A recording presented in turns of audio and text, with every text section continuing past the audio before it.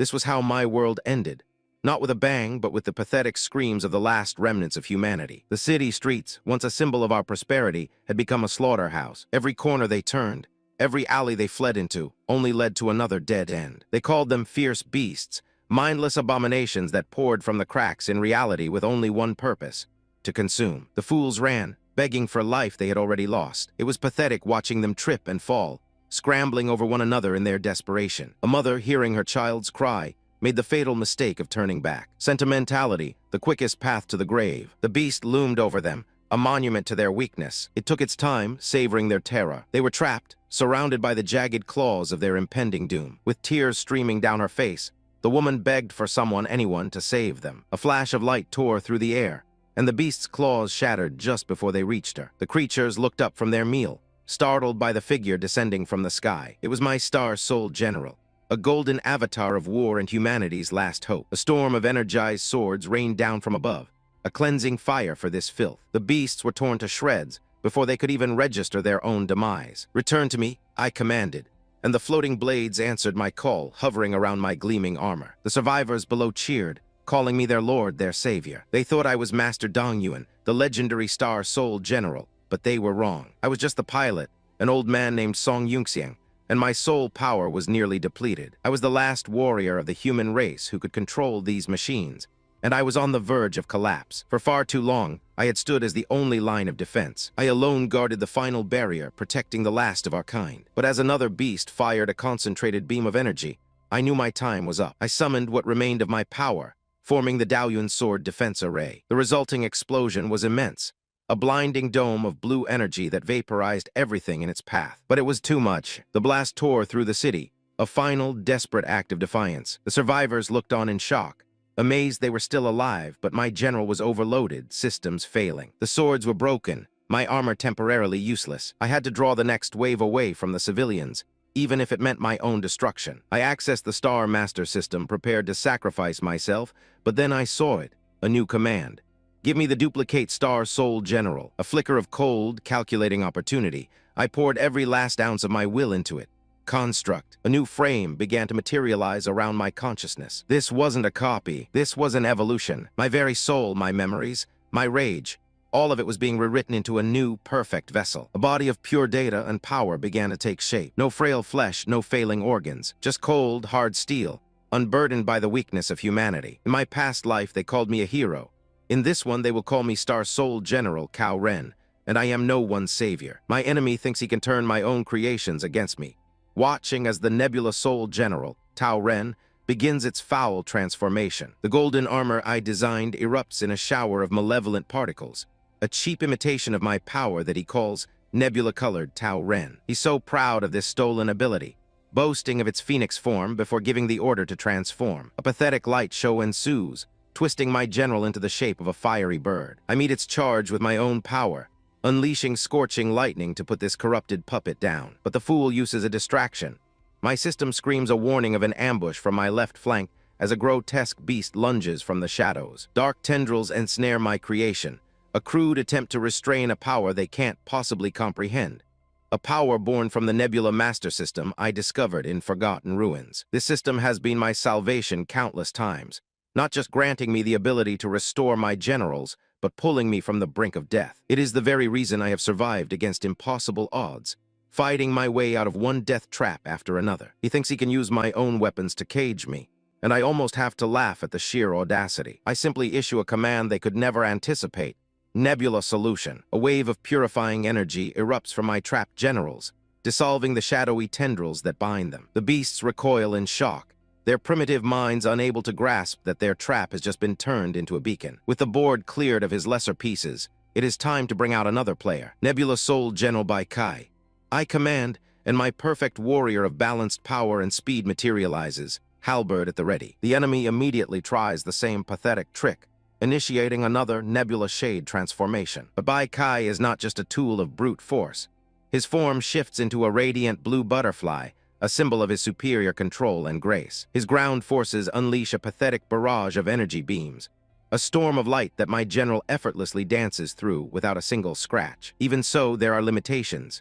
The Nebula Master System, for all its power, has a flaw. An incomplete soul restoration from my youth left a permanent scar on my capabilities. It is because of that catastrophe that a single stray shot gets through, rocking my general with a powerful explosion. This flaw has me stuck at the holy rank, limiting my restored generals to a mere fraction of their true power. The enemy seizes this moment of weakness, their beasts lunging forward to bind by Kai's blades. "Oh no," he cries out, as a creature charges its cannon for a point-blank execution. The blast connects with a sickening impact, a direct hit that no armor could withstand at this range. It tears straight through him, the beam carving a trench in the city street below. Two more beams slam into the impact crater for good measure, pulverizing the site into nothing but dust and smoke. The enemy commander, wherever he is hiding, must be feeling quite pleased with himself. He is a fool. This was never a fight. It was a cleanup operation. I calmly order my system to scan the area, and the report is perfect. No human life signs detected for 30 miles. Nice, I mutter, finally free to act without restraint, and begin the transformation for my true weapon, Ao Bing. I engage his reverse scale mode, and targeting systems lock onto every last one of these vermin. Dozens of brilliant green targeting lasers paint the cityscape, a final judgment from the heavens. Then comes the storm, an orbital bombardment that turns the entire district into a sea of emerald fire. The mindless creatures can only let out a final, agonizing scream as they are erased from existence. My system shrieks warnings of a soul power overload, a trivial price to pay for this level of annihilation. But I am not finished. I initiate one last nebula solution, gathering the residual energy into the sky. The final command to construct.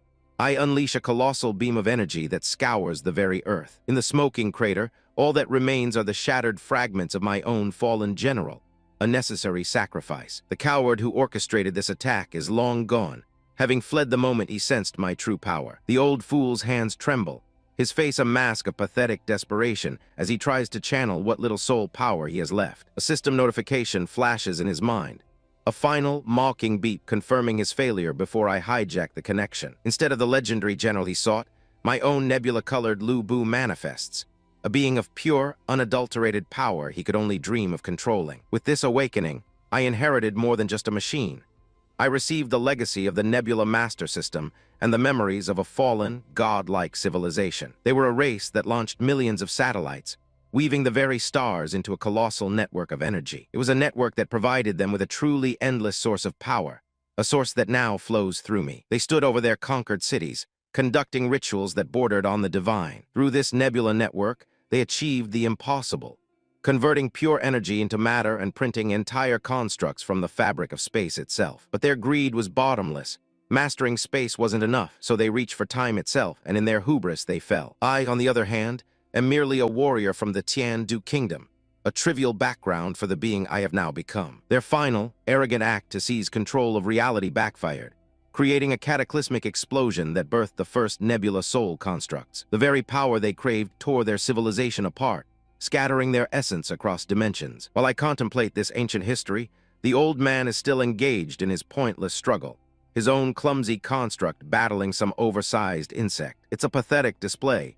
His machine is already showing signs of significant damage. I can feel his panic, the frantic, useless commands he's issuing to a machine that is clearly outmatched. The monster's projectiles shatter his defenses with contemptuous ease, breaking him down piece by piece. In a final, desperate gamble, he unleashes a wide, sweeping attack, pouring all his remaining energy into a single, hopeless swing. He even summons another generic blue mecha, foolishly believing that quantity can somehow compensate for a complete lack of quality. I decide this farce has gone on long enough, and dispatch one of my own constructs with a flick of my will. The impact of my spear obliterates the ground in a torrent of energy, a clear demonstration of the chasm between our abilities. The old fool finally understands, his system screaming warnings of depleted soul energy as he clutches his stomach, realizing he's wasted every last one of his recovery pills. But his masters are watching, and one of them, a so-called ancient, decides to intervene personally, conjuring a massive sphere of energy. He fires his attack, a concentrated beam meant to erase me. My Lu Bu construct simply spins its halberd,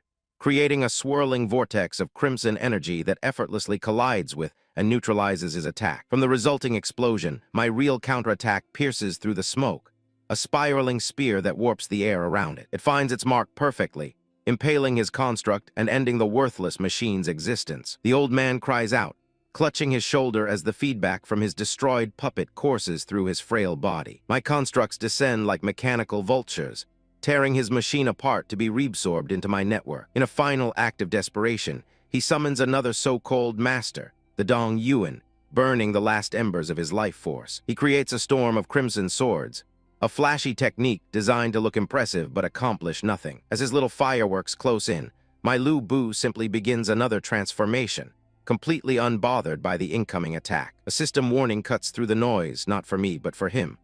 A large number of enemies is coming close. Leave the battle area within the countdown, otherwise you will definitely die. He coughs, his eyes wide with disbelief, as the countdown begins at 4. At 3, the very fabric of reality begins to crack and splinter around us. At 2, a monstrous clawed hand tears through one of the fissures in space-time. An enormous, grotesque entity begins to pull its horrifying form into this dimension. And as the countdown hits 0, the floodgates open, unleashing an army of horrors upon this world that he so foolishly disturbed. Don't be afraid. Board the ship in order. The frantic shouts of the ground crew were pathetic, a useless bomb on the gaping wound of our extinction. The sky above them was a roiling sea of nightmares, and I stood as the last solitary dam against the tide. A countdown of 0 flickered across my vision. The final moment had arrived. My internal system chimed with its usual, infuriatingly detached tone. Host missed the best time to evacuate. It then had the audacity to offer a solution. The system suggests the host lead the enemies to these ships. The logic was cold, efficient, and utterly repulsive. Sacrifice the fleeing civilians to create a diversion for myself. A live feed flashed onto my screen, showing a terrified mother and her son looking out their transport window straight into the abyss. Was this the system's idea of a plan? To use them as bait. The very thought of it made my blood boil. To run away alone, leaving them to die. No, I had lived a life of slaughter, but I drew the line at sacrificing the innocent to save my own skin. My cockpit blared with warnings, but I ignored them. I was tired of fighting alone, yes, but humanity's survival was more than just one man. If a spark could remain, they would one day rise again, and I would be the one to buy them that chance. I closed my eyes, focusing every last drop of my power, every memory of a fallen comrade into my core, overloading the mech's reactor. I embraced the searing agony as my entire being was converted into pure, destructive energy. The universe went white. A silent, blinding explosion erupted from my position, a new star of death in the heavens. My final attack lanced through the swarm, a spear of pure light erasing everything in its path. The initial blast chain reacted, blossoming into 1,000 smaller suns that devoured the alien horde. Entire legions of the beasts were vaporized in an instant. The sky burned, a funeral pyre for both my enemies and myself. This was my answer to the system's cowardice, annihilation. As the last embers of the cataclysm faded, I knew nothing but the silence of the void. Then a voice, faint yet persistent, calling a name I hadn't heard in decades. Song Yun Xiang, wake up. My consciousness snapped back into existence, not in the cold expanse of space, but in a quiet, unfamiliar room. I sat bolt upright, the feeling of the bed beneath me a complete paradox. Where is this? My hand went to my head. My body felt intact. Impossible, I had detonated my core. Why haven't I died? My skin, it was smooth. The deep scars that mapped 60 years of war were gone. Stumbling to a nearby mirror, I stared at the face of a stranger wearing my features. The uniform, it was the cadet's uniform of the Martial Institute. And in the reflection, for a fleeting moment, I saw the ghost of my true, grizzled self staring back. This was me, but it was me at 18 years old. My eyes darted to a digital calendar on the wall. The date was from a lifetime ago. The Tiandu Kingdom. I strode to the window, staring out at a city I hadn't seen in this state for over half a century. The chilling, unbelievable truth settled upon me like a shroud. I had returned, 60 years into the past. I found myself in Yuanding Citadel, a borderline city with a tedious history tied to some martial institute founded centuries ago. The announcement blared across the Nanzhou Martial Institute, one of the 3 largest academies in the kingdom, calling the next pair of sacrificial lambs to the arena. The battle began. A clumsy clash of steel between 2 oversized training mechs. The crowd of students watched, their simple minds captivated by what they called a Yuan skill. Some purple-haired child next to me was practically glowing with naive excitement, his eyes wide with awe. Lu Yan, they called him, an 18-year-old junior from some forgotten village, here to be chewed up and spit out by the system. The blue mech deflected an obvious strike, and its opponent immediately tried to turn tail and run. A foolish move. Turning your back only invites a swifter death, as the blue pilot demonstrated by peppering the coward's armor with energy fire. It then launched itself into the air, a dramatic but ultimately inefficient way to finish a fight. The crowd of children cheered, recognizing the telegraphed, huge wind slash, certain this was the end. But I saw the truth. The red mech had feigned weakness, baiting this exact move. I spoke my analysis aloud, only to be met with glares from the ignorant fools around me. They accused me of being a spy, their tiny intellects unable to process a simple tactical observation. Just as the red mech slammed into its overextended opponent, the match ended in an instant, and the idiots who were busy accosting me cried out in frustration, having missed the finale. The red pilot stood victorious, its opponent a heap of scrap, while the dullards in the stands finally realized I was gone. I had already slipped away, knowing that being right in a crowd of the ignorant only makes you a target. Now I was lost in a labyrinth of alleyways, trying to decipher the deliberately confusing directions an old doorman had given me. Another dead end. It was clear I was being toyed with, so I decided to make my own path. The wall was high but trivial. I focused my nebulous soul, strengthening my body for the ascent. I vaulted the obstacle with ease, landing with a whisper on the other side. My satisfaction was short-lived, as I realized I had just dropped into a private courtyard where several women were changing. One of them, a redhead with sharp eyes, noticed me immediately. Yan, Golden Stage, and the leader of Class 10, the very pilot from the match. My situation had just become significantly more irritating. "Pervert, catch him," she shrieked, and my attempts to explain the misunderstanding were drowned out by a chorus of outrage. So I ran again, this time from a mob of furious women, only to find myself trapped by yet another dead end. Their shadows fell over me as they closed in, discussing the merits of beating me half to death before handing me over. It was then that the old doorman's smirking face flashed in my mind, and I finally understood. This was all a setup. I feigned a stammer, playing the part of a nervous country boy perfectly. Hello, my name is Lu Yan. I'm a freshman who passed the special entrance test." The woman, Yan, who had tied me up and dragged me here, tried to explain away her assault as a misunderstanding, while the headmaster reviewed the falsified documents I had prepared. "Second-class qualifications should break through to the intimate realm before 20, the headmaster mused, taking the bait completely. "We accept this person, put him in Class 10. I kept my face a mask of bewildered innocence as she gave the order to have me untied. The moment the ropes were off, I began my charade, loudly proclaiming my innocence while Ian huffed, her cheeks puffed out in childish indignation. The headmaster, oblivious, assigned the irate girl to be my guide.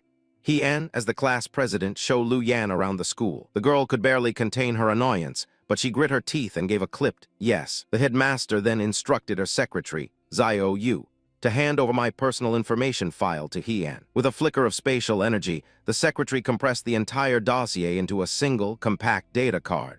A neat little trick. She handed the card containing my fabricated life to Yan, sealing my entry into this academy. Yan shot me a glare filled with pure contempt. "Follow me, classmate Lu Yan," she bit out. I couldn't resist giving her a faint, knowing smirk, which only seemed to fuel her frustration as she turned away sharply. She stormed out of the office, and I followed at a leisurely pace, my expression turning cold and neutral the moment her back was turned. Back in the office, the secretary was tidying the desk when she found the data card I had accidentally left behind. Just as she was about to call out, she remembered something else, pulling another glowing report from thin air. "Headmaster," she began, "an instructor's assistant has reported a missing student." The headmaster paused, her interest piqued. "Song Yungxiang, I have an impression of this kid," she murmured, reaching for her pipe. Her secretary continued. "The last person who saw him said he asked what the date was, then muttered something about 3 more days before he disappeared." As the headmaster lit her pipe, the secretary began coughing theatrically, complaining about the smoke. The headmaster simply blew a puff of smoke directly into her face, a glint of amusement in her eyes. "Fine, fine, you're so annoying," she sighed, waving off the concern. "This kid's situation is complicated. I'll contact his family first." Meanwhile, my supposed guide was pointing out the various facilities. "Over there are the living quarters, past them is the dormitory." She gestured towards another structure. "The road on the right leads to the teaching building, where your classes will be held." She informed me that this afternoon we would have a Nebula Soul general practice battle in the arena, reminding me to put on my uniform, as the instructor despises improper attire. I purposely stopped in my tracks, letting her walk a few paces ahead before she noticed. "Hey, hurry up," she snapped, turning back to see me standing still. "What's wrong?" My gaze was fixed on an object of immense scale and power just past her. I feigned shock, my voice a whisper. This is." She followed my gaze to the colossal armored figure dominating the plaza. "That," she said, a hint of pride in her voice, "is the body of the legendary hero from 400 years ago." She announced its name, the very reason for my infiltration. "Nebula Soul General Zhu Sai. I have to endure this woman, Ha En, giving us the standard, sanitized version of history. She drones on about the fairy tale of fierce beasts that roamed the eastern continent thousands of years ago. They were mindless consumers of civilization, or so the simple story goes. Humanity naturally was portrayed as helpless prey on the verge of utter annihilation, until, in their most desperate moment, benevolent lords descended from the heavens to create warriors called Nebula Soul Generals. A charming bedtime story about saviors gathering divine power to smite the wicked beasts. They always leave out the inconvenient details. She speaks of the soul jade, the power of the generals left behind by the lords. These so-called lords also taught humanity a secret method of soul cultivation, a neutered version of the true art, just enough to make them useful. Then a wise man supposedly simulated the lord's methods, creating the first man-made soul generals and birthing an age of heroes, like the first headmaster Zuo Sai, whose statue stands before us. She finishes her speech, explaining his soul general was sealed within this stone to await the next hero. Time for my performance. I act the part of the overeager fool, calling her senior. As expected, she coldly dismisses me. I strike a dramatic pose, swearing to become a hero just like the headmaster. A calculated provocation to see if this old relic still has a spark. And just as I predicted, a faint pulse of light answers my call from deep within the stone. The entire statue trembles, soul power I commanded washing over the courtyard as the guide stares in disbelief, recognizing the resonance but unable to comprehend its true source. I play my part looking around cluelessly. Seniors did something light up just now. Her mind reels, unable to accept that the legendary soul general would resonate with an idiot like me. I see her convince herself it was just an illusion. I step closer to the statue, feigning a childish curiosity. There was a reflex just now, right? Predictably, she panics, grabbing my collar and screaming at me not to touch the figurine. She yanks me away with surprising force. I stumble after her, still babbling about the statue's reflexes, while my mind confirms the connection I just established. I glance over the city. It's pathetic how these people still cling to the legends of descended lords from 16 years ago, completely oblivious to the real powers at play. But it no longer matters. Everything is ready, and this time their sacrifices will not be in vain. The crowd roars as the practical exams begin, with two novices clashing their machines in the arena below. It's a clumsy imitation of combat. One of them lands a telegraphed, utterly predictable strike. An assistant instructor, some fool named Chang Yi, is impressed enough to suggest giving the victor extra points. At least the head instructor, Wu Bei, has some sense, scoffing that such a messy fighting style is a death sentence in a real battle. Just then, Han reports my success in passing the entrance test. Lu Yan, Wu Bei asks, the name clearly meaning nothing to her as I begin my practiced introduction as a humble boy from the border. She cuts me off immediately. Stop it. I don't want to hear nonsense, she states, then turns her gaze to Han. You will fight him in the next battle. I feign shock, stammering like a terrified child, but Han just grins, her eyes burning with a predatory light. Nice. Fighting with you makes me interested. She sneers. She believes this will be an easy victory to put a fool in his place. She has no idea what she's truly up against.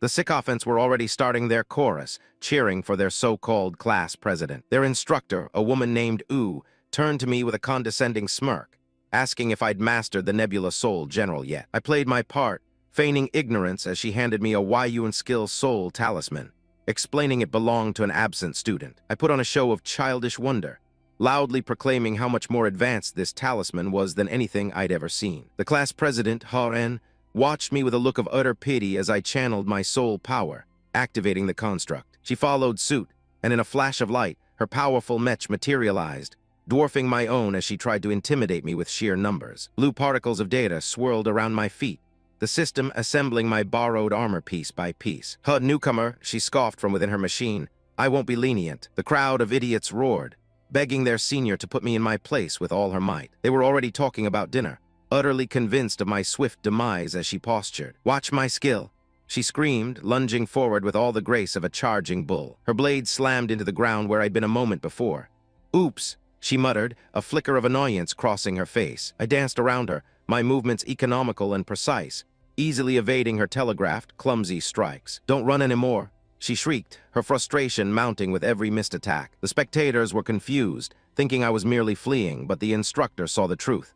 My chaotic steps were a perfect, calculated defense. She finally landed a blow, smashing her sword against my shield in a desperate bid to overpower me. The ground cracked under the sheer force of her mech's strength, a pointless display of wasted energy. I let out a grunt, pretending to struggle against her might, while the crowd mocked the obvious power difference between our levels. "Oh no," they gasped as she raised her sword for a final, crushing blow, certain I was finished. I created distance, pulling back just as she switched tactics, firing a pathetic energy beam that I easily deflected. The attack was so weak it didn't even scratch my machine, and her face contorted in a mask of pure rage. "I'm angry now," she bellowed, her entire construct flaring with blue energy. "Excellent, let your anger blind you." Her fan club erupted, convinced this was her ultimate skill that would surely spell my end. She unleashed a massive energy wave, a technique she called White Crane Slash. The blinding light of our collision filled the arena. I allowed my construct to take damage, staggering back and crying out a pathetic, "Ouch, it hurts," to complete the illusion. My classmates could only stare in slack-jawed disbelief that I had survived at all. "Take a look clearly," the instructor said, her voice laced with amusement as my true objective was revealed. My mech was battered, but my energy sword was now pressed firmly against the unarmored joint at her machine's neck. I gave her a little wink, my own face finally showing a hint of a smirk. Her eyes widened in shock as she whispered, "I already lost." Later, the instructor praised my victory and asked me to share my methods, so I played the humble fool, praising my opponent's strength. I began to explain my thought process, pointing out that while her machine was superior, she rarely used soul power to augment her speed, a critical flaw. Instructor Wu looked at me with newfound respect,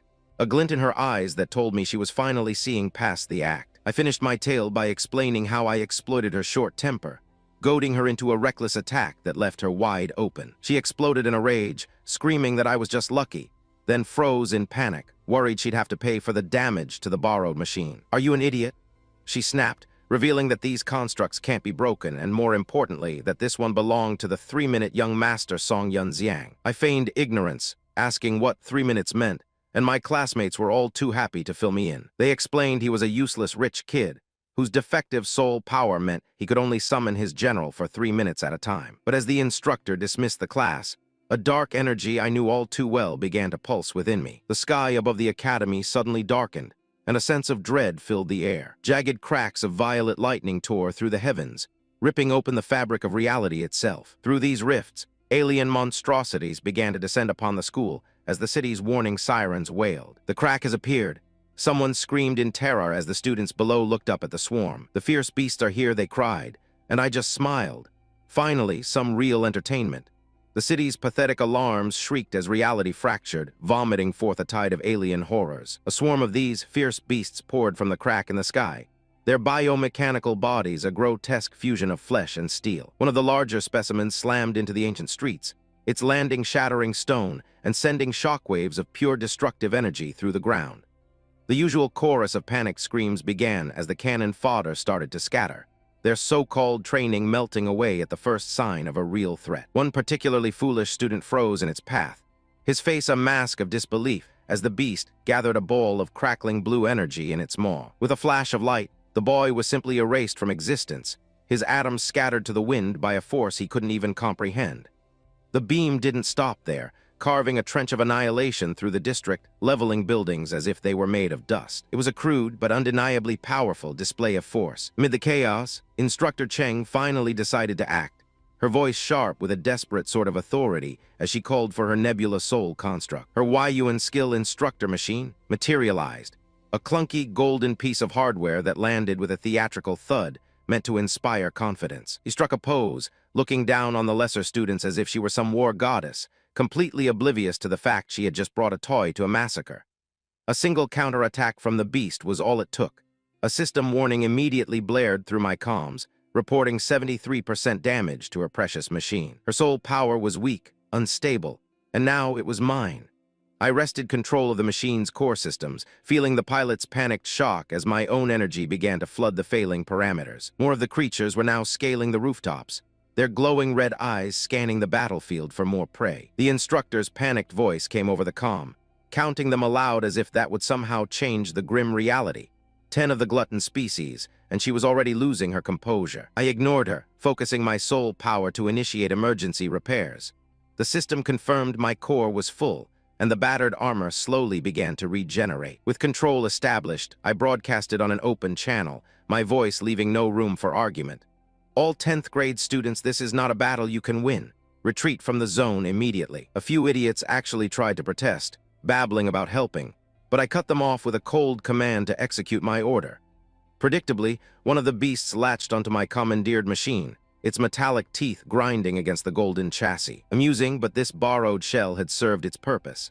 I activated my own nebula soul, constructing my true form and ejecting the instructor's useless hardware from my path. My personal machine, the white Yuan, materialized in a storm of power, its sleek form a stark contrast to the instructor's gaudy relic. The students who had been too slow to retreat could only stare, one of them correctly identifying my specialized unit as I moved to intercept the next attack. I appeared behind the beast in an instant, my presence distorting the space around it and slowing its movements, a phenomenon the still-dazed instructor couldn't possibly understand. She stammered over the comms about our low numbers, a pathetic whimper I silenced with a single command to shut up. The situation was clear.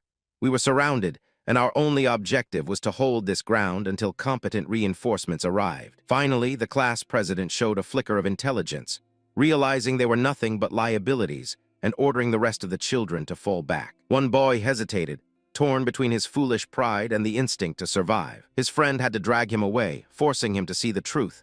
They were only in the way. As they fled, a strange buzzing filled the air, and a signal flared to life in the sky above. Even from inside my cockpit, I saw them notice the command room's signal flare. A new transmission came through, an operator announcing reinforcements and appointing instructor Ube as the platoon captain. The orders were simple: defend the area and contain the beasts. Then another machine slammed into the ground beside me. Reinforcements, finally. It was the student council, arriving with all the unearned confidence of their station. Instructor U, emboldened by her new title, immediately began barking commands as if she were in charge of me. Form a 12-machine battle formation, she ordered, arranging the new arrivals into a standard tiger wing pattern. They moved with practiced, if uninspired, precision, a neat little line of mechs preparing to face an overwhelming tide of monsters.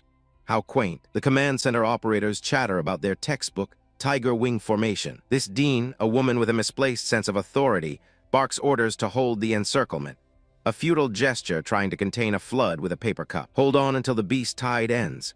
She screams, as if sheer willpower can stop the inevitable, and her pilots below offer their pathetic confirmations. The grunts on the ground acknowledge their orders, bracing their mech against the coming swarm, nothing more than sacrificial pawns in a game they don't understand. And just as I predicted, their neat little formation shatters as a single, powerful beast cleaves through their front line with contemptuous ease. The resulting shockwave obliterates their defensive position in an instant. The blast rips through the academy grounds, and one of the beasts lets out a triumphant roar. Two insignificant cadets run for their lives, pathetically wondering why the beasts are even chasing them. The girl, their squad leader, makes the classic, foolishly heroic choice to sacrifice herself for the boy, Lu Yan. He panics, shouting that he doesn't know the way to the escape route she pointed out. With her last ounce of strength, she constructs a barrier from her star's soul, a desperate attempt to buy him a few seconds. The beast is momentarily blocked, and the boy flees toward the statue, his only landmark in a city of death. He runs, cursing his own abominable weakness,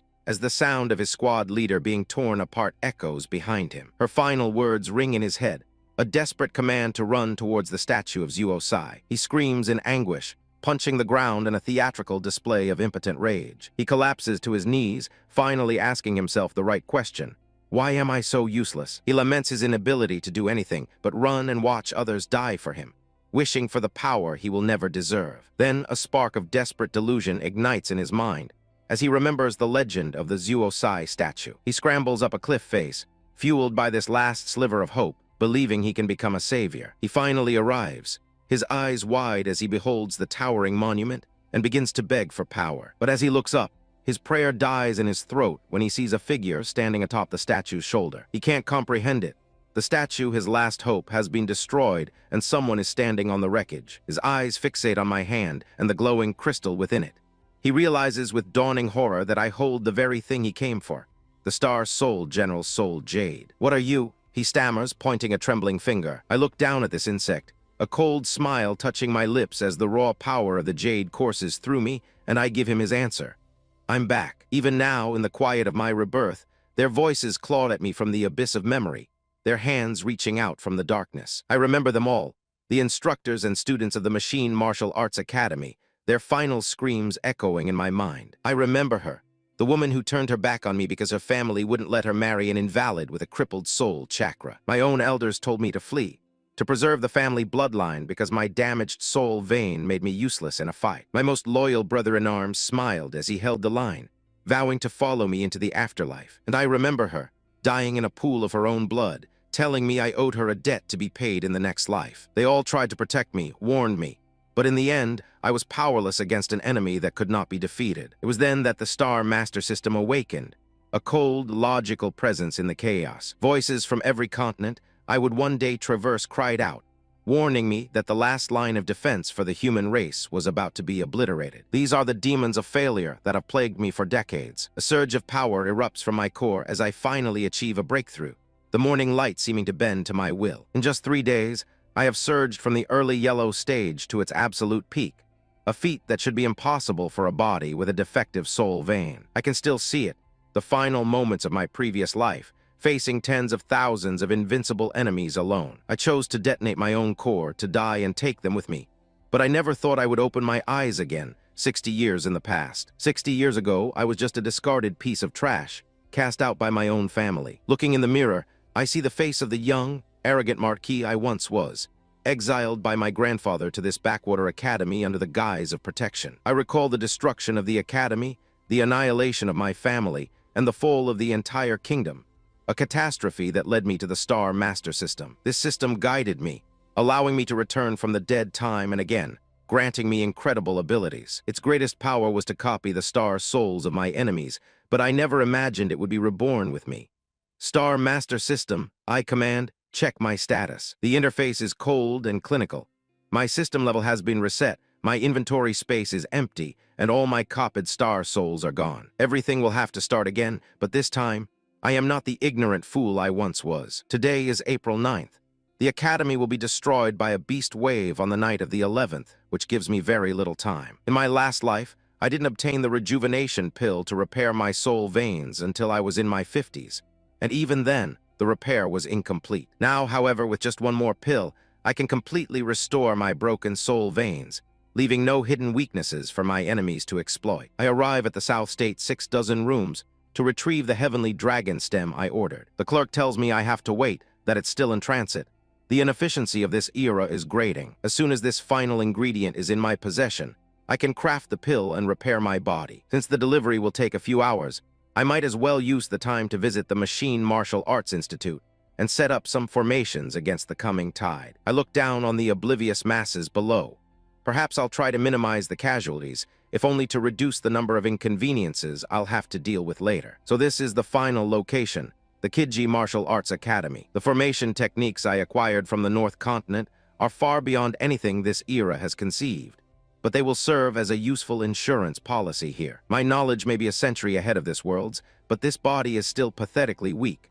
I can only manage to anchor a simple slowdown formation for now. As I work, I can't help but overhear the mindless chatter of students nearby, droning on about tired old legends of immortals and phantasms. It seems they're fawning over the Academy's founder, some figure named Zuosai. I almost smirk as a particularly naive girl rambles on about him being a chosen hero. Then my eyes fall upon the monument they're all worshipping, a gaudy statue of their so-called star spirit general, Zuosai. A dry, humorless laugh escapes my lips. They venerate a pile of carved rock. I remember this place from my past life, when I came here as a desperate dog, begging this silent stone for power and receiving nothing in return. But this time is different. I am not here to beg, I am here to collect. Star Master System, I command internally, scan this statue. A prompt immediately flashes in my vision, identifying a star-souled jade and asking if I wish to forcibly extract it. The answer is obvious, and with a silent command, the statue's head cracks open as the system rips the glowing souled jade from its core. The entire monument begins to crumble, and the girl who was just praising the legend now stares in utter disbelief at the fluctuation of soul resonance. Her little friend is even more pathetic, stammering in confusion about the chaos I've just unleashed. My only concern is whether the system can directly copy the power of this Star Soul General. It informs me that a host is required first. For now, the Soul Jade must be stored. It's of no immediate use, so I decide my next move will be to take advantage of the chaos during the coming beast tide. Just then, a message arrives.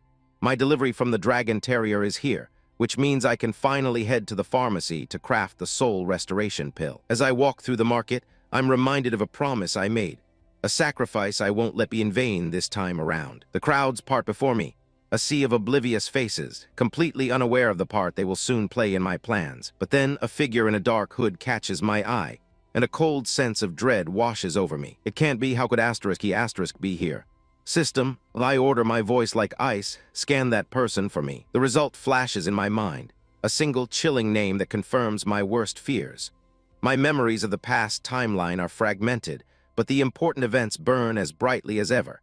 It began with the war of aggression launched against my own Tiandu kingdom. That single act of arrogance was the spark, and soon all the human nations were caught in the wildfire of conflict. This chain of events was the trigger for the utter destruction of the Eastern continent, which begs the question, why are Myron's people appearing now, years ahead of schedule? Unless there is a secret to this timeline, a variable I am not yet aware of. Pushing the grand strategy aside for a moment, I arrived at the South State Pharmacy.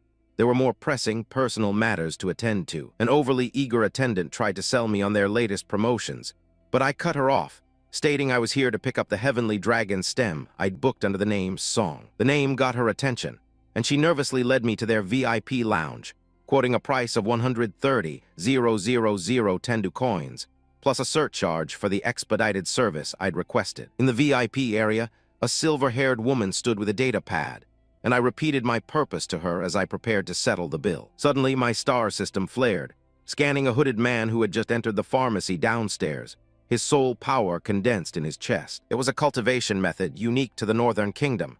Someone from the Malun Kingdom was here. I recalled the map from my past life.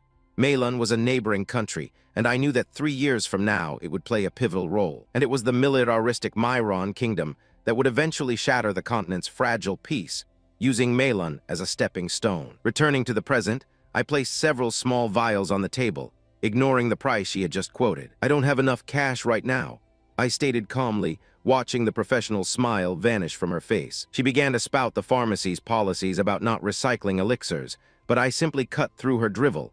I would like to sell these to you. Her eyes widened as she looked at the pills, utterly unable to even identify what they were, and she stammered a request to show them to her boss. Yes, take them. I waved dismissively, picking up the box containing my heavenly dragon stem. As she turned to leave, I leaned back on the couch and asked, "Do you have an alchemy room I can borrow?" I had no interest in its condition. I just needed a quiet place to isolate the soul power fluctuations from what I was about to do. She led me down a sterile hallway. The alchemy room itself was sealed behind a heavy, futuristic door. Inside, I found a laughably outdated and broken furnace covered in cobwebs, a minor inconvenience. So what? I muttered to myself. The good thing is that I learned the art of virtual refining, the four-way melting refinement formation. I drew 4 talismans, casting them to the corners of the room and yelling, "Up!" An intricate formation of pure energy erupted on the floor, bathing the dusty room in a crimson glow. I began the process, calling forth the ethereal forms of each ingredient with my will, culminating in the final component, the heavenly dragon stalk. Outside, the sheer force of my alchemy caused the reinforced door to shake, and its warning lights to flash violently. In the boss's office, the attendant presented my pills, explaining that a customer wished to use them to offset a payment. The old man's eyes went wide, first recognizing a soul renewal pill, and then with a strangled gasp, a blood-burning pill. "Are you sure this customer wants to sell these priceless pills to our chamber?" He roared, his composure shattered. He demanded to know where I was, and the girl sheepishly admitted I was in the alchemy den, suddenly remembering to add that the furnace was broken. She foolishly assumed I couldn't possibly be an alchemist at my age, but my formation was already reaching its crescendo. With a final command, I collapsed the entire formation into a single point of light, which solidified in my palm. "Finished," I said with a smirk, admiring the grade 6 rejuvenation dan of top quality before swallowing it whole. Now my soul veins can finally be repaired. I sat and began to integrate the pill's immense power, feeling the circuits of energy reform across my very being. An hour later, the boss and the attendant stood outside the silent room, growing concerned. The girl explained that I must have set up a forbidden formation, locking the door from the inside, just as the chime rang, signaling them to enter. The door to the VIP room slides open with a hiss, revealing the man I was waiting for. Just as planned, the bait was taken. The shop girl introduces me to the big boss, an old man named Hong who fawns over me with a practiced, servile smile, all while his eyes greedily assess my uniform and the potential wealth I represent. "More than satisfied," he rasps, holding the vial to the light as if it were a divine artifact. He correctly identifies the legendary 5th-grade blood-burning pill, his voice trembling with a pathetic mix of awe and avarice. He praises my eyesight, a clumsy attempt at flattery. I cut through the noise. "My hands are tight," I state coldly. "Give me a price." The old fox then launches into a sales pitch I didn't ask for, detailing the pill's magnificent effects and suggesting I take it to an auction house. A transparent attempt to gauge my ignorance and see if he could swindle me. I raise my hand, silencing his useless monologue. He finally gets to the point, lowballing me with an initial offer before generously rounding it up to 500,000 tiandu coins, pretending it's a grand gesture to foster a good relationship. This old fool, he thinks my youth makes me an easy mark, a convenient bargain. He doesn't realize he's the one being played, and his next move will be to probe the source of my power. He continues his little performance, feigning poverty and claiming 500,000 is his absolute limit, even offering a pittance of herbs as a gift. I let a small, contemptuous smile grace my lips as I reveal the Marquis of Jihen's token. "I never take advantage of the Marquis," I say, my voice dripping with irony, before materializing 2 more blood-burning pills from thin air, shattering his composure completely. His eyes widen in shock as he connects the dots. The Marquis, the Song family, one of the 8 great generals. But more importantly, he sees the pills. He sees their pristine quality.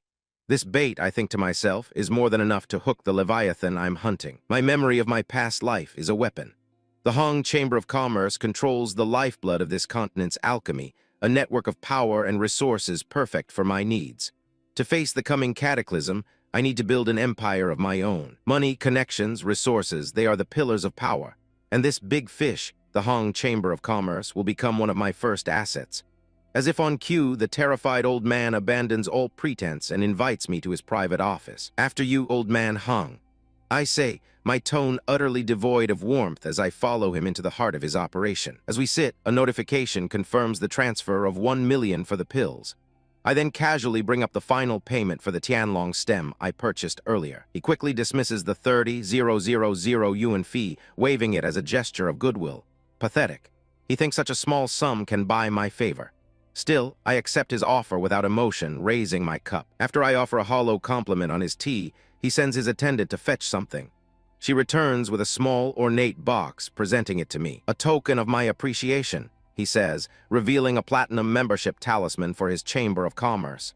The privileges are secondary. What he's really giving me is a key. I take the card, a small but critical piece of my plan now secured. I give them a cursory wave as I depart, leaving them to their frantic speculation. I can almost hear the old man's gears turning, connecting me to the great Song family, but correctly deducing that the alchemist behind me is the true prize. He's not entirely wrong. He notes the pills are freshly made, not some dusty relic from a tomb, and immediately orders his subordinate to inform the 4th miss that he has a clue for her. Perfect. The seeds of my influence are already being sown. With my business concluded, I lose myself in the bustling city streets, my mind already on the next step. When a careless passerby collides with me, I turn, my instincts flaring at the unexpected contact. Suddenly a flood of memories, fragments from my past life, overwhelm me. This face, this red hair, it's her. I grab her arm, the shock overriding my composure. "An umbrella!" I demand, the word feeling foreign on my tongue. She flinches, startled by my sudden aggression, her eyes wide with confusion. But I see through the confusion. I see the woman she was, the woman she will become. "It's really you," I breathe, a sliver of disbelief piercing my cold facade as a familiar notification rings in my mind. The system has found another one. My grip tightens as the system confirms my discovery. Reading complete. A new star soul is being copied. The memories flicker, unbidden. Umbrella, the top assassin of the Tai Yuan organization and the host of the Star Soul Lu Bu. In my past life, we didn't cross paths until 3 years later, after endless battlefields had forged us both into something less than human. I still recall the quiet moments after the carnage, the rare stillness we shared. Is Umbrella just a code name? I asked her once, the smoke from my cigarette curling between us. She told me a prophet had named her, for she was destined to be a shield against the coming storm. Her real name, a burden she carried with grace. The confirmation settled something in me, and for a moment her smile almost felt like peace. It was a vulnerability neither of us could afford, but we took it anyway. A system notification chimes in my head, tearing me from the past. Star Soul Lu Bu copy complete. And there she is, walking through the crowd, 3 years younger than when I first met her ghost. Her face is still childish, untouched by the horrors I know are waiting for her. A flicker of my aura is all it takes for her instincts to scream, Her knife is at my throat before a normal person could even blink, her voice a low threat. "Who are you?" "Umbrella," I say, and her eyes widen in shock as the blade presses harder. "How do you know my name?" I catch her wrist with contemptible ease, my grip like iron. "Don't be nervous," I state. "I'm not your enemy." Her disbelief is palpable as I neutralize her assassination technique. "What? Who are you? How do you know that style?" My eyes drift past her to the shadows tailing her.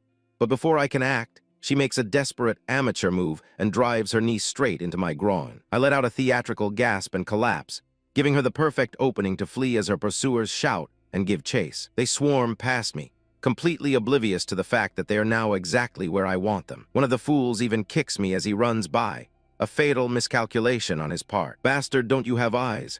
He snarls, his friends telling me to stay out of it. The leader glances back, sensing something is wrong, but his intellect is far too limited to grasp the situation. I rise slowly, blocking their path with a cold smile.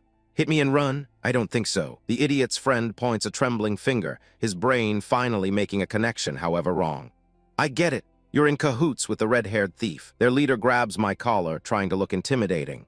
"Tiandu's Secret Investigation Division. You're an accomplice, kid. You're coming with us." Secret Investigation Division. I almost laugh. I've executed men from their division for less. A smirk plays on my lips as I realize their game. What a coincidence. We're on the same side. I flash my credentials and utter the code phrase, "Choshi fried yellow pistol color," watching the panic dawn in their eyes as they stammer back the countersign. The leader immediately bows, apologizing for his rudeness and identifying himself as a low-level stake. He then whispers to his men to deal with me, a pathetic attempt to dispose of a supposed friendly agent. He tries to pull rank, claiming they're from headquarters, as if that would impress me. "You had contact with our target," he demands, trying to regain control. "I've been watching that assassin for a long time," I reply, my voice dripping with superiority. Their leader's mind races, weighing the risks of eliminating me, but ultimately decides to bring me along. Completely unaware he's inviting a god of death into his ranks. He feigns a story about needing my cooperation, and I play along, probing his fabricated mission. He spins a ridiculous tale about a spy in the Southern State Division, a convenient excuse for their secrecy and ambush plans. Such a well-thought-out operation, I say, my sarcasm flying completely over their heads as they boast about their little trap. While they rush off in a state of manufactured urgency, I take a moment to buy some candied fruit from a street vendor. I buy the entire stall, tossing the man a pouch of coins and walking away, leaving the so-called elite agent staring in confusion. The agent, Jia Ming, hurries to catch up, his expression a mask of bewilderment. He introduces himself, then has the audacity to ask for my name. Looking out over the city that I will soon own, I give him a name that isn't mine. Cheng Yi. He seems to accept my answer, too stupid to question it further. Miles away, the real instructor Cheng Yi is suddenly overcome by a violent sneezing fit, my little diversion working perfectly. The poor man complains about his runny nose, completely oblivious to the fact that his identity has just been borrowed for a far greater purpose. These fools dare to impersonate the secret division in front of me, a former commander of the Xuan Jiawei. My soul sight activates, peeling back their pathetic disguises. Their auras reek of the Meilun Kingdom. They are the same spies I encountered before, and there are far more of them than I initially thought. Then a crucial memory surfaces. The destruction of the Martial Academy, the disappearance of Zuo Sai's star Soul Jade. This isn't a simple chase. As we run, I glance at the candied fruit in my hand, recalling how Umbrella used to enjoy them in our past life. But then I was granted a second chance, thrown back 60 years with all my knowledge intact, and my first thought was not of justice, but of methodical, absolute plunder. The so-called hot-blooded Zuo Sai, the original hero's first loyal dog. I found him first, broke his will, and remade him into my tool before the hero even knew his name. Next was Cao Ren, the cool stud from the South Wasteland, a spirit general of immense potential. He too was destined for another, but destiny is just a script, and I am a far better writer. And the heroine, Bai Kai, whose only purpose was to be a damsel and a prize. I kicked her out of the way. A woman who exists only to be rescued is a liability, not an asset. The vision blurs, and I find myself holding the very treasures I'd just stolen from their future hands, the system interface humming in my mind, ready to copy their innate powers for my own. A faint voice cuts through my concentration, calling my name, trying to pull me out of this state of perfect focus. The world fractures, and for a moment I see through the eyes of my former self, the old, dying man I used to be, thinking this was all just a final, wish-fulfillment dream before death. Then comes the cold, electrifying realization. I'm not dreaming. I have seized this new reality, and in my conquest I have become the world's new antagonist. A villain? So be it. At least this time I will be the one holding the blade. The blade nicked my cheek, a pathetic attempt at intimidation from an overeager assassin. As another fool lunged from the shadows, I simply reached out and grabbed the first one, turning him into a convenient meat shield. "What are you doing?" I asked with cold sarcasm. It's not as if I'm on their side. The red-haired woman leading this sorry troop could only stare, her mind too slow to comprehend how a supposed yellow rank could move like a phantom. Her decrepit-looking commander was equally stunned, his face a mask of disbelief as he watched his pawns fail so spectacularly. One of his underlings whispered my cover story, that I was some secret agent from a state division, a lie I'd fed them just moments before. The old man sneered, dismissing the report and calling me a small mongrel that had slipped through the cracks, ordering them to dispose of me after they've dealt with the woman. "Consider it done," his subordinate replied, his confidence utterly misplaced. He gave the signal, and from the desolate earth rose two hulking mechanical puppets, their armor crude and uninspired. They rustled into position, their massive blades glinting with a pathetic eagerness to spill blood. "No more games?" One of the pilots barked through his machine speakers. "Take care of this little bitch." The woman was barely fast enough to evade the clumsy, earth-shattering downward slash. Realizing she was outmatched,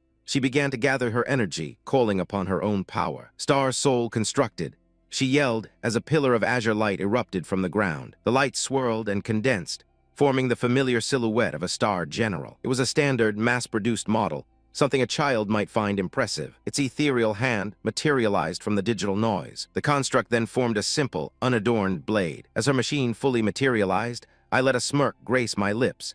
It was time to show them the meaning of true power. My own star soul will answered my call, manifesting the demonic form of the peerless warrior god, Lupu. My general grabbed its sky-piercer halberd, its presence alone warping the air around us. The woman's machine charged, swinging its sword in a desperate arc, only for my Lubu to block it with a single, contemptuous motion. The sheer force of the parry sent a shockwave through her mech, which recoiled as if struck by a mountain. With a scream of terror, her pilot was thrown back, her machine stumbling across the ravaged ground. I spun my halberd in a fluid, terrifying arc, preparing to end this farce. The red-haired woman's tactical display blared with warnings, a desperate digital scream informing her of an incoming attack from which there was no escape. The fool thought numbers would be enough, sending his tin soldiers to swarm my star general. They held it for a fraction of a second, a pathetic attempt at coordination before my halberd reminded them of their place. The sheer force of the swing tore through the air itself. Their pathetic constructs were blasted into the mountainside,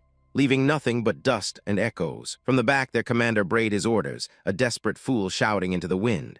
"Go, keep going, Star Soul construct." More cannon fodder materialized from particles of light, kneeling as if in prayer before their imminent demise. And watching it all from a safe distance was their leader, the red-haired woman, her eyes glued to a monitor, witnessing a battle she couldn't possibly comprehend. Meanwhile, the man I was impersonating was having a rather illuminating conversation with one of her hooded assassins. Her little spy assured my double that their level 5 boundary space formation would hide this commotion from the city guard. "It makes sense, that's very reassuring," I said, playing the part of the fool, right before he decided to reveal his true purpose. He lunged, his energy blade aimed for my heart, whispering, "Go to hell slowly." His attack met only air, passing through a phantom image as his eyes widened in confusion. I materialized behind him, catching the blade between my fingers without effort.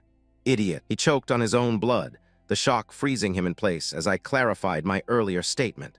"What I mean by relieved is that I'll be relieved to get rid of all of you here." With a flick of my wrist, he crumpled to the ground, my casual smirk meeting the horrified gaze of his geriatric master. The old man shrieked like a dying animal.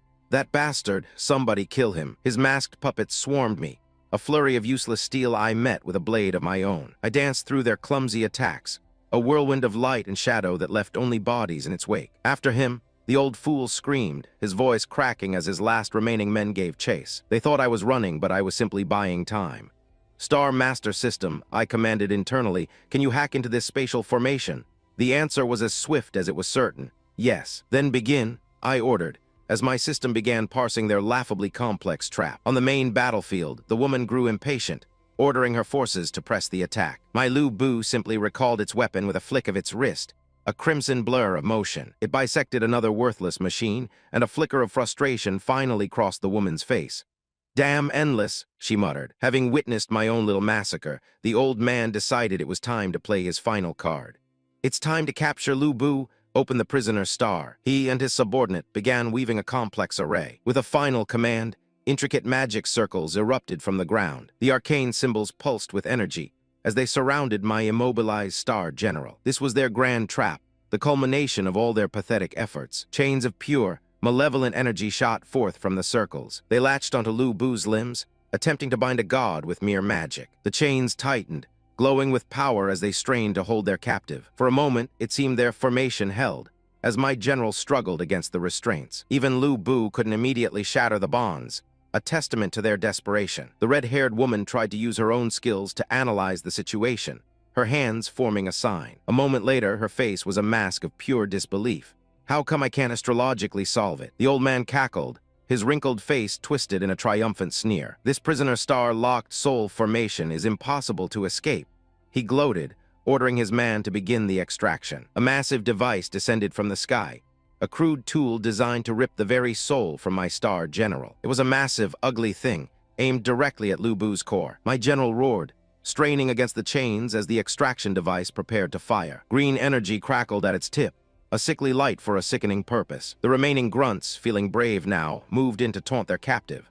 "Now let's see how you can still resist." And right on cue, my system announced its success with a brilliant column of light that pierced their precious barrier from above. The two grunts stared up in confusion, wondering how their impenetrable formation was breached. A wave of azure energy radiated outwards, a silent command that rewrote the rules of this battlefield. The shockwave instantly disabled their mech, freezing them in their tracks. The purple chains binding Lu Bu shattered into a million useless fragments. Their extraction device, now under my control, transformed, breaking apart into components of a far greater design that rocketed towards my general. The woman could only watch in horror as the pieces began to merge with Lu Bu's frame. In a flash of light, its form was reborn, augmented and terrifyingly beautiful. "Hey, pretty girl," I broadcasted across the field, a lazy smirk in my voice. "I might only have 3 minutes. Should we hurry up a bit?" Her face was a perfect portrait of disbelief and fury. "What the hell is this thing?" she screamed, finally realizing she had never been the one in control. The fool piloting the knockoff, Lu Bu, can only stare in disbelief at my arrival. Her shock turns to a panicked question, her voice trembling as she gawks at the real thing. She screams as my halberd descends, her pathetic copy barely able to raise its own weapon in a desperate block. Our mechs collide, the impact of my sky piercer against her cheap imitation sending a shudder through the battlefield. I turn my attention to the hired thugs, casually swatting one of their flimsy machines with a flick of my wrist. The pathetic pilot inside can only gasp as his cockpit's integrity fails catastrophically. My halberd finishes the job, piercing the chassis and vaporizing the pilot in a storm of digital particles. Blood drips from the tip of my weapon, a testament to the fact that even in this digital world, death is absolute. Even the observers watching from afar are stunned by the appearance of a true black general. "I suppose we should be a little more gentle," I mutter sarcastically, crushing the remains of the mech under my heel. She demands to know what I am, her voice a mix of terror and confusion at seeing a star soul so similar to her own. "Don't worry," I transmit. "I'm not your enemy for now. Let's join forces to get rid of this trash first." We stand surrounded, a temporary and fragile truce born from necessity. Our star souls move in a deadly dance, carving through the enemy ranks back to back. She hesitates for a split second, but I do not. I'm already moving on to the next target. My halberd finds its mark, impaling another piece of cannon fodder without the slightest resistance. The pilot inside is erased from existence, and I note with satisfaction that the power output is perfect. I stand over the wreckage, a monument to my efficiency, while the pilot's life fades on the cold ground. Another fool charges, screaming a battle cry as if noise could somehow bridge the chasm in our power. A single well-placed kick shatters his machine's leg, stopping its pathetic charge instantly. The remaining pilots can only stare from the ground, their morale breaking as they witness the slaughter. With a mighty swing, I send a wave of pure force across the battlefield, clearing out the rabble. The shockwave tears through the ground, a display of power she can only dream of wielding. Meanwhile, she struggles, barely deflecting a clumsy strike from a single grunt. As her mech stumbles back, I use my chained sky scorcher to effortlessly ensnare and eliminate another opponent. She lets out a sigh of relief as I finish off the trash for her, a pathetic display of dependence. I intercept another strike meant for her, saving her from her own incompetence. I can practically hear her thoughts, marveling at how a yellow rank pilot can fight like this. She's trying to analyze my movements, to comprehend the incomprehensible. Her mind races, noting my precise control, my understanding of my opponent's machine. It's a clean, efficient kill, and her aura is palpable. The ground is littered with their broken bodies and shattered mechs. Only we remain standing. She compares my fighting style to a veteran of countless wars, while my focus narrows to the last piece of trash. My gaze settles on her imitation mech. So that leaves you. The last of the old man's pawns finally finds his voice, echoing the same stupid question from before. The fool himself can't believe it, watching his forces get wiped out from the safety of his monitor before I call him out. Long-haired, bald head, come kneel down and surrender. The pawns are gone. Now it's just us, the real Lu Bu and the pale imitation. The pathetic pilot's mind shatters against the reality of my power, his screams echoing in his cockpit as he desperately commands his machine to break me. He charges, a frantic bull rushing towards its own slaughter. It was over before it began. I dismantled his machine piece by piece, shearing off its limbs with contemptuous ease. His mech's torso, now just a piece of scrap metal, is sent spiraling through the air. He screams bastard as the wreckage plunges into the water, a fittingly pathetic end for such a clumsy machine. I stand unmoved as my subordinates, the three sovereigns, arrive to flank me, their presence a declaration that this farce is over. Their leader calls him out, pretending to be from the Mizrahi division to infiltrate the Tendu kingdom, using a standardized Star Soul general. He demands to know the true purpose of these Malin Kingdom scumbags, and I watch as the girl beside me finally connects the dots. I glance at her, my voice dripping with disdain. You don't really think these losers are from the Tendu Misra division, do you? The pilot emerges from the water, his face a mask of defeat. How did you figure it out? He asks, then immediately follows with a hollow laugh. Forget it, it doesn't matter. He tries to muster some final, pathetic dignity, declaring he's ready to die. Long live the general.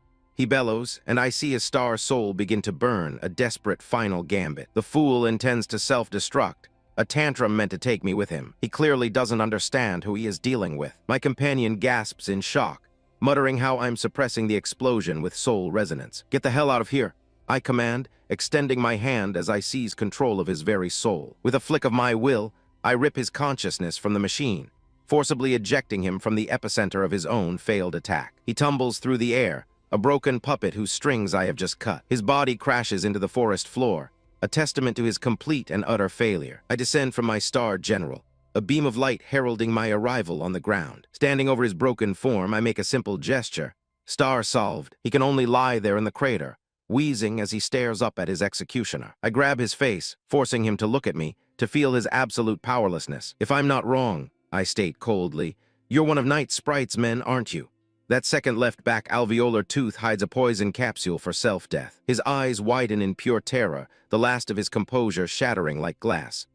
How do you know General Night Sprite? He can only stammer the name, the Night Sprite, as if it's some forbidden curse. Even the girl is stunned, wondering aloud if this is the legendary king of mercenaries. So this pawn was merely a messenger from the Sword Saint himself, the infamous Tewa Night Sprite.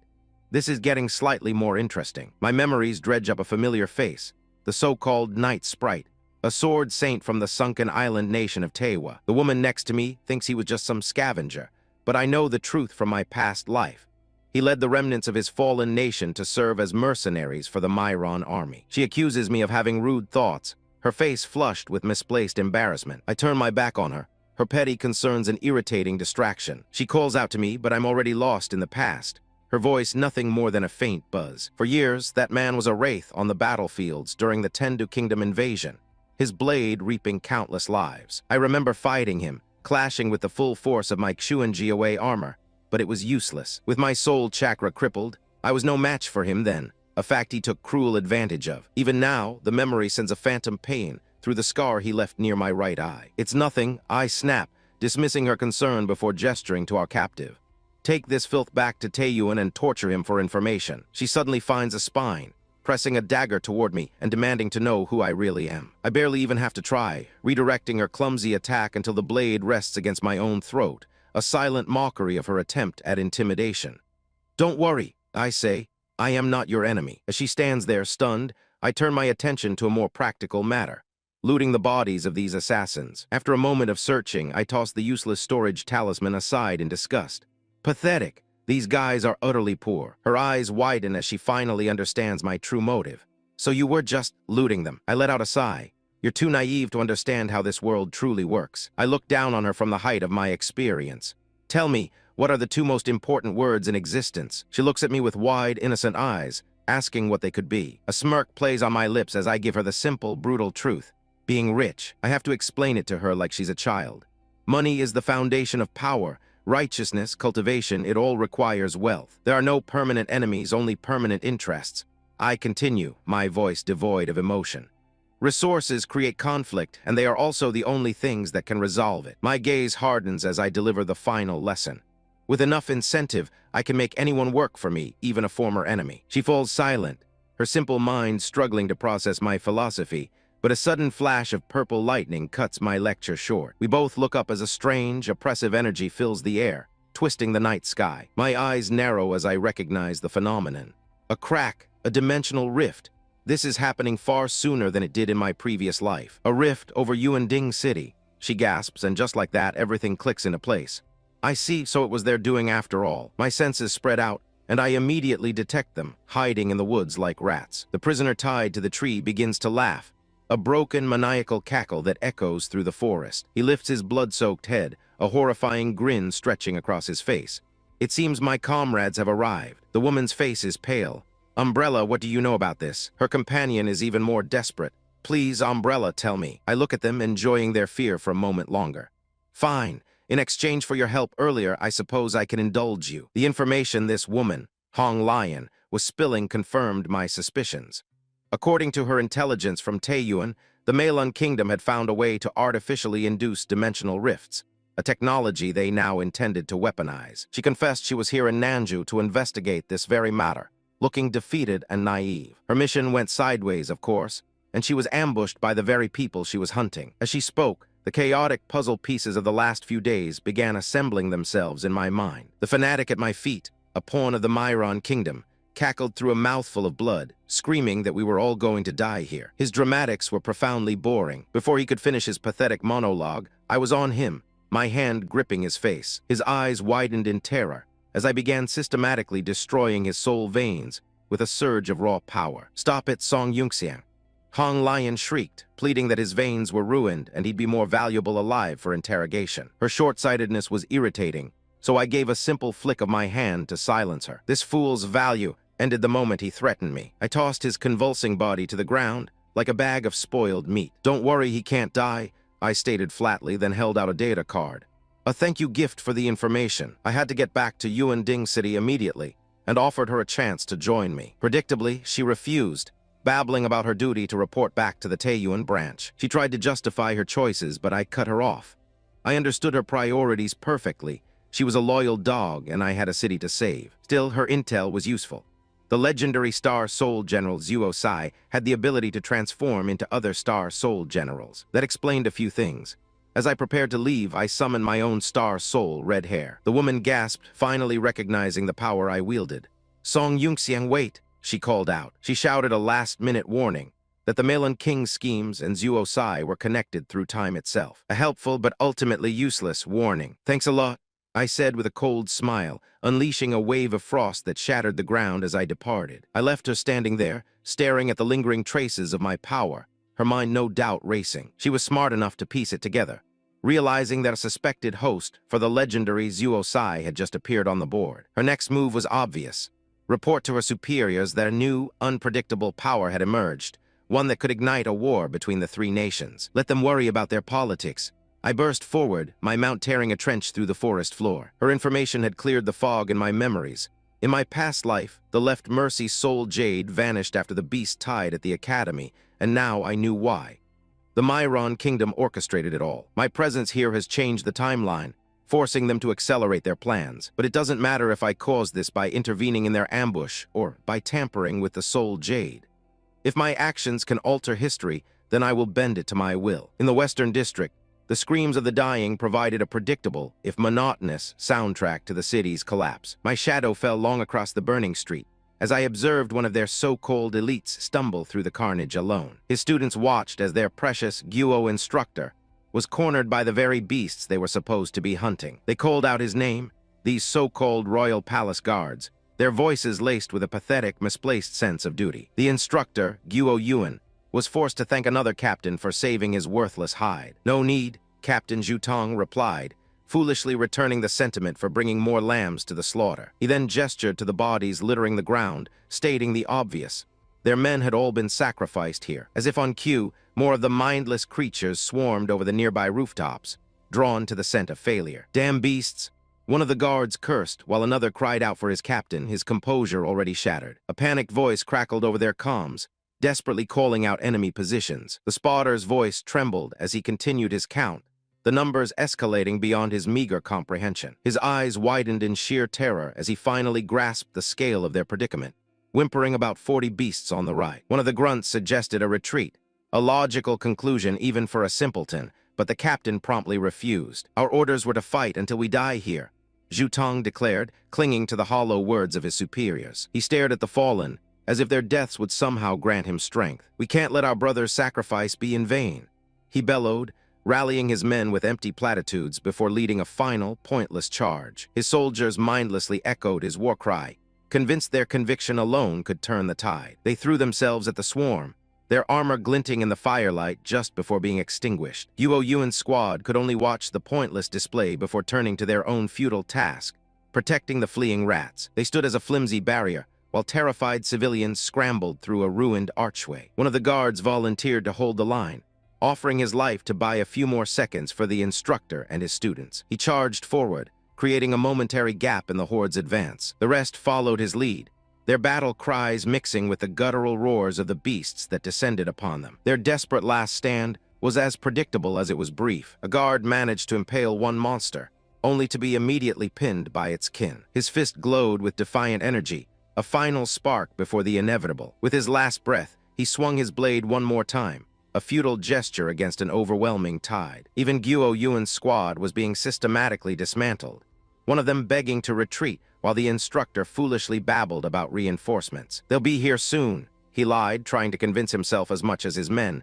Let's go help them. They moved to join the fray, but a beast was already on top of one of them. The soldier's weapon was knocked from his grasp before he could even mount a defense. He was hoisted into the air, his mech powerless in the creature's grip. The pilot's scream was cut short as the beast crushed his cockpit, a pathetic end for a pathetic soldier. Then the one they called Fat Boy was grabbed, his mech squealing under the pressure. The captain shouted his name, a useless cry into the chaos. We're screwed, another one whimpered, as the monster's maw opened wide to swallow his comrade. A sudden rage ignited within me, and my voice boomed through the mech's external speakers. Get out of me. My energy flared, blasting the creature off my pilot's frame. I pulled the whimpering fool to his feet as he begged for help, utterly useless on his own. Across the battlefield, another soldier was being torn limb from limb. The captain clenched his fist in impotent rage. Another subordinate lost due to his incompetence. He didn't even see the clawed hand descending upon him. The last of them were completely encircled, a fitting monument to their own weakness. The captain was slammed into the ground, his armor buckling under the force of the blow. His final screams were drowned out as the horde tore his machine apart. One of the last survivors turned to his instructor, his voice trembling. Why haven't the reinforcements come yet? He looked around at the slaughter, finally asking the right question far too late. We are not going to die here too, right? The creature's claws met the mech's frame with a sickening crunch, its pathetic gold armor buckling like foil. Another fool cries out for his fallen instructor, as if tears could mend shattered steel. The beast looms over its prey, a monument to his failure, ready to deliver the final, crushing blow. His screams are just noise, a pointless prayer to a god who isn't listening. Even their leader, the so-called instructor, is reduced to begging for a miracle from anyone who might be listening. Her tears are as useless as his prayers, a currency with no value in this new world. They huddle together in the rubble like frightened animals, their pleas for help echoing in the ruins. This one, Yuanshi, finds himself inexplicably frozen. A simple application of my will and his body betrays him. The woman can only watch in horror as the inevitable happens, her hero moments from being turned to scrap. The creature's grip tightens around the instructor's cockpit, a final, brutal embrace. Her scream punctuates the moment of his demise, a fitting soundtrack for his failure. But their pathetic drama has gone on long enough. I decide to intervene. My blade descends from the heavens, a sliver of light that impales the beast through its core. The remaining soldiers can only stare in disbelief, their tiny minds struggling to process what they just witnessed. Even the cowering civilians look up, their fear momentarily replaced by a new, more profound confusion. From the ashes of their failed defense, a new power finally emerges on the battlefield. The rest of the swarm takes notice from the rooftops, their collective gaze turning towards the source of this new threat. They will learn soon enough. My weapon materializes from nothing, its form coalescing from pure energy. I stand before them, a shadow amidst the flames and dust, an arbiter of their imminent destruction. My feet touch the scorched earth, and the very ground seems to crackle with the power I command. Piece by piece, my armor assembles around me, a vessel forged for one purpose: annihilation. My spear answers my call, flying into my grasp as if it were a mere extension of my will. The lesser knights can only watch as my true form is revealed, their own machines looking like children's toys in comparison. A torrent of energy erupts from my frame, a visible warning of the power I am about to unleash. My weapon shifts and transforms, its blade expanding into a monstrous polearm designed for mass slaughter. Their pathetic, coordinated assault is meaningless. I catch their combined strikes on my blade without effort. But why fight on their level? I summon my steed, and even these mindless beasts can feel a flicker of what I can only assume is fear. Together, we become a torrent of destruction, a force of nature they cannot possibly comprehend. The first creature falls under my steed's hooves, its chitinous shell shattering like glass. Every step is a death sentence, every hoof fall an execution. I swing my polearm, a harbinger of the coming storm. The resulting explosion vaporizes everything in its path, a cleansing fire that purges the battlefield of their filth. The instructor can only watch, his defeat now a footnote in a display of true power. I carve a path of destruction through the city itself, a scar of light and fury that erases my enemies from existence. Their expressions shift from hope to absolute terror. They weren't saved, they were merely spared. I look down at the broken instructor and his equally useless knights. Is this the reinforcement that you called?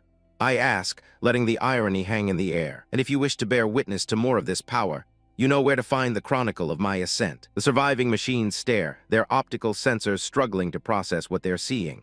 What is this nebula soul general?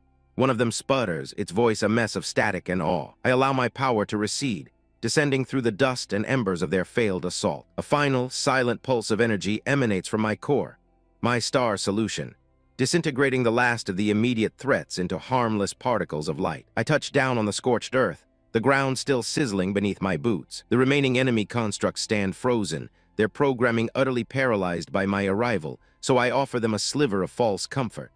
Relax, I'm just a passerby. One of the dying soldiers reaches a trembling hand towards a fallen flag, pathetically whispering that the banner of his kingdom shouldn't lie in the dirt. I indulge his foolish sentiment, taking the flagpole and driving it deep into the fractured ground with a resounding crack. Tiandu is bound to win, I declare, my voice cutting through the silence and giving these insects the rallying cry they so desperately crave. Just as I predicted, the simple phrase ignites their pathetic morale, and they begin to chant the words as if they were a divine prophecy. Even the cowering civilians join in, their faces streaked with grime and tears as they celebrate their supposed salvation. On a monitor miles away, an officer's eyes widen as she recognizes the uniform I'm wearing. The Martial Institute? She murmurs in disbelief. She can't comprehend how a mere student could possess this level of power. Her confusion is a weapon in itself. My attention, however, is drawn to something more tangible, an unconscious girl clutching a soul talisman. I kneel beside her, noting that she's still breathing. You're quite lucky to meet me, I murmur before stating my terms. Consider your soul talisman the price for my intervention. I pluck the card from her limp fingers, and, as a token of my generosity, place a single recovery pill into her mouth. With the transaction complete, I lift her from the rubble and walk toward the surviving soldiers, maintaining the illusion of a righteous hero. Their captain, a man named Zhu Tong, bows deeply.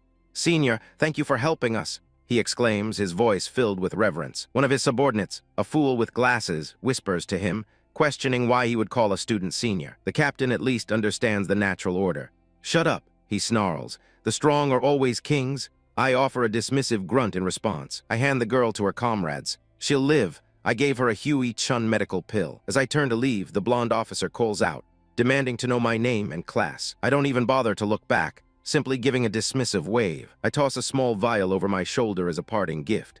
"The name is Song Yunxiang," I announce, just passing by. They stand there dumbfounded as I depart, but my focus is already on a new pillar of light erupting in the city's center. Another player has entered the game, their energy signature indicating they are from the Huan Jia family. The blonde officer is still staring in my direction, her mind racing.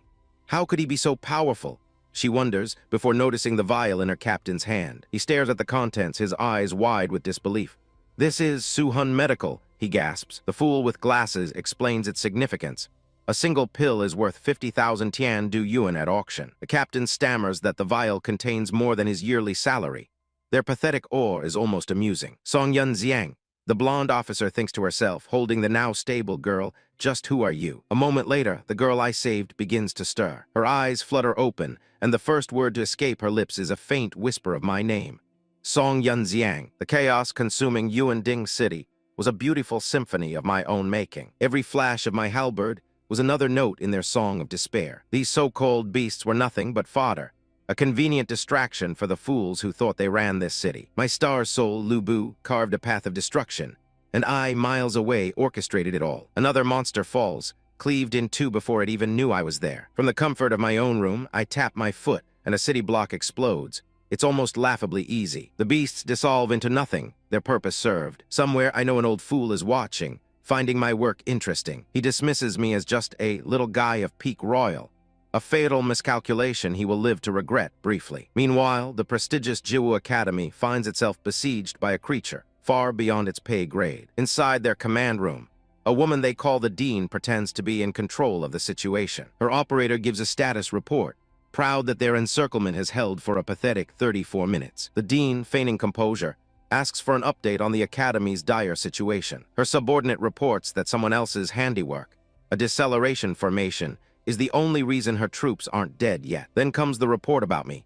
A mysterious astral general single-handedly clearing an entire sector, a feat that leaves her questioning what she's seeing. More reports flood in, sightings of a general on horseback, and she demands visual confirmation. When the image of my Lu Bu appears on her screen, her professional mask finally cracks. She recognizes my weapon, the legendary Fang Tian halberd. The name escapes her lips in a shocked whisper. Could this be the Star Soul General Lu Bu? She recites the old legends. Lu Bu among people, Kai Tu among horses. She knows the name, knows the unparalleled force it represents. But before she can process it, her operator screams that my trajectory has been calculated. My destination, the Academy itself. She's left to wonder if I am friend or foe, as if the distinction matters to me. From my vantage point outside the Academy, I see their pathetic formation is holding for now. I have to give Instructor Wu some credit. His 12-seat tiger wing formation is keeping his students alive. It seems their little deceleration array is working, which means they can survive a bit longer without my intervention. This is the perfect opportunity. While they're distracted, I'll claim my real prize. Crimson Fire Dragon Horse, let's go. My mount kicks off with enough force to shatter the ground beneath it. We sail over the Academy walls, an omen of war they are completely unprepared for. I give the command, Crimson Fire Dragon Horse crystallization. My mount dissolves into motes of light as I land silently before the grand statue of Zuo Sai. This stone effigy holds what I truly came for. I stand before it, my crimson armor a stark contrast to the cold stone, and activate my star vision to begin the scan. My eyes burn with power as I analyze the soul jade hidden within. The statue glows, the stone itself unable to contain the power I am forcibly extracting. A vortex of raw data and energy swirls around me, a storm of my own creation. The entire structure crumbles, but I stand untouched at the center of it all. My feet touch the ground as my physical body fully materializes. With the prize almost in my grasp, I issue my final command. Star Master System, scan the Zuo Sai statue for me. A faint chime echoes in my mind as the system begins its work. The scan confirms my hypothesis. The Zuo Sai Soul Jade's position is locked, hidden within the sculpture's head. Predictable, these fools always hide their greatest treasures in the most obvious places. Suddenly, the ground shakes as an enemy mech makes a clumsy entrance, kicking up dust like an angry child. I don't have time for these distractions. There are more important assets to acquire. Star Master System, I command, my voice cold, forcibly pull Zuo Sai's soul jade for me. A wave of pure energy erupts from my palm, aimed directly at the sculpture's core. Cracks spiderweb across the ancient stone as my power takes hold. With a final surge, I rip the very essence from its stone prison. Get out here, I command. The soul jade flies through the air, drawn to my hand as if by magnetism. Finally, Zuo Sai's soul jade is mine. I land gracefully atop the crumbling monument, observing the pathetic insects scurrying below. One of them, a fool with garish pink hair, finally looks up, his mouth agape. What is this? He stammers. He points a trembling finger, his mind too slow to process the scene. Someone is on the sculpture. What the hell is happening? His eyes then lock onto the prize in my hand, and a sliver of understanding penetrates his thick skull. Oh, that's Lu Yan, he whispers, recognizing the face of the man who now holds his hero's power. A flash of memory surfaces. Our first meeting in my past life. A farcical encounter where he stumbled into the women's changing room. He was a coward then, too, babbling in fear until I had to silence him. The women, of course, assumed the worst, screaming about tying him up and handing him to the headmaster. I had to drag the idiot away as he taunted them, drawing the attention of an entire mob. We were both apprehended, tied up like common criminals. A thoroughly humiliating memory. Back in the present, he remembers me calling this sculpture a tattered toy, and the gears in his head finally begin to turn. He's still stuck in the past, however, trying to settle some petty student grudge from our last encounter. You, who are you?" he shouts, the shock finally giving way to a pathetic attempt at aggression. "I am Song Yun Xiang.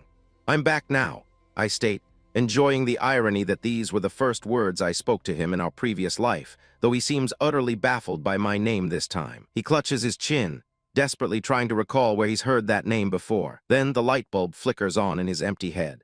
"I remember now. You're the 3 minutes orgasm man who has been missing for 3 days. His vulgarity is beneath my notice. I simply point past him at the broken statue. "Ack, where is he?" I ask innocently. The imbecile actually turns to look. I don't waste the opening, striking him across the face with a sharp, satisfying crack. He collapses to the ground in a heap, utterly neutralized. "Sorry, Lu Yan," I mutter, looking down at his unconscious form. My apology isn't for him, but for the fate I've just stolen. I recall his original timeline. After disappearing from the Marshall Institute, he became test subject 0 for the Yilun Kingdom's artificial host scheme. He would have reappeared as the formidable masked Zero during the War of Aggression against the Tiandu Kingdom. Eventually, he was saved by a band of resistance fighters. He would have died a hero's death, fighting alongside them until his very last breath. But as I look at him now, a new calculation forms in my mind. It was after our first, farcical encounter that he originally disappeared. If the Yilun Kingdom was after this soul Jade, it stands to reason they orchestrated his disappearance to use him as its host. It all makes sense now. The mask of Zero, the control of the Nebula Soul General, it was all tied to this sculpture. By taking this Jade, I have erased his future. There will be no masked Zero, but he will also be spared the torture of becoming a living weapon. He can stay a normal student. Star Master System, I inquire, can you analyze this Soul Jade and restore the stats of Zuo Sai's Nebula Soul General? The system chimes back a negative. No authority about this failed analysis. The unknown Soul Jade requires a suitable host for restoration. Fine, I'll simply retract it for now. With Zuo Sai's Soul Jade secured, I can now go assist my instructors and classmates in the real battle. My original strategy never involved deploying my own Soul General, Lu Bu, in this tide of beasts. Star Master System, I commanded, watching the data coalesce. Can you restore Y Yuan Xing? A notification chimed. Recovery failed, can't find data in Stellar, so it can only restore authentic relics, not this mass-produced counterfeit. How predictable. The system's permission is limited. It announced, passing the buck back to me. Fine, I muttered. If you want something done right, you do it yourself. I focused my will into the cheap talisman. Star Soul Formation. Streams of light weave together, constructing the digital framework of a far superior soldier. Piece by piece, the armor materializes, culminating in a Star General of my own design. My creation stands complete, a silent testament to my power. I scanned its default loadout, a handful of light crossbows and something called a round shield of surrender. How utterly quaint. This is all the Academy has to offer, I scoffed. These aren't weapons, they're toys. My general materializes the sword. It will have to suffice for now. I saw the original fool lying defeated and gave him some simple advice. Just stay on the ground for a while. I have to go save people. My general ignited its thrusters, blasting off into the sky with the force of a comet. It landed with a ground-shattering impact, announcing my arrival to the entire battlefield. The city was a ruin, burning under the onslaught of the beasts. A perfect stage. Through the chaos, I heard a scream as a woman was about to be torn apart by one of the creatures. The beast raised its vicious claws, a display of mindless savagery. But my general was already there, blocking the killing blow with its arm. The creature was sent flying back, its attack utterly nullified. The girl could only pant in exhaustion, confused as to why the beast suddenly seemed so slow. She has no idea what's happening, but her survival is a convenient side effect of my presence. Enraged, the beast let out a guttural roar, its attention now fixed solely on my general. It charged, and I had my general pepper it with shots from the pathetic crossbows, just to test its armor. The bolts barely scratched it, serving only to further infuriate the mindless thing. As predicted, the primitive weapon shattered after a few shots, utterly disposable. The shooting weapons of this era are still far too weak. A conclusion I had already reached. The beast unleashed a torrent of dark energy, charging forward in a blind rage. It fired a concentrated beam of purple energy directly at me. I parried the blast with ease, and closed the distance in an instant. My blade plunged into its face, but the tough exoskeleton offered surprising resistance. The impact sent a shockwave through my general's frame. As the creature retaliated, I immediately spun out of the clash, redirecting the momentum into a devastating horizontal slash. The beast dodged just in time, my blade carving a trench in the ground where it had been. I vaulted onto its back, driving the sword down with all my might. The blade bit into its carapace, but failed to deliver a fatal blow. I pushed off, creating distance as it thrashed wildly. "So strong," the girl murmured, comparing me to her magistrate. "She has no frame of reference for true power. This borrowed sword isn't good enough. It's like scratching an itch. Time for an upgrade." "Star Master System," I commanded with a smirk. "Create for me Lu Bu's heavenly halberd." Data streamed into reality, forging the legendary weapon in my general's grasp. "This borrowed sword isn't good enough. Cutting so much is just like scratching a beast's itch." A new stream of data flows into my hand, solidifying into the iconic legendary polearm. "Very good," I thought, feeling the weapon's immense power. "This feels a lot better." "So big," one of them muttered, staring at my weapon as if it were some divine artifact. Another fool in a standard-issue mech stammered, "What weapon is that? It's huge." Size is a crude metric for children. True power lies in how it's wielded. The beast lunged, a predictable and clumsy assault. I sidestepped its charge with contemptuous ease. Its claws scraped harmlessly against my armor as another one tried to flank me. From the corner of my vision, I saw the mech pilot I recognized as the class monitor watching in stunned silence. I moved not with the frantic energy of these amateurs, but with cold, calculated finality. The beast was torn asunder before it even registered my attack, and I came to a halt before the fallen monitor. "You okay, monitor?" I asked, my voice filtered through the mech's speakers. I looked down at her damaged machine, a testament to her incompetence. Her face appeared on my comms, a flush of embarrassment and gratitude. "Thanks for saving me," she said, to which I replied with a dismissive, "Yeah, it's nothing." I had no more time to waste on her. "Let's go," I commanded before rocketing away into the smoke-filled sky, leaving her to ponder her near-death experience. She was left staring into the darkness, puzzled by my familiar voice and my use of her old title. "Yes, let the pieces slowly click into place for you, Shangyun Yinkin." Elsewhere, her squad was attempting a thyroid battle defensive formation, a textbook maneuver for textbook failures. But the so-called Colonel General couldn't even follow basic orders, rushing ahead like a berserker with a death wish. She carved a path through the lesser beasts, a flurry of blue light and wasted energy. "Go die, go die," she screamed, lost in her own pathetic battle rage. Her subordinates could only watch, noting her crazy mood and questioning whether to even try and help their reckless leader. "Too slow," she shrieked, as if her speed was anything more than a chaotic dance. She was a child playing with a sharp toy, completely oblivious to the real dangers of the battlefield. A manic, self-satisfied grin was plastered on her face. "Go die for me," she howled, a 19-year-old at the peak of green rank, yet blind to the alpha predator stalking her from the shadows. The creature struck,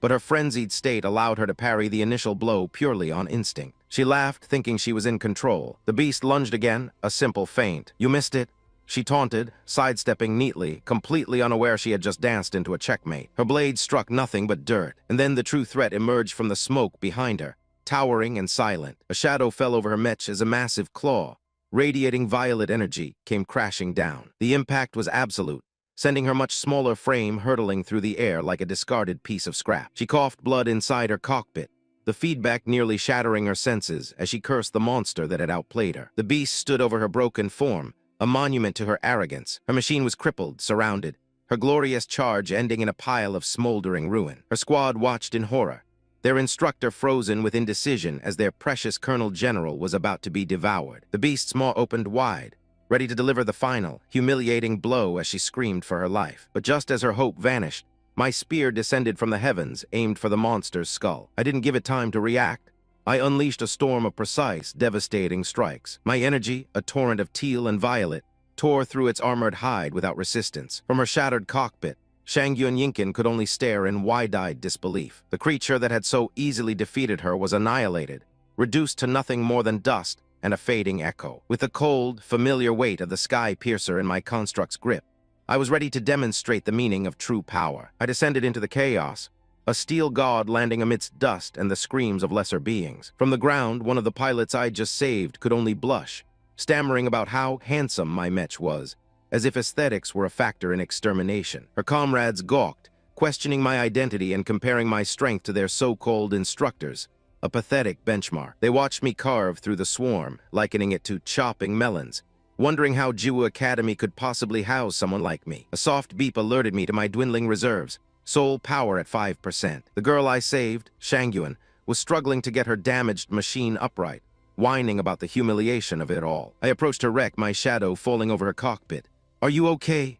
I asked, the words a hollow courtesy. I had a use for her, but not if she was going to be a liability. "Can you continue to fight?" She sputtered out a flustered, "I'm all right," her voice betraying her awe. A simple thank you escaped her lips, so uncharacteristically gentle that it even shocked her own teammates. Just as I was about to move on, some pompous fool in a gaudy golden mech started barking orders at me. "Stop dawdling," he commanded, as if I were one of his grunts. "Fine." I answered with a simple coming and launched myself across the battlefield, landing with enough force to crack the very earth. I slammed down in the center of a fresh pack of beasts. My halberd became a blur of motion, a vortex of destruction that cleaved through their ranks effortlessly. I unleashed a torrent of soul energy, a sweeping horizontal arc that vaporized everything in its path. The azure wave of power ripped through another monster, leaving nothing but scorched ground behind. The resulting shockwave sent the remaining creatures staggering back. Even the arrogant commander in gold was forced to acknowledge my display, offering a quick thank you. He immediately seized the opportunity to reassert his authority, shouting for a 10-camera anti-beast battle formation. They clumsily arranged themselves into their textbook formation, intending to use their numbers to overwhelm a single target. The commander, however, paused mid-count, a flicker of confusion in his voice as he realized they had an extra person in their formation. As they charged forward with bloodthirsty cries, their designated target became clear. It was one of Shangyuan's pathetic teammates, the idiot who was now frozen in terror, realizing he was the extra one about to be swarmed by his own allies. Before the fool could be trampled, Shangyuan dragged him out of the kill zone, telling him to stick with her and provide support. Her sudden softness was so out of character, it seemed to frighten him more than the impending attack. He could only stare, dumbfounded, at this new version of his senior sister. While they were having their little moment, I was already unleashing another attack, a devastating wave of energy that cleansed the battlefield. The commander, trying to regain control, ordered his right wing to prepare for the next engagement. His soldiers dutifully obeyed, swarming a single beast with a flurry of synchronized strikes. It was a pathetic display of brute force, a chorus of kill that screamed inefficiency, a 5-unit Chuan stage formation. Amusing. The baseline power of my Yuan style was already superior to their entire setup. Another alert flashed.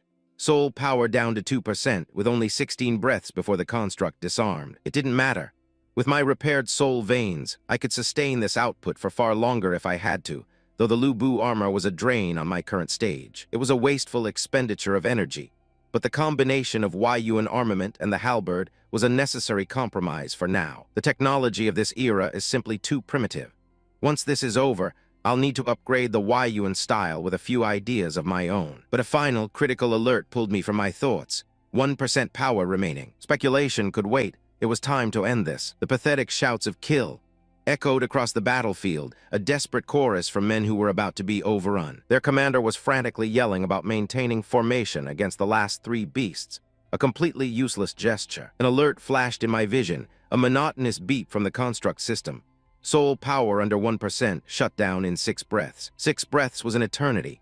I moved, a blur of cyan energy, carving through the first of the remaining beasts without a second thought. 4 breaths, I watched the monster dissolve into nothing. Last one left. Their combined forces couldn't handle 3.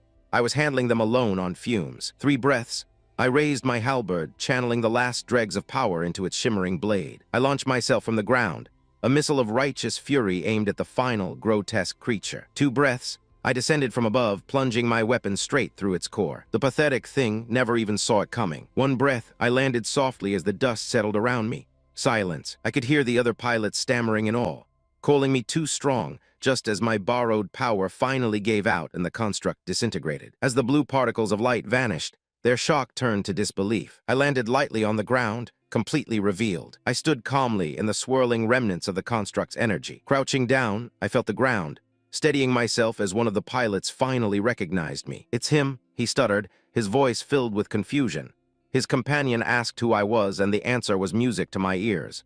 The famous trash of the first grade, Song Yungxiang. The fool in the gold-plated armor seemed particularly dumbfounded. He repeated my name as if it were a curse. These idiots were still processing how the Academy's biggest failure had just saved their lives. Amusingly, one of the female pilots seemed to be having a completely different, an entirely delusional reaction. My senses picked up on the ripples of shock, extending far beyond the battlefield. In some distant command center, a girl with purple hair was staring at a screen, shouting my name in astonishment. Even the dean, that calculating snake, couldn't hide his surprise. It was Song Yunxiang who saved them.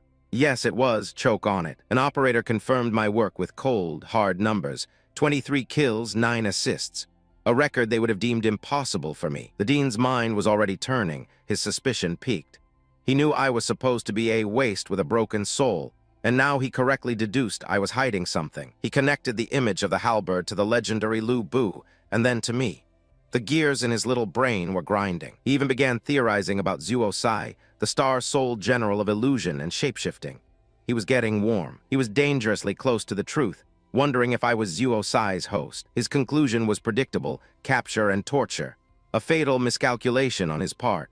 He'll soon learn what happens to those who plot against me. His operator, oblivious to her boss's dark intentions, simply got back to monitoring the battlefield. Down on the ground, the survivors decided to take a break, noting that I was using the lull to restore my soul power. Their instructor gave the order for everyone to disarm and rest. One by one, their clunky constructs dissolved around them. They sat, laboriously trying to recover their energy through breathing exercises, while their instructor prattled on about the next wave. I, on the other hand, had more efficient methods.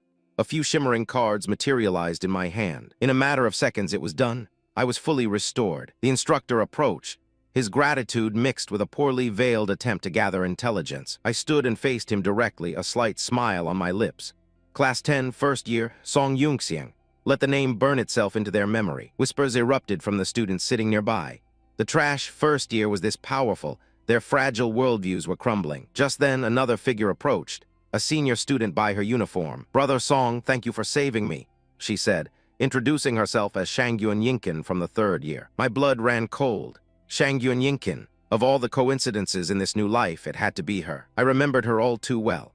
In my previous life, this woman's family betrayed everything, and she, as the host of the star-souled General Long Kai, became a monster who almost ended me. As she stepped forward to offer a handshake, a wave of cold fury washed over me. I would not make the same mistake twice. I moved first, grabbing her wrist before she could touch me, her gasp of surprise lost in the chaos. The spectators were aghast, their simple minds assuming I was making some crude advance on their precious senior sister. I pulled her closer, my face inches from hers. She flushed, utterly confused, but my command was silent and absolute. "Star Master System, copy her Star Soul General for me." This was my chance to neutralize a powerful future enemy before she ever had the chance to rise. She, in her infinite naivety, completely misinterpreted my aggression, her mind wandering to confessions of love. How pathetic. While she was fantasizing about marriage proposals, my system delivered a sharp, unexpected report. "Ding, copy failed. This target does not hold a Star Soul General." My system flared with an error message, a rare and irritating occurrence. Copy failed. My senses, which I had trusted implicitly, had somehow failed me. The target, Shangyun Binger, possessed no star soul. Impossible. I remember it clearly from my past life. This woman was the host for the fearsome star soul general, Long Kai. My system offered two possibilities. Either Long Kai's previous host was still alive, or, more interestingly, the soul jade containing her hadn't yet been claimed. Then the memory slotted into place, sharp and clear. The coughing from the instructor I'd just thrown aside was a pathetic sound, barely registering as I stood over the dazed woman. I put on a mask of bumbling foolishness, a necessary inconvenience. My apologies, Senior Shangyun, I was simply overwhelmed. She gave me a strange, flirtatious look, asking if we'd met before, while her sycophants watched with idiotic confusion. No, I lied smoothly. "I've just heard tales of your prowess and got excited." Her little fan club started barking, accusing me of having ulterior motives. I ignored their worthless noise and retrieved a small vial from my uniform. "Senior Sister Shangyun," I commanded softly, "stretch out your hand." A blush crept up her neck as she hesitated, her mind clearly leaping to some childish, romantic fantasy. "Does he want to hold my hand again?" Her thoughts were practically written on her face. She whispered for me to be gentle, and I had to physically restrain myself from sneering at her. Her confusion was palpable as she finally extended her palm, her fantasies crumbling. I poured a single glowing pill into her hand, its aura pulsing with condensed power. The fool of an instructor gasped, recognizing the item for what it was. He began whining that a single soul recovery pill was worth 10 months of his pathetic salary. "For me?" she asked, her eyes wide, while the instructor looked on with pure, undisguised greed. "Yes," I confirmed, my voice flat. "Take it. Restore your combat power immediately." My actions were already disrupting the timeline.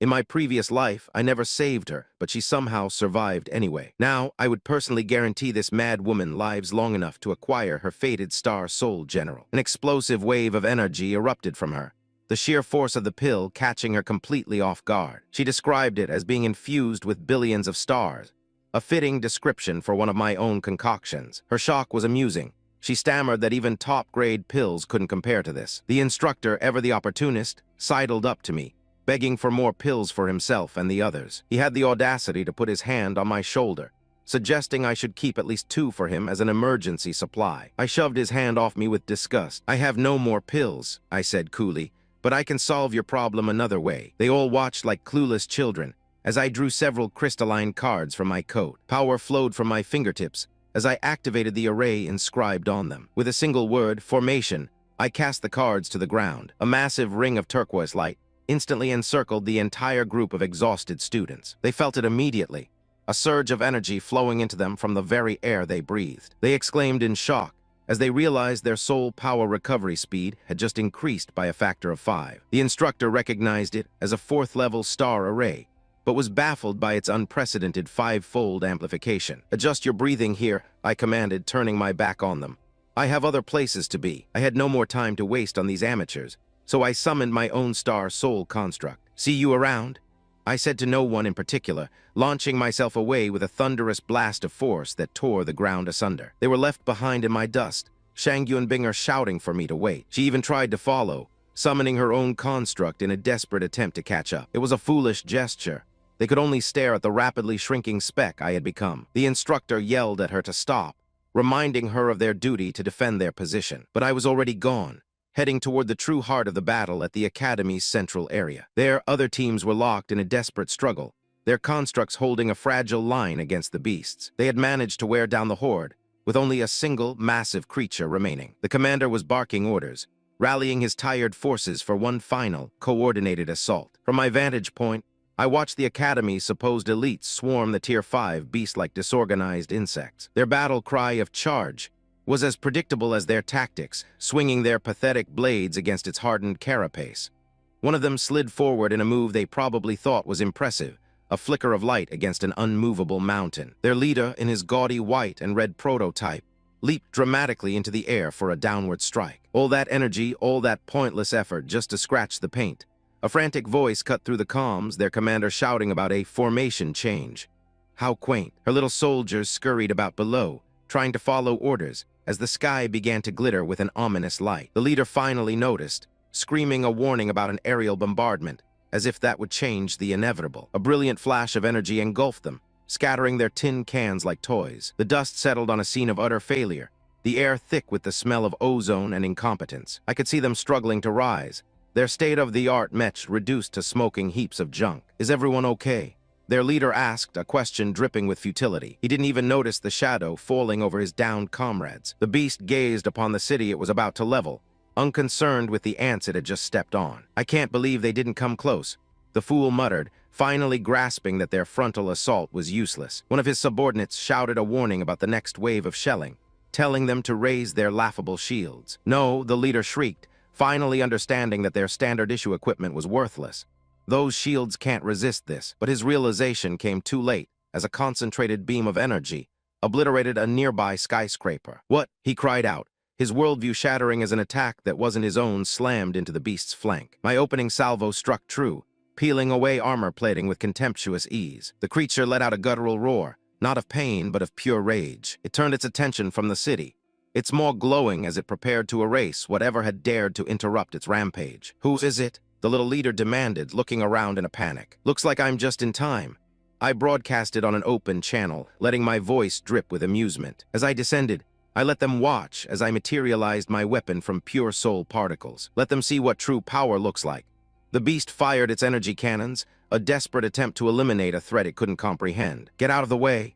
The leader screamed at me, still believing he was in charge of this battlefield. I landed softly, my halberd humming with power, using a minuscule amount of soul power to suspend myself just above the ground. I slid through the barrage of energy beams as if they were standing still. They watched, mesmerized by movement they couldn't possibly replicate. Their leader finally processed what he was seeing, murmuring about my subtle body movement and suspension skills. "Incredible," he breathed, his awe mixing with the bitter taste of inadequacy. And that giant halberd, he'd never seen such a weapon, because it wasn't forged in their primitive workshops. His squad mates were just as stunned, realizing I was piloting the same student prototype as them, yet performing feats they thought were impossible. "Amazing, who is this person?" Another one gasped, his voice trembling. "His combat power is equivalent to at least 30+ Changyi." I almost laughed as the pilot they used as a benchmark looked around in confusion, wondering why everyone was staring at him. The beast unleashed a predictable torrent of energy, a desperate attempt to erase me from existence, but I moved like a ghost, my feet barely touching the ground as I weaved around the searing purple light. It then widened its barrage, a pathetic, panic spray that was all spectacle and no substance. From her command center, I could practically feel the instructor's shock. "What? That way of moving?" she muttered. "Yes, recognize it. This is the 7 steps on the star, a technique you believe is exclusive to your precious elite guard. But while you merely study the steps, I have perfected the dance of death, carving a path straight through the monster's gaping maw." The woman's voice crackled again, recognizing another one of my skills. That was the lunar slash. She was aghast that a mere student prototype could execute these techniques, her small mind unable to grasp that the machine is irrelevant when the pilot is a god. 4 of these pathetic creatures left. I danced between their attacks, a phantom painting the battlefield with my energy. I closed in on the nearest one, my blade humming. First one. A clean slice was all it took. 3, 2, the boy in the golden mech looked on, drooling with pathetic admiration, dreaming that if he were as strong as me, he could finally impress a secretary. He even considered begging me to be his teacher, a thought that was mercifully interrupted by his superior scorn. Their trivialities don't concern me. The last beast gathered its energy for one final, futile blast. I met the attack head-on, my armor barely registering the impact. Now it's over, last one done. My construct flickered, its soul power nearly depleted. These mass-produced frames were never meant to contain my true strength. The red-haired woman finally made an intelligent observation. Even 50 of their so-called experts wouldn't be my match, right as her cowardly colleague turned to flee. The fool actually blushed as he ran, calling out my name like some star-struck child. "Song Yunxiang, wait for me, pathetic." My name echoed through their command center, causing panic and disbelief among those who thought me dead and gone. The enemy general, the true target of my visit, finally emerged from the smoke, his blades ready. He pointed his weapon at my dissolving frame, demanding to know who I was. I let the prototype shell fall away, disintegrating into a cloud of useless data. It was just a tool, and its purpose was served. I stepped out of the light, planting my feet firmly on the scorched earth. The cannon fodder below stared, their processors struggling. "He's wearing a school uniform. Was the boss just a student?" Then I saw his face. That traitor, his eyes wide with an impossible realization. "It's really that kid who's been missing for 3 days." His shock was a symphony to my ears. I stood alone in the crater I had created, letting them all see me, letting them all feel the dread that came with my presence. I am back. The city burns, and the only thing they can muster is shock as my name echoes through the rubble. Their disbelief is almost satisfying. "Song Yunxiang, how can it be?" "Yes, how can the trash you all look down on be the one saving you?" I land softly, the dust settling around me, and face my old instructors. They gawk from within their bulky star souls, looking more like confused children than seasoned warriors. One of them even mutters how he almost knelt and worshipped me as a teacher. A fitting response. That fool Lin Tian is the first to find his voice, pointing an accusatory finger. "Aren't you lacking in your soul veins? You can barely fight for 3 minutes." I just offer a placid smile, as if explaining a simple concept to a toddler. "Didn't you see? The construct automatically dismantled itself." I let a spark of soul power crackle in my hand, a calculated display. My body is gradually adapting. This time, my maintenance time increased by about 20%. It's a convenient lie, just enough to sow confusion. My former instructor can't make sense of it. "What a liar, you were fighting for at least 5 minutes. His partner tries to shut him up, but the damage is done. The seeds of doubt are planted. My other classmates stare, their expressions a mixture of awe and suspicion. "Isn't that right, Instructor Wu?" I ask, my voice laced with mock innocence. That girl Linger steps forward, her face a mask of demanding curiosity. "Aren't you going to explain it?" Lin Tian, ever the loudmouth, chimes in. "Yes, explain it well." Linger presses on, her voice rising with indignation. "Why did you pretend to be crippled while you were in school?" Pretend? The irony is thick enough to choke on. Even the instructors are baffled, one exclaiming, "Are you saying that he's been hiding his real strength all this time?" Linger's eyes narrow, searching my face for answers I have no intention of giving. Song Yunxiang, who the hell are you? She adds a hollow platitude about appreciating my help before demanding an explanation. I was about to indulge them with another half-truth when a sudden pressure descends from the sky. A figure clad in a regal purple cape lands with purpose. The impact sends a shockwave through the ground, kicking up a cloud of debris. I barely shield my face from the gust. The figure's star soul armor dissipates into motes of light, revealing a woman with an authoritative air. Her boots touch the ground softly, a stark contrast to her dramatic arrival. The others immediately recognize her and bow their heads in respect. See the Dean. Dean Gu. So, the head of the institute decided to make an appearance. She walks through the smoldering embers, her gaze fixed solely on me. I offer a perfunctory greeting. I have seen Dean Gu. She thanks me for the timely help, but her tone is anything but grateful. But I also want to hear, how would you explain your hidden power? Internally, I assess her. A member of the Tiandicheng family, an unknown variable, neither friend nor foe yet. Before I can begin my carefully constructed narrative, her communicator beeps, and she raises a shimmering blue barrier around us, a soundproof array formation. Impressive. She's isolating me for a private interrogation. She's created 2 layers of soul power film to block all sound transmission. Interesting. I decide to test her authority. Dean Gu, what if I said the question of my strength is also my personal privacy? She smirks, a cold glint in her eyes. There are no such rules, of course. He takes a step closer, her presence imposing. But what if it is related to the Star Soul General Zuo Sai? She leans in, her voice dropping to a conspiratorial whisper. You hid your strength and pretended your soul was damaged, all to infiltrate the Institute for one purpose, to come here for Zuo Sai's jade, right? I feign ignorance, a slight flush rising to my cheeks. Dean Gu, what are you talking about? But she isn't buying it. Stop pretending, Song Yunxiang. In fact, you have become Zuo Sai's host. She points directly at me, her accusation hanging in the air. And the red Lu Bu that appeared in Zicheng district. It's the appearance you disguised with Zuo Sai's unique illusion ability. An illusion ability? This is news to me. Even in my past life, I never knew Zuo Sai possessed such a skill. Outside the barrier, the instructors can only watch in confusion, unable to hear our exchange. Meanwhile, Linger, who was trapped inside the barrier with us, finally manages to hack into the array. The Dean continues her monologue, projecting images of my red Lu Bu form for emphasis. Someone witnessed you at the scene. She lays out her argument flawlessly. According to the records of Tiandu Kingdom, Star Soul General Zuo Sai can not only transform into other Star Soul Generals, but he can also copy some of their abilities and even hide the true strength of the Star Soul Master. Her logic is impeccable, even if her premise is completely wrong. So, the illusion of cultivation you are showing now is also one of the evidences that proves you are Zuo Sai's host. My classmates who can now hear the conversation are utterly floored. To think the person they dismissed as trash was secretly the host of a legendary Star Soul General. Damn, the woman has a point. Her reasoning is sound even if it leads to the wrong conclusion. An idea begins to form in my mind. She has mistaken the Star Master System's replication ability for Zuo Sai's transformation. This is a perfect scapegoat. I can let her believe her own theory. I drop the act, a slow, knowing smile spreading across my face. Awesome, Dean Gu. I hid so well, but you saw right through me. It's showdown time. I look her dead in the eye and make my confession.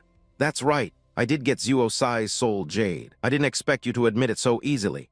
The acting dean says, a flicker of surprise in her eyes. She then lays out her little theory, that my family had been plotting to steal the Zuo Sai soul jade all along. How quaint that she thinks this was some grand family conspiracy, ruined only by the misfortune of a beast tied forcing my hand to save a few worthless lives. Beside me, the blonde simpleton actually starts tearing up, moved by the tale of my supposed selfless sacrifice. I play along, feigning a weary smile.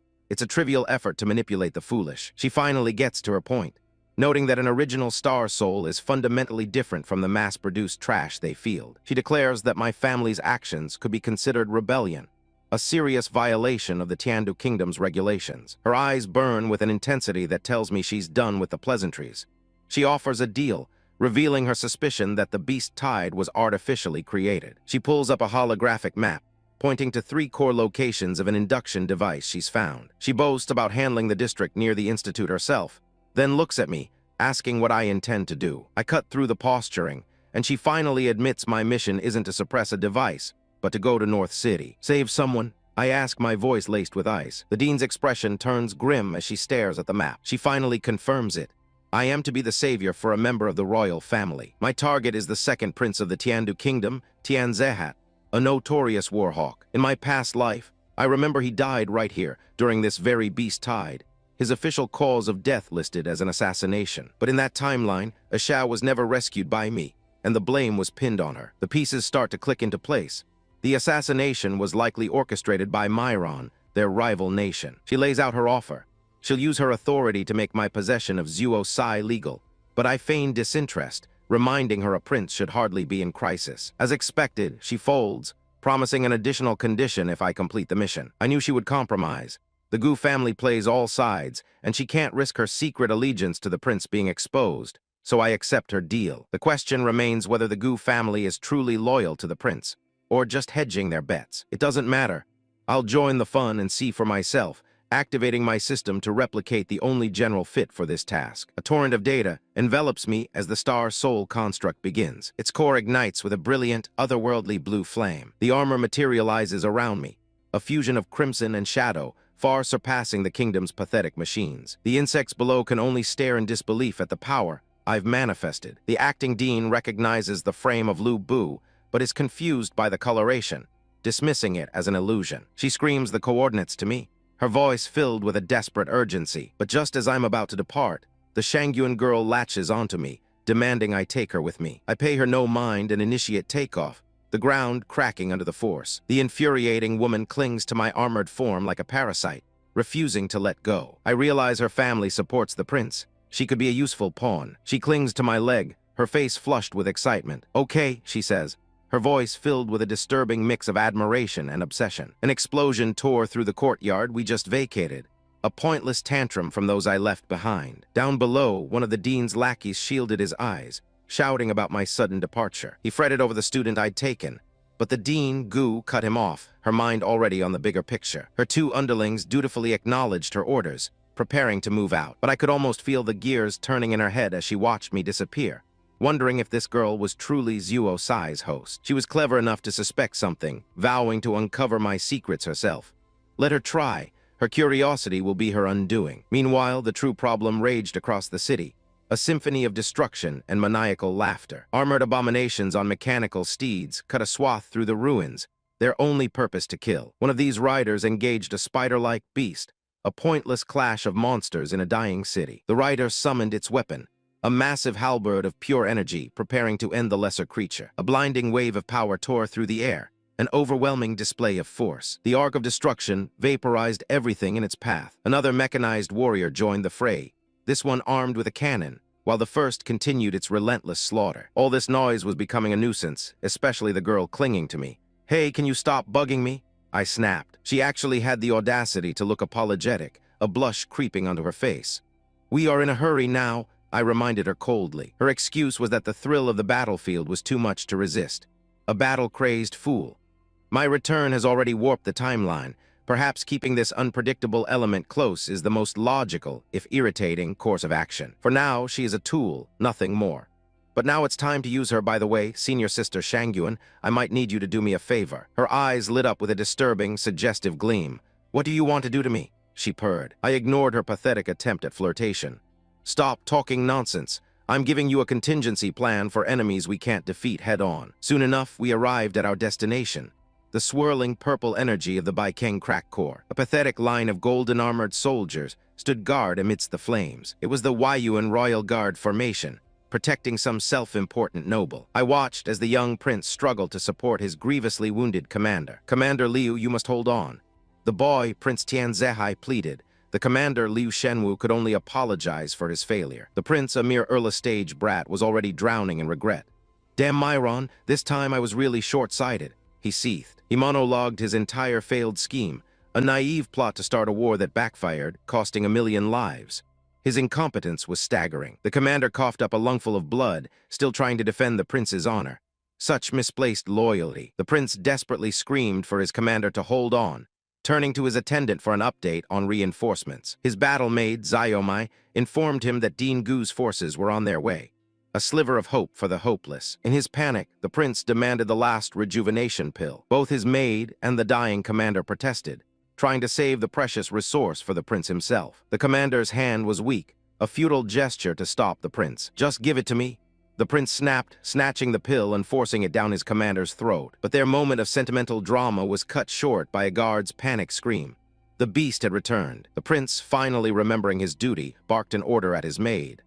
"Zai-omai, you will command them to defend against the enemy." She complied instantly, activating her star soul construct with a stomp of her foot. A massive golden mech materialized around her as she commanded the remaining guards to form up. The royal guards braced themselves, a final, desperate line of defense to protect their foolish highness. Down the street, the hulking, ferocious beast charged, a rare species of pure destructive power. But as they focused on the frontal assault, another enemy force appeared from the side, catching them in a pincer. A new monster, wreathed in shadow and wielding a massive, wicked-looking spear, emerged from the dust, and I knew these fools were already dead. The Nanchang district crack was a predictable vortex of cosmic filth, a festering wound in the sky I'd seen 1,000 times before. Below it, the city was a graveyard of broken towers, choking on dust and the stench of fear. From my vantage point, I watched some woman in glasses playing commander, barking orders with a confidence she clearly didn't possess. She arranged her tin soldiers into neat little formations, a textbook strategy for a textbook slaughter. The ground rumbled as their mechanized legions marched forward,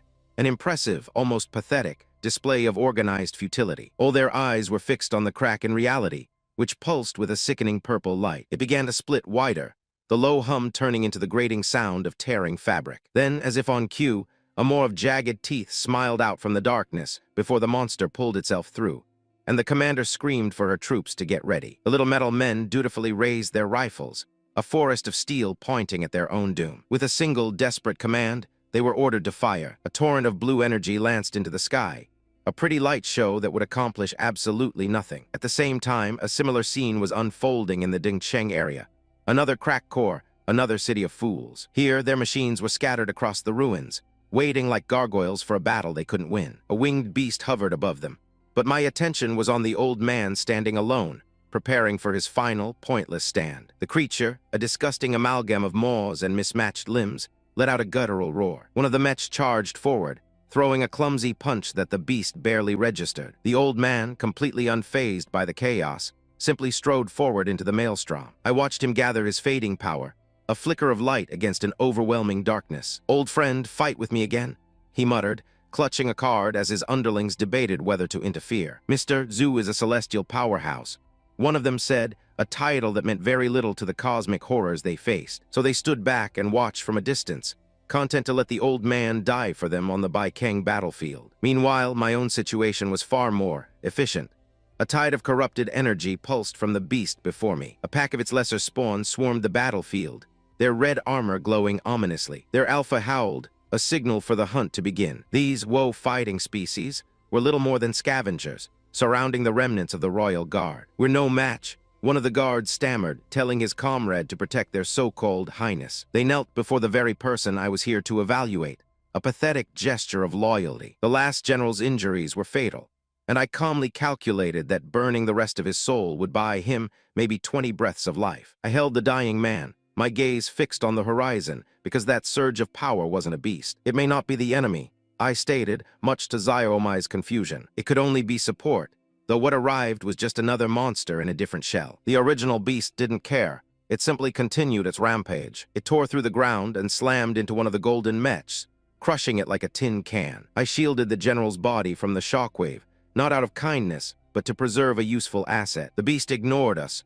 roaring at a new shadow in the distance, before a brilliant beam of cyan light erupted from the darkness. The creature had only a moment to register the incoming threat. The beam struck it head-on, a silent, devastating explosion of pure energy that vaporized everything in its path. As the light faded, a new figure landed, its feet cracking the very bedrock. A Star Soul General, a mechanized beast of war, stood shimmering with residual power. A Star Soul General from Jiwu Academy. One of the soldiers gasped, but I noted it was a model I'd never seen, and an inferior one at that. While they were all distracted, I turned to my subordinate and ordered her to start harvesting the corpses. Her bewildered expression was beginning to test my patience. I had Lu Bu hurl his halberd, embedding it in the ground to form a containment array. The peanut gallery finally caught on, one of them asking the obvious, "Is that an array?" Their leader looked up at me, his face a mask of disbelief as he began to understand he was no longer in control. He stammered about my Star Soul General, as if the weapon acted on its own. He still hasn't grasped that every move is asterisk my asterisk move. His pathetic underlings debated their next move, wondering if they should retreat or watch the show I was putting on for them. Finally, a flicker of intelligence from their leader. "Something's wrong," he muttered. He correctly deduced the array was temporary, but his small mind couldn't grasp asterisk why asterisk I was merely stalling for time. While they were distracted, my student machine was already at work, pulling a crystal from the corpse of another beast. Their eyes went wide with shock and greed as they realized what it was. "Cracked crystal," the leader spat out, his voice trembling. "Is that the purple crystal?" His subordinate helpfully explained that the cracked crystal, or space stone, grows inside the gluttonous beast, allowing it to devour things far larger than itself. They finally connected the dots.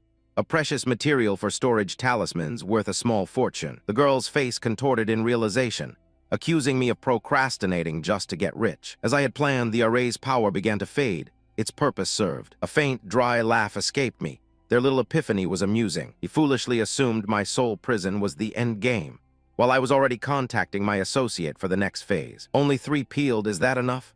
she asked, as her machine continued its grim work. My star general stood poised, ready for my next command. 3 should be barely enough, I confirmed. With the preparations complete, I gave the order.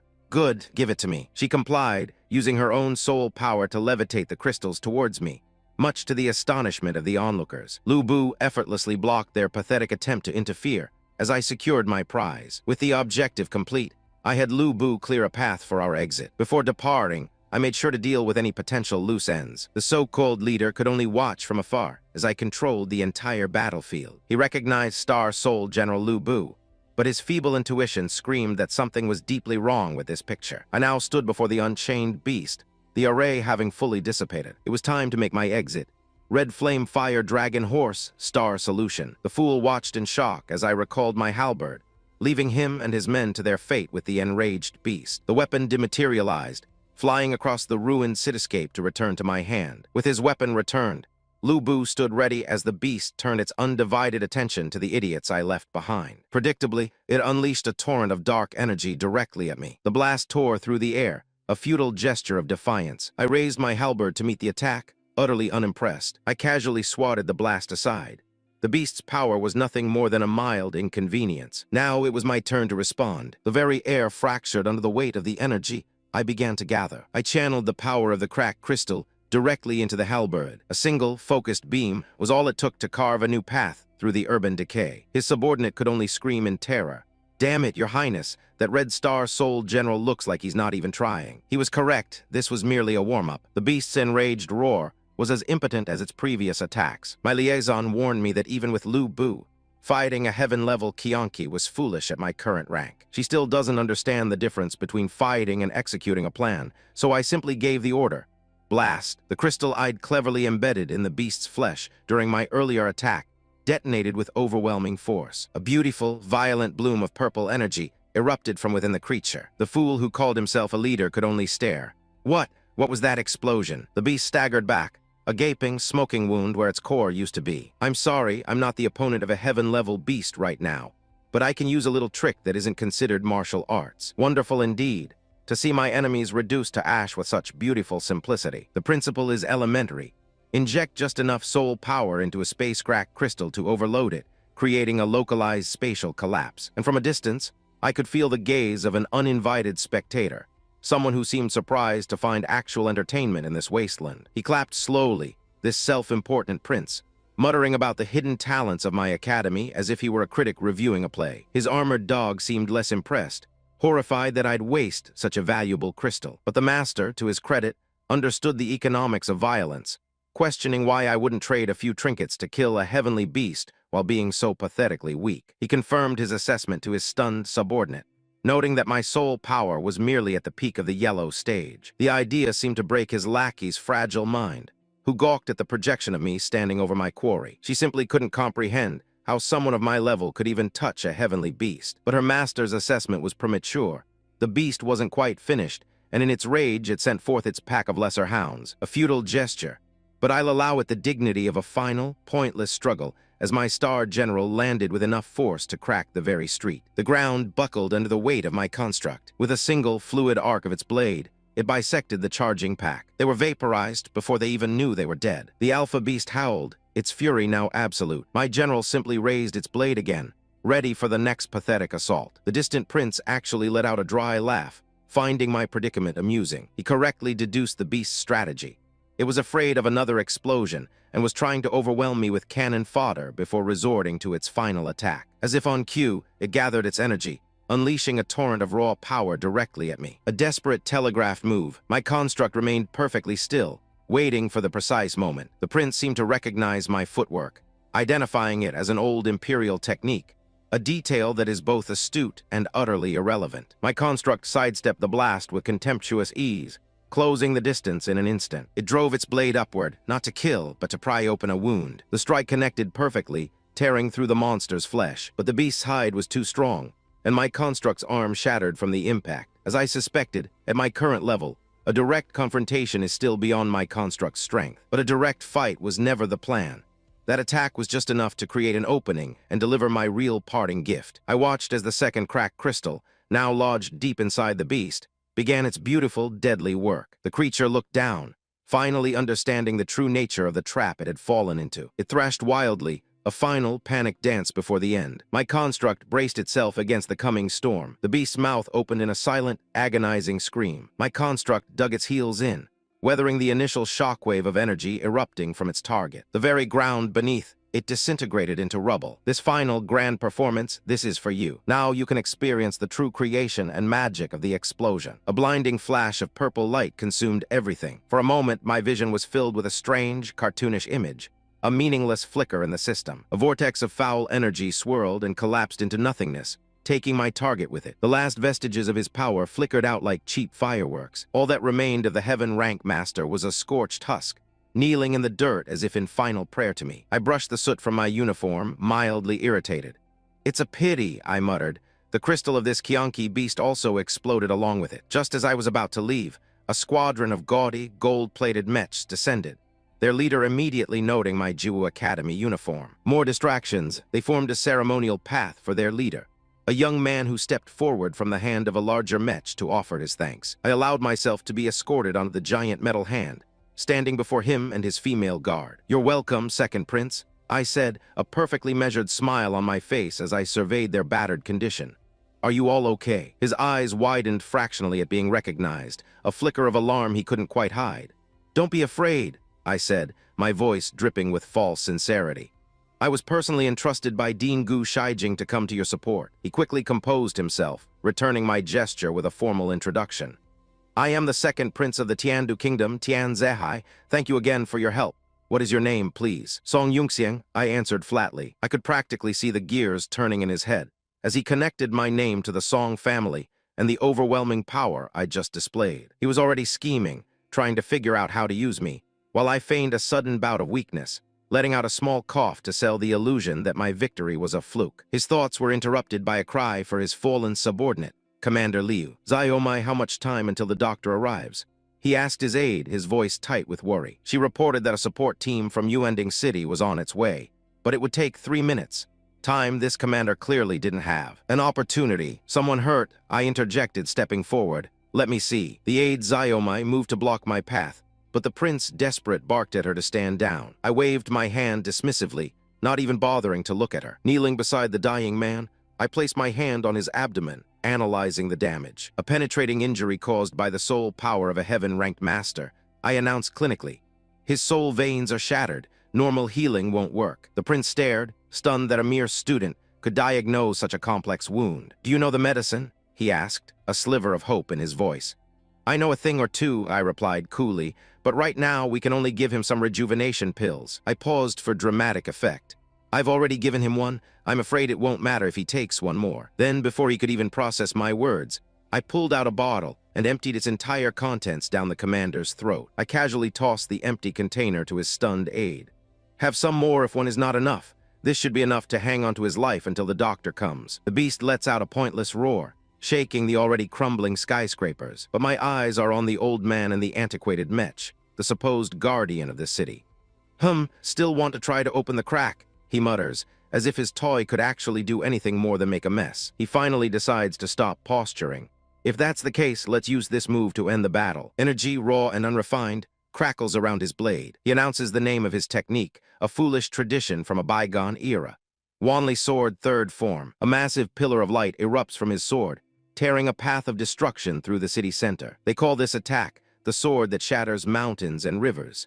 A rather dramatic name for what amounts to a demolition job. The beast is completely vaporized in the blinding flash, its roar cut short. The very ground is split asunder, concrete and steel turned to dust. The beam bores a clean hole through the battlefield, a testament to brute force over finesse. As the light fades, the sheer devastation left in its wake is adequate, I suppose. The beast dissolves into nothing but glowing particles, and the mech stands in a pose of hollow victory. The insects watching from the rooftops gasp in predictable awe.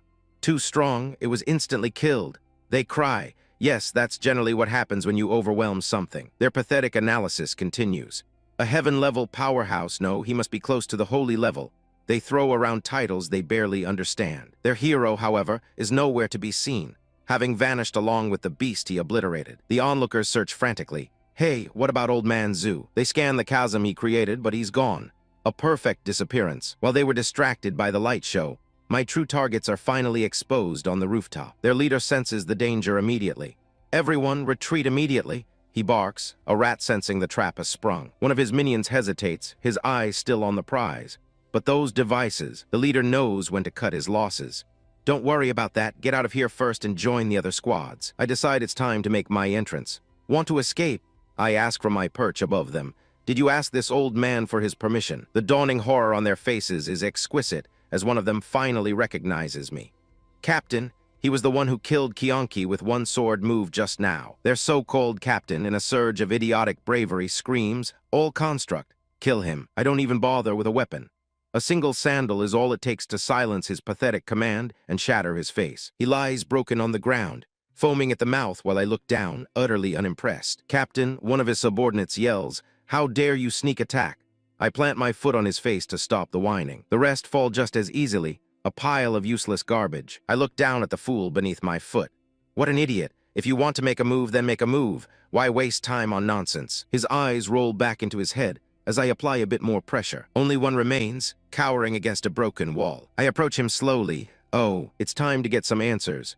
Is the last one about to settle the battle? Come with me. I grab him by the face as he whimpers. Let me go. His request is denied. I leap from the building, my new informant in tow. We bound across the rooftops of the burning city, leaving the insignificant flies behind. Elsewhere, the self-proclaimed hero Dean Gu stands proudly before his army of mech. He watches another beast emerge, ordering his pawns to hold their formation. His tin soldiers charge forward, a mindless wave of steel. Through sheer numbers, they manage to overwhelm and crush the creature. His men cheer in disbelief. We killed the heaven-level beast. The battlefield erupts with cries of victory. Dean Gu soaks it all in, his ego swelling. Heaven-level beasts are just like that. We can kill 10 more, he boasts to the adoring crowd. He strikes a pose, a false god on his throne of rubble. His operator breathes a sigh of relief from her command center. She notes that it took 1,000 of them to barely win, calling the loss of life a small price. How quaint. Suddenly, her sensors pick up an anomaly. A blur streaks past Dean Gu's head before he can even register my presence. While they ponder their futures, others deal with the messy present, like Dean Gu of the Jiwu Academy and her associate, the formidable Old Zhu. Old Zhu pointed to the unconscious man at his feet, his voice gravelly. This bastard from the Kingdom of Milan was caught skulking around the Dingcheng district crack. Dean Gu looked at the spy with cold indifference. A foreign agent should be handed to the city guard or Micas. It's their jurisdiction. The old man shook his head, his expression grim. It's highly probable both organizations have been infiltrated. They cannot be trusted. Which is why, he continued, gesturing to her, I am handing this problem to you. Of course, they weren't alone.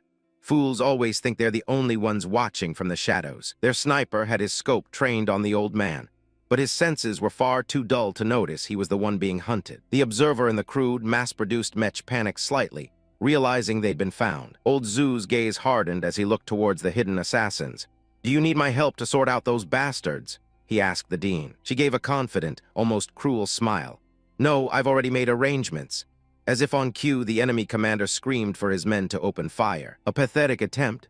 My subordinate's mech took the hit without so much as a scratch. The would-be assassin could only stare in utter disbelief. Before he could process his failure, a shimmering grid of energy erupted from the ground beneath him. He was immediately entangled, his movements restricted. The fool babbled about a star soul construct, as my custom Yuan spy unit revealed itself, the true hunter in this little game. From my cockpit, I watched him struggle. It's useless. I informed him through the Mech's external speakers. This is a soul-binding net. It disrupts the flow of your soul power. My operator quickly reported into the Dean. Mission completed. All 5 targets have been caught. The Dean's reply was laced with venom. Excellent. Bring them all back to the Academy alive. I will personally torture them for information. Old Zhu let out a dry laugh. It seems you had them discovered long ago. You are quite the strategist, even if your cultivation level is average. She dismissed the compliment, a shrewd move. I wouldn't dare feel proud of my cultivation in front of you, Old Zhu, a man who can fell a heavenly rank with a single sword strike. The old man waved it off and announced his departure. Enough of that. I'm going to the Baikeng district. There's a little guy over there I'm very interested in. With that, he vaulted from the rooftop, a blur of motion against the burning sky. He moved with impossible speed, leaping between buildings as if they were mere stepping stones. Dingu watched him go, her mind racing. The little guy he's interested in, is it the second prince or the mysterious Song Yunxiang? Amusing. She has no idea they are one and the same. Meanwhile, at the Baikeng battlefield, the man they call the second prince held up a bottle of my creations. How can it be? He muttered, his royal composure cracking. He stared at the contents. Are these really rejuvenation pills? Does His Highness also dabble in medicinal herbs? He asked, turning to me. I gave him a placid smile, playing my part. I am no alchemist, but a prince must be knowledgeable. I learned a little from the royal 5th stage alchemist. He wasn't convinced, examining the intricate patterns on each pill. But the refining method, the process, this is completely alien to me. He looked from the bottle to his fallen commander, a desperate hope in his eyes. This isn't from the Tiandu kingdom, perhaps its effects are greater. He uncorked the bottle and suddenly froze, his eyes wide. What? His men gasped. How is that possible? Commander Liu's wounds, they're healing right before our eyes. The prince knelt beside his commander, who was already beginning to stir. Your Highness, the man whispered, his eyes fluttering open. He looked dazed. I just had a dream, a warm current, the revival of all things. His expression turned euphoric. It was like a ray of light shining directly into my chest. I felt like a seed bathed in a sea of light, he explained, his voice filled with awe. My whole life has changed. He sat up, clutching his chest where a fatal wound had been moments before. My wounds, they're gone. The prince could only stare, dumbfounded. This is incredible. The commander's shock only deepened. Wait, the dark wounds I accumulated in my waist after years of harsh practice, they seem to be missing too. A young soldier covered her mouth. Commander Liu, don't you seem to be getting younger? They all stared, realizing the folds on his face had vanished. He went from looking like a weary 40-year-old to a man in his prime, all because of a single pill. The prince looked at me, then clenched his fist, a fire ignited in his eyes. He now understood. If there is this kind of alchemical power behind him, I have to make him my friend. His thoughts immediately turned to my true identity, a name whispered across the kingdom. Song Yunxiang. As if summoned by his very thoughts, my subordinate Xiao AI landed her mech, presenting her whole. Song Yunxiang, I collected all the gluttonous crystals nearby, she announced, her voice cheerful. The prince and his soldiers stared, mouths agape, at the mountain of rare crystals I had gathered so effortlessly. Unbelievable indeed. My companion was meticulous, if a little strange. Ah, Your Highness, be careful, she yelped as one of the prince's men nearly fumbled their payment. While they panicked over their finances, I had her confirm my earnings. She ran over to the cluster of purple crystals I'd carved from the beast's corpse, counting them with glee. 9 in total, she announced. Then she struck a ridiculous pose, practically begging for my approval. I had to admit, this eccentric woman was proving to be quite useful. She blushes, admitting that dissecting corpses has been a hobby since childhood, and that knife in her hand just gets her excited. Just as I finished my assessment, a new player stepped onto the field, calling himself Song Yunxiang. He approached with the false grace of a predator, thanking me for a deed I couldn't care less about before making his absurd demand. These cracked crystals, I hope you can give them to me. I gave him a dismissive wave. That's not good, Your Highness, the second prince. He tried to act as if my refusal was a minor inconvenience, a simple misunderstanding we could wave away. A smirk played on my lips. Oh, is Your Highness going to make a deal with me? He attempted to posture, reminding me that these crystals are strategic materials for the imperial court, as if that little fact held any power over me. I played along with his little game, offering a discount for his private purchase. The lowest bottom line I could possibly give, of course. I activated my star solution to calculate a price that would make him bleed. As the numbers crunch, Shangyun Yinkin formally introduced herself to the prince. Shangyun Yinkin of the Shangyun family, Your Highness, the second prince, she declared, kneeling before him. The prince's eyes narrowed. a flicker of recognition crossing his face. "Shangyuan Yinkin," he asked, "the daughter of Shangyuan Hongshan." She confirmed her lineage, explaining that her father and brother both served under him. A smug grin spread across his face, thinking he'd found a weakness. "So it's Yinshu's sister," he said. "That means she's one of us." I cut his delusions short. "Your Highness, this is making things very difficult for me." He then tried to bribe her loyalty with a promotion for her brother, a pathetic and transparent ploy. She played her part beautifully, feigning shock and gratitude. His arrogance shattered, the prince turned back to me, his voice now laced with desperation. "Please, I don't have that much budget, I'll owe you a favor." Shangyun could barely contain her glee, chanting my name under her breath as if she were my biggest admirer. Finally, he broke. "Count me at a loss at this price," he conceded, turning to fetch the payment. As he walked away, my mind raced, connecting the dots from my past life. Shangyun tugged at my sleeve, her own request surprisingly direct. "Song Zudi, I also want a cracked crystal." I looked at her confused.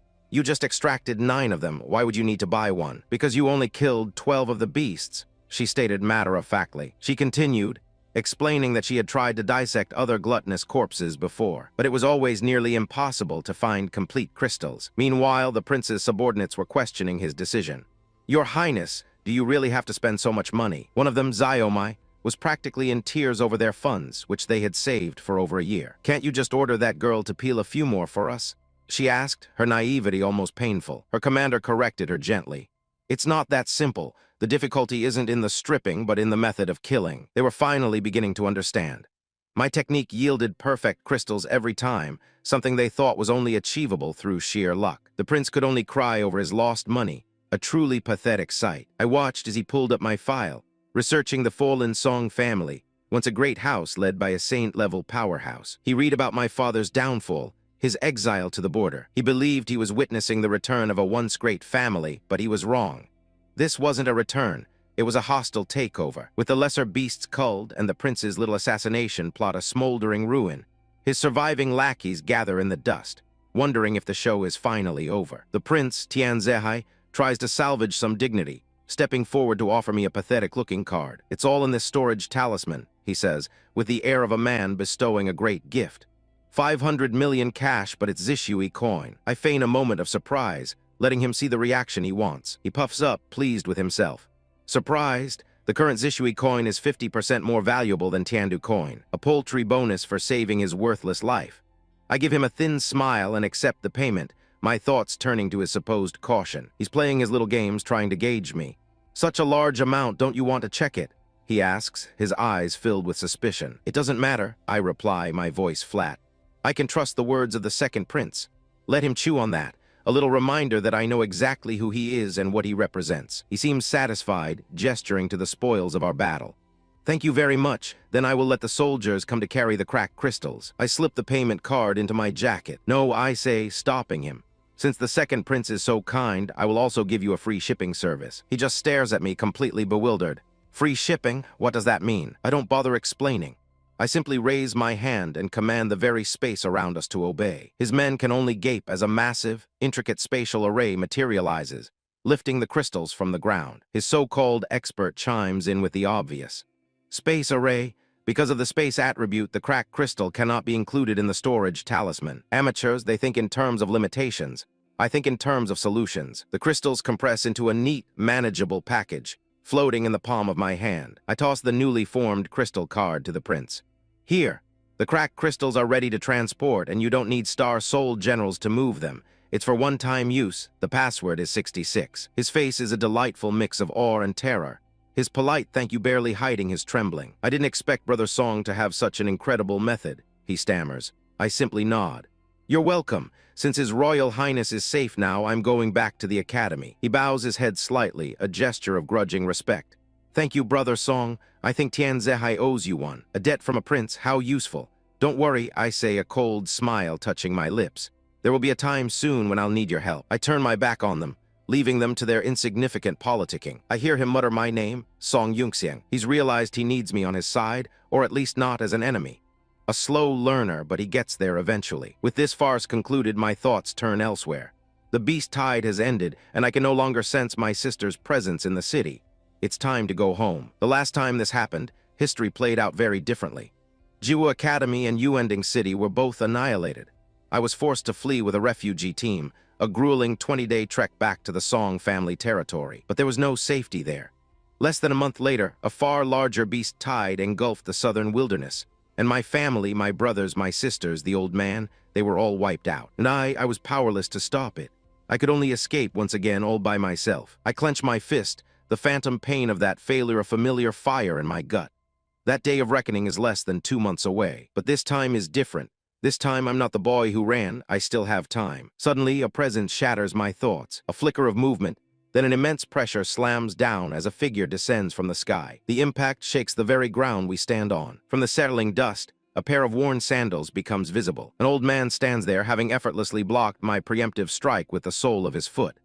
"Kid, you're really interesting," he says, his voice deceptively calm. The prince's remaining guards flinch back. Who? Tianzehai and his bodyguard feel the oppressive aura. Heavenly breath. No, it's stronger. Close to the holy stage, a semi-holy. The old man chuckles, his eyes fixed on me. Heh, you're only at the peak of yellow, and yet you can detect this old man. You've been in Jiwu Academy for more than a year. What are you hiding? My companion gasps in recognition. This person is the doorman from the Jiwu Academy. I can't help but laugh. Ha, we are the same. You're also hiding your power. I look him right in the eye. Who would have thought that a grand master of the heavenly stage would hide in the Nanju Jiwu Academy and act as a doorman? I remember the old campus legend, the ever-changing dean but the eternal iron doorman. It must be you. He just smiles. I'm Chief Doorman Zhu Himing. So this is the master the dean spoke of. I give a respectful bow. Song Yungxiang greets Mr. Zhu. The prince's bodyguard recoils as if struck. What? Zhu Himing. His subordinate looks at him, confused. Did you recognize him? She asks. Of course he does. The man is a living legend, a legendary semi-sage who entered the heaven stage at 30, smashing mountains with a single sword move. A man who, for over 20 years, has been attempting to forge a path to the holy stage for those without the inherent qualifications, defying the heavens themselves. But as the bodyguard recounts the legend, a cold realization dawns on me. If the dean had a monster like Zhu Himing at her disposal, a man supposedly invincible below the holy stage, then why did the second prince die here in my previous life? This old man is lecturing us on the grand cosmic order, the difference between a constellation person and an ordinary person. He speaks of the hosts, those supposedly chosen by 108 gods to become star soul generals, as if it were some divine privilege. A laughable system where being chosen is their only path to the so-called holy stage. The rest, the ordinary star soul masters, are bound by the pathetic rules of heaven and earth, their potential capped from birth. Their cultivation is sluggish, suppressed by the very world they inhabit, like insects trapped in amber. For thousands of years, not a single one has broken the shackles of the holy stage. A truly pitiful history. This old relic, Zhu Bansheng, continues his speech, bloodied but still pontificating about mortal limits. He refers to the peak of the heavenly stage as half-step holy, the absolute limit for mortals. How utterly quaint. And so we stand before this walking fossil, this supposed legend of the modern era. Even the cavalry battalion of Tiandu City's imperial guards grovel before him, addressing him with reverence. The others follow suit, bowing and scraping like well-trained dogs while he chuckles, telling them not to be so polite. Interesting, it seems this continent has no system for mortals to break through to the holy order. If I were to train an army capable of such a feat, crushing this entire era would be trivial. And this elder Zhu in front of me, he is the perfect test subject. Very good, I think to myself. You are the first test item of the mortal holy stage army project. He catches my gaze, his brow furrowed. Song Yungxiang, why are you staring at me like that? Are you thinking of some rude idea? I force a look of awestruck admiration. You are thinking too much, I say, my voice dripping with false sincerity. All you can see in my eyes is endless admiration for you, the legendary semi-holy. He isn't a complete fool, however. His eyes narrow. Don't pretend in front of this old man. He gets straight to the point. From what I heard from that girl Gu, are you Zuo Sai's host? The accusation hangs in the air, and I can feel the shock ripple through my companions. The girl, Xiaomai, looks utterly bewildered. Your Highness, didn't you just say that the Red Star Soul General was Lu Bu? Her mind struggles to reconcile my previous deception with this new revelation. But of course, the fool Tian Zehai thinks he's figured it out. That's right. I've heard the legend that Star Soul General Zuo Sai can transform into others. He looks at me with newfound understanding. So the Red Lu Bu was just a cover you used to hide your true identity. Perfect, let them believe the simplest lie. I feign a bit of sheepishness. All right, since that's the case, I hope you can help me keep it a secret. Zehai puffs out his chest, the noble idiot. Brother Song, Rest assured, the secret that you are a Zuo Sai host will not be leaked from us. A simple, insincere, thank you, is all it takes to seal their conviction. The old man, however, is not so easily swayed. His gaze hardens. Song Yunxiang, if I guessed correctly, the beast of the heavenly order that appeared at the core of the crack, did you kill it? I let the silence stretch, feeling their eyes on me. Yes, I state, my voice flat and devoid of emotion. He presses, skepticism etched on his face. Even with Zuo Sai at the peak of the yellow stage, I can't easily defeat a heavenly stage beast. How did you kill an enemy 3 realms higher than you? He jumps to the only conclusion his limited mind can grasp. Or have you hidden your strength? Could it be that your Song family has ulterior motives? Before I can weave another lie, Zio Mai blurts out, "No, Zhu Bansheng, Song Yunxiang used cracked crystals." She immediately claps a hand over her mouth, realizing her mistake. It doesn't matter, I raise a hand to calm her. Since Mr. Zhu asked, then I have nothing to hide. I give them a heavily redacted version of the truth, describing how I detonated the cracking crystal to defeat the beast. What? The old man gasps predictably. Induce the explosion of creek crystals. He scoffs, trying to regain his footing. According to my knowledge, the cracked crystal is for storage and talismans. I've never heard of it exploding. A smirk touches my lips. Of course, detonating it isn't simple. I use some special tricks. They stare blankly, their minds unable to comprehend. I decide to feed them a line they can swallow. It doesn't matter if I tell you. I recorded a formation of alchemy on the crystal, reversing its structural properties to cause a space collapse. Zehai looks impressed. So this way others can't imitate it. I cross my arms, feigning arrogance. I'm afraid it's really difficult for others to learn. Suddenly my senses flare. A prickling sensation runs up my spine. Wait, I command, my tone sharp. There are enemies, be careful. The old man looks around in shock. What? We're surrounded. He's stunned that I sense them a full step ahead of him. His vaunted power is nothing more than a dull instrument. Zehai's guards scramble into a useless formation to protect their prince. All around us, cloaked figures shimmer into existence on the ruined pillars. One of the armored assassins lets out a yelp of surprise. What? How could they have discovered us? Pathetic, it seems their new stealth array is a flawed product.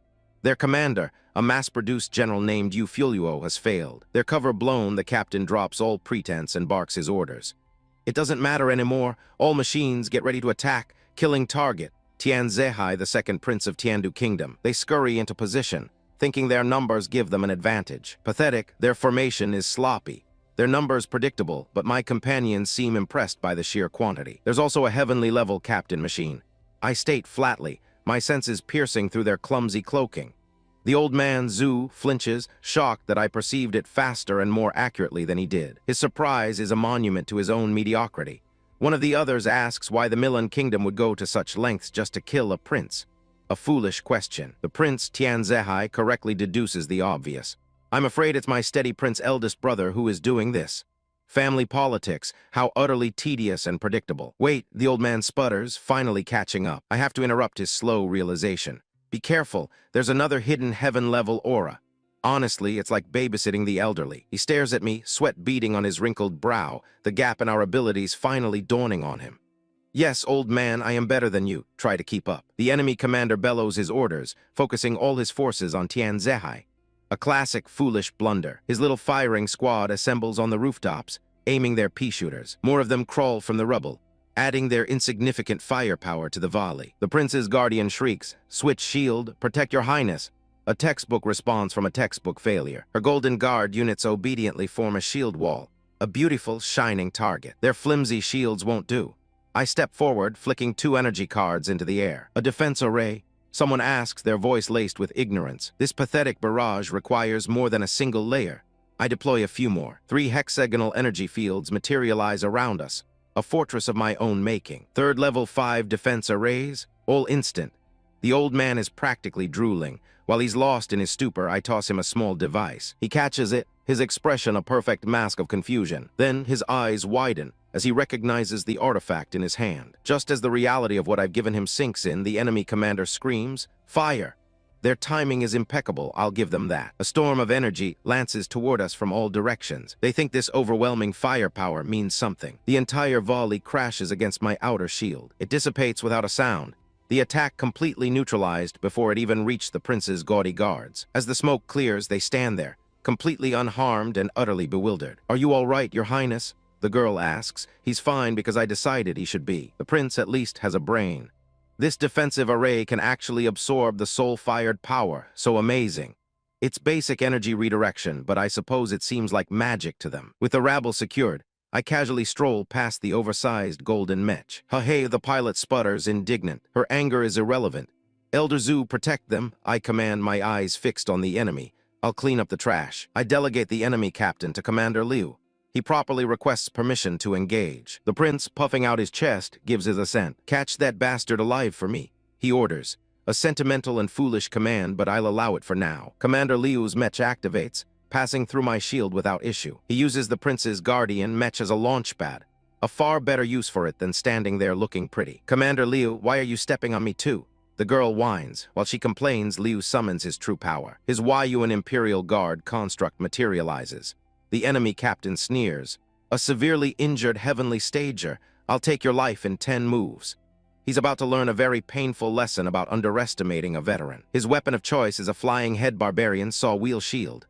Crude. He flings the spinning blade, but Liu is already moving to intercept. A simple parry is all it takes to block the telegraphed attack. The saw shield is knocked aside, embedding itself uselessly in the ground. Be careful behind you. The girl screams, her help is not required. Liu is already mid-counter, his halberd swinging in a punishing arc. He smashes the returning shield, the impact jarring the barbarian's mech. The enemy resorts to trash talk, mocking the fancy culture of Tiandu.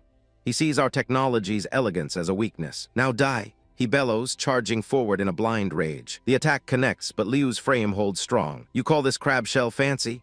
Liu roars back, his pride wounded. A pointless exchange. While they bicker, one of the grunts on the perimeter finally notices I'm gone. Wasn't there another person? He mutters. Where did he go? I answer his question by materializing my Crimson Star soul construct and tearing his mech in half from behind. His cockpit implodes before he even registers my presence. I deactivate my construct, appearing behind the next target.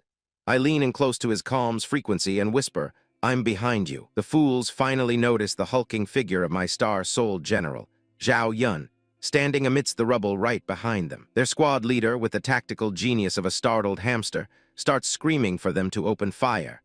They obey instantly, a disorganized rabble of armored buffoons pointing their rifles forward. A volley of pathetic energy beams cuts through the air, missing their target by a comical margin. The commander finally realizes his mistake, shouting to change weapons as if that would make any difference now.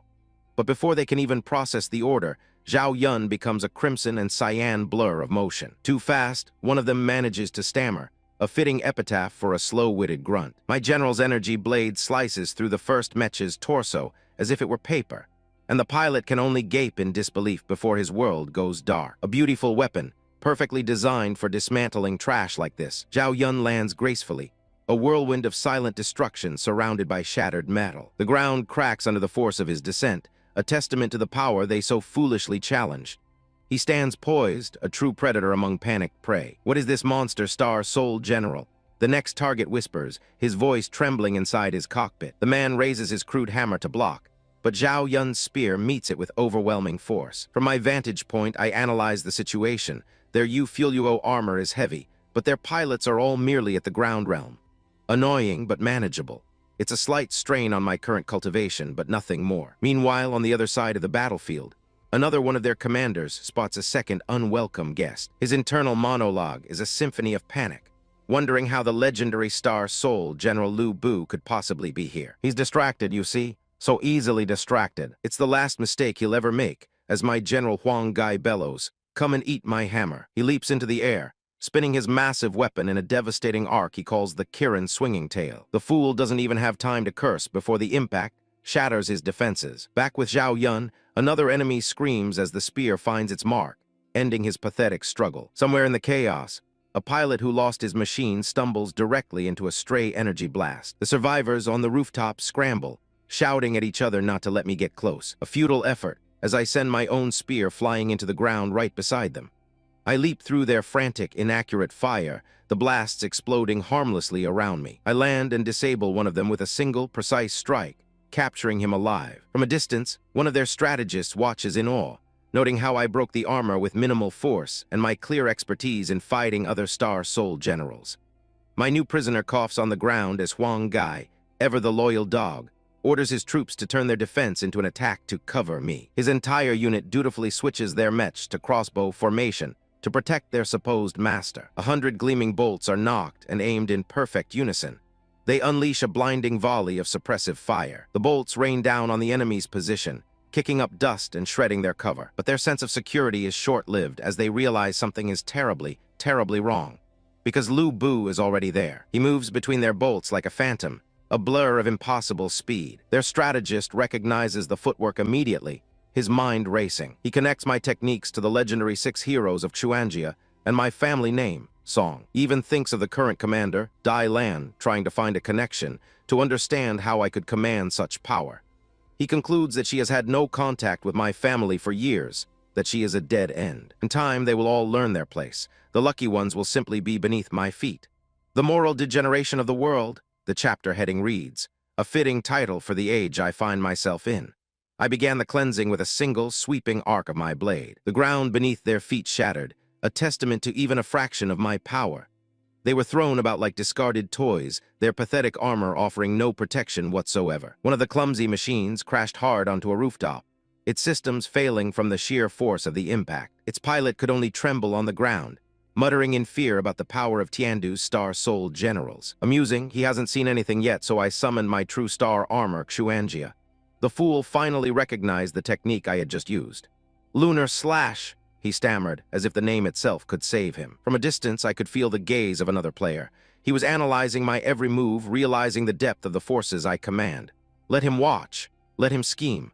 His plans are irrelevant. With Xuanjia fully materialized, the hunt began in earnest. I closed the distance instantly, my blade meeting its flimsy armor with contemptuous ease. I allowed myself a moment to catch my breath, not from exhaustion, but from anticipation. This entire spectacle was a charade. The real threat, the hidden puppeteer, still hadn't shown their face. My subordinates executed their orders perfectly, erecting a barrier to protect the package. The double-layered defense array shimmered into existence, easily deflecting their useless barrage. The observer continued his pathetic analysis, impressed by a simple energy filtering array. He called it really wonderful. How quaint. He even believed the formation had broken the limits. He has no concept of what true limits are. Their commander, demonstrating the pinnacle of his tactical genius, finally realized shooting was pointless and ordered his grunts to switch to melee weapons. His second-in-command cried out a warning. A little too late for that. My spear, the dragon's tooth, had already been loosed, flying faster than their eyes could track. I saw their next target, and my voice cut through the chaos, a sharp command. Old Man Zhu. One of the brutes turned its blade on him, sneering about chopping up an old man first. A fatal miscalculation. Old Man Zhu simply smiled as the massive blade swung down, not even flinching as it met the shield. He finds this as amusing as I do. Suddenly, the ground beneath the mech erupted with a violent surge of energy. Even my own people, who should know better, looked on in shock. The girl beside me gasped, her eyes wide with disbelief. She still has much to learn. The mech struggled, its legs sinking into the dissolving ground as if caught in quicksand. What? The pilot's confusion was palpable. This was beyond his simple comprehension. As the dust settled, the truth was revealed. Old Man Zhu had stopped the 10-ton blade with his bare hands. He sighed, looking at the blade he held effortlessly. The moral degeneration of the world is getting worse day by day. With a look of pure disdain, he lectured the machine. The dignified and powerful to actually attack an unarmed old man. He continues to babble, wondering how it's possible to take a star-souled general's attack head-on. It's simple, really. The technology he worships is nothing more than a toy, and while the fool panics, old Zhu remains perfectly still, a predator assessing its prey. And then he decides to stop playing games, and a flicker of killing intent ignites as lightning begins to coil around his body. This is the aura of a true warrior, something these machine-dependent children have never witnessed. His pathetic machine finally quantifies the threat, stammering about a half-step holy stage as pure terror grips the pilot. Zhu doesn't even bother with a direct strike. He smashes the ground, and the very earth cracks to do his bidding. His fist connects with the mech's leg, shattering its supposedly advanced armor like cheap glass. Not a single scratch marks his hand, just the lingering hum of raw, untamed energy. He moves with a speed the machine's targeting system can't possibly track, leaping into the air for another devastating attack. Another blow lands with impossible force, and the entire chassis groans as it's torn apart. He's not just breaking it. He's systematically disassembling the machine piece by piece, and with one final, contemptuous strike, the multi-million-dollar war machine is reduced to a cloud of smoke and scrap. Old Zhu stands in the aftermath, utterly unfazed. Their comrades can only watch, their voices a mixture of terror and a pathetic, misplaced admiration for the power that's about to kill them. Terrifying, one of them whispers, finally grasping the futility of their mission. Even Lu Bu, watching from a nearby rooftop, seems impressed by the old man's theatrical display of force. But I see the truth. Zhu is being deliberately dramatic, avoiding heavy armor to strike the joints, an exaggerated performance meant to draw out another, stronger enemy from the shadows. The remaining pilots, spurred by fear, begin their own clumsy assault, their screams echoing in the night as they clash. Their screams are the sound of desperation, the last gasp of those who realize they are utterly outclassed. As expected, one of them is swatted down like an insect. They are being systematically dismantled, their superior numbers rendered completely meaningless. Sparks fly as another one bites the dust, their formation a complete wreck. The commander babbles in disbelief, his intel proving worthless as he laments his losses, finally realizing he walked into a trap set by not one, but two masters. He knows he's finished, and there's only one card left for a coward to play. On his knees, he begs for his holy envoy to save him. How utterly pathetic. Even his own subordinate seems surprised by the call for backup. And just as planned, a sinister energy erupts from a nearby rooftop.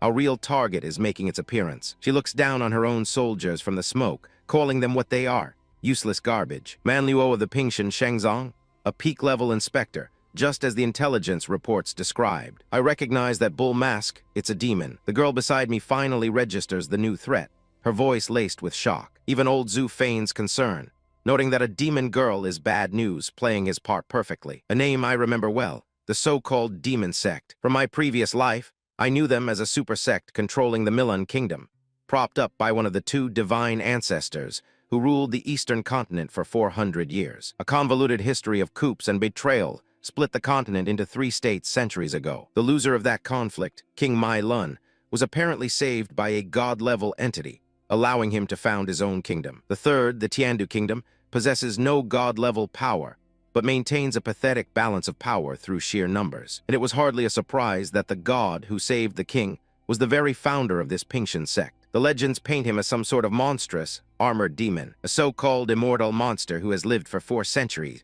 ruling from a throne of bones. But something about the story is flawed. In my past life, during the great battle for Tiandu City, this god-level ancestor was nowhere to be found. My thoughts are interrupted by the sight of a woman in a horned mask, watching the battle from above. Even the brutes below seem confused by her appearance, one of them shouting insults and demanding she show herself. She looks down on him with utter boredom, as if observing an insect. With a single step forward, she raises a glowing red crystal into the air. A star soul construct, she screams, and a storm of red energy erupts from her hand. The particles rapidly form the shape of a massive war machine. It's a star general, but one far more advanced and sinister than the cannon fodder below. The loud-mouthed pilot who challenged her simply disintegrates, his machine vanishing without a trace. His companion can only watch in terror as a massive poleaxe descends upon him. The new machine pins the wreckage under its foot, a monument to his stupidity. It's a Yizhai Zai trial type, a second-generation star soul general. One down, the woman says coolly from her perch. This is wrong. That machine shouldn't exist yet, and its pilot is clearly no ordinary heavenly rank. It seems the timeline has already begun to shift in ways I did not anticipate. My attention snaps back to the battlefield, where my man, old Zhu, is now surrounded by the enemy's grunts. One of the machines takes aim, its cannon charging with lethal energy. But he doesn't retreat. Instead, he charges directly at them. Old Zhu, I yell. For an instant, I'm frozen by a memory of my past self, a weak child forced to watch his allies die. As the masked woman screams, "Go to hell!" Preparing to strike him down, I finally move. My star general absorbs the crackling energy from her weapon, channeling it harmlessly into the ground. Then I unleash my own power, a devastating wave of lightning that rips through her forces, sending them scattering like scrap metal. The energy shield buckled under the strain, the hexagonal patterns flickering violently as I stood my ground. I calmly assessed the situation. The enemy's star soul general was impressive, allowing this so-called demon girl to output power far exceeding that of my subordinate old Zhu. A spiderweb of cracks spread across my barrier, a minor annoyance. My priority was asset management, so I issued my command. Xiaomai, rescue Commander Liu first. The machine designated Xiaomai acknowledged without hesitation and blasted off to complete its task. My temporary shield finally gave way, shattering into a million useless fragments of light. Just as calculated, my transport arrived, its pilot already excusing himself from a battle far beyond his comprehension. The large red mecha gently scooped us into its palm, offering a safe place to watch. A ringside seat to my own strategic masterclass. No talk, just go. The pilot ordered old Zhu, clearing the board for the real players. The enemy envoy, a fool in dark armor, postured before old Zhu. "How dare an old man like you stop me?" Arrogance is a fatal flaw. Their bravado was as predictable as it was boring. In a fit of theatrical rage, the envoy slammed a fist into the ground. The pathetic display of force did little more than shatter pavement. Old Zhu was easily knocked back by a kick, his antiquated suit struggling to keep up. He skidded across the ground, the difference in hardware painfully obvious. The envoy swung its energy blade as old Zhu yelled a pointless warning. "Boy, be careful," as if I'd ever be anything else. His chest plating, marked with the symbol for heaven, was a monument to an older, weaker generation. They became blurs of light and metal, ricocheting off derelict skyscrapers in a chaotic dance. The envoy deployed another weapon, a drill-like spear that slammed into the ground with a brilliant flash of energy. The shockwave tore through the earth, a testament to its raw, unrefined power. Old Zhu managed to parry the follow-up strike, but his defensive posture was failing. He looked around, confused as his opponent vanished. Where did she go? A classic and utterly transparent maneuver. A flash of light appeared directly behind him, the oldest trick in the book. The enemy reappeared, weapon poised for a killing blow. Old Zhu spun just in time, his blade groaning as it met the enemy's. He blocked the strike, but crimson sparks flew as his own armor fractured under the impact. He tried to regain the offensive, leaping into the air for a counterattack. But as his sword came down, it snapped like a twig, the cheap metal utterly failing him. Now disarmed, he was battered by a vicious combination of kicks and energy blasts. From my vantage point, the woman beside me stated the obvious. Old man Zhu is being suppressed. I corrected her simplistic analysis. His power level is higher. He's losing because of his machine's inferior performance. I let a small smile touch my lips, but he still has one unique trick left. As if on cue, the enemy's weapon began to reform, basking in her perceived victory. She spread her arms, gathering a storm of dark energy, entirely oblivious to the trap being laid. The air crackled around her as she prepared her final attack. "Now die," she screamed, lunging forward with all her might. Old Zhu's suit began to arc with brilliant blue lightning as he initiated the overload sequence. The girl beside me gasped, "Look, old Zhu's sword is going to grow up." My jailer, the pilot of this large mech, sneered, thinking this was the end. He couldn't possibly comprehend the power about to be unleashed. Old Zhu let out a guttural roar, his words crude but his intent clear.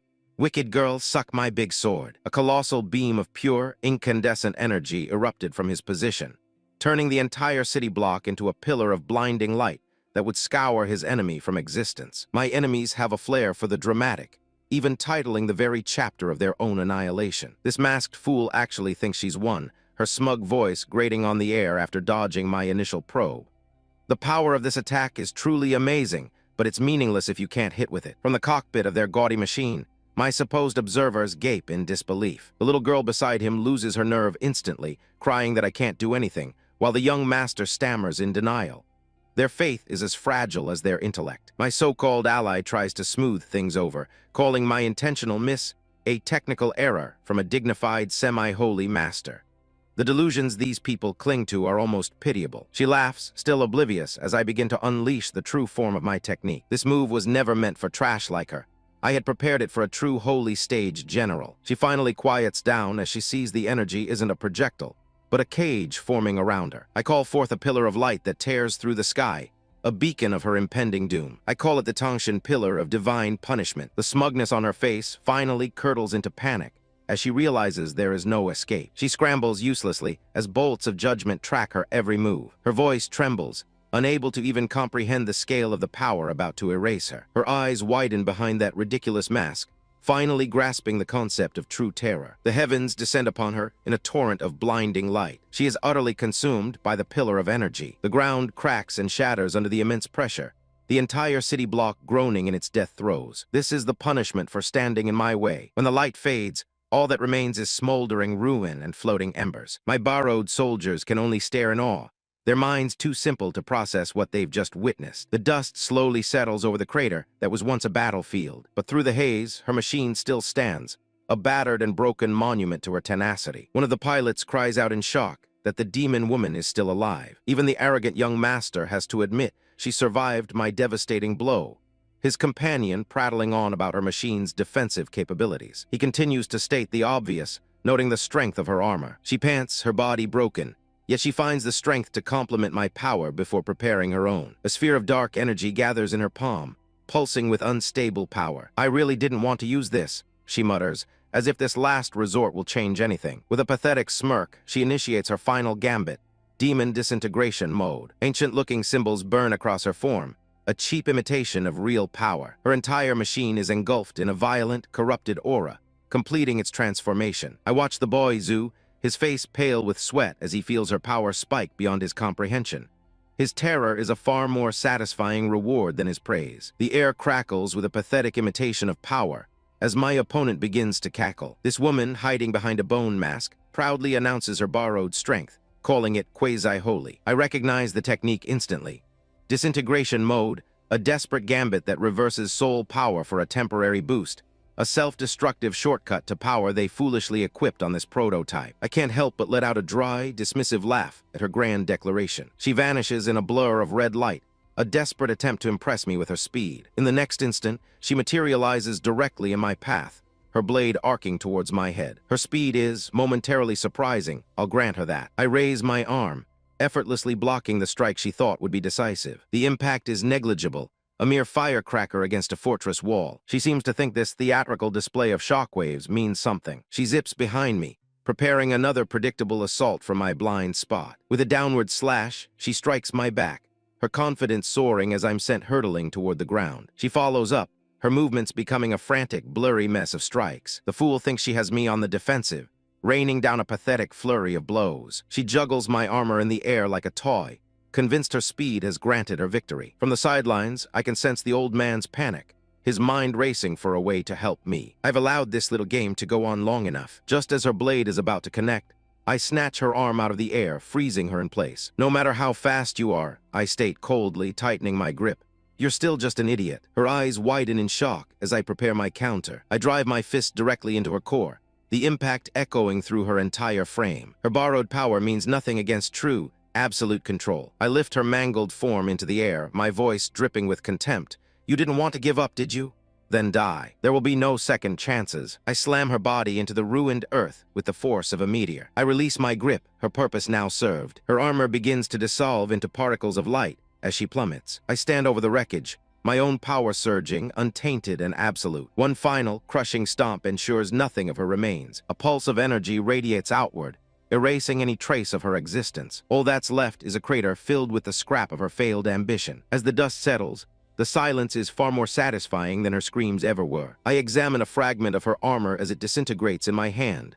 Rubbish. With a simple clench of my fist, the last remnant of her is crushed into nothing. A laugh escapes me, a genuine expression of satisfaction at this overwhelming feeling of power. Now I can dispose of so-called half-saints as if they were nothing more than insects. But amidst the dust and silence, a faint groan cuts through my thoughts. The feedback from the battle has left my real body, lying in the rubble, completely shattered. My own hand trembles as I clutch my chest, the price of this power making itself known. I struggle, my fingers fumbling for the one thing in my pocket that can keep me from fading away. I orchestrated this entire battle as a high-stakes experiment, the board laid out and the pieces in motion. My gambit hinges on a single legendary item, the 6-star Transcendent Pill. Its purpose is simple, to force a breakthrough, a temporary leap of one major combat stage, making it one of the final cards I had prepared for this confrontation. I had already given old Zhu a Transcendent Pill in advance, a calculated gift. He'd been stuck at the precipice of the holy stage for decades, and I needed to see if this legendary medicine could finally shatter his bottleneck. He sat within the crater he'd just carved,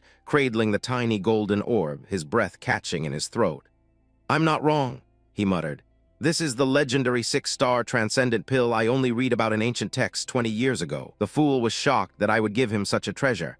He has no concept of what is truly at stake. Without further hesitation, he swallowed it, accepting the debt he now owed me. "Now let me feel it," he whispered, as golden energy began to course through his veins. The power of the pill was absolute, pulling his consciousness into the very fabric of his own spiritual sea. He floated in the cosmos of his own soul, questioning the reality of his own heart and mind. But as he gazed upon his own reflection, it began to fall away into the abyss. This was it, the core of his being. The pill was forcing him to confront the deepest obsession that had shackled him for a lifetime, the path to the holy stage. His mind was thrown back 30 years, to the day he challenged the great wall of Zishui Gyuoken City and was swatted from the sky like an insect. He remembered the single, crushing thought as he plummeted towards the earth.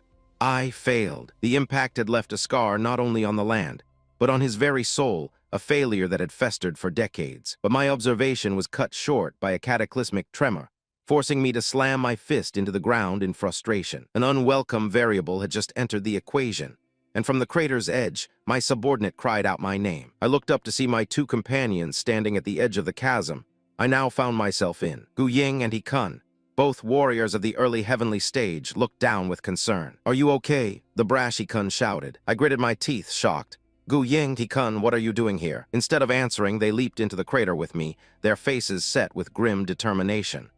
"Big brother," Gu Ying declared, "we made an oath as the three swords of Nanju, not to live together but to die together." A flicker of warmth cut through my cold calculations, and I could only manage a quiet, "Heh, thank you." But our reunion was interrupted as a colossal, dark figure descended from the sky, its presence suffocating. The Star's sole general, Wen Zhang, held Sunai trapped in a prism of energy. "Brother, let's go," Gu Ying yelled, brandishing a star card, a foolishly brave gesture. They both activated their star soul constructs, but I knew it was hopeless. "Stop it," I commanded. "Star Soul General Wen Zhang is not an enemy you can face." I lunged to intervene, but was too late. The general sneered a single word, "unbridled," as it unleashed a torrent of violet lightning. Their screams were cut short, as the raw power of a holy stage being washed over them. In an instant, they were slammed into the ground, their constructs shattering like glass. Gu Ying coughed up blood, her eyes wide with disbelief. "Is the power of the holy rank so terrible? The gap is so big." A cold fury I hadn't felt in years began to boil within me. "This damn old woman," I spat. The general's armor dissolved, revealing the host within. Huang Maihoyan still holding Sunai captive. She looked down at me from her perch high above, her voice dripping with condescension. "Zhu Himing, now you know, even if you are a 30-year-old genius," she mocked. "What is the difference between you and a holy stager? Under the holy stage, all are ants. I can kill you 1,000 times with a flick of a finger." But before I could respond, Sunai cried out from her prison, "I'll go back with you. I will never think of running away again. Just let them go." My entire world fractured at her words, my rage turning to ice as I screamed her name in pure agony.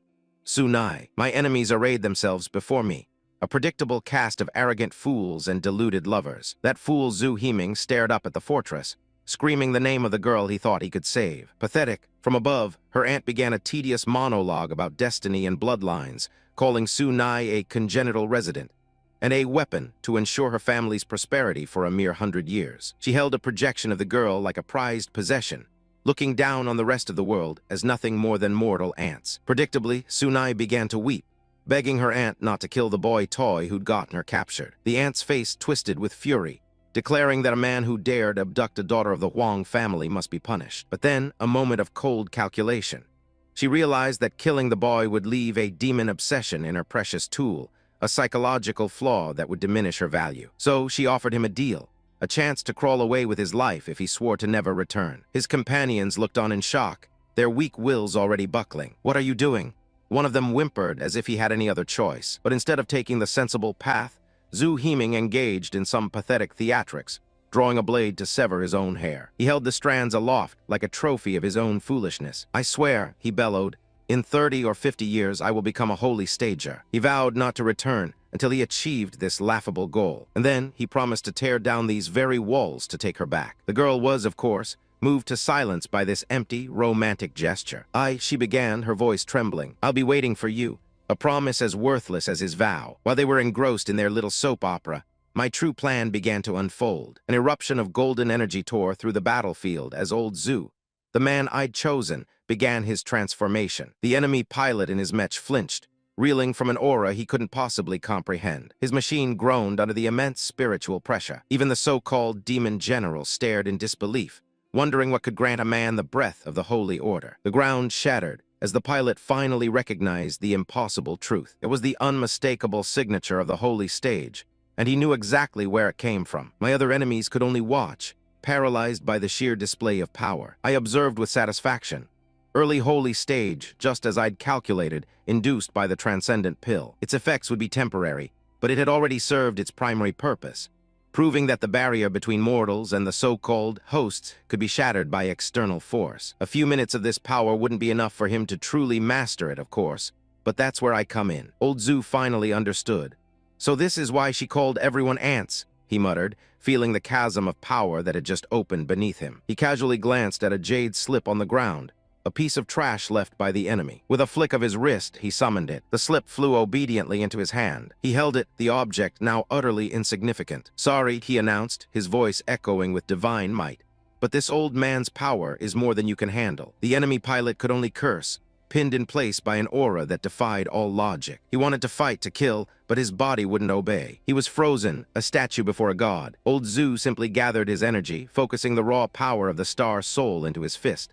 "Construct," he commanded, and from the maelstrom of golden light, a new form began to rise.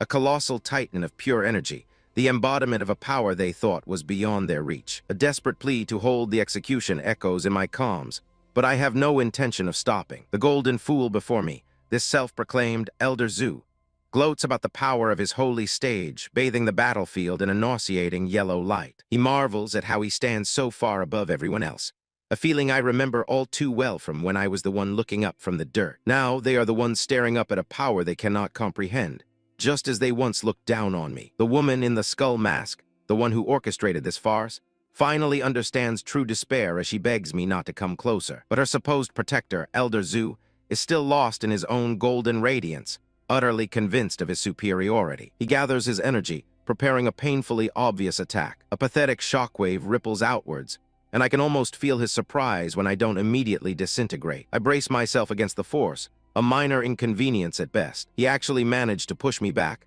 a commendable effort for an insect. He throws everything he has into another volley, sending me hurtling through the rubble he's created. His attack slams into the ground, a wasteful and needlessly theatrical explosion of power. A blinding beam of light erupts from the crater, his grand finale. From a safe distance, I watch the woman curse her protector's name as his attack turns on her. This charade has gone on long enough. I activate my demon disintegration mode, demanding maximum output. My crimson aura swells to meet his fading gold, a storm of true power preparing to extinguish a dying candle. I draw my blade, its energy hungry and eager to taste his blood. "To kill you, I don't need a sword anymore," he declares, the final, foolish words of a dead man. One of my subordinates arrives, begging me to halt the execution, but he's too late.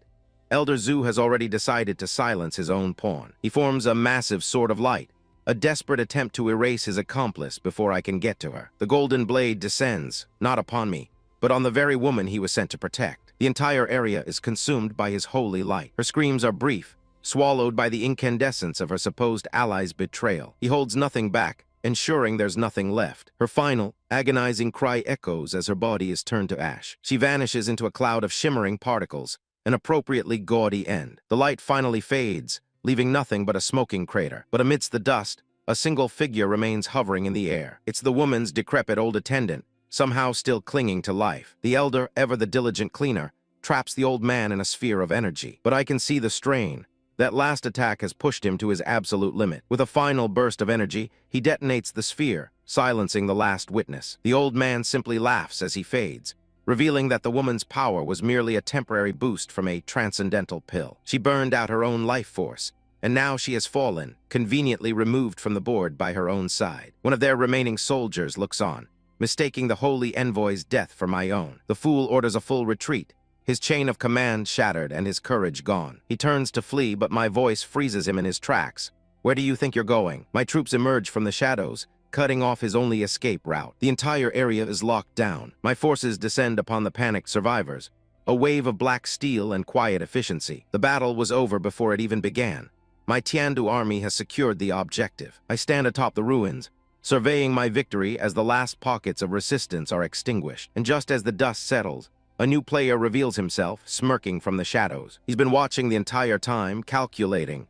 This just became more interesting. The battlefield falls silent, the only sounds being the groans of the dying and the crackle of fires I started. Amidst the ruins, the city lord's lackeys scurry about, barking orders to clean up my mess. They frantically search for captives and evidence, trying to make sense of the chaos I so carefully orchestrated. Then the real pests arrive. I watch from a distance as Dean Gu prostrates herself before some so-called second prince. He tells her to rise, the false magnanimity dripping from his voice, while she grovels about her failure to protect him. Pathetic political theater. She bows, hands clasped in a show of deference, but the prince waves it off, claiming the battle wasn't dangerous. An easy thing to say when you arrive after the fighting is over. Moreover, the prince says with a smug grin, the powerhouse you sent brought me an extra surprise. He's talking about me, of course. The surprise was the utter annihilation of his enemies. I turn my back on them. I have no time for their debriefing. I hear the dean trying to explain my identity to her master. He is the grandson of Song Jingzhang, Zuo Sai's host. She attempts to put a neat little label on me, but the prince cuts her off, a flicker of something almost intelligent in his eyes. I already knew that, but the power behind him is more than just the Song family. Their minds race, desperately trying to comprehend my power. The dean considers ancient civilizations, while the prince suspects I'm backed by some master of alchemy or arrays. They're both pathetically wrong. The prince scoffs, underestimating me based on his flawed assumptions.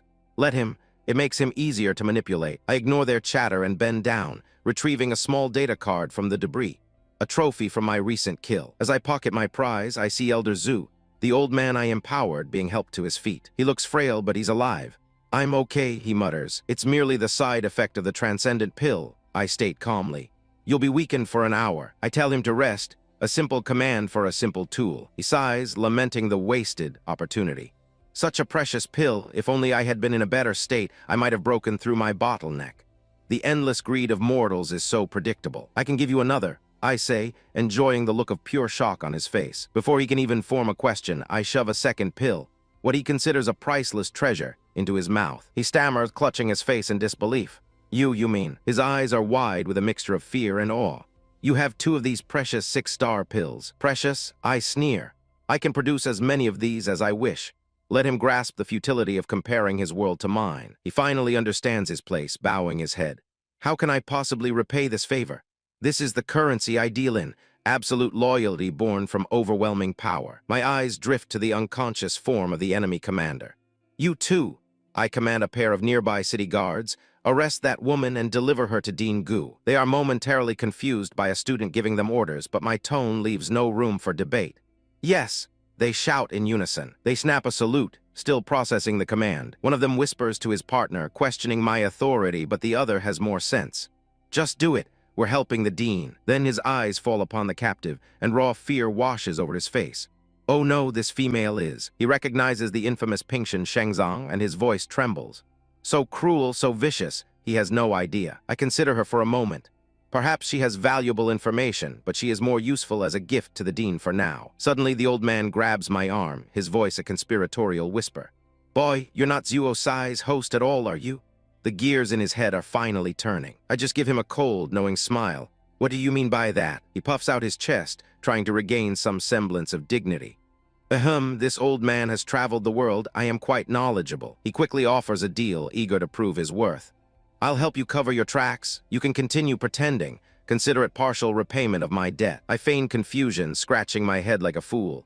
What are you talking about? It's amusing to watch him think he's the clever one. He sighs, convinced he's figured me out. Fine, you found a secret realm. I'm not interested in your secrets. He thinks establishing this boundary will earn my trust. Foolish. Our conversation is interrupted by approaching footsteps. Dean Gu's pink-haired follower appears, greeting us with a polite bow. The girl gets straight to the point. Our people just reported in. She activates a holographic display. They found the crack-inducing device you told us about in the Dingcheng district. Of course they did. My information is never wrong. So Milan really did militarize this technology. I muse aloud, playing my part. The girl informs me that the prince and dean have already rushed to secure the device. She offers to arrange an airship for us, pointing out the damaged roads. Do you want to go? The old man waves a hand dismissively. No need, I'm tired. He looks to me. How about you, boy? I stretch theatrically. I'm exhausted. It feels like I've been running around for half a year. It's a convenient excuse to avoid the political circus. The girl relays one last message from her dean. Classmate Song, the dean asks that you lay low. She's going to publicly reveal your identity as Zuo Sai's host. The plan is proceeding perfectly. Elder Zhu smiles, content.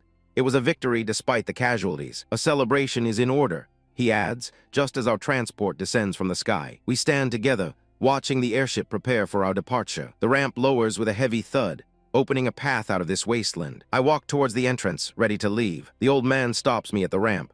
Did you forget something? He asks. He looks genuinely concerned. I pause, feigning a moment of thought. I seem to have forgotten something. Forget it, I say with a dismissive wave. Never mind. The woman I left behind wasn't forgotten. She was a calculated move. As the airship ascends, she's left alone in the ruins, a problem for someone else to solve. The city is a ruin, and from the rooftops, I hear the pathetic cries of the survivors. Someone shouts for a student to help, as if I'd waste my time on manual labor. I watch them use these clumsy, mass-produced mechs, glorified tractors, to move rubble. They grunt and complain about a destroyed statue of Zuosai, as if a piece of stone matters. More useless machines arrive, a testament to their inefficiency. I'd had enough of the spectacle, so I returned to the Nanju Academy dormitory. The incessant ringing at my door began shortly after, an unwelcome interruption to my meditation, just as I was stabilizing my newfound power. The noise wasn't just at the door. My communicator on the table was vibrating itself to pieces. I fight to maintain my focus, the ringing a persistent, irritating thrum against my concentration. Just a little more, and I'll break through the bottleneck. Finally, the torrent of energy inside me settles. I open my eyes and rise, the world feeling clearer, sharper. Forget it. It took me only 3 days to cross the entire profound stage and reach the early Earth stage. I suppose the speed is barely acceptable. It's just a pity that all the medicinal herbs I had are now gone. I'll have to ask shopkeeper Hong to acquire more for me. A holographic screen pops up, flooded with notifications, 21 missed calls, and over 99 messages. How tedious. It seems I have far too many pests trying to contact me. This sickly senior is particularly persistent. His desperation gives me a headache. My system conveniently labels him Tool Man No. 3, and asks if I wish to block him. Without a moment's hesitation, I add him to the block list. Very good, the world is a little cleaner now. Now let's see why this fox, Gu Shaijing, is so eager to find me. I accept the video call, and her face immediately pops up on the screen. Song Yungxiang. She yells, I finally got in touch with you. Why was your device on Do Not Disturb mode? Her hysterics immediately bring a particular memory to mind. Why? Because of what she pulled the other day, of course. During the celebration, she just had to invite all the outstanding students to the stage for an award. Then she ruined everything by putting me in the spotlight, announcing me as the new host of the Star Soul General Zuosai. As a result, I tell her flatly, I've had no peace. I've been forced to practice behind closed doors in my dormitory. She has the audacity to claim she did it for my own good. You have another purpose, don't you? I say, seeing right through her. She changes the subject. Stop complaining and come to the training ground. The beta version of the design you gave me has been completed. So fast, even I'm surprised. She explains that Taichuan Heavy Industries was destroyed, but their skilled machinists escaped and were taken in by our academy, which accelerated the process. Come and have a look, she says before I agree and end the call. The transmission cuts out. Is this female fox trying to use me as bait? Or perhaps in her eyes, I'm the biggest fish. It doesn't matter. I look out over the city they fought so hard to save. I saved instructors and classmates who should have died, altering the trajectory of fate itself. The spoils I recovered were given to the second prince. I'm sure he'll put them to good use in the capital. An unexpected knock comes from my door. Brother Song, sorry for disturbing you so late. The second prince barges in. I'm going back to the capital and came to say goodbye. Here's some loot I captured. I guess you can use it. Oh, and that doctor from the infirmary and the old doorman. He adds conspiratorially. I've taken care of all the evidence for you. These pills are for you. Bye. Before I can even process one visitor, another appears. Song, I'm going home. This is a cracked crystal I accidentally picked up, she says, holding it out. 30 million, transfer it to me. Bye. Later, I stand in the newly built memorial park, directing the placement of tombstones. It's still crooked, I order the mech. Move it 1 foot and 3 inches to the left. I stare at the endless list of names carved into the cold stone. For a moment, I stand alone before the monument. A monument of consolation. I didn't expect so many people to die this time. I've experienced so much life and death. I thought I had already become numb. Suddenly, a hand claps onto my shoulder. It's Instructor Cheng. Hey, don't blame yourself too much. He continues his pathetic attempt at consolation. In the end, your ability is limited. I just stare at him, my silence more than enough to convey my disgust. His smile freezes. Wait, something's wrong. I can't see through your cultivation. He shrieks, stumbling back. Could it be you've surpassed me? You broke through to the mid-profound stage. He clutches his chest, whining about his 5 years of cultivation being slower than my dozen days. Of course it's pills, I lie, adding a theatrical cough. And my hard efforts and perseverance. You're lying, he shouts, inventing a new narrative. I get it. You've been hiding your cultivation all along. Whatever makes you happy, I say, already bored. By the way, I'm going to the workshop to find the dean. He immediately panics. I'm not going. Women only affect my practice. I'm going back to cultivate. Bye. And flees. My journey brought me to the Jiwu Academy's Gongfang district, a place supposedly for advanced research. I arrived at the workshop's training ground, a desolate concrete expanse where they would showcase their work. The dean, Gu Yurang, approached me with her entourage, presenting a pair of data cards with a practiced smile. Here, she said, This is the prototype made according to the design you provided. I took the cards, feeling the pathetic amount of data stored within. Only 3. I asked, my voice flat, betraying none of my disappointment. Gu Yurang's smile tightened as she explained their technical problems and introduced the supposed mastermind behind their operation, the chief engineer of Nangyo machinery. She then formally presented me to him, using my official title. This is the hero of the Beast Wave, the old man of the Star Soul, General Zuo Sai, Song Yungxiang. She concluded by stating that the revolutionary blueprints for these prototypes were my own creation. The chief engineer, a man named Nangyo Dengfeng, stared at me, his face turning pale as he stammered out my name. The title of a fourth-order mechanic from Taikshu in heavy industry apparently meant something to these people. Before I could even finish my perfunctory greeting, the old man suddenly dropped to his knees, his forehead pressing against the cold ground. I feigned surprise, though this sort of groveling was becoming tedious.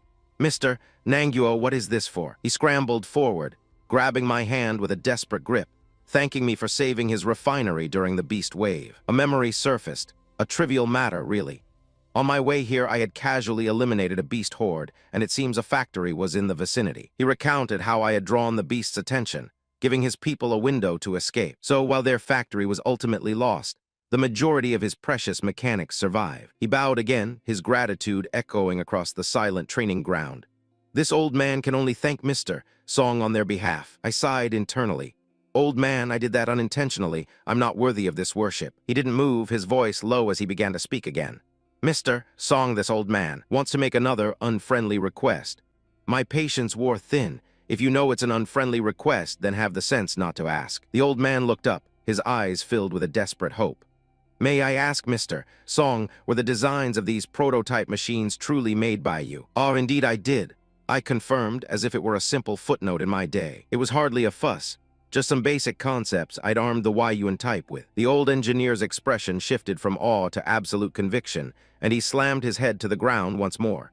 Please take me as your disciple, Mr. Song. The sound of his forehead hitting the concrete was disturbingly loud. The dean and her assistant nearly choked on air, their composure utterly shattered. Gu Yureng quickly tried to smooth things over, reminding him of his status as a fourth-order mechanic and my position as a mere first-year student. But Nangyo cut her off, his voice shaking with reverence.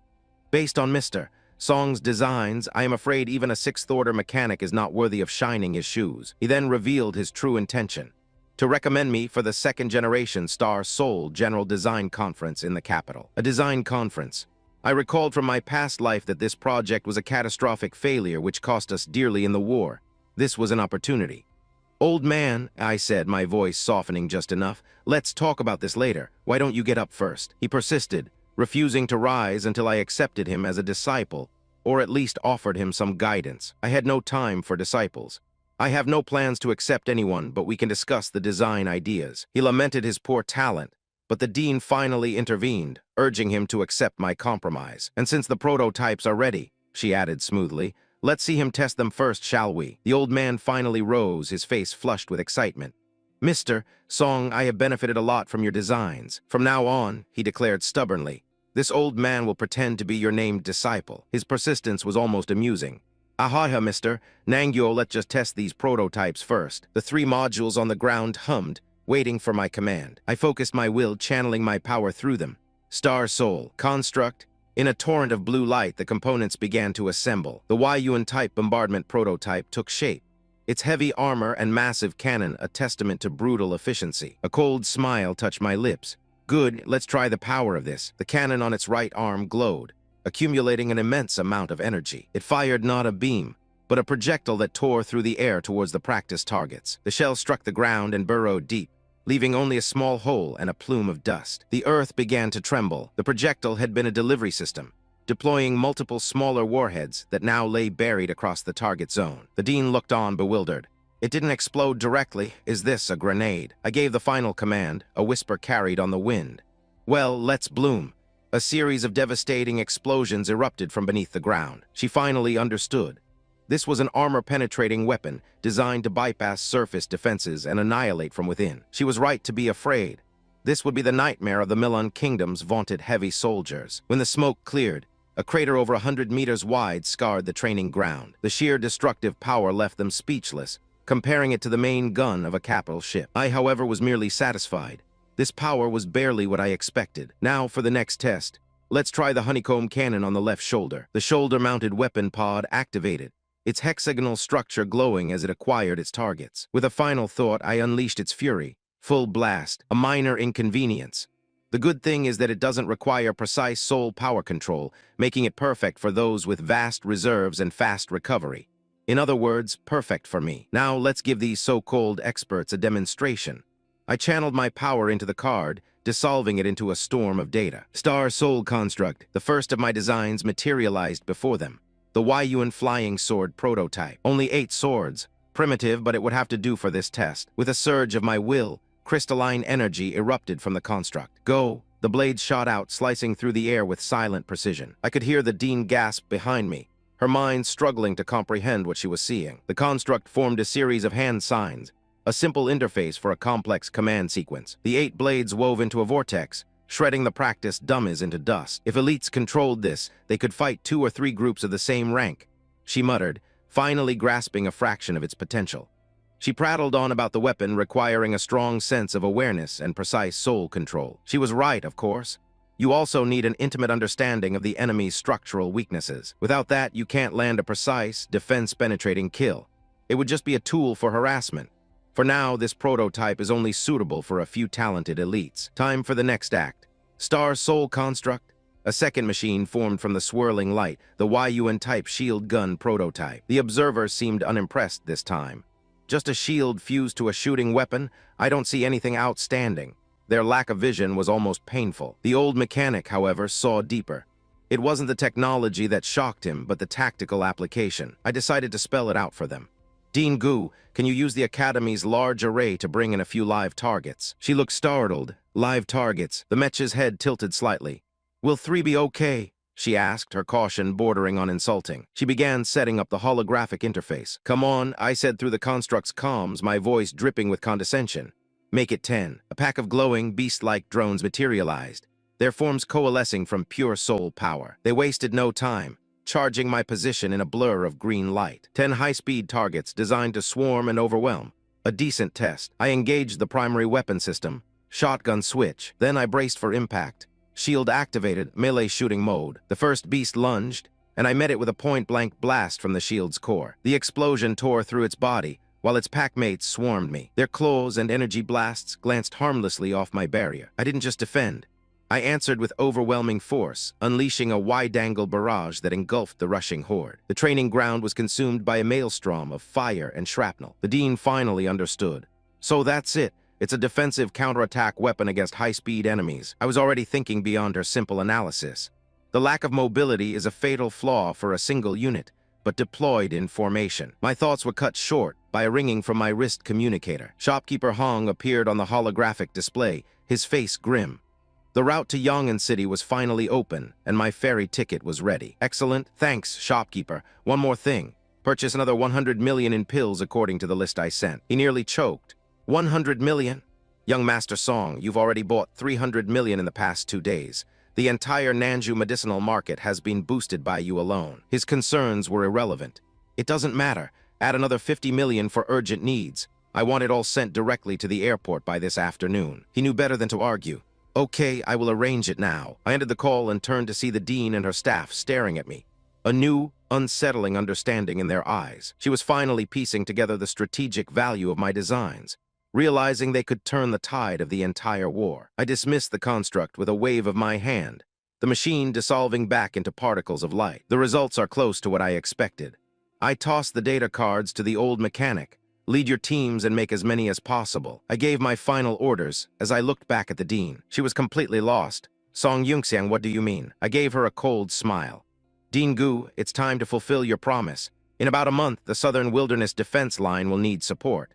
I expect you to lead these new forces and assist me there. Her eyes widened in shock. She knew the name. Don't ask how I know, I cut her off. My intelligence is my own. For now, it's a speculation, but I will notify you when the news becomes accurate. I turned my back on them. The academy is closed for 2 months. I'm going back to Yong'an City. Goodbye. I walked away, leaving them to their confusion. Song Yunxiang, Dean Gu whispered, her voice a mix of fury and fear. What the hell do you want to do? The others remained silent, watching me go. I arrived at the Yong'an City airport. The massive Hong's shipping floating boat waiting at the dock. The terminal was filled with the sounds of useless complaints. Rescheduled to next week, but I have an elite ticket. The lockdown didn't care for their status. As I walked past the pathetic crowd, a flash of red hair caught my eye. It was a little girl, clinging to her mother, holding a small, familiar-looking purse. My blood ran cold. A memory from a lifetime ago, a memory of betrayal and death, surged to the forefront of my mind. It was her. It was a tide of monsters that swallowed U-ending City Hall. In that life, I was weak, just another terrified face in a desperate crowd of refugees. Harassed by scattered beasts, our pathetic caravan was forced south, straight into the unforgiving desert of death. The fools I traveled with thought an absence of civilization meant safety.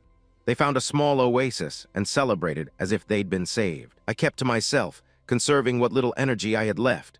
Sentimentality is a luxury the dying cannot afford. A small girl suddenly appeared before me, her question cutting through my thoughts. "Big brother, are you a star soul master?" I ignored her, closing my eyes, but the child was persistent. She timidly stepped forward, presenting a small bun, a peace offering, or perhaps a down payment for protection. "When you are full," she said with a naive smile, "you will have the strength to summon the Star Soul General and protect us." "No need," I grunted, turning my head away. I had no intention of getting involved with these people. "I'm not hungry," I lied, pushing her offering back. "A useless person like me can't accept something so precious." Just then, a loud growl echoed in the silence, but it wasn't from my stomach. It was hers. We both froze. The sheer pathetic irony of the situation was almost laughable. With a sigh that carried the weight of the desert, she decisively tore the small bun in half. She handed me a piece. We ate in silence. An unspoken, temporary truce formed over a few mouthfuls of stale bread. "Are you from the Jew Academy?" she asked, her mouth full. "I recognize your uniform." The name of that failed institution soured the taste of the food. "My sister is a third-year student there," she continued, oblivious to my internal contempt. "She stayed behind with her instructors to fight the beasts," she murmured, her eyes welling up. "They should be fine." She quickly rubbed her eyes, forcing a brave face. "I'm not crying. I'm strong. I'm the machinist's daughter. My father is a machinist from Taekshuan Heavy Industry," she declared, her voice filled with a child's pride. "And I'll be like him. I'll create a Star Soul General stronger than any other and destroy all the beasts." The sudden shift was jarring. I held out my half-eaten bun. "In fact, I don't like radish. You can have this." Her face instantly twisted into a comical scowl. "You're a Star Soul Master. How can you be a picky eater? You have to recover," she scolded, pointing at me like a tiny drill sergeant. "Carrots are nutritious. Eat. I'm watching you." I was completely cornered by a small, tyrannical child. Under her intense glare, I had no choice but to comply, stuffing the rest of the bun into my mouth. "Well, after eating my steamed buns, you will be my person from now on," she announced, demanding a high five.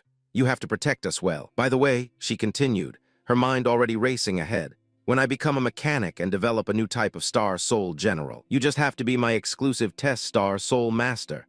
Before I could even protest this absurd contract, I heard myself stammering out an agreement. "Then it's settled." She beamed, her tiny fist clenched in victory. She then struggled to find the right word for our transaction, calling the bun a dowry, then a deposit. "Forget it, come and pull the hook," she commanded, extending her pinky finger. "We have to stamp it," she explained with grave importance. "Then the agreement takes effect." As our fingers linked, she formally introduced herself. "My name is Tang Zioen. What is your name?" Her eyes were filled with a ridiculous amount of trust. "Song Yungxiang," I replied, just as a frantic voice called her name from a distance. She tugged on my hand, clearly intending to introduce her newly acquired asset. A disheveled young woman scrambled over the rocks, her face pale with worry.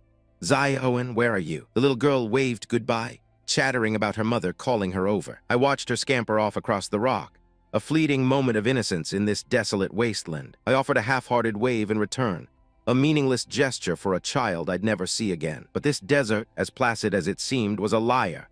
Beneath the sands, ancient things were stirring from a long slumber. Suddenly, the ground gave way to a swarm of mechanical abominations, their metallic limbs tearing through the earth and into the flesh of the pathetic refugees who thought they'd found safety. With a deafening roar, the very dunes erupted, turning the sand into a death trap of crystalline spikes. When the dust settled, I was the only one left standing amidst the wreckage of metal and bone, my arm bleeding from a lucky strike. The woman whose child I'd just saved from the initial chaos rushed to my side, her hands trembling as she tried to wrap my wound. I glanced down, a flicker of surprise breaking through my indifference. Her desperate gratitude forced me to my knees, a position I despise. The wind howled across the empty expanse, a fitting soundtrack for this pointless drama. I stood brushing the dust from my clothes, The brief moment of contact already forgotten. A guttural sound of frustration escaped my lips. This whole detour was a waste of my time. Finally, civilization, or at least a gaudy imitation of it at the airport. Inside, I was treated to the amusing spectacle of a man arguing with the staff. His face a mask of indignation because his family's flight had been unceremoniously moved. This was Tang Jinshui, a third-rate mechanic from Taikshuan heavy industry, now finding out what it means to lose corporate privileges. His wife, Shen Dai, looked on helplessly, her expression a perfect portrait of despair. Their daughter, Shen Yuewei, then tried to play her own card, announcing her status as a star soul master from the Jiwu Academy. The fools actually looked relieved when the staff confirmed she could board. Their hope was short-lived, as the attendant clarified the privilege was for the Lady Star Soul Master alone, not her worthless family. It was then that the girl noticed me, and with a desperate plea, asked if I could bring them along. The attendants stared, their faces blank with confusion, unable to place me. I had no time for this nonsense. Stop talking nonsense and put them in my cabin, I ordered, flashing the card that opens old doors. The recognition was immediate, their professionalism crumbling into panic sycophancy. Mr. Song, Boss Hong is waiting for you on the boat right this way. I strode past the stunned family without a second glance. Honey, is this gentleman a friend of yours? The wife whispered, her voice trembling. Her husband could only sweat, realizing he was looking at the Hong's Chamber of Commerce's supreme card, a symbol of power he couldn't even dream of touching. The little girl I'd saved earlier piped up, asking if I was her sister's crush. A flush of embarrassment was the older sister's only reply. She watched me walk down the VIP corridor, muttering to her confused parents that I had saved her. An irrelevant fact, but one that served my purpose for the moment. An attendant, eager to please, hurried over to them.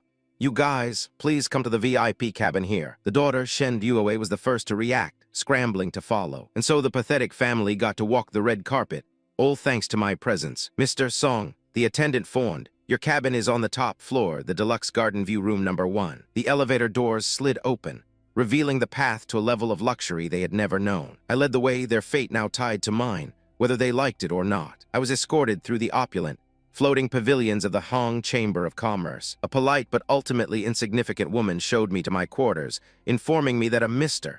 Hong was waiting inside. The moment the doors opened, my companions gasped at the gaudy display of wealth, their provincial minds struggling to comprehend a VVIP room. Seated at a desk was the man himself, Yuending, the supposed head of this branch. He greeted me with the practiced warmth of a merchant who smells profit, telling me I looked better than ever. I returned the gesture with a shallow bow, my companions scrambling to mimic me as I offered a curt thanks for the room. He prattled on about reserving the best for a man like me.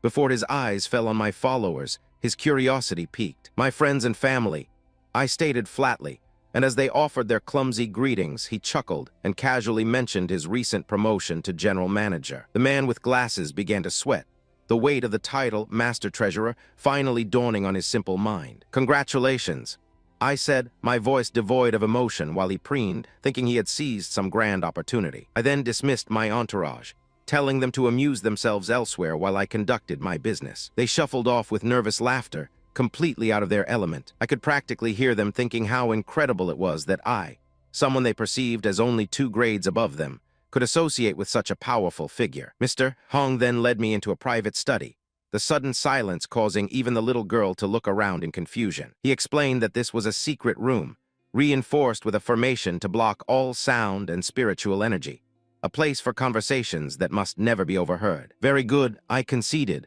satisfied with his thorough preparations. I informed him that with a 10-hour journey ahead, I planned to use the time to refine some medicinal pills. He promptly produced a card containing the materials I'd requested, a simple fulfillment of our contract. As I initiated the funds transfer on my terminal, he assured me I could relax in peace here, as if my safety was ever in his hands. He stated the ship would sail in 2 hours, and then excused himself, his part in this transaction complete for now. I watched him walk away, as my companions offered him another round of deferential bows. Just before the door closed, he mentioned that an exclusive maid would be sent to my room. The little girl gave a small, innocent wave. The door slid shut, finally granting me a moment of solitude. It opened again almost immediately, revealing a bowing maid with distinctive pink hair and ears. My gaze sharpened as I saw them, the beast race. She introduced herself as Zio Meng, a slave assigned to this room, and I spotted the faint outline of a collar beneath her scarf. The sight of her sent a jolt through my memory.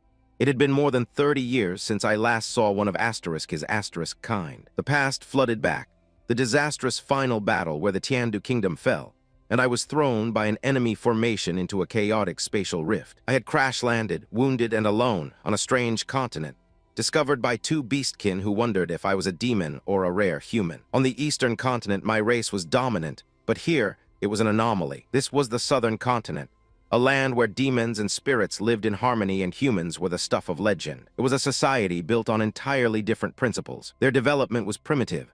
They had no mass production of star-souled generals, and major conflicts were things of ancient history. In that world, I was brought before the god-level ancestor of the Dujan clan. There, I learned the unique inheritance of the demon race, blending their soul techniques with my own alchemy until I was accepted as the ancestor's direct disciple. Ancestor Dujan himself was one of the few who possessed a master-class star-souled general. Unfortunately, his star general had been sealed in a great battle 500 years ago, and I had missed the opportunity to copy its power. The old ancestor believed my appearance was the fulfillment of a prophecy, that I was a descendant of the Creator and destined for something great, though I paid his ramblings little mind. The maid's voice snapped me back to the present, her cat-like eyes watching me with concern as she asked if I was all right. "I'm fine," I replied, my voice flat. "Just looking at you makes me remember the past." I wondered aloud if I would ever have a chance to return to the southern continent, to settle old scores and unravel the mysteries I left behind. Seeing her confused expression, I waved a hand dismissively. "Sure, can you show me what's on the menu?" She nodded and said she would be right back, a mundane end to a torrent of buried memories. I glanced through the pages, a list of overpriced and uninspired dishes. I lowered the book and looked at the family I'd allowed on board. "What do you want to eat?" From behind the couch, the little girl popped up, shouting for steamed buns while her mother looked utterly mortified. The mother, Shen Dai, quickly tried to silence her child, chiding her for requesting such a simple food in a luxurious place, and reminding her she already had one. The girl, Xiaomen, pouted, insisting she wanted freshly made ones, so I turned my gaze to the parents. "Do you mind if I order 5 portions of steamed buns?" The cat-eared waitress who had been waiting nearby immediately knelt, stammering that steamed buns weren't on the official menu. "How tedious, rules are for people without leverage." "There is money in the place," I stated coldly, telling her to either buy it or have the chef make it now. I flicked a black card across the table, the symbol of my authority glowing faintly. "I want 2 servings with radish stuffing."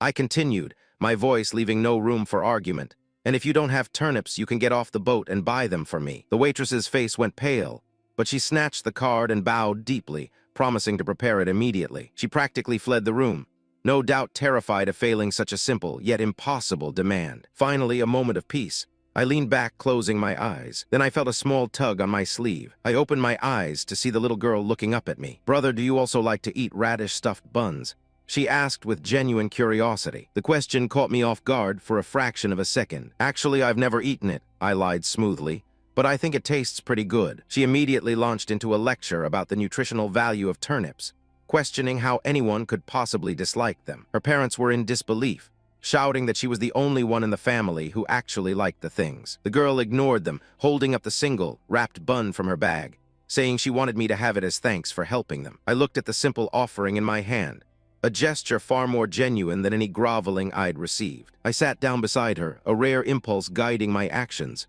"How about splitting it?" Her eyes lit up at the suggestion, exclaiming that it was a great idea since she was a bit hungry too. A small wisp of my soul force coiled around my palm, heating the bun instantly before splitting it in 2 with perfect precision. We sat there for a moment, sharing the simple meal. Across the room, I saw the mother staring, her face a mask of shock at the stable and precise release of my soul force. She whispered to her husband, wondering if I was from the famous Song family, realizing that even elite star master generals would find such control difficult. Her husband nervously suggested they should go and properly thank me. The 2 of them approached, the woman pushing her timid husband forward. "I really hate this kind of situation," the man muttered, adjusting his glasses. I paid them no mind, my attention on the child beside me. "After eating the steamed bun, that means Big Brother is my friend," she declared, then asked for my name, and I introduced myself as Song Yungxiang. My mind flashed back to my past life, a flicker of regret surfacing as I remembered failing to protect her,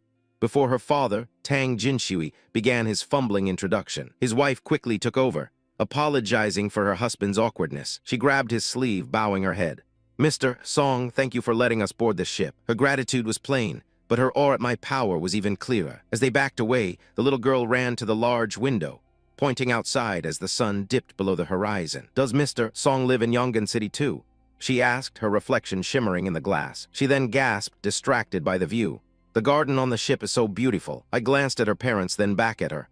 "Want to go see it? I can accompany you." Her face lit up with pure joy as she begged her mother to come along. It was an expression I was determined to protect this time around. While her mother hesitated, Xiaomen was already preparing to leave, looking down at the incredible private garden built into the ship's atrium. At that exact moment, in the VVIP suite directly opposite ours, a girl with unsettlingly pale hair also gazed down at the garden. She turned from the window with a chillingly sweet smile, suggesting to her companions that they should go have some fun down there as well. The Hong Ship Chamber of Commerce, a rather gaudy name for a glorified luxury transport hub in Yuending City. It was, however, the most efficient way to travel, and I had places to be. Within its gilded walls, a minor drama was already unfolding over my simple request. Our VIP guest asked for a steamed bun with radish stuffing. The little cat-eared maid, Xiao Meng, explained nervously to another woman. This woman, an entertainer named Lin Jinghua, seemed to find my tastes amusing. "He has great power to reach the sky, but instead chooses ordinary food," she mused, hiding her face behind a fan. "A very interesting person." The maid, bless her simple heart, only cared about my specific instructions. "And don't forget the soy sauce and a little sugar or honey. He said it's delicious in his hometown." As she scurried off, the entertainer watched her go, a flicker of something unreadable in her eyes. My peace, however, was destined to be short-lived. At the atrium entrance, a staff member was attempting to stop two new arrivals. "The ship will depart soon," he said politely. "For safety reasons, we have to close the atrium." The response was a childish tantrum from a multi-armed girl named Nera. "I don't care. I want to go play now." Her guardian tried to restrain her, a pathetic display of authority. "Don't make trouble. We will come back later." But the brat wasn't listening, insistent on getting her way. It was a predictable scene of spoiled youth and weak parenting. While this was happening, my maid was hurrying back, my radishes in her arms. "The human race's food tastes are really weird," she muttered to herself as she approached the door. The moment she slid the door open, her world collided with the tantrum. The brat Nera ran straight into her, sending my radishes scattering across the floor. The maid was sent tumbling, crying out in pain from the impact. She lay sprawled amongst the ruined ingredients, completely stunned. The girl, meanwhile, clutched her head as if she were the victim. She whined about her head hurting, then glanced down at her skirt. "So dirty and disgusting," she shrieked, looking at a smudge of dirt as if it were poison. The terrified maid immediately scrambled to her knees and began wiping the brat's skirt. "Sorry, I was in a hurry." From my position in the garden, I watched the whole pathetic affair unfold. Then, a blur of motion. The girl's guardian, a blonde-haired fool, suddenly lashed out with a vicious kick. The blow sent the maid flying across the atrium floor. She crashed into a heap, dazed and broken. A cloud of dust and debris settled around her. I emerged from the shadows, placing my foot on the brat's shoulder to keep her still. "Excuse me, sir." The guardian's face contorted with rage as he turned to me. "Basic, lowly demon slave," he spat. "How can a lowly slave like you dare to touch Miss Summerin?" He sneered, adding that he shouldn't have kicked her to death, since she was only worth 200,000 yuan. He punctuated his disgusting worldview by crushing one of my radishes under his boot. The maid cried out, "Don't step on it, that's Mr. VVIP radish order." This only amused him. "Races like you guys are trash that can only survive under the protection of mankind." He ground another radish to pulp. "Please stop, forgive me," she wept, crawling toward him. In her desperation, she made a fatal error. She grabbed his pant leg. His eyes widened in fury. "Sorry, you say? You are just a lowly creature. How dare you touch me?" He drew back his leg for a brutal stomp aimed directly at her chest. "Demon races like you are supposed to die," he roared, bringing his foot down. Even his own companion looked concerned. "Even though it's true that she's a demon slave, that's too much." But the other woman simply smirked, revealing the man's pathetic motive. His family was killed by a rebellious demon slave. "She is just a slave," the woman said coldly. "Even if she dies, you can still buy more. We will pay for the loss." With her blessing, the fool redoubled his effort, his fist now aimed for the maid's head. His punch flew forward and stopped dead. He stared in disbelief at his fist, caught in my unyielding grip. Who dares to stop me?" The shock on his face was exquisite. "How is this possible? Me, who is an advanced rank, makes me unable to move my hands." My eyes were like ice as I stared him down. "Do you know who you just beat up?" I asked, my voice dangerously low. "She is my exclusive maid." His pathetic struggles were almost amusing. Who are you?" He sputtered from the ground, pinned under my foot. "Let me go, otherwise you will regret it." I looked down at the insect, a flicker of something that might have been boredom in my eyes. Oh, really? A crackle of lightning danced around my fist as I considered his empty threat. I wonder, what gives you the confidence to act so boldly? He fumbled inside his coat, pulling out a gaudy jade token as if it were some divine shield that could protect him. My companion quickly tried to de-escalate, explaining that the cat girl, Zaioyu, goes berserk when she sees demon slaves. But this fool only saw an opportunity to flaunt his wealth, offering a paltry 50,000 yuan for a demon slave like him. He actually thought money could solve this, waving it around as if it were compensation for his disgusting behavior. But then Nayla stepped forward, presenting him with a card of her own, and his arrogant expression faltered into confusion. His little spirit guide began to panic, screaming about the star soul he'd almost activated, an act that could have destroyed the entire ship. The little creature then smacked him across the head, its voice filled with terror. "Do you still not realize this master is on Earth rank? Do you want to die?" The color drained from his face as the words sank in. "What? Earth rank?" He stammered, finally understanding the chasm between us. His companion shoved him forward, ordering him to apologize to me immediately. He let out a bitter click of his tongue, the last gasp of his wounded pride. Finally, he bowed his head, forcing out a pathetic apology about getting carried away by his emotions while I knelt to check on the injured girl. She was still curled up on the cold floor, bruised and shaken. They thought a simple apology would be the end of it, quickly trying to make their escape now that they knew who I was. My own party started to follow, thinking we were leaving, but they were gravely mistaken. I watched them scurry away like the rats they were. My mind was already piecing things together. Their appearance, their arrogance, they were from the lower region. I recalled the map of the kingdoms from my past life, and the festering wound that was the lower region alliance. I remembered how they had allied with the Jane clan and the underground realm to attack the Tiandu kingdom. Their clan, the Huyan family, had a long-standing feud with the Lan family, a bitter conflict of incompatible star souls. That's why, in my previous life, their forces were conspicuously absent from the great battle in Tiandu. They were too busy with their primary business, capturing and selling members of the demon clans. In their eyes, these beings were nothing more than livestock, stripped of all dignity and sold to the highest bidder. I turned back to the cat girl. "Can you still move?" I asked, my voice flat. "Open your mouth." I pulled out a vial of rejuvenating pills, each one worth a fortune on the open market. Her eyes widened in panic as she tried to refuse, babbling that she couldn't accept something so valuable. She even tried to pretend she wasn't hurt, claiming my attacker's blow felt like nothing more than a child's punch. I had no time for such pointless pride. "Shut up and eat." I grabbed her chin and forced the pill into her mouth. While the demon clans couldn't awaken a star soul general, their physical fortitude was far greater than that of a normal human's. She erupted in a panic, asking why I would waste such a valuable item on a mere slave like her. I simply walked away as she knelt there, stunned. These pills were nothing to me. I had the ingredients and the knowledge to make as many as I needed. A security uncle informed us the ship was preparing for takeoff, so I decided we should return to our room. As we walked, Zaioen, the girl who had started the fight, puffed out her cheeks in a pout. She let out an indignant HMPH, but a moment later, the cat girl she'd attacked gently took her hand. The cat girl then began quietly picking up the radishes that had been scattered across the floor. Seeing this, Zaioen immediately offered to help. We left them to it, a fragile truce forming in our wake. As we walked, a faint, beautiful melody drifted from the atrium garden. I paused, the unfamiliar yet nostalgic song catching my attention. The music seemed to weave its way through the garden from a distant pavilion. It was an elegant, soothing sound in this den of vipers. There, playing a pipa with serene grace, was a woman whose face I knew from a lifetime ago. I recognized her instantly, one of the future 4 great singers of the Tiandu kingdom. MS Kaioka, the most talented songwriter of her generation.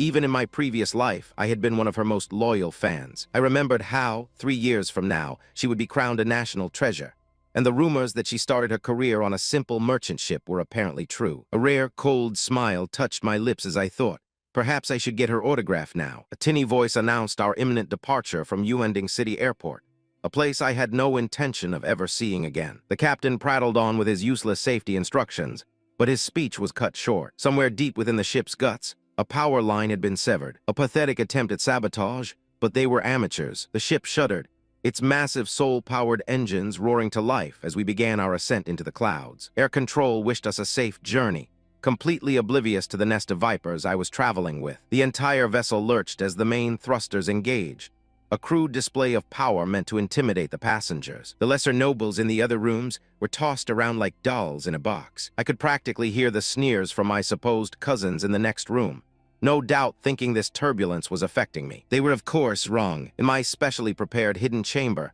The tremors were barely noticeable. I had my own preparations to attend to, carefully arranging the vials for the next phase of my plan. My hands moved with practiced ease, gathering the swirling energies needed to form the elixir. Refining an 8-star pill is a delicate process, pushing the limits of my current cultivation, but failure isn't an option. Suddenly, the ship's engine screamed. A blinding beam of energy ripped through the sky, striking our hull with concussive force. An attack. It seems my family's enemies are just as impatient as they are. The little girl Zioen was white-knuckling her seat, her face a mask of terror. Her companions offered empty reassurances, but the girl's eyes were fixed on my door. "I'll wait for him to come out," she muttered, a surprising flicker of defiance in her voice. As if on cue, the reinforced door to my chamber slid open. I stepped out, my posture perfectly stable amidst the chaos. The girl's face lit up with relief as she waved me over, her fear momentarily forgotten. I gave a thin, practiced smile and nodded. Across the room, I saw the flicker of shock in a woman's eyes. She watched me walk with an unnaturally steady gait. She was perceptive,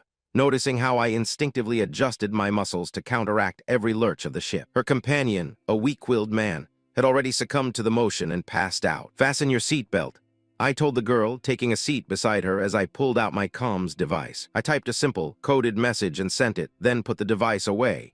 "Just texting home," I said blandly, clicking my own belt into place. The perceptive woman narrowed her eyes. She knew something was off. The ship tore through the sky, finally breaking through the clouds as we neared our destination. The sun was setting, painting the sky in hues of orange and blood. Below us, Yongan City came into view, with the sprawling Song family residence at its heart. My message had arrived. Inside the estate, the family butler, Song Mu, dutifully reported my imminent arrival to the old man. My grandfather, Song Jinjiang, looked pleased. He ordered a dinner party and, amusingly, demanded that 2 warships be dispatched as my personal escort. "Go and show him where to anchor," he commanded the butler. When the butler questioned if this was for personal use, the old man's patience snapped. "Do I need to teach you how to think?" He snarled, his face contorting with rage. The butler bowed his head in submission and scurried off to obey. Once alone, the old man let his facade drop, his gaze drifting across the room. He picked up a framed photograph, his thoughts turning inward. He was musing on my miraculous recovery, the fact that my shattered veins had not only healed, but that I had also acquired a formidable power. He spoke to the man in the photo, my late father, wondering if this was all part of some grand, posthumous scheme. The old fool could wonder all he wanted. He had no idea what was truly coming.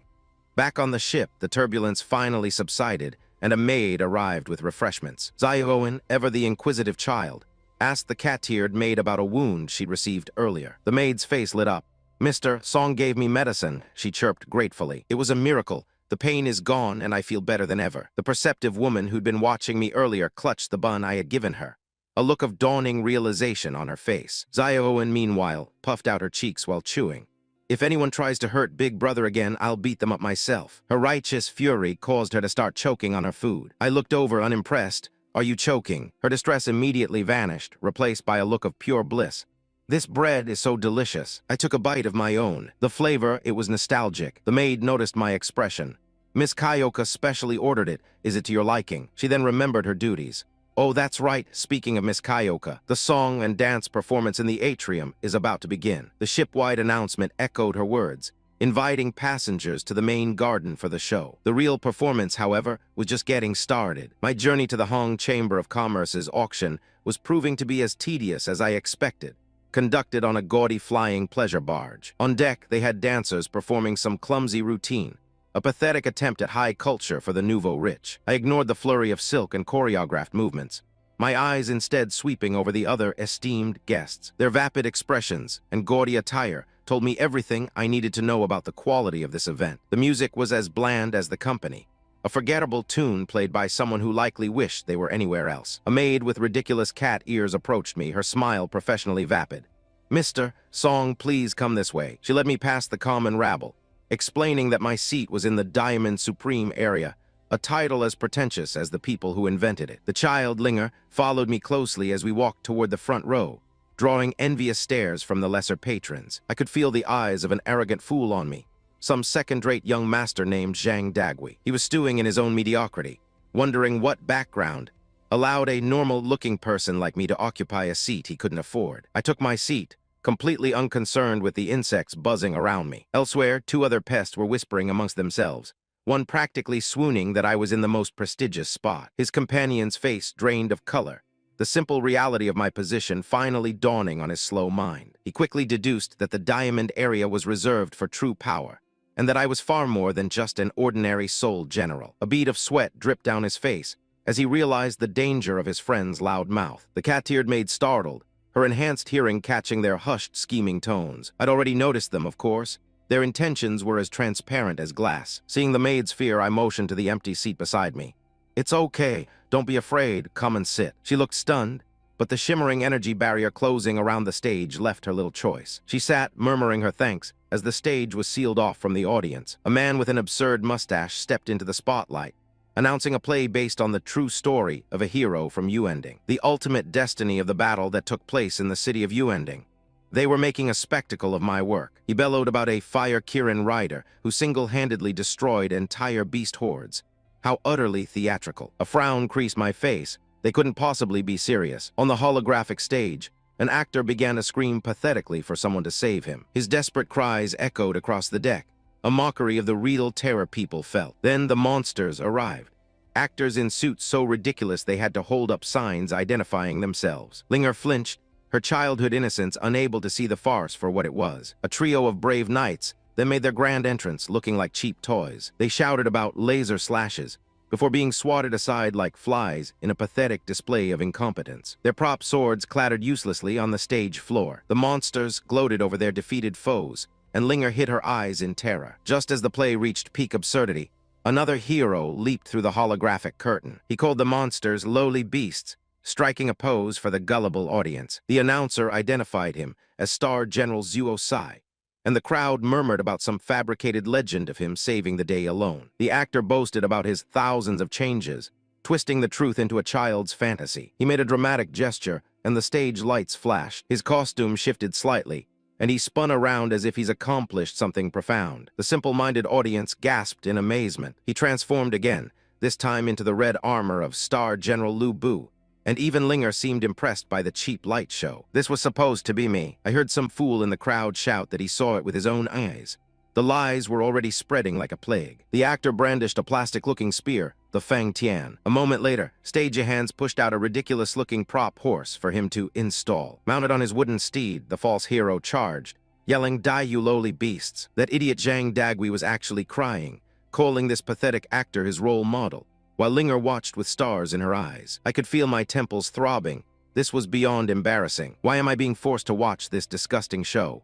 I muttered, just as a wailing princess appeared on stage begging for a hero. The actor playing me gallantly promised to save her. I spit out my tea. "A princess? They've completely lost their minds." The hero dispatched the remaining monsters in a cloud of smoke and cheap pyrotechnics. The audience erupted in cheers, praising the strong hero and the beautiful princess. Zhang Dagui was a blubbering mess, moved by the attitude of a man. While on stage, the princess offered her hand to the hero. The actor refused her, spouting some nonsense about not deserving her kindness before preparing to leave. Some woman in the audience sobbed, claiming it felt just like when I saved her. Delusional. With a final dramatic goodbye, the actor vanished, leaving the princess to cry his name. I couldn't take it anymore. The plot was a chaotic insult to reality. But before I could voice my disgust, a loud voice cut through the air. "Hey, what did you just say?" It was that moron, Zhang Dagui, on his feet, pointing a finger. He wasn't angry at the play. He was angry at *me*. He actually had the audacity to demand, "I apologize for my attitude," whatever that meant. From my seat, I heard some distant shouting echoing across the water. "Please apologize to that senior," they cried out. It seems my mere presence in the first-class cabin was enough to send these insignificant fools into a frenzy. I leaned back, a faint smile on my lips, wondering if they were genuinely this insane or just profoundly stupid. Some of the other passengers, ever the opportunists, saw a chance to curry favor. "Let's go help the senior from the #1 cabin," one whispered, though his friends saw right through him, sneering that he just wanted to join in the fun. Amusingly, the girl with them had a slightly better read on the situation. "I'm a good judge of people," she declared with misplaced confidence, "and that senior is definitely someone big." Her insight didn't stop the lead idiot from marching into the lounge, still bellowing for me to give a proper apology. Before I could even be bothered to stand, little Zio and the girl traveling with me shot up and pointed a finger. "He already apologized, why don't you stop?" The portly man's face turned crimson with rage at her innocent insult. "Little girl, what did you just call me?" he roared, as another youth smugly called him fatty from the sidelines. The fool tried to backpedal, warning them to leave the people from cabin 3 out of it. A pathetic attempt to isolate his target, but his intended victim wasn't having it. Who said it doesn't matter? A blonde-haired man stepped forward, clearly unimpressed. He sneered, calling the man fat boy, and dismissing his entire fuss. One of the fat one's guards bristled, grunting about barbarians from the lower realm. The blonde man's eyes narrowed into dangerous slits. "Old bald donkey, keep your mouth clean," he warned, his hand hovering over a jade token, "or I'll kill you in minutes." The fat one panicked, grabbing his guard's arm. "Uncle Wu, don't," he pleaded, finally realizing he'd bitten off more than he could chew. Just as the tension was about to snap, a soft voice cut through the air from the stage. "How about you guys give me some face?" The entire room turned as a woman appeared, bathed in the stage's light. It was Lin Jinghua, the ship's resident singer known as Kyoka. The troublemakers, who were seconds from tearing each other apart, were suddenly dumbstruck, fawning over her like children. I watched them, my expression unchanged.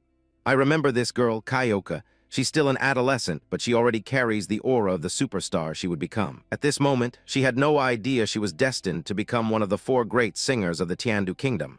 I, of course, knew her entire future. "I heard arguing backstage," she said gently.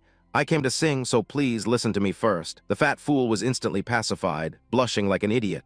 "Miss Kyoka is very kind," he stammered. She then turned her attention toward me, explaining that her historical songs were embellished for artistic effect. The young master from cabin number 1 may have participated in that battle. Her manager explained for her. As a witness, he will complain about the inaccurate content, and the little girl should accept it humbly. She gave a small bow. "For commercial reasons, there are exaggerations. It is inevitable, please forgive me." I chuckled, finding the whole situation quite amusing. "It's actually pretty good," I replied, deciding to indulge this little farce. She offered to stop the performance, but I waved her on. The fat fool, seizing the chance to retreat with a shred of dignity, bowed to the room and scurried back to his seat. The blonde troublemaker, however, shot one last parting glare. "Dead bold donkey," he muttered with a smirk. "Be careful." He made a slitting motion across his throat. "Or I'll kill you." The guard could only seethe in silence as the show was finally allowed to begin. The host took the stage, announcing Kyoka's original song, Soul Monument. Her fingers danced across the strings of the pipa, and a haunting melody filled the air. The lyrics spoke of ruins and sorrow, of a long, dark night on a forgotten battlefield. The audience was completely mesmerized, lost in the world her music was creating. I closed my eyes, letting the familiar notes wash over me. It has been more than 10 years since I left the Eastern continent and last heard this song. I almost missed it. I was once a fan of hers in another lifetime. I still remember many of her songs, especially her most famous one, God of World War, a masterpiece she hadn't even conceived of yet. The song ended, and she took a graceful bow. The room exploded with applause, the crowd on their feet chanting for one more song. Flattered, she smiled and agreed to an encore, asking what they wanted to hear. That fat fool, ever the sycophant, immediately requested her newest work, Burning Star. The host tried to explain that the song was still unfinished, but it was too late. The entire audience began chanting its name. Burning Star, Burning Star. Seeing their passion, she relented. "Well, since everyone is so enthusiastic, I will sing one more song." She admitted she was still searching for a proper ending, hoping to find inspiration tonight. "Please enjoy my latest work," she announced, Burning Star. So this was the moment, the very performance where this song would launch her to fame. I never imagined I'd witness its creation. As she began to play, the melody resonated deep within my soul, a song about my own bloody path. When I look back, that darkness is my name being chanted.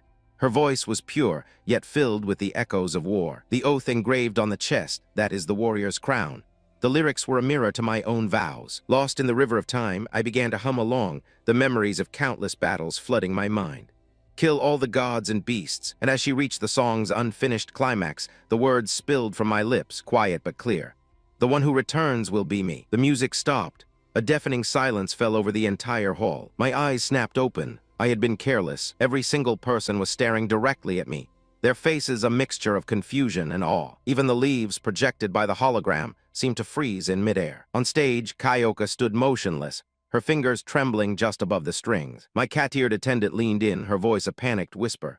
Miss Kyoka hasn't finished this song, but you just sang the ending." My mind raced. Oops. I just remembered the past and lost my mind, I said, my voice steady, masking my slip-up. But for her, it was a revelation. "A good saying, the one who returns will be me," she whispered. Suddenly, her eyes filled with tears of understanding as she prepared to bow deeply. The ending has been bothering me for so long, this gentleman. She was looking at me not as an audience member, but as a kindred spirit, a bosom friend she'd unexpectedly met. This man, he understands me, she thought, her expression one of profound connection. I, on the other hand, felt a headache coming on. This feels exactly like cheating on an exam using an answer key from the future. As our vessel cut through the void, I felt a minor ripple in the ambient energy. On the observation deck, the musician Jinghua was glowing, her body thrumming with power she barely understood. Her eyes widened in shock as the bottleneck that had trapped her for years began to shatter. A breakthrough? How quaint. She actually thought it was my enlightenment that did it. A pathetic overestimation of a few simple words I'd thrown away. The sudden surge of power was almost too much for her fragile system to handle, causing her to cry out. A brief, gaudy spectacle of light and energy erupted from her as she floated, momentarily ascending. The excess spiritual pressure vented from the ship as a thin beam, a beacon of her insignificant achievement into the vast, empty darkness. Down below, the fat merchant's son gawked, his jaw hanging open as he finally processed what was happening. It was my casual utterance that triggered this, a side effect I hadn't even bothered to calculate. But then a more interesting phenomenon drew my attention. A violent tearing in the fabric of space, heralded by veins of purple lightning. I felt the fluctuation instantly, a familiar signature of a spatial tear. A crack. The aberrant energy pulsed, growing more intense with each passing second. It was forming directly in our path, a predator drawn to the light of the breakthrough. Jinghua collapsed back to the deck, exhausted but successful, panting heavily as the fools around her began to cheer. The portly young master clasped his hands, offering his vapid congratulations as if he had any comprehension of what just occurred. The rest of the passengers followed suit, a chorus of sycophants celebrating a guppy evolving in a shark tank. She was now an early-stage soul master, flushed with success and a naive sense of gratitude. Turning to me, she had the audacity to ask for private pointers in her room later. I simply raised my hand, cutting her off.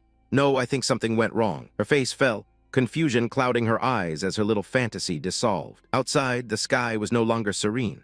It was a storm of raw chaos tearing a hole into our reality. On the bridge, the crew descended into predictable panic, their voices cracking as they screamed about a beast and argued over the proper protocol. The ship's captain, a grizzled veteran of the Hong Chamber of Commerce, finally clenched his fist, his face a mask of grim realization. A shimmering blue shield enveloped the ship, a pitifully thin layer of armor against the incoming storm. The ship's internal systems blared, announcing the obvious.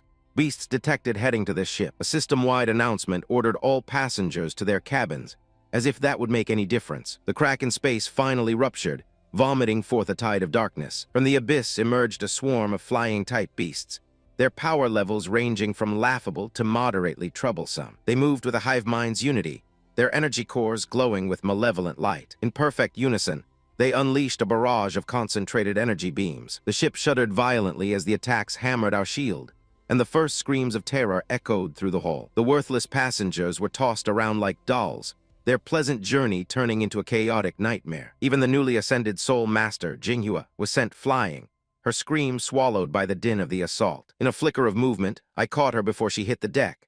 An untidy mess would have been an annoyance. She stammered her gratitude, but my attention was already elsewhere. Flying-type monsters, I stated calmly, looking at the sheer number of them.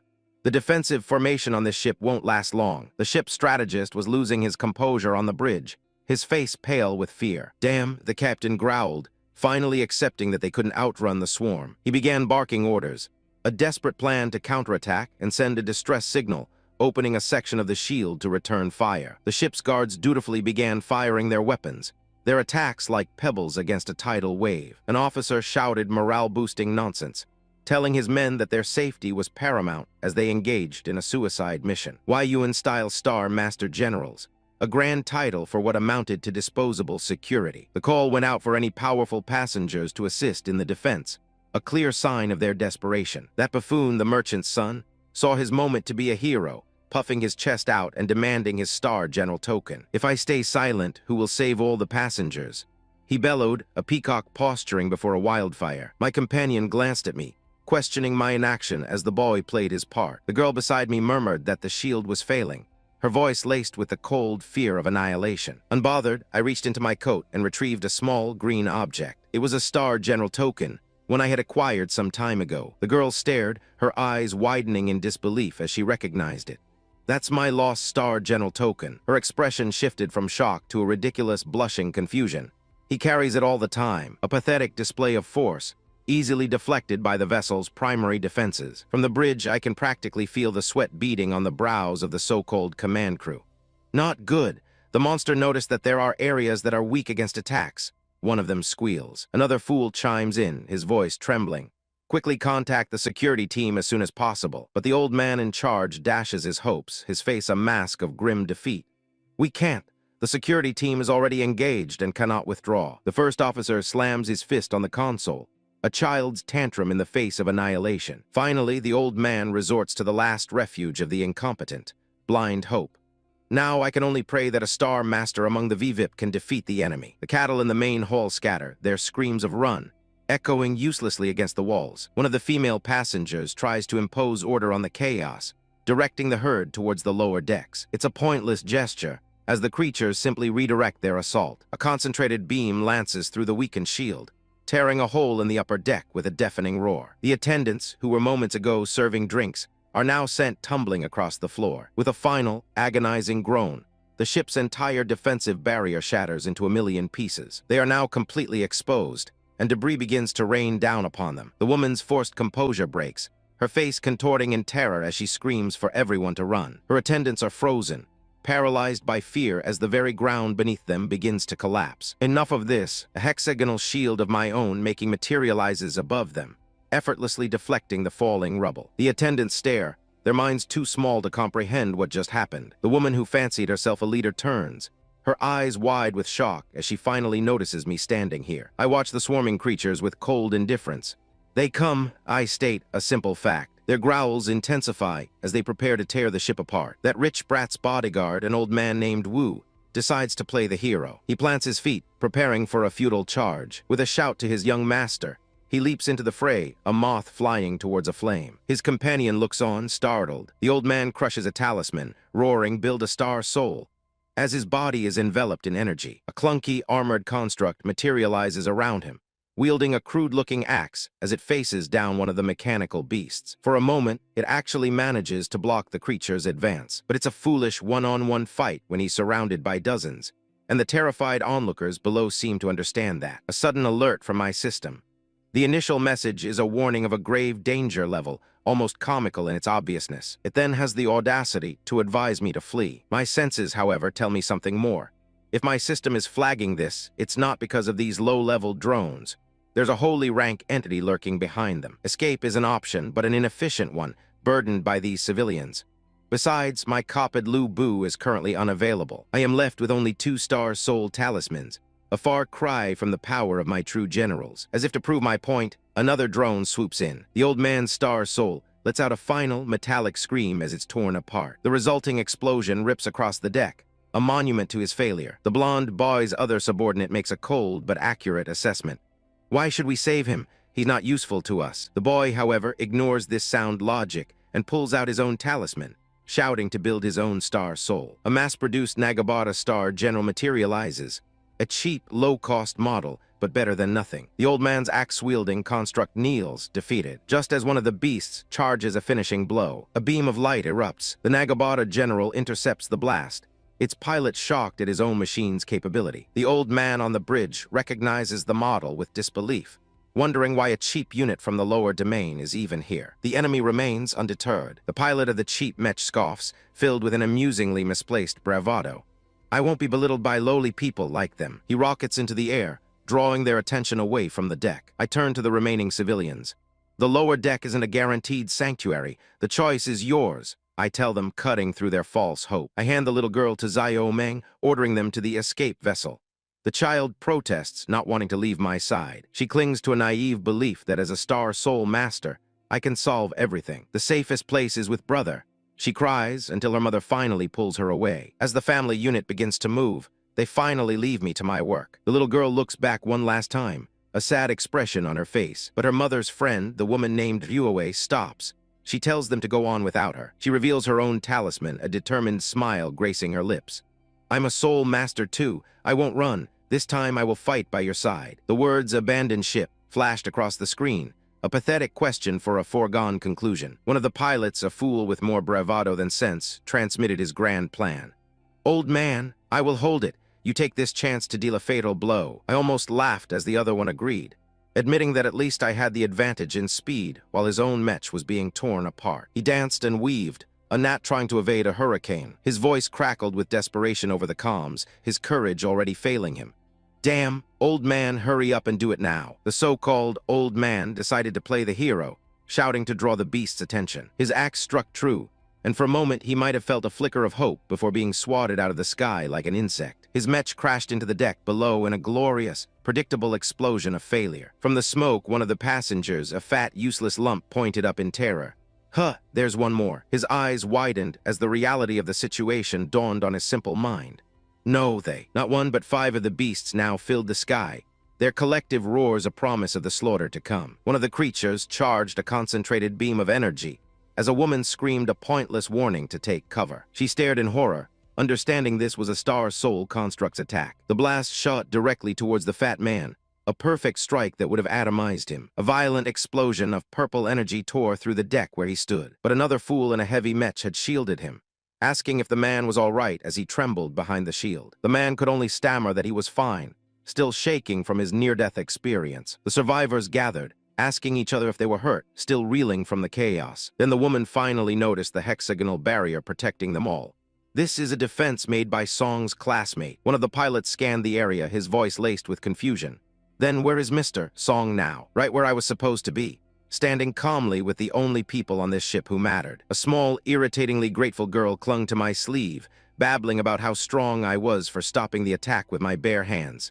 I simply told her, "Let go." I brushed her off and she stumbled back, watching me vanish into thin air with a shocked cry. "Where did the senior go?" she yelped as the fat man decided it was his turn to be a hero. He clutched a gold card, psyching himself up with some nonsense about courage and overcoming everything. It was a B-Star Soul Construct card. How utterly pathetic. He clumsily tried to activate it, his own mech flickering into existence as he insisted he could do it too. As his machine solidified, he started begging for a weapon, his voice trembling. The beasts, however, weren't going to wait for him to play dress-up. The lead pilot screamed a warning, his own mech already struggling. The fat man frantically fumbled through a holographic menu, searching for a weapon among a pathetic collection of gardening tools. The other pilots were being thrown around like toys as the monsters descended upon them. He finally manifested a weapon, a hammer, and roared, "Then I'll use this to beat you up." With a desperate swing, he brought the hammer down on a beast's head, a surprisingly effective, if clumsy, blow. I watched their pointless struggle from afar, my personal shield protecting Zioin and her father. "Stay by my side," I told them, my voice flat. "It's the only safe place on this ship." The father, ever the pragmatist, questioned me. "Wouldn't the lower deck be better?" I had to spell it out for him. "There's another beast, a stronger one waiting. It will only reveal itself if it thinks it can win. If things turn south," I continued, "I will get you 3 off this ship. The others are not my concern." Their naivete was almost charming.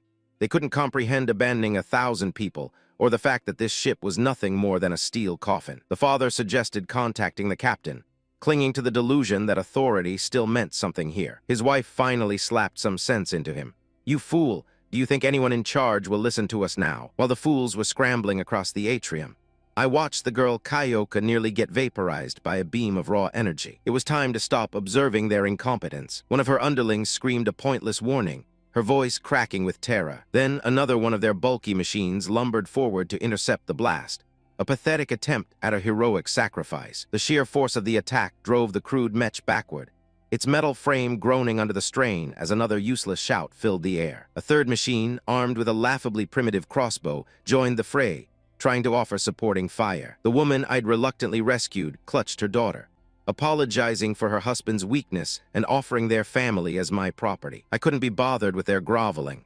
"It's all right," I stated coldly. "You wouldn't be in this danger if I hadn't taken you aboard." I assured them of their safety, and as I spoke, my swarm of ocular drones flooded the area, mapping every variable. While I was dealing with the civilians, one of the enemy's bird-like constructs effortlessly slammed their defender into the ground. The pilot could only gape in shock, as his machine was torn apart like a child's toy. But its moment of victory was fleeting.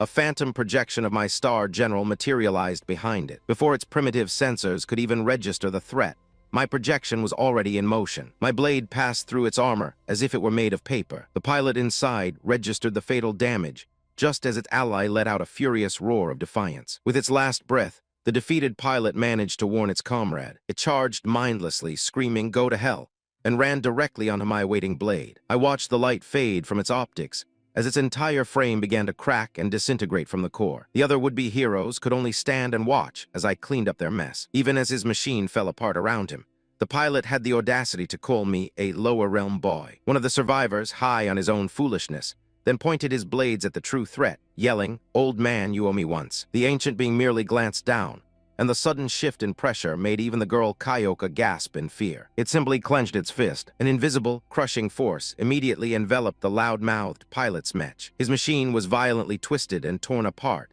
his fleeting moment of bravado ending in a silent, compressed wreck. The onlookers stared in absolute horror, but the girl Kyoka's eyes widened in realization.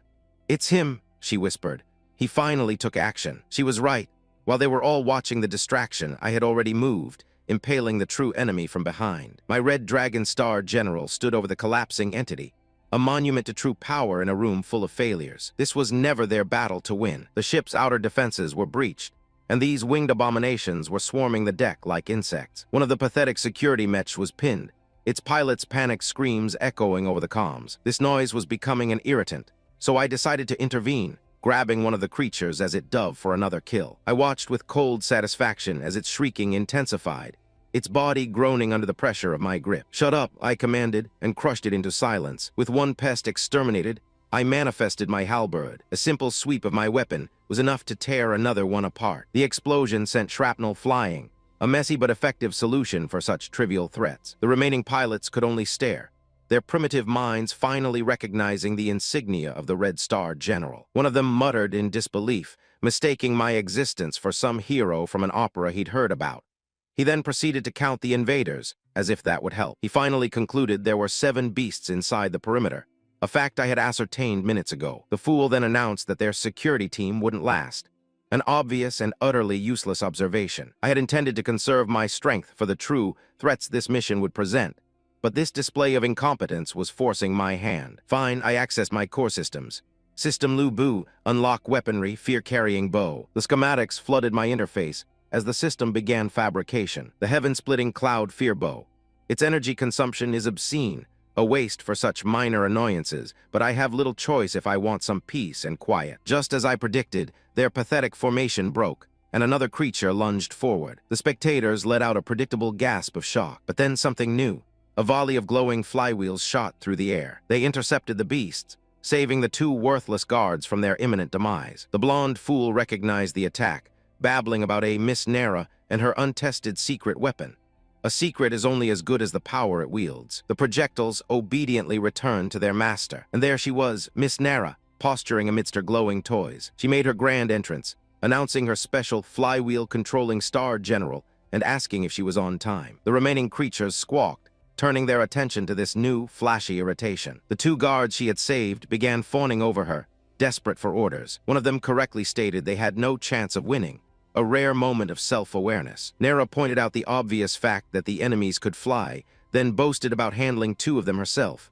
Her arrogance was palpable. She then ordered the 2 pilots to work together to kill a single enemy. How inspiring. The fools actually started planning their little assault, picking out what they thought was the weakest target. Predictable and inefficient. Then she declared she would set up an enchantment formation and began a countdown, much to her subordinates' confusion. "Never mind," she snapped. "Let's attack now." Her countdown continued. Amusing, I'll use it. The moment she uttered the number 3, I unleashed my own attack. A beam of pure, destructive energy tore through the sky, ignoring the ship's own shield as if it were nothing. It struck its target with absolute precision. The creature was vaporized before it could even register its own annihilation. Nothing was left but fading particles of light against the dark sky. My Red Star General stood motionless, the bow in its hand still crackling with residual power, as a stunned silence fell over the battlefield. "What was that?" The blonde fool stammered, turning to Nara. "Didn't you say you were using an enchantment formation?" Let them wonder. Ignorance is a fitting state for the weak. The sky above this pleasure cruise fills with pathetic, buzzing creatures, all flocking towards the ship's energy signature. Down on the deck, the hired muscle stands around looking utterly bewildered. Even their handlers, watching from the bridge, are rubbing their eyes in disbelief. wondering if they're seeing things. The woman they call Nera confirms the flash of light, her senses barely sharp enough to register my arrival. I land with just enough force to make a point, kicking up a cloud of dust and debris. In the command room, I hear a man's sharp intake of breath as he recognizes my star soul, connecting me to the slaughter at Uending City. The hero of Uending City. His lackeys on the deck echo in disbelief, their voices trembling. I let the dust settle around my feet, the energy from my descent still humming in the air. A minor miscalculation in my landing trajectory. It seems I've accidentally torn off a piece of the luxury cabin's roof. A tedious expense to be sure, but first I have a pest problem to address. The closest creature lets out a pathetic screech as I close the distance in an instant, my hand already around its neck. This thing's combat data is barely worth processing, but I might as well get something out of it. Star Master System, I command internally, unlock the Skyclaw. The system instantly displays the schematic for the new weapon system. My arm begins to reconfigure itself, shifting into its armed form, the dragon tongue bow. The transformation is swift, components unfolding and locking into place with lethal precision. A series of sharpened blades and energy emitters now line my arm, a weapon built for eradication. It is time to test these new Skyclaws. Energy tendrils lash out, faster than the eye can see, wrapping around the flimsy beast swarming the deck. One of them lets out a ridiculous squawk as it's ensnared. I grab another with my free hand, its frame feeling disgustingly fragile. I don't waste another ounce of energy, simply using one beast to smash into another. They tumble through the air, a tangled mess of useless metal. A flicker of power gathers in my palm. I lift the worthless machine into the air, a simple command. I hoist it high above my head, letting the onlookers absorb the sheer difference in our power. Too strong, their pilots stammer, their bravado completely shattered. From the bridge, the woman Nera watches with a blush, her mind already calculating how she can use me. Her entourage can only stare, mouths agape, their previous confidence now a distant memory. I bring the beast down, crushing it against the deck and silencing the area. The lesser threats are gone, but I can feel it. The main course has yet to make its appearance. Her guards are buzzing again, connecting my presence to the VIP cabin. That's right, Nera confirms, her eyes fixed on me. One of her pilots mutters his relief that he didn't try to fight me. His companions share a dark joke at his expense. They finally manage to pull themselves together, just in time for one of them to shout a warning as the sky darkens once more. A true swarm descends, and the guards' pathetic shouts of panic fill the air. These new arrivals begin tearing through the ship's hull like paper. On the bridge, an officer reports that the defenses will fail in seconds. The captain screams for reinforcements that aren't coming, his voice cracking with desperation. His answer arrives in the form of a massive beast, smashing through the bridge's viewport. "Evacuate!" he shrieks, abandoning all pretense of command. His crew scatters, running for their lives. But as the captain braces for impact, he glances at a monitor and sees me, effortlessly plunging my blade into the beast attacking his bridge. A perfect strike, straight through its energy core. I use the creature's corpse as a flail, clearing the surrounding pests with a single, brutal swing. I stand over the wreckage, and the bridge falls into a stunned, reverent silence. The captain finally understands. Among the passengers was such a powerhouse, the Red Star sole general. A junior officer can only point at my image on the screen, stammering my name. They call me a hero, a miracle worker. Voices from the city I'd just saved from itself, cheering for the Red Star General. What an utter waste of breath.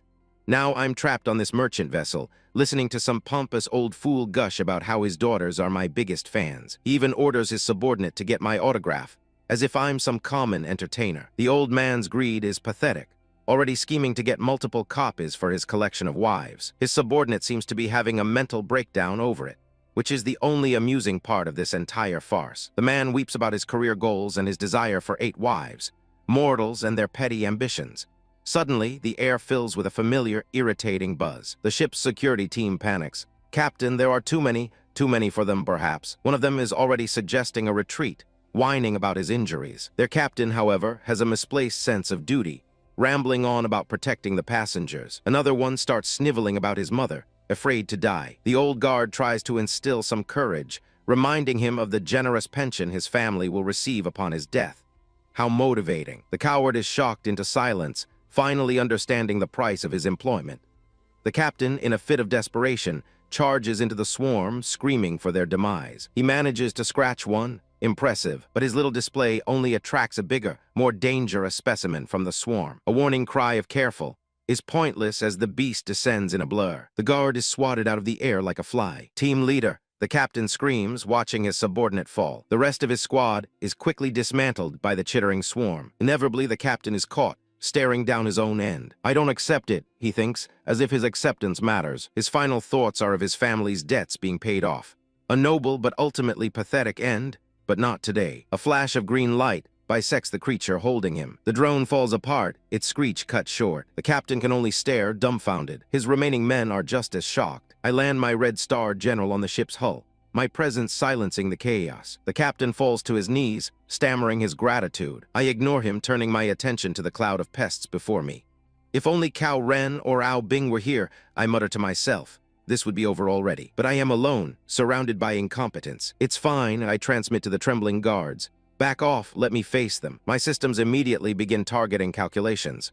Top left 13, top right 19, trivial numbers. Then I'll try this trick, I decide, preparing an area of effect attack. I spin my spear, unleashing a wide arc of energy meant to wipe them all out in a single sweep. The wave of destruction cuts through the sky, but they dodge. Damn flying beasts are very agile, one of the guards observes. His surprise is almost insulting. Did he think it would be that easy? Then I'll use the dragon tongue bow, I announce to no one. My spear transforms, gathering crackling red energy. The weapon reconfigures into a massive bow, its form pulsing with power. I draw back the energy string, a single point of light aimed at the center of the swarm. The arrow I release isn't a single projectile. It's a cluster bomb of pure energy that splinters into dozens of homing bolts. Each bolt finds a target, a storm of precise, inescapable death. The sky erupts as every single one of my shots hits its mark. I stand motionless as the remnants of the swarm burn out around me. He killed dozens of those beasts with just one shot.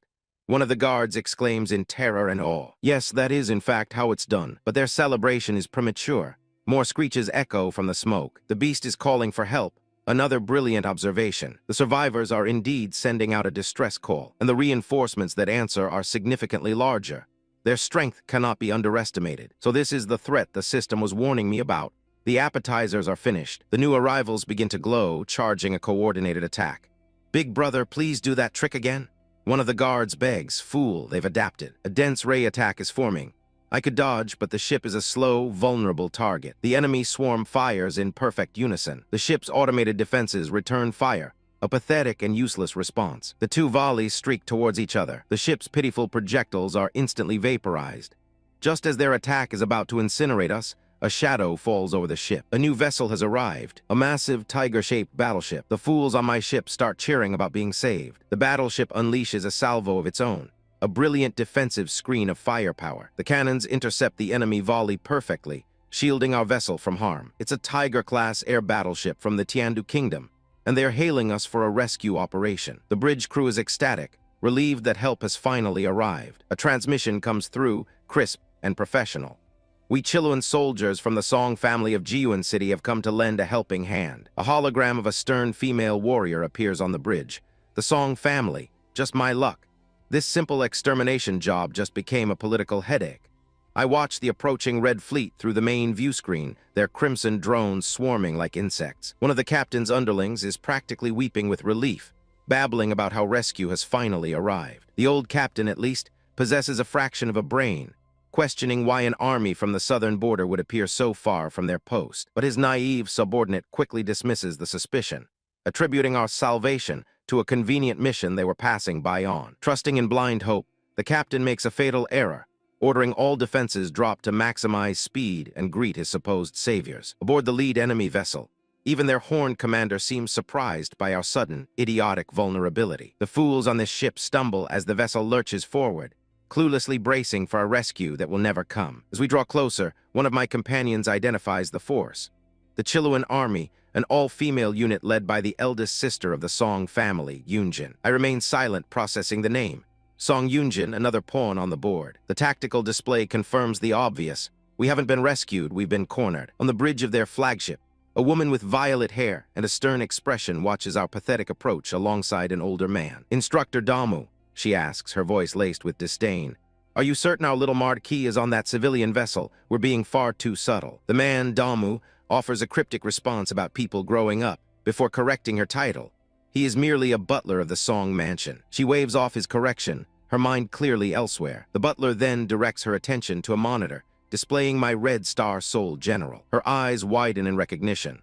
That's him, the powerful warrior who rescued the second prince in Yuending City. A smirk plays on her lips.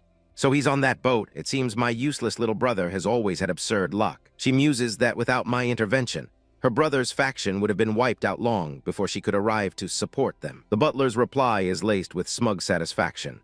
Just wait until you discover that the waste you speak of, Master Yunxiang, is that strong man. I imagine your shock will be considerable. Just as the idiot on my ship celebrates entering the protection range, the beasts we were fleeing finally catch up. Alarms blare as a crewman screams the inevitable warning that the beasts are attacking. From her command chair, Song Yunjin gives the order without a moment's hesitation. Fire! Her fleet's cannons roar to life, unleashing a blinding volley of energy that tears through the darkness. The swarm of creatures evaporates into dust and light under the overwhelming firepower. One of the survivors thanks me for my protection, but my system blares a sudden, urgent warning, an excessive crack reaction. I have 5 seconds to evacuate. A crack reaction of this magnitude? This is far from over. My instincts scream at me. This was never just a simple beast tide. The battlefield is a wreck. Our crippled civilian ship grounded amidst the carnage. The few survivors gather in the eerie silence, foolishly thinking the worst is over. But of course, the trouble is just beginning as 2 new figures emerge from the smoke, their conversation dripping with condescension. One of them sneers, clearly looking down on us as nothing more than primitives from a lower realm. A third appears, a greedy vulture already calculating his profits from insurance payouts on our lives. Meanwhile, the passengers are exchanging pleasantries, completely oblivious to the new, more significant threat. They offer each other water, a touching but utterly useless gesture. They trade stories of their near-death experience, believing they are now safe. I have no time for their sentimentality, summoning my soul general with a deafening crash that silences their chatter. Zaihoen, I bark at my companion. Stop wasting time. I extend my general's massive hand. Get on, now. The others just stare, baffled by my urgency. Their confusion will be their undoing. The remaining beasts are the least of our worries now. There's no time to explain. I snarl, as the sky above us begins to visibly fracture. The cracked spiders across the heavens, a void of pure darkness growing within its epicenter. Something ancient and enormous is tearing its way into our reality, and it's not here for a friendly visit. The sheer scale of its head is staggering, dwarfing the battleships like insignificant toys. This isn't just a beast. It's a primordial force of nature given form. My blood runs cold as I recognize the impossible. A kun, a genuine god-level beast. The system confirms my failure to escape, a pointless notification as the god-beast descends, its shadow swallowing the world. The colossal beast blotted out the stars, a living mountain of shadow and rage, crackling with an energy that made the very air tremble. On the bridge of the lead ship, some worthless subordinate was stammering in terror, his voice barely a squeak. Captain, what is this? His captain, a man supposedly in charge, could only sweat and stare, his own ignorance laid bare. How do I know? The old fool's eyes were wide with a pathetic, primal fear that I found utterly contemptible. What is this? At least the woman in armor had some sense, connecting this nightmare to some prophecy she'd heard. How is that possible? Could this be what the third lady said? Her eyes widened as she recognized the legend before them. A god-level beast like a castle in the sky is this kun? Yes, you insignificant insect. Now you see the scale of your own irrelevance. While they were drowning in their panic, my own system had already finished its analysis, calmly presenting me with a list of solutions. Host, alternatives loading done. From another ship, a young man I vaguely recognized noted something was amiss. Strange, in its belly there seems to be another unusual wave of soul power. Perceptive, he was sensing my presence within this chaos. The great kun drew a breath, and the world seemed to contract as it inhaled, pulling starships and cosmic dust alike towards its maw. A warning flashed across my vision. Not good. The beast was preparing to attack. The perceptive one screamed a warning to his crew, a futile gesture against the inevitable. Cover your ears now. The beast unleashed a roar, not of anger, but of simple existence, a sound that shattered reality itself. The sonic wave slammed into the fleet, a wave of pure destructive force. Their so-called elite soldiers in their tinken mechs writhed in agony, their pleas for help swallowed by the crushing sound. Blood streamed from one man's eyes and mouth as he screamed, his body failing under the sheer pressure. He collapsed, his mind likely shattered long before his body gave out. Predictable. The entire bridge was engulfed in the storm of sound, their technology useless against such raw power. Even the civilians they were meant to protect were brought to their knees, their hands clamped over their ears as if that would save them. The boy, Song Yunxiang, could only watch in horror. Damn, just a roar of a god-level beast is so powerful. I watched them suffer, my voice calm as I broadcast a simple message. Hold on, it will be over soon. With a flicker of my will, I extended a protective energy field, shielding the weakest among them from the sonic assault. The decrepit old captain was still screaming, his authority bleeding out of his ears along with his lifeblood. His subordinate wasn't faring any better, his face a mask of pure agony. The captain tried to bark a useless order to get under the deck, as if that would make any difference. Elsewhere, the armored woman was thanking some other fool for a hastily erected barrier. "Is it the barrier of the heavenly rank powerhouse?" she asked, clinging to a pathetic sliver of hope. The man grunted, relieved the sound had stopped, before the dreadful realization dawned on him. "No, it's just its normal roar." The woman's face drained of all color. What? Her composure finally cracked. "Then if it screams a few more times, aren't we all going to die here?" It was amusing, watching her mind grapple with the concept of absolute power. The heavenly rank fool admitted his barrier wouldn't last another roar. He correctly deduced they needed to interrupt its breathing, but he had no idea how. In a fit of desperation, the woman took command, shouting a truly idiotic order. "The whole ship obeys. Aim at the huge beast." Their fleet moved into an attack formation, hundreds of guns turning to face a god.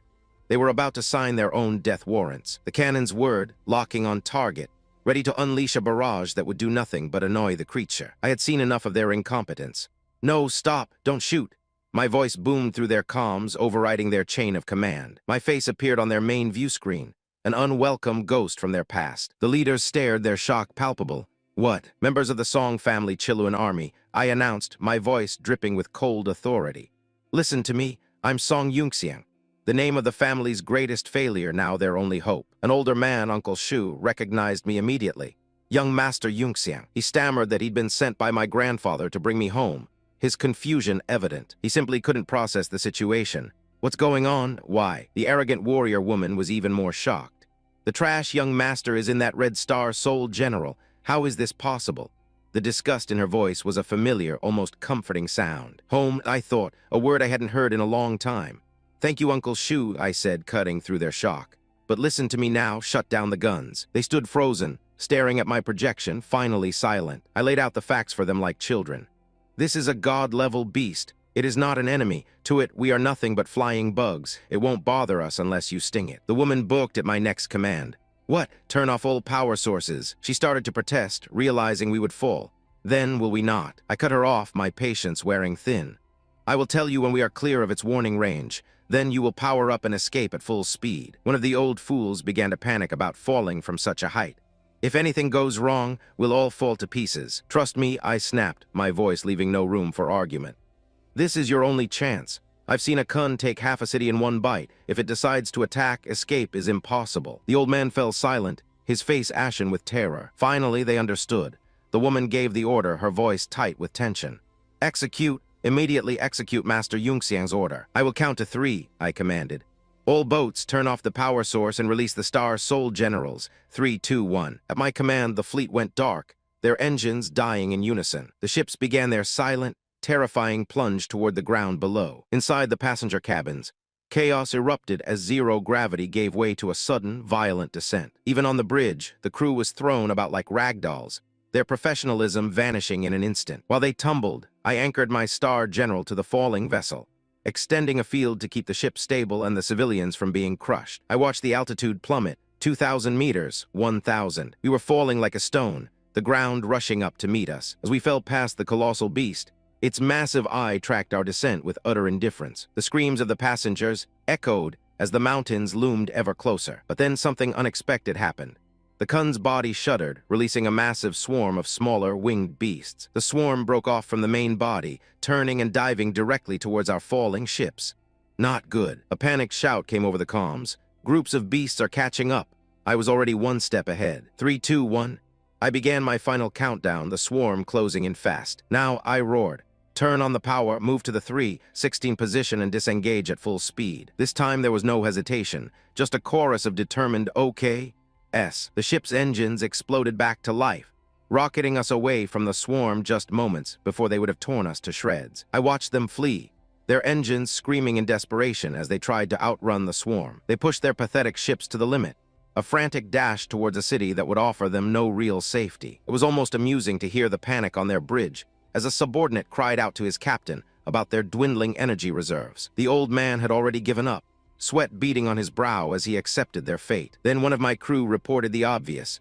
Our own ship, The Hong Chamber of Commerce vessel had begun to slow. That woman, the one who fancies herself a commander, immediately assumed it was because I had overexerted myself in previous skirmishes. The captain just glared, his face a mask of grim concern. With a misguided sense of heroism, she then barked out an order to tow the failing ship, a truly foolish gesture of compassion. Her subordinates complied without question, firing towing cables from our hull. The harpoons slammed into the other vessel's frame, a rude awakening for the crew within. Their comms erupted in chaos as they screamed about an enemy attack, completely oblivious to the rescue. Their captain, bless his heart, tried to rally his men for a final, pointless stand. His panic quickly turned to confusion when one of his helmsmen reported a sudden surge in speed. They finally realized my ship, the Chiloan, was dragging their dead weight through space. The old captain's despair morphed into a grotesque display of tearful gratitude, as if a god had answered his prayers. But charity has its price. On my bridge, the inevitable report came.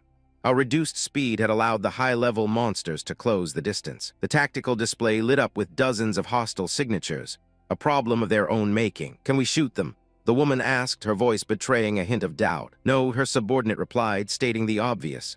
"All power is on the engines. Firing will slow us down." Trapped by her own sentimentality, she made the only move she had left, sending out her precious soldiers to die. The YUN teams assembled, a flurry of motion in the ship's corridors. They took their positions on the launch platforms, ready to be offered up as a sacrifice. Their leader postured, ordering them into a shooter formation as if it would make any difference. The platforms opened, exposing them to the void. The soldiers marched out onto the hull, a line of ants facing a tidal wave. Their commander, clad in garish red armor, bellowed about showing no mercy, a truly ironic speech for men about to be slaughtered. His troops formed a neat, predictable line, a perfect target. They raised their shields, a flimsy barrier against the coming storm. With a final shout, they locked onto the enemy swarm. The beasts roared, sensing fresh meat as they entered attack range. The soldiers fired a volley of energy blasts, a pathetic light show against the darkness. Their shots struck true, but the swarm was endless, roaring as it pressed the attack. "Don't let any of them escape," someone yelled, a command dripping with desperation. The battle devolved into chaos, their precious formation breaking under the strain. It was clear their firepower was insufficient, and they soon realized the enemy was preparing for a suicide run. The frantic screams to finish them off were utterly useless. An explosion rocked the hull as one of the beasts slammed into a defense formation, tearing a hole in their lines. The report came back instantly.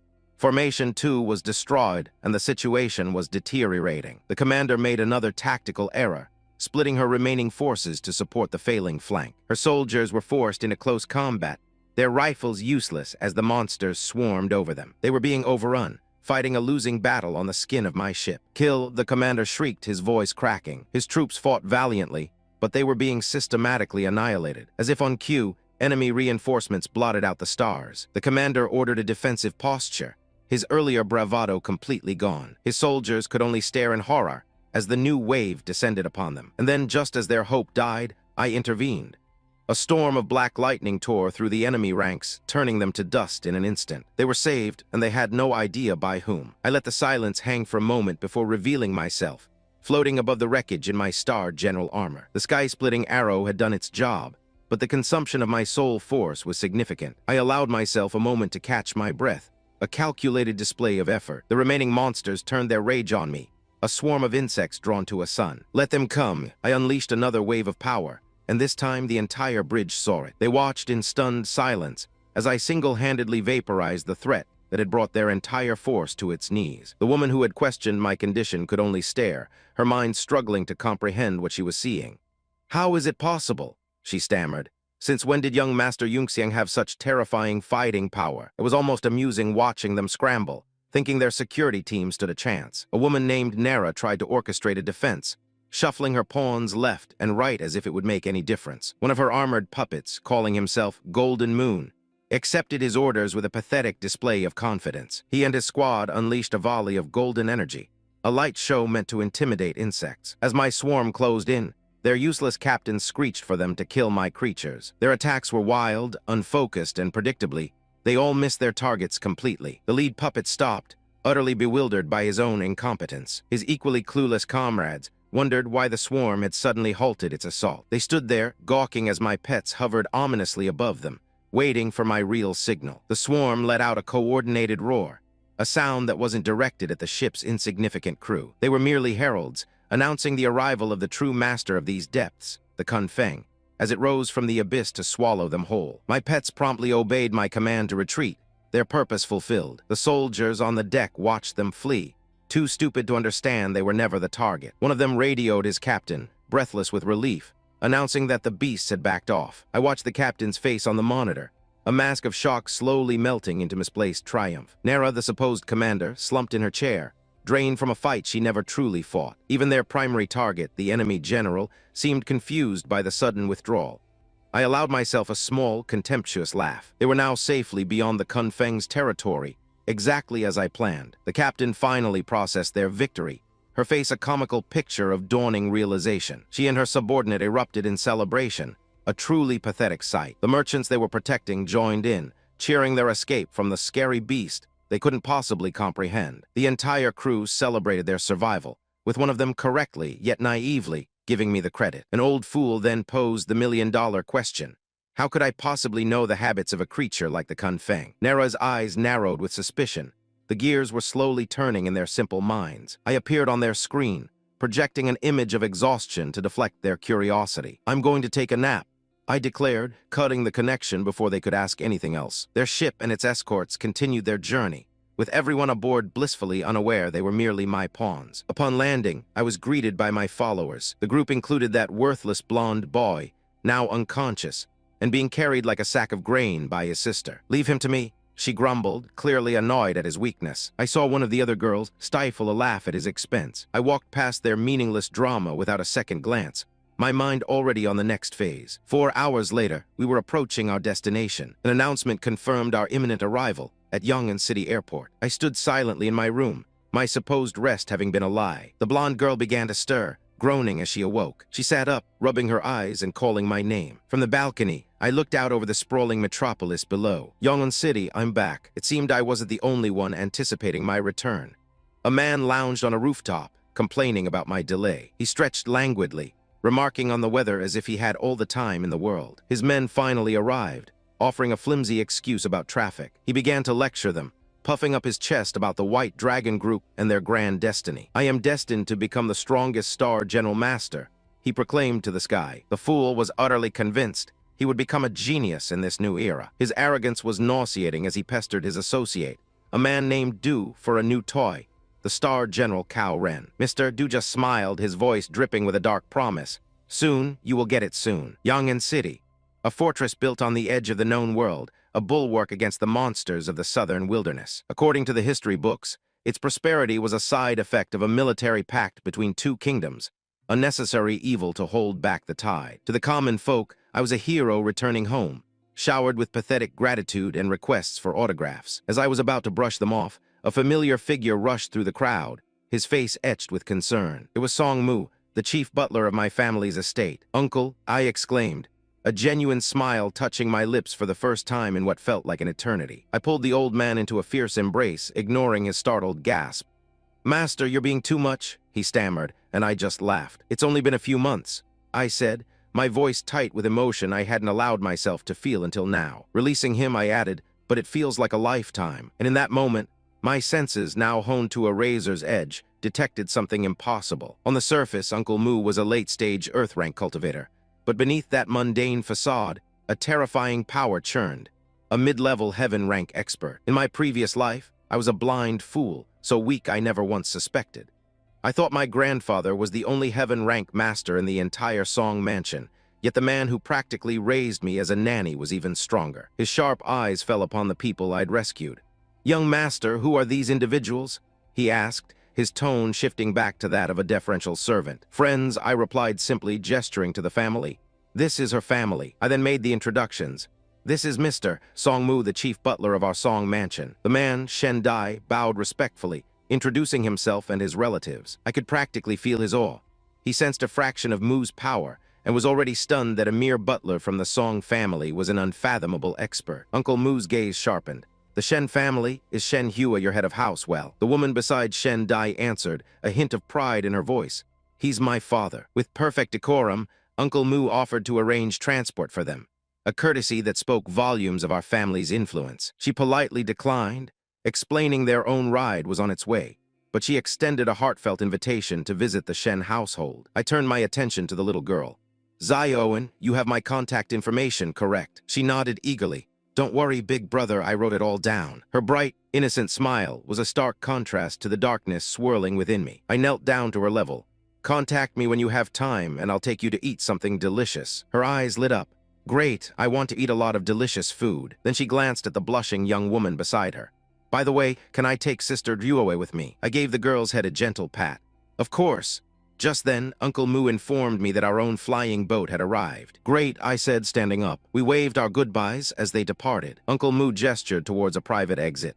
Master, please take the inner passage. Bei is waiting at the back door. I followed him without a word, my mind already calculating the new variables I had just discovered. We headed for the restricted corridor, but just as we were about to enter, a frantic voice called out from behind. Mr. Song, please wait. A woman in elegant robes was running towards me, her expression urgent. I turned, slightly annoyed by the interruption. It was Jinghua, the auctioneer. She quickly stuffed a piece of paper into my hand, her voice a low whisper. Mr. Song, I'll be in the city for half a month. If you are free, please find me. I will wait to have a long talk with you. With a final blushing glance, she hurried away. I stared at the note in my hand, a little bewildered by the forwardness of it all. Uncle Mu coughed pointedly, shattering the moment. Master Yunxiang, the master has arranged a family banquet tonight. Your fiancé, MS, Kong Xingxin, is also invited. Kong Xingxin. The name was like a shard of ice in my gut. I remembered her well from my last life. The woman who, after I crawled back from the brink of death, brought a heaven-level powerhouse from her family to my door, not to celebrate my survival, but to publicly humiliate me by withdrawing our engagement. Uncle Mu noticed the killing intent flash in my eyes. Master, let's go, he urged gently. A slow, cruel smile twisted my lips. And tonight's family dinner, I mused aloud, my voice dripping with cold anticipation, is with the uncles and brothers who once saw me as nothing more than a loser. We arrived at the private apron where our transport was waiting. Bei, the exclusive driver of the Song Mansion, stood by the airship, a cigarette dangling from his lips. He straightened up as he saw us approach. Young Master Yunxiang, please get on the airship, he said, his voice respectful but casual. As Uncle Mu and I approached, I walked straight past him onto the ramp, but then I paused, turning to face our driver. What's the matter, young master? Bei asked, his one good eye regarding me with confusion. I said nothing, my gaze piercing, analyzing the energy flowing within him. Nothing, I finally said, turning and stepping inside the luxurious cabin. The moment the door closed, I heard Bei's strangled gasp from the cockpit. Master, your cultivation. You actually broke through to the earth level. Your incomplete soul vein has been healed. He blurted out in disbelief, his shock overriding all protocol. Bei, please focus on driving, Uncle Mu commanded sharply. I sat down, a chilling calm settling over me. Yes, I'm sorry, I lost my self-control. The driver stammered, quickly composing himself. How interesting. In his shock over my progress, Bei had just exposed himself. To be so surprised by a mere Earth-level breakthrough, his own realm had to be far, far above it. He was another hidden heaven-level master, and Uncle Mu's curt command wasn't just a reprimand, it was a warning. My family is far more dangerous than I ever imagined. As our ship ascended into the sky, the vessel I'd just left was making its final disembarking announcement. Elsewhere on that ship, a servant was trying to rouse his master. Lim, we have to leave. The pampered fool I'd knocked out was finally waking up, groggy and confused.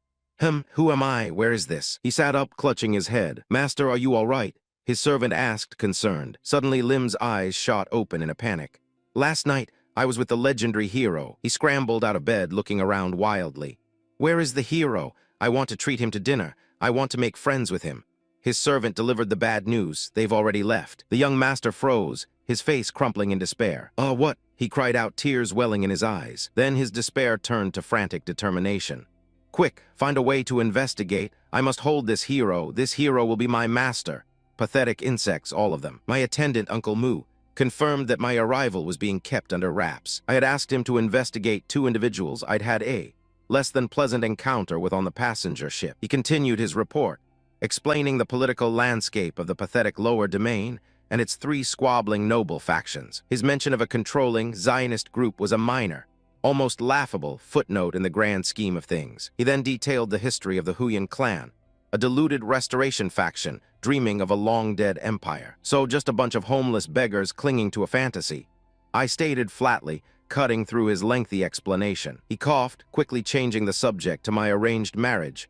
a matter of even less consequence to me. "I'll handle it," I said, my voice sharp enough to end that line of inquiry. As my transport descended toward the Song family estate, I tested him with a hypothetical, a pincer attack on Tiandu. He dismissed the idea, citing the timid nature of the lower domain's leadership.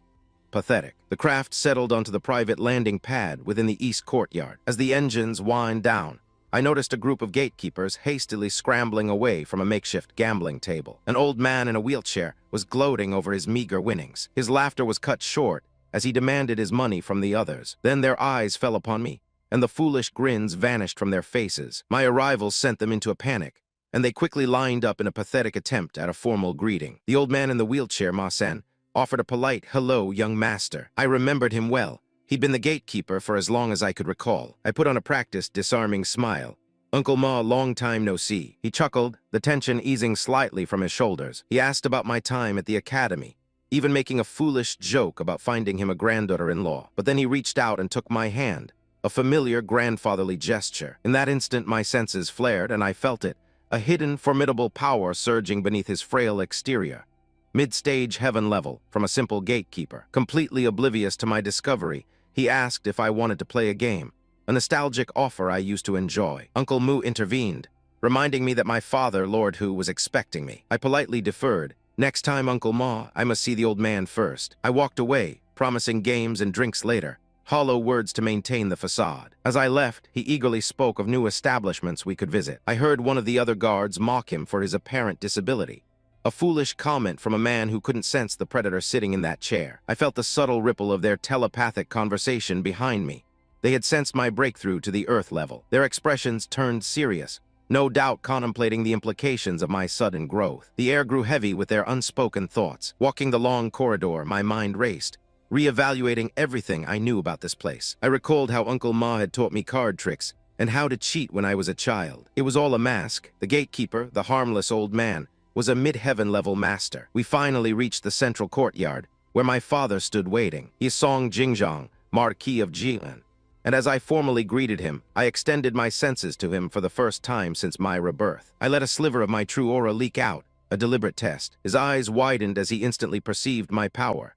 "Earth level?" he exclaimed, a proud smile forming before he invited me inside. But as he spoke, I felt his true power, and the blood ran cold in my veins.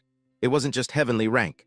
It was the terrifying pressure of a semi-holy. He projected the aura of an early heaven-level master, but I could now see the truth. He was a hair's breadth from the holy rank itself, far stronger than even Mr. Zhu. In my previous life, I was a blind fool. My family was filled with hidden dragons, monsters masquerading as men, and a horrifying realization struck me like a physical blow. If the Song family, with a semi-sage and 3 mid-heavenly masters, was still annihilated, then my current plans were hopelessly inadequate. Just as that despair began to set in, I felt it. Another power signature, one I hadn't noticed before. A holy rank's breath. It was faint, almost imperceptible, coming from deep within the estate. A candle in the wind, yes, but undeniably the aura of a true holy rank master hidden somewhere on these grounds. This changes everything. My preparations are not just inadequate, they are a child's fantasy against the storm that is truly coming.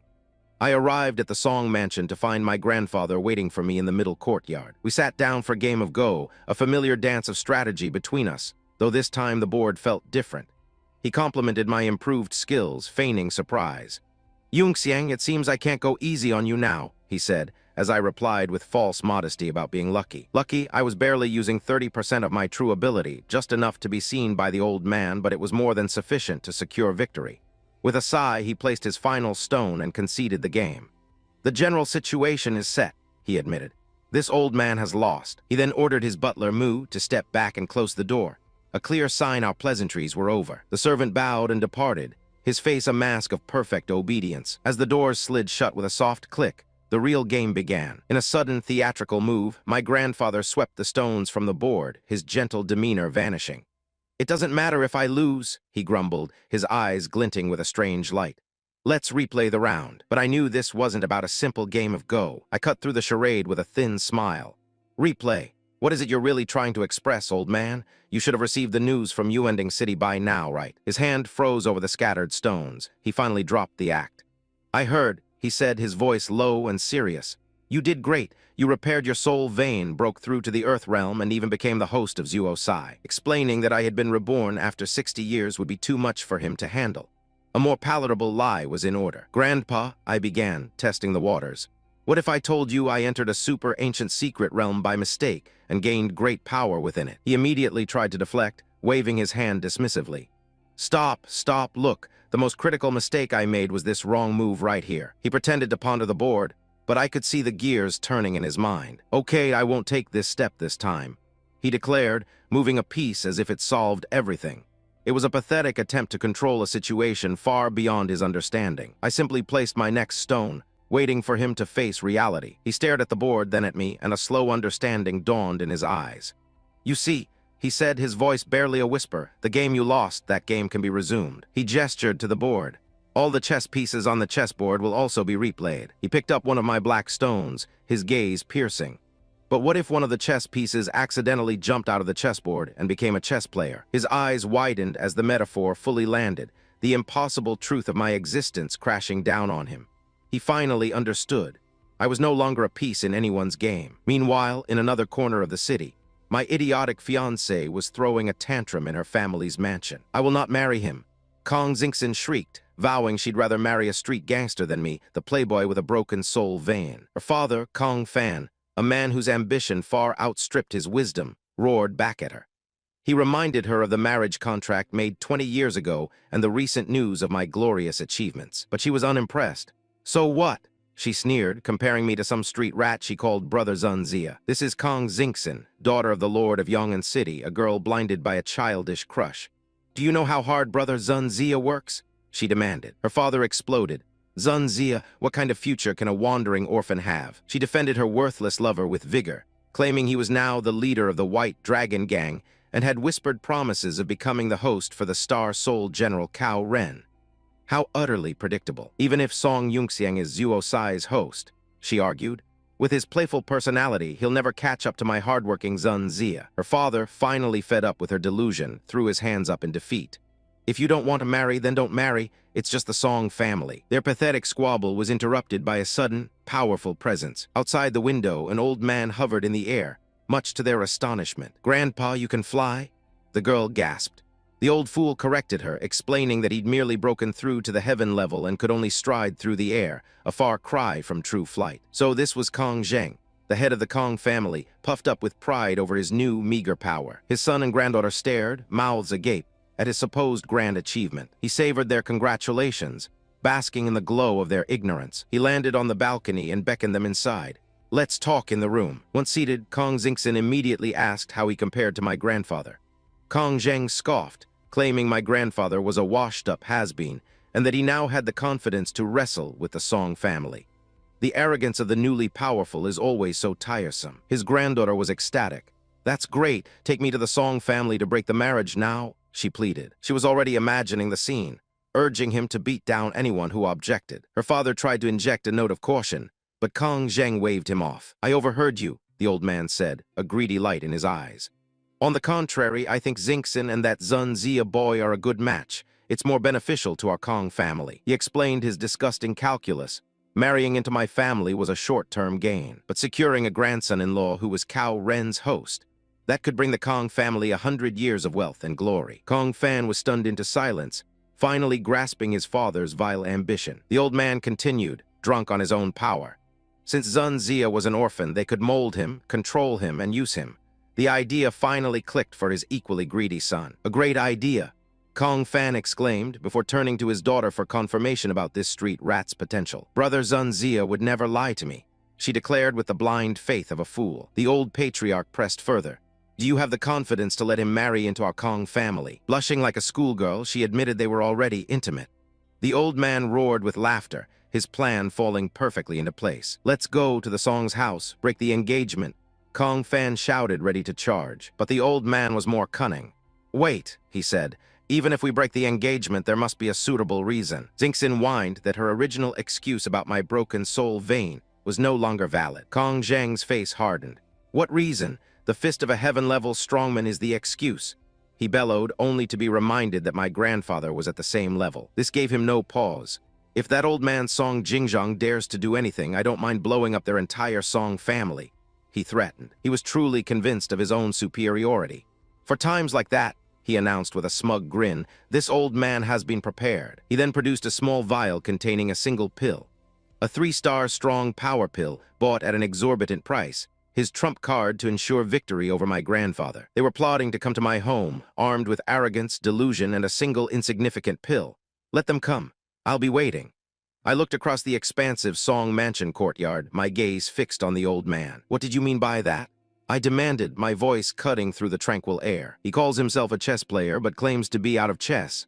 A pathetic, cryptic metaphor. The old man just chuckled dismissively, claiming he regretted a wrong move on the board. But his eyes told a different story. He knows something, and I intend to find out what. I dangled the bait, recounting the start of my previous life.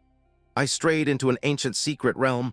I began watching him for any reaction. In this fabricated history, I told him of a chance I received after stumbling upon a magnificent, forgotten gateway. But this opportunity came at a cost.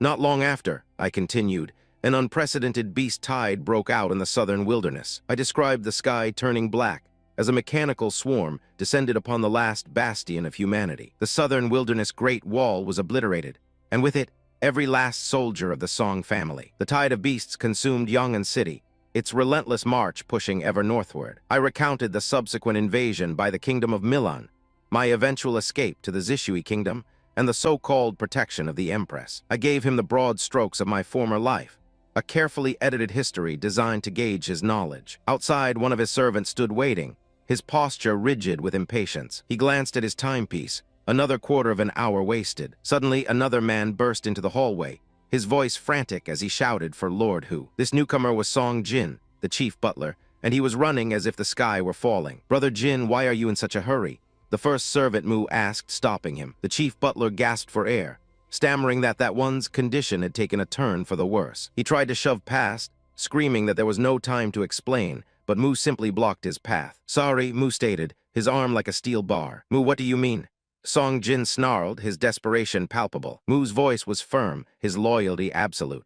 "Master Hu and young Master Yunxiang have important matters to discuss." I ignored the commotion, concluding my tale. Finally, in the last stronghold of the human race, after it all blew up, I woke up. I leaned back, letting the silence hang in the air between us. With a dry laugh, I feigned confusion to sell the lie. "Incredible, isn't it? A 60-year dream or a true rebirth?" The old man's eyes glazed over as he muttered to himself. 60 years? Strange, she didn't tell me it would take so long. My eyes narrowed. "Old man, what are you muttering?" He brushed it off, his gaze sharpening as he focused on me. "You said your Star Master system can copy other people's Star Soul generals. Are you serious?" I confirmed his suspicions, knowing that at this moment, this man was the only person in the world I could afford to trust. "The Star Master system is of great importance," he warned.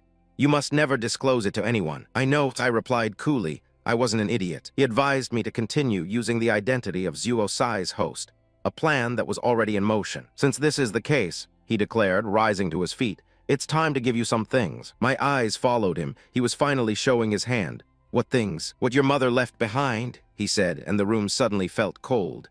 "Everything I know comes from her." He walked to a shelf and twisted a small pot, triggering a hidden mechanism. A secret compartment slid open as he revealed her prophecy. That I would return, my soul veins healed, having traveled through time itself. She had foreseen all of this. He explained she had told him not to be surprised when the day finally came. He then presented me with a long, ornate box. As I took the inheritance from my mysterious mother, he relayed her final words. "Under the Star Network, everything is a chess game." The Star Network, she knew. My mind raced with questions. Who was she? He admitted he didn't understand her meaning, only that he had been mimicking her strategy in our game, and that it was now up to me. Just then, a faint ripple of energy washed through the air. It was coming from outside the mansion. We both recognized the signature instantly.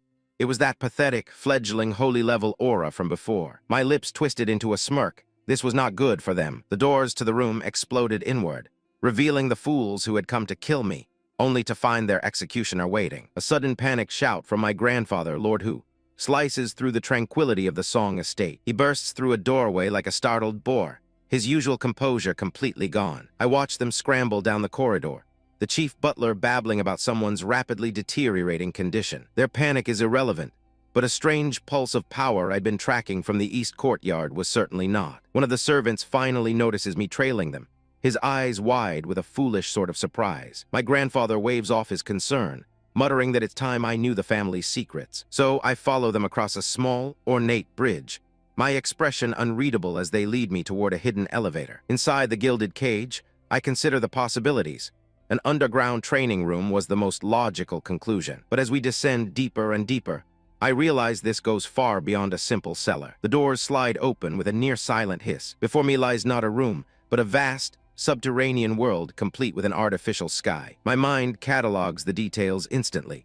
An artificial light source, and more importantly, a powerful formation designed to completely isolate any fluctuation of soul power. We approach a grand building where servants greet us with practiced reverence, their deference a stark contrast to the urgency of our arrival. My grandfather dismisses his men at the door, leaving only me to witness what lies within. On a large bed lies the source of the disturbance, a withered old man, his breath coming in ragged, wet coughs. My grandfather rushes to his side, a pathetic display of sentiment as he clutches the dying man's hand. The man on the bed, my supposed third great-uncle, rasps that my grandfather has arrived just in time. My grandfather asks how he feels, a question so utterly pointless I almost scoff aloud. But then I sense it.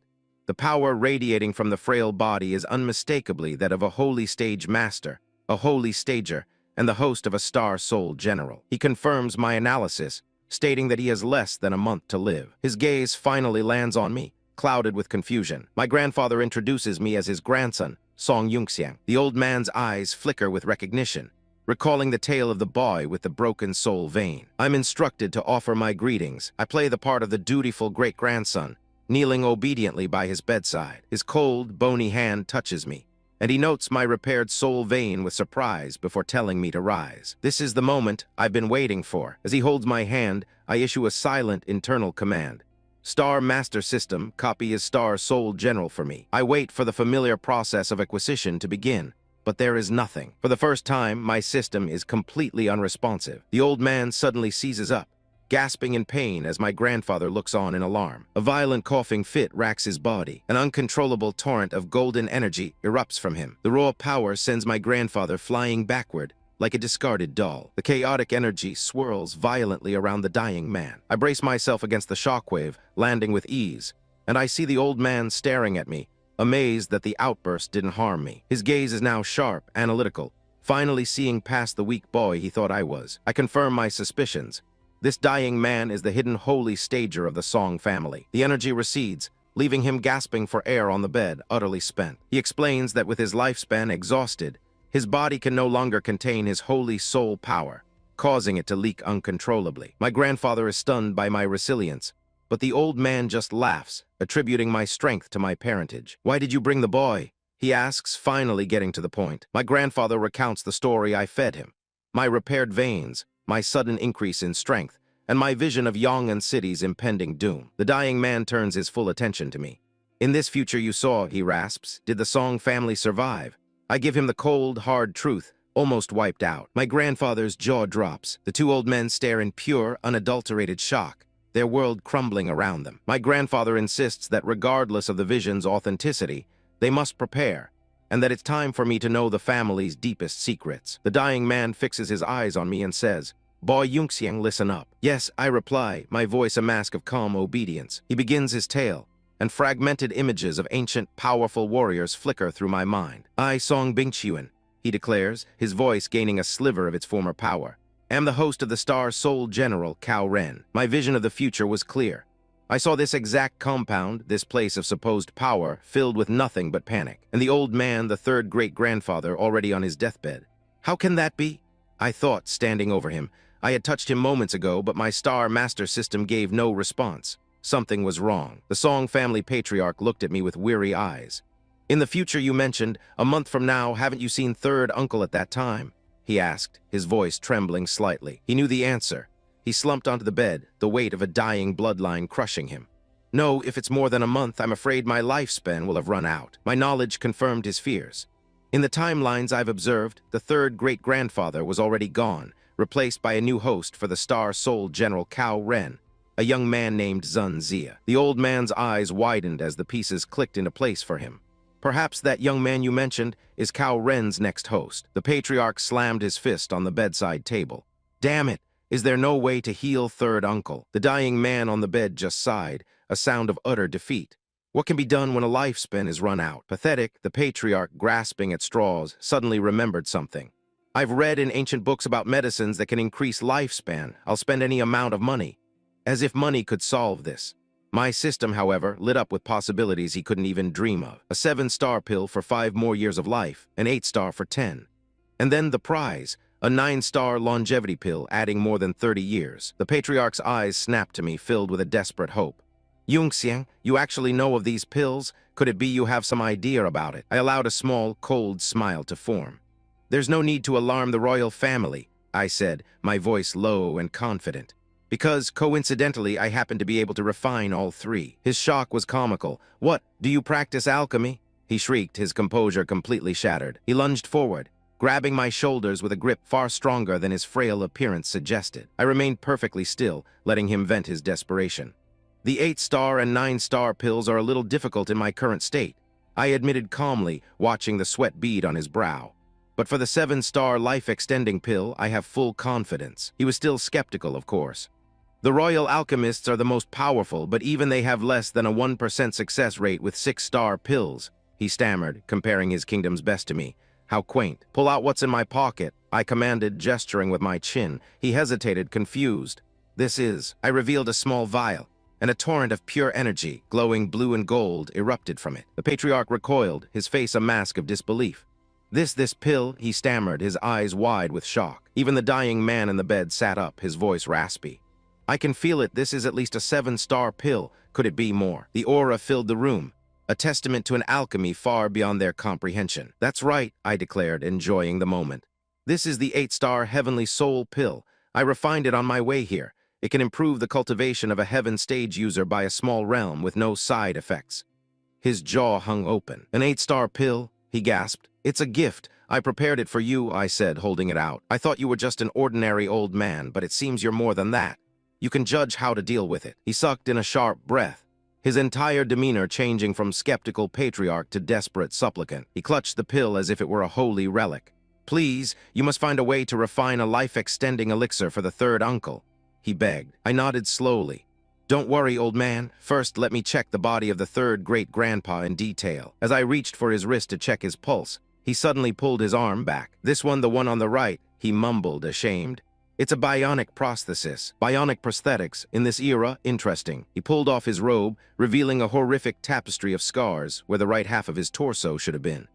In my last battle, I lost the right half of my body. I feigned death and kept the family hidden. He let out a dry, rattling laugh. It's realistic, isn't it? Now I understood. I see, I murmured, a realization dawning on me.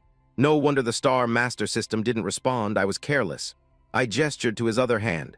Come on, check this hand. He agreed, and as I took his left wrist, my mind raced. A prosthesis of this complexity wasn't a product of this era. It had to be from ancient ruins. The instant my fingers made contact with his living flesh, my system chimed to life. Ding! The host has contacted the data holder of the Star Soul General. Finally, loading complete, Star Soul General Cao Ren began to copy, but just as quickly a warning flashed. Copy complete, warning, an error occurred. The system detected errors in 7% of the data, correcting the wrong data. Internally, I cursed. A data error? How is this possible? The old men saw the flicker of annoyance on my face. What's wrong, Yungxiang? The patriarch asked. I immediately smoothed my expression. No, nothing. I improvised, keeping my hand on his wrist. I think the lack of his physical body has affected the star and soul veins within him. I looked at the third uncle directly. Has your cultivation base never improved since your injury? He sighed. Far from improving, I've spent years taking elixirs just to maintain my current realm. Just as I suspected. I see. I will first look for the materials for the life-extending pills. Then I dropped another bomb on them. After that, we'll slowly think of a way to regenerate your lost right half. The old man's eyes looked as if they would burst from his skull. What? You mean there's a way to grow back my body? I waved a dismissive hand. Yes, but that's another story. Time is precious. I dug into my pocket again. This is the 5-star Fengchun pill, I said, producing another vial. It's an upgraded rejuvenation pill. It won't increase your lifespan, but it will relieve your physical pain. He took it with a trembling hand, full of gratitude. With the patriarch now promising me the full, unconditional support of the entire Song family, I turned to leave. I walked out of the suffocating room, past the guards standing like statues. Uncle Mu, a loyal servant, intercepted me. "Master Yungxiang, are you going back to the east courtyard? You don't have to send me off." I told him, waving him away. I needed to be alone. I strode across the stone bridge to my private residence, the gears in my mind turning furiously. Inside, I sealed the door. "Star Lord System," I demanded. "What happened to the error in the data of the Star Soul General Cao Ren?" The system interface materialized before me. Ding, unknown reasons caused Star Soul to corrupt data. A diagnostic scan began, marking damaged areas in red. Marking damaged areas to be automatically repainted by the system. The process began immediately. Calculation of the reconstruction scheme is complete. Drawing of the missing data has started, time remaining. The number that appeared was staggering, over 1.4 million seconds. This was going to take over 2 weeks. This complication was inconvenient. So this is the state of my household when I'm away. A flurry of activity just to polish floors I barely notice. They scurry like ants because their young master is returning. The very same one they used to whisper about behind their hands. The entire east courtyard is in a state of controlled panic. All for my benefit. A second-class maid named Lotus Preens, convinced her efforts will satisfy me. But another maid, Wood, tries to poison the well, reminding Lotus of how nasty I supposedly was, only for Lotus to leap to my defense with a blush. Pathetic how easily swayed they are by a little power. Wood sneers, calling me trash, and warning the infatuated girl to be careful. Lotus, bless her simple heart, retorts that I'm no longer trash, that I can cultivate now, as if that changes the man I am. The sarcasm drips from Wood's voice as she brings up old, twisted memories, trying to paint me as a degenerate. It's a petty squabble beneath my notice. Then the head maid, King Dai, appears to restore order, her voice sharp as she reminds them of my imminent arrival. The two fools immediately bow, cowed by her authority. Elsewhere, another maid complains about being hungry, her stomach ruling her thoughts. She's caught slacking off by King Dai and quickly fabricates an excuse. The girl, Zissou, scurries away from the dining room. Wood makes a crude remark, her lack of decorum on full display. King Dai's rebuke is swift, a reminder of the etiquette they are supposed to uphold in this house. Zissou, meanwhile, seems to have willed her excuse into reality, now genuinely needing to relieve herself. King Dai waves her off, her patience clearly wearing thin. Zissou dashes down the corridor, free for the moment. Her simple mind immediately drifts to sneaking snacks from the kitchen. But then she spots another target for her insignificant power plays. A new maid lazing about in the garden. She puffs out her chest, ready to play the role of a stern senior. The trainee Su Wen offers only a monotone "oh" in response, her disinterest palpable. She then turns her back and walks away, completely ignoring the little tyrant. Zissou, predictably, is enraged by the insubordination and gives chase. She launches into a lecture, threatening the trainee with menial labor if she doesn't learn her place. It's at that moment I decide to make my entrance, placing a hand on her head and repeating her threat with cold amusement. She freezes, startled, demanding to know who dared to touch her. Her eyes go wide as she recognizes me. A moment of stunned silence, and then she's shouting my name, her joy ridiculously pure. The new maid, Su Wen, watches from a distance as Zissou clings to me like a child. I hold the girl at arm's length as she begins to tear up, but my attention is already elsewhere, on Su Wen's cold, analytical stare. Zissou protests, denying my jab about her crying. She even puffs up her chest and declares herself the most beautiful maid, a claim I don't bother to acknowledge. My gaze is fixed on the trainee in the distance.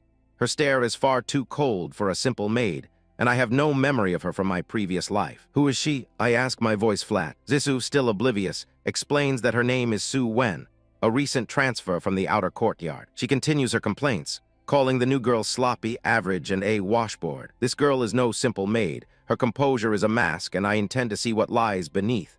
System, I command internally, scan her. The data floods my mind, revealing a hidden device and a skeletal structure pulsing with suppressed power. Another assassin from the Milan clan, hiding in plain sight. Zissou continues her prattling, trying to draw my attention back to her. She even reminds me that she's been following my advice to eat and grow up quickly, a naive attempt to curry favor. Just then, a voice calls out, and Lotus appears on a nearby balcony. Her face lights up with genuine delight upon seeing me. She waves frantically, and I offer a simple greeting in return. I give a small wave, a calculated gesture of acknowledgement. The maids gather, their expressions a mixture of awe and adoration. I feel King Dai's gaze on me, and I can practically hear her thoughts, marveling at my progress to the Earth stage, while I, in turn, sense her own hidden power. She's been with me for a long time, and her strength is no coincidence. She must be a secret protector, arranged by the old man. I watch from the shadows as the old man, Lord Hu, made his way to the underground sanctum of the Song Mansion. His two most trusted dogs scurried across the bridge to greet him, their heads bowed low. "Congratulations to Lord Hu," one of them simpered, his voice dripping with false reverence. The old man didn't waste time on pleasantries. He was here to hand me the keys to his kingdom. "Mu," he commanded. "From now on, all manpower and resources of the Song family will be assigned to Yunxiang." His butler, a man named Mu with the spine of a jellyfish, simply bowed. "Okay, my lord." But the old man wasn't finished. "Also, you call Aga and Jin to come," he continued, a cold glint in his eye. "The Song Mansion shadow guards will protect Yunxiang at all costs." Even the ever-obedient Mu couldn't hide his shock, understanding the gravity of handing over their most elite force. Yet faced with an absolute command, he had no choice but to agree. The old man thinks placing his prized assassins in my hands is the best way to extract my value. He sees a weapon. He fails to see the hand that will one day turn that weapon against him. They've installed me in the East Courtyard's main building, a gilded cage fit for the family's prized heir. Inside, a coterie of maids swarmed around me, offering tea and fresh clothes as if I were some useless, pampered noble. For a fleeting moment, I admit, the sheer absurdity of this dandy's life felt nostalgic. One of them, a girl named Zissou, offered me a cup of tea with a worried look. "Master, please drink tea, be careful not to burn yourself." I accepted the cup, the warmth a minor sensation against my skin. I took a slow, deliberate sip. Then my senses sharpened. The time for games was over. "Zissou," I said, my voice low and direct, "I have a task for you." Her eyes lit up with an eagerness to prove her worth. "What task?" I leaned in close, whispering my instructions to keep a close eye on a trainee maid named Su Wen, and to be discreet about it. "Yes, go ahead," I ordered, and she scurried away, a loyal pawn set in motion. With my little spy dispatched, I needed solitude. "You forego work on your own," I announced to the remaining maids. "I will rest here alone for a while." They bowed in perfect unison, murmuring their departure as they filed out of the room. The last one paused at the threshold, reminding me they would be waiting downstairs. I gave a simple okay, not even bothering to look up. The heavy doors slid shut, finally granting me the silence I required. Alone at last, my thoughts could finally turn to the real prize. I picked up the long, wooden box the old man had given me. Its exterior was deceptively plain. As I tried to open it, a blue octagonal seal of light flared to life, a 3-level encryption formation. "Heh, and it needs a password," I muttered with a smirk. The old fool never gave it to me, likely another one of his little tests. A test I had no intention of taking. "Star Master System," I commanded internally, "just hack this 3-level lock formation for me." My system responded instantly. A soft chime confirming the process had begun. As the system worked, the old man's final, cryptic words echoed in my mind about how the chessboard can be reset. "Under the Star Network, everything is a chessboard," he had said, implying a game far grander than I had been led to believe. Just as I was dissecting his meaning, the system chimed again.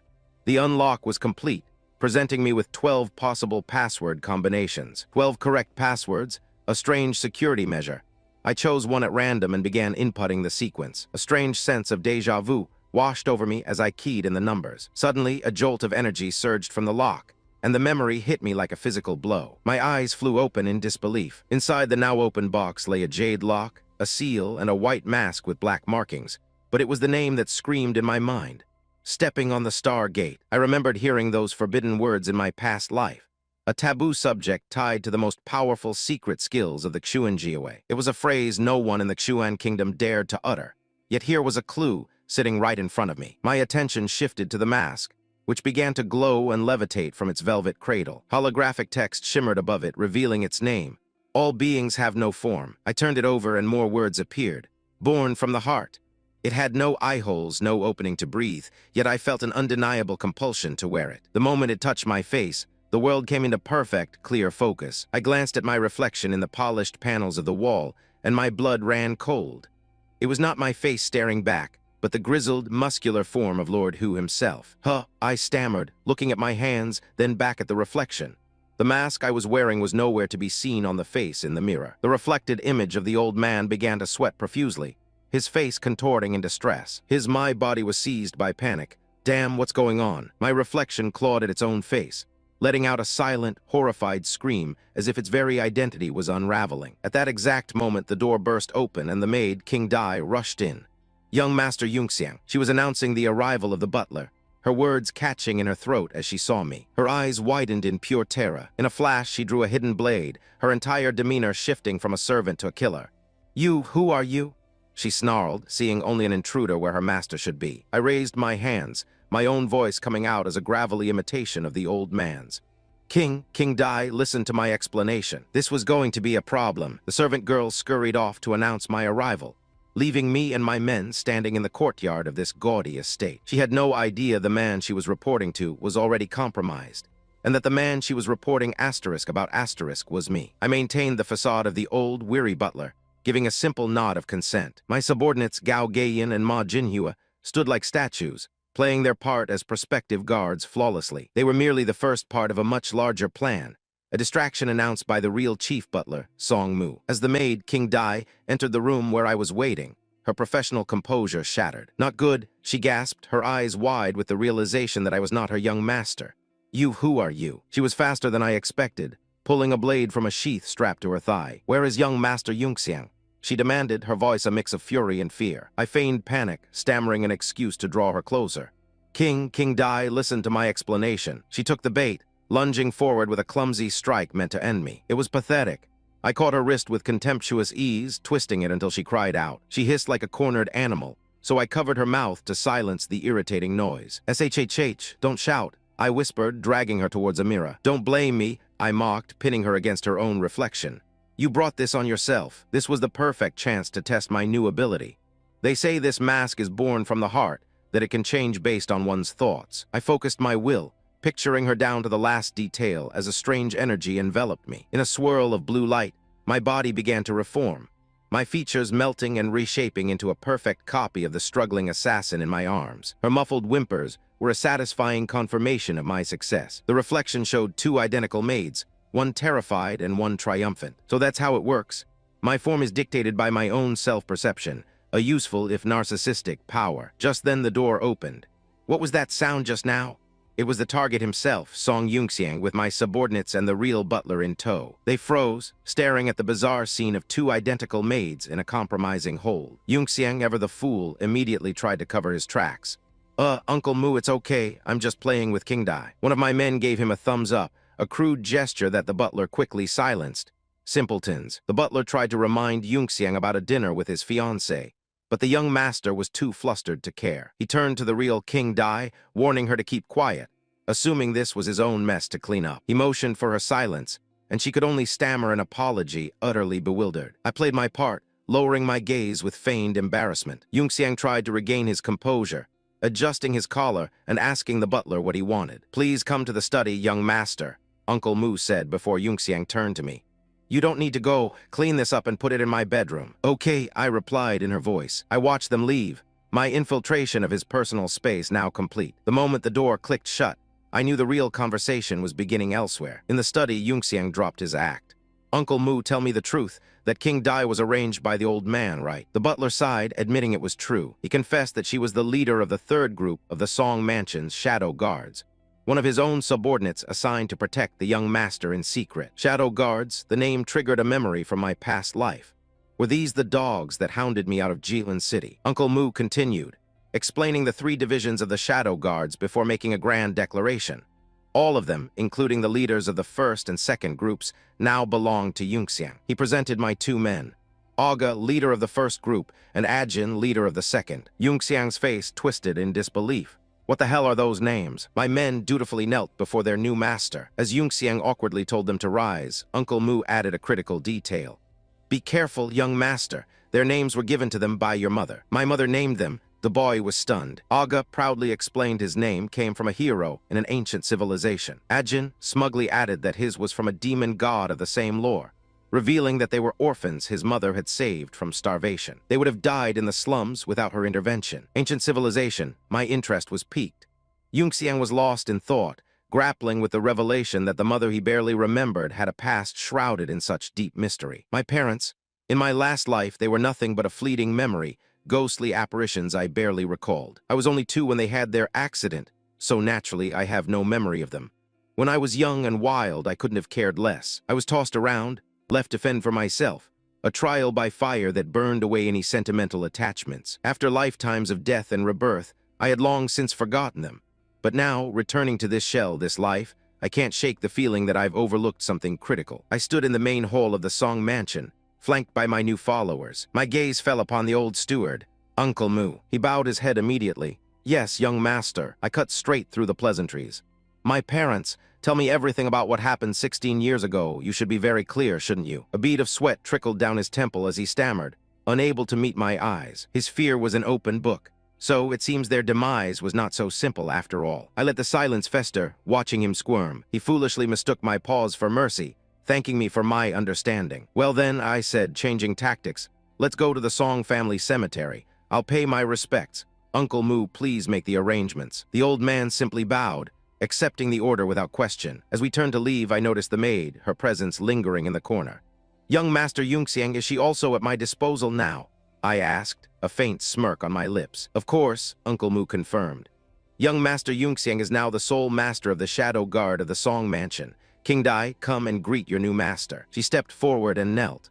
Shadow Guard Group 3, number 28, King Dai greets the master. She held her position, a perfect display of subservience. Protecting me silently in secret for so many years, it's not easy, I mused, producing a vial from my pocket.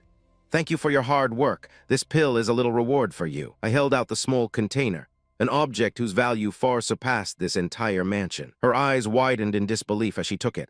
Huh, this is. The others stared, their expressions a mixture of shock and utter confusion. Is this a 5-star pill? She whispered, clutching the vial.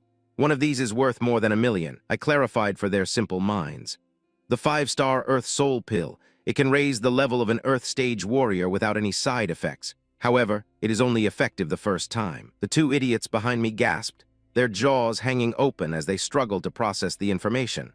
A priceless treasure, even for the royal family, given away so casually. She continued to stare at the pill, trembling. It's just a 5-star pill, I said dismissively.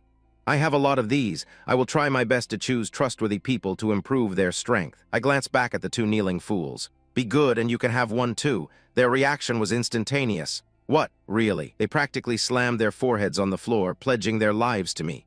No matter what. Pathetic but useful. I had their loyalty. Now back to business. Uncle Mu, arrange a car for the cemetery. I commanded, then added. By the way, the second group handles intelligence, yes. Go and investigate someone for me. With my orders given, we left the estate. Our hoverbike sliced through the sky, a silent procession over the sprawling metropolis below. We approached the coordinates of the Song family's private cemetery. Inside the lead vehicle, two of the family elders were already whispering amongst themselves. Young Master Yunxiang wants to go to the cemetery to worship. Why did you come with us? One asked. The other, a man with a sly grin, chuckled. He. Don't you think young Master Yunxiang is very different since he's come back this time? Their pathetic plodding was as subtle as a thunderstorm. I ignored them and pulled up a holographic list, initiating a call. Yes, I need each of these herbs, 50 pounds, and the herbs on this list. See if you can get them for me. My alchemy required ingredients far beyond the scope of this primitive era. The merchant on the other end sounded panicked. Sir, I have checked the list, but there are several herbs that I have never even heard of. He explained he was at the Nanju Chamber of Commerce and would consult their experts. Okay, then I'll wait for your reply. All right, I will give you an accurate reply tonight, he promised, his voice strained. The transmission ended. The merchant, Hong Fang, stood nervously inside the ridiculously opulent headquarters of the Hong Chamber of Commerce. He walked the long hall, flanked by golden automatons, a gaudy display of wealth. He stopped and bowed deeply. Miss Yu Zairo, seated on a throne-like chair, was Hong Yuxiao, the young head of the Hong family, reviewing my profile on her floating screens. Song Yunxiang, she read my name. Her lips curled into a predatory smile. Interesting. She looked down at her subordinate. Hong Fang, yes, arrange a meeting with him in the near future, she ordered coolly. I want to go and see for myself this young master of the Song family. It seems my return is already drawing the attention of this city's so-called elite. Let them come. More insects are always drawn to the flame. While I attended to family matters, I knew the seeds I'd planted were beginning to sprout elsewhere. A desperate little assassin was racing back to her nest, the floating islands of the Taiyuan organization. On her ridiculous jet bike, she burned a trail across the sky, a perfect picture of frantic urgency. She identified herself at the perimeter, requesting entry with a clearance I already knew was insufficient for what was coming. Their automated system scanned her credentials, confirming her pathetic rank. Codename San, verification level 2, how quaint. With permission granted, she didn't hesitate, rocketing straight toward a waterfall that concealed her destination. The cascade of water parted for her, revealing the hidden entrance to their sterile little fortress. She didn't even bother with a proper landing. skidding to a halt inside the hangar bay. The sound of her boots hitting the metal deck echoed with false confidence. Phew, finally back. She sighed, taking off her helmet as if she'd just returned from a routine mission. This was San, an 18-year-old killer from the so-called secret organization Taeyuan, and more importantly, a vessel for a star general. She strode down the empty, illuminated hallway, the sound of her own footsteps her only company. But soon, she heard another set of frantic steps hurrying towards her from the darkness. A small figure appeared from a side corridor, running as if her life depended on it. The girl was out of breath, barely able to speak. "Sister San," she whimpered, tears streaming down her face. San recognized her junior, Sinan, and a flicker of dread crossed her face. "Not good, didn't you go to Bijou with Master?" The girl crashed into her, sobbing uncontrollably. "What's wrong? Why are you crying?" Sen asked, a pointless question. Through her tears, the girl confessed the truth. "In order to save me, Master fell into an ambush by my Lun's bastards." The news struck Sen like lightning. She grabbed Sinan and demanded, "Quick, take me there." In her haste, her hat, a symbol of her station, clattered uselessly to the floor. They burst into the medical bay, where doctors in hazmat suits were failing spectacularly. 12th antidote test fail, a monitor blared. San and her junior stood at the doorway, taking in the grim scene. Her eyes widened in disbelief. "Master, how is it possible? You're a heaven-level cultivator." She rushed to the bedside of the woman who had trained her, her face a mask of horror. Is this San?" The dying master whispered, her voice weak. "You came back safely." I could practically feel San's resolve crumble as she saw the dark, corrupted veins spreading across her master's hand. One of the useless medics delivered the bad news, stating the obvious. "She was caught in an ambush. The poison is so strange." "What kind of poison is this?" San demanded, her voice shaking with rage and fear. "Can't we make an antidote?" The medic explained their failures, pointing to a holographic display. "This seems to be a new kind of poison. We're running out of time." They couldn't find a detoxification plan in Taeyuan's entire knowledge base, because this poison was bound with soul power. "I think this is a bit like the technique of alchemists," he concluded, finally stumbling upon the truth. The word alchemist sparked a memory. "You mean an alchemist might have a way to detoxify the master?" she asked, a sliver of hope in her voice. She remembered my parting words, my thank you gift. "Accept it," I had told her. "It's a pill, you'll need it." With renewed purpose, she pulled out the data card I had so generously provided. A cascade of vials materialized on her master's bed, shocking the so-called medical experts. This much?" One of them gasped, picking up a bottle. "This is the 3-star pill rejuvenation pill for healing." They identified others, like a red pill for temporarily strengthening combat power, but their attention was drawn to one particular vial. "This bottle of white pill," the lead medic said, his voice filled with a reverence their science couldn't replicate. He held it up to the light, a look of dawning comprehension on his face. "Quick, analyze this bottle," he ordered. "This may have a detoxifying effect." The little one, Sinan, still naive to the world's machinations, looked on in awe. "These were sent to me by a strange person," Sen confessed, a faint blush on her cheeks. Strange indeed. The analysis came back instantly, the complex molecular structure of my pill appearing on their screen. "It works," the medic shouted. "The powder of the white pill can neutralize the poison unit." Their medical AI calculated the precise dosage needed. 36 white pills to completely neutralize the toxin. "These 3 pills are just enough," he declared, a miracle delivered by my hand. They scrambled to prepare the antidote, their panic replaced with frantic hope. Sen could only stare at the vials, her mind reeling. "Is this just a coincidence?" she wondered. "Song Yunxiang, who the hell are you?" A question many people were starting to ask, and in the depths of the Taeyuan headquarters, her question was being echoed in the throne room. A cloaked figure knelt before a shrouded authority. He walked the long path to make his report. He stopped before the grand throne, a fusion of ancient architecture and cold technology. "High Priest," he began. The figure on the throne stirred. "Yes, what is going on?" The subordinate explained how Maya Niang was saved by a pill Sen acquired from me. Target S-691. The High Priest repeated my name, Song Yunxiang, as if tasting a foul poison. "Duplicate Star Soul General," the priest mused, tapping into their intelligence network. "This should be a method that only **E** knows." They were coming to the wrong conclusions, of course, suspecting my body had been usurped by some ancient ghost. They monitored me, San, and her master, trying to piece together a puzzle far beyond their comprehension. "Why not use the container I have prepared for you?" the priest whispered to the empty air, speaking to a phantom from the past. "Have you really come back?" A question meant for Ghost, but one I would answer in my own time. Their pathetic scheming was of no consequence to me. The sky was clear over my family's final resting place. Here at the Song family cemetery, I was paying my respects. Then a sudden tickle in my nose. "Achu, damn, who is talking bad about me?" I muttered, tending to the ceremonial fire. "Let them talk. They'll learn soon enough.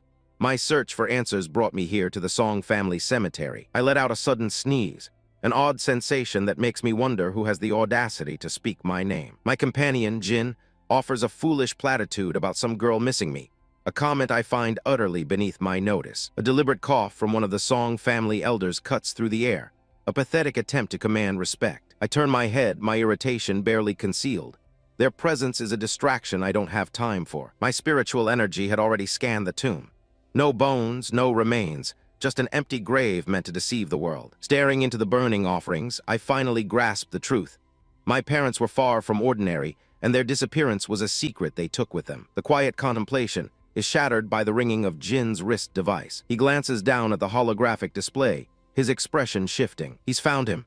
Sun Zia, a 19-year-old street gangster with a history of grave robbery, now the self-proclaimed leader of a pathetic crew called the White Dragon Gang. I ask for his location, and Jin confirms he's holed up in an abandoned house on Dagu Street, where my men are already converging. Okay, let's go and have a look, I command, turning my back on the empty tomb without a second thought. As we walk away, I overhear two of the elders whispering, their voices dripping with pathetic ambition. They're discussing my fiancée, Kong Zin Zin, and how my recovered cultivation makes her an unsuitable match. One of the fools even debates trying to persuade my grandfather to break our engagement contract. The other suggests a laughable scheme: pass the marriage contract to some lovesick brat from a lesser family. They even bring up another woman arranged for me in the past, a woman with gold in her arms, before they're silenced by our approach. Reaching our transport, I waste no time. Let's go to Dasu Street. The vehicle ascends, cutting a swift path through the urban skyline. The sun bleeds across the horizon, a fittingly dramatic sky for the evening's business. We arrive above the address, a derelict compound in the city's forgotten district. A wiry punk with a hideous grin, identified as Sun Zia's younger brother, approaches the main building with a heavy sack. "Brother, look," he yells, his voice grating. "Our brother's found a lot of treasures." The man lounging on the chair, the supposed gang leader, snaps with irritation. "What is it?" The younger brother eagerly opens the sack, presenting his findings like a dog offering a dead rat. He dumps the contents onto the dusty ground, revealing a collection of trinkets and junk. "Aren't these items quite valuable?" he asks, his greed plain to see. The leader finally sits up, a flicker of something other than boredom on his face. He touches a ring on a cord around his neck, whispering a request to a Mr. Do to identify the valuable items. After a moment, he mutters his thanks to this unseen advisor. He then snatches up a handful of wooden tablets, separating them from the rest of the pile. When his brother asks if that's all the good stuff, the leader smirks, declaring the tablets are rubbish and offering a predatory deal for the remaining items. He silences his brother's protests with absolute authority, telling him to come back for payment in a month. As the lackey turns to leave, the leader stops him. "Wait a minute," he says, his tone changing. "Take these pieces of trash and return them." He's returning the most valuable items. This man is more clever than he looks. The subordinate simply obeys, scurrying off with the trash. From our concealed position on the rooftop, Jin and I watch the entire exchange, perfectly hidden by my invisibility formation. Jin mutters in awe about the formation's power, how it masks light, sound, and soul fluctuations. A perfect tool for silent killing. "Let's take a closer look," I say, raising a pair of soul sight binoculars. Jin flinches. His perpetual fear of being discovered is a constant annoyance. I grab him and leap to a closer rooftop. "It'll be okay, come with me." We land without a sound, right above the courtyard. Peering over the edge, we have a clear view of the scene below. I scan the discarded loot again, searching for anything useful to my cultivation, but find nothing. "Where's the ring?" I whisper, focusing on the man's hands. Sun Zia leans back, gloating to himself about his good fortune and his connection to this mysterious Mr. Do. Then he asks a critical question to the air. "Mr. Do you think I can really become the Star Soul General Cao Ren's host?" A disembodied voice from the ring assures him that the current host's life flame is fading. But as I watch, I realize something is wrong. This Sun Zia, he doesn't feel like the man I encountered in my past life. Focusing my senses, I confirm it. Their soul powers are completely different. Then I see it. The faint, powerful fluctuation is not from the man, but from the ring itself. A spectral image materializes in my vision, the face of a cunning old man superimposed over the thug. That's him. That's the one I know.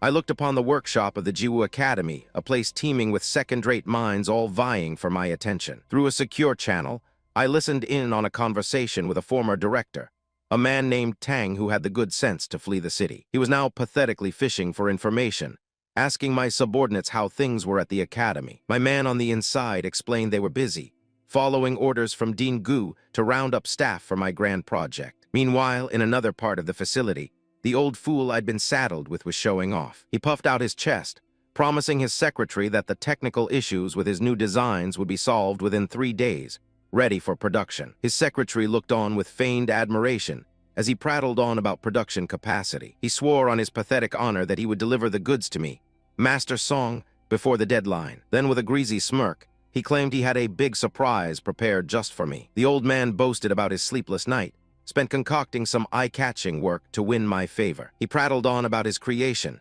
a crude fusion of heavy armor, bombardment weapons, and airstrike mobility. He called it the Yuan-style final evolved form, a name as clumsy and overwrought as the design itself. The fool was practically giddy, certain that this monstrosity would convince me to accept him as a disciple, while his secretary offered a hollow compliment. I could practically read her mind. She saw the design for what it was, a crude stacking of equipment with an impossibly high soul power consumption. My actual subordinate, the one on the call with Tang, was far more perceptive, noting there was still significant room for optimization. He played his part perfectly, citing secrecy when Tang pressed for details. Tang, ever the opportunist, immediately offered to source materials through his wife's family business. My subordinate seemed to consider the offer, recognizing a useful pawn when he saw one. He agreed to report the offer to his superior before abruptly ending the call, leaving Tang sputtering. The fool was left staring at a blank screen, his family watching his failure. His wife's expression was a mask of pity and concern. He tried to save face, claiming he would just contact his old classmates from the Tiandu Forging Academy instead. His desperation was plain to see. All he wanted was to prove his worth to his father-in-law. He frantically tried to make another call, a pathetic man chasing ghosts, but his games were of no concern to me. I was miles away, perched on a rooftop in the Dagu streets, observing my own intricate web. My men appeared silently beside me, moving with the efficiency I demanded. One of them reported that Miss Kong was en route, but his mind was on other matters. The sole power of the ring I held, and the identity of the woman who now bore the name Zun Zia. "It's your fiancée," my subordinate clarified, Miss Kong Xingxin. The reminder of this political arrangement was met with a flicker of confusion from my men. They confirmed she was on her way here. "How are you so sure she'll come?" I asked a rhetorical question. I already knew the answer, of course. Her path had been laid out for her. My subordinate nervously explained the rumors connecting her to the White Dragon Gang's leader, adding that his own team had assets embedded within the Kong family. "It's fine," I said, waving a dismissive hand. "We should withdraw." As they prepared to leave, I toyed with the ring, its strange energy a curious puzzle in my hand. My men vanished into the shadows. They were ghosts, just as I had trained them to be. "Arrange for someone to keep an eye on them," I ordered, my voice carrying easily across the distance. I tossed him a small case. His eyes widened in shock. 200 shulker talismans, the invisibility method you just used. "A weakened version," I clarified, "but their ability to restrain Kai will be more than enough support." He understood their immense value immediately. He thanked me, his gratitude a familiar and ultimately meaningless currency. "Go," I commanded, and he disappeared without another word. The sky was bleeding into shades of dusk. It was almost time to go home and prepare for tonight's dinner party. My arrival at the Song Mansion was, as always, understated. The vehicle touched down in the courtyard with a quiet hiss. Just as I stepped out, another craft descended, its occupant making a far more dramatic entrance. Song Yunjin, my dear cousin, strode toward the banquet hall, and there to greet her were the other vultures of the family. Song Yunxiu and her useless brother, Song Yunrui, their words dripping with sarcasm about her deigning to attend a family dinner. I watched my cousin, Song Yunjin, the 26-year-old commander of the formidable Chiluan army, a woman of genuine power surrounded by insects. She simply scoffed, utterly unimpressed by their childish provocations. I arrived at the sprawling Song Mansion, the so-called heart of my family's power. A procession of maids lined the stone path, their heads bowed in a perfect display of choreographed servitude. I walked through their ranks, my expression unreadable, already tired of this charade. At the entrance, an old steward and one of my cousins greeted me with forced reverence, calling me young Master Yunxiang. With their empty pleasantries concluded, they led me towards the banquet hall. So this is the stage they've set for tonight's little drama. Inside, the family head, my grandfather Song Jingzhang, was already seated at the head of a long, empty table, his patience clearly wearing thin. He is the patriarch of the Song family, a man clinging to the illusion of control, and he was already asking where his sons were. Madam He, my first uncle's wife, offered a flimsy excuse about military affairs keeping him away. The old man waved it off impatiently before demanding to know the whereabouts of his second child. My second aunt, Mrs. Cheng, a woman whose lineage reeked of merchant gold, claimed her husband was at a party. Grandfather's face darkened further. "What party?" he grumbled, taking a sip of tea. His eyes narrowed as he pressed her. "With whom?" But she could only stammer that she didn't know. With a sharp crack, he slammed his bowl onto the table, splashing soup everywhere in a pathetic display of temper. "Party shit," he roared, his voice echoing in the hall. "Tell him to get his ass back here now." One of my second uncle's concubines, Aunt Zhao, tried to placate him, mentioning some envoy from the Zhang family. The others chimed in, murmuring about a dispute over the Zhang family's succession and the high price they were offering for our support. Just as a servant announced my presence, I stepped into the room, offering the barest minimum of courtesy to my grandfather and aunts. "Madam," he gestured to a seat, her smile as thin as her patience. Aunt Zhu, another of my uncle's concubines, tried to beckon me to a chair beside her, making vapid small talk about my health. Unlike the others, her kindness had always seemed genuine, a strange anomaly stemming from her past as a simple maid in this very mansion. But my grandfather cut her off, pointing to a seat directly across from him. I sat, my eyes lingering on the empty chair beside me. "Second uncle," I began. "It's fine, just come." The old man interrupted, his smile not reaching his eyes. As I moved, the sharp-nosed Aunt Zhao suddenly remarked on a strong fragrance wafting from me. She narrowed her eyes, guessing its origin. Could it be that Yunxiang has something good on him? This rich pill fragrance, surely it's 3-star or above. I gave a slight, dismissive smile. I can't hide it from Aunt Zhao, it is indeed a pill. I calmly took my seat and feigned ignorance. "Is Uncle Bo not coming?" My second aunt answered curtly that he was at dinner, a fact I already knew.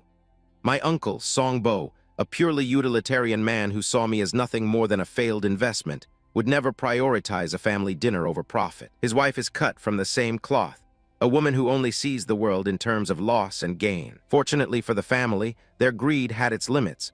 They still valued the family's reputation above all else. I then turned to my first aunt, gesturing to the other empty seat.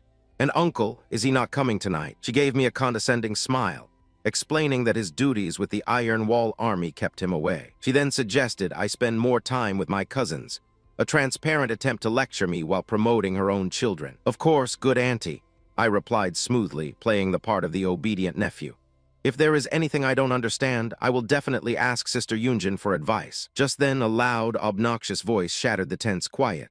"Yo!" Everyone came quite early. My cousin, Song Yunki, sauntered in, dressed in casual clothes as if he were strolling through a market, not attending a formal family dinner. His mother immediately hissed at him, mortified by his lack of decorum. He just laughed it off, wrapping his arms around her with a lazy excuse about coming straight from school. Grandfather, ever the doting patriarch for the talented ones, waved it off. Then the little fool turned his condescending gaze on me. His eyes scanned me with blatant disdain, a smirk already forming on his face. I leaned back, my voice dripping with sarcasm. "No, big or small, shouldn't you need to respect your big brother? I remember him from my last life, a genuinely good person who died a hero. This arrogant child was a pale imitation." He scoffed, crossing his arms and flaring his aura.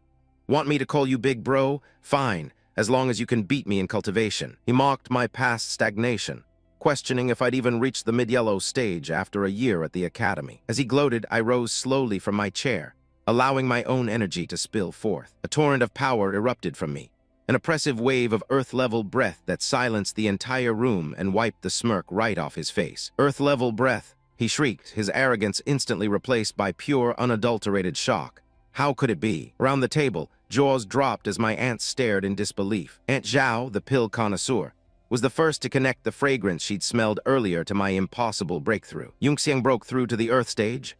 Aunt Zhu whispered, a look of pride on her face. My grandfather staggered, pointing a trembling finger at me, stammering about my supposedly crippled soul vein. I looked down at my cousin, who was still trembling. "How is it? Are you surprised?" He scrambled for an excuse, his voice cracking.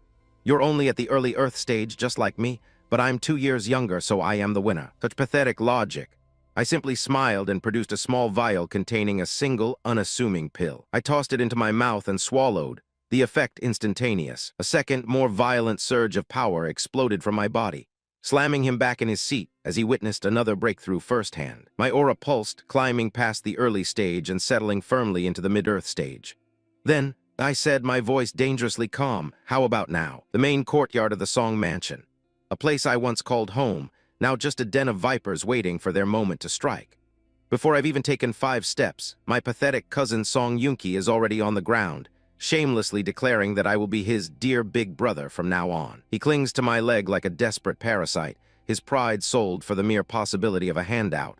"Hey, you're too quick to admit defeat," I note with a dry, humorless smirk. To demonstrate just how out of his league he is, I casually pull a small bottle from my coat. His eyes widen, and the drool practically starts pooling at the corner of his mouth as he offers to call me Grandpa, if that's what it takes. A sudden, sharp sound echoes as my grandfather slams his hand on the table. "What the hell are you talking about, kid? Get up now."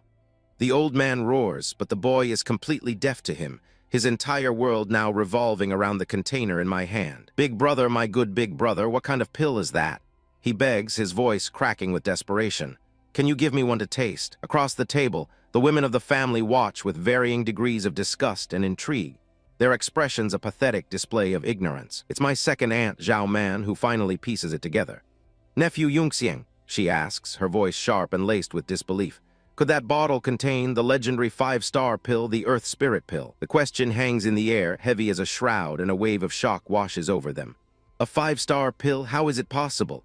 one of them whispers. They mutter amongst themselves, noting that such a treasure is a rarity even for the royal family of Tiandu. Grandfather simply chuckles, taking a slow sip of his tea. "Ha, this surprises you. Then you really don't know much about him at all." My second aunt's mind is racing, recalling that their family's entire history boasts only a single 5-star elixir from 400 years ago. She connects my sudden appearance with rumors of an uncommon alchemist, and the gears in her greedy mind begin to turn as she tries to calculate the value of what I hold. Aunt Zhao is very knowledgeable, as expected of a member of a medical family. I say, confirming her suspicions with a lazy smile. "Yes, this is indeed a 5-star Earth Spirit Pill, able to raise an Earth Stage cultivator's level without any side effects." I let them stew in that knowledge, watching the undisguised avarice bloom on their faces. "That's right," I add, twisting the knife just a little. "But it's a pity it only works for the first time." The old man's gaze intensifies, his mind already calculating how these pills could elevate the Song family's backbone to an entirely new level. He struggles to maintain his composure, admitting to himself that while he was prepared for a shock, this was far beyond anything he had imagined. He tries to downplay it, reasoning that a cultivation pill isn't as valuable as a battle-type one, a flimsy attempt to control his own spiraling greed. My second aunt, however, has no such illusions, and quickly decides that her dignity is a small price to pay for securing such a treasure for her children. She knows acting too affectionate now will make her look like a calculating villain, but she's willing to take that risk. With a sudden, cloying warmth, she pulls out a chair for me. "Come on, nephew Yungxiang, sit down and talk." I oblige, taking the seat of honor and settling in for the next act of this family drama. The old man sees the displeasure on my other aunt's faces and immediately barks an order at the still groveling Yunki.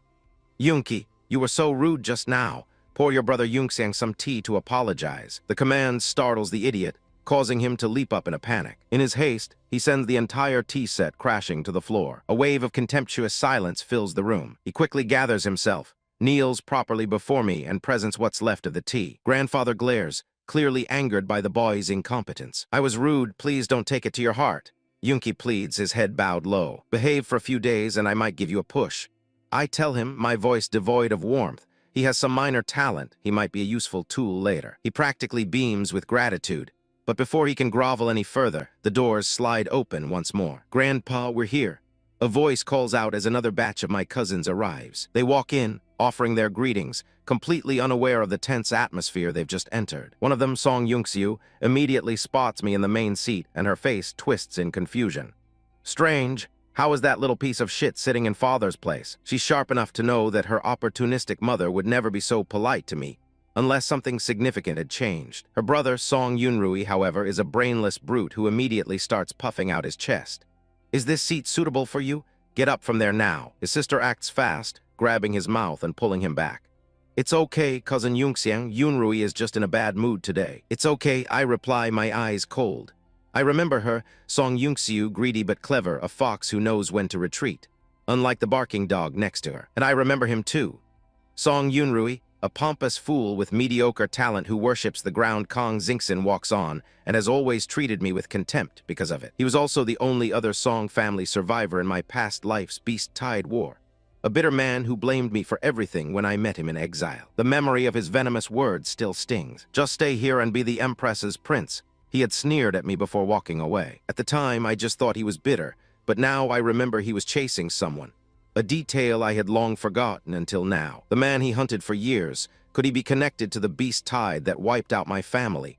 Was there a traitor in our direct bloodline? My fist clenches under the table.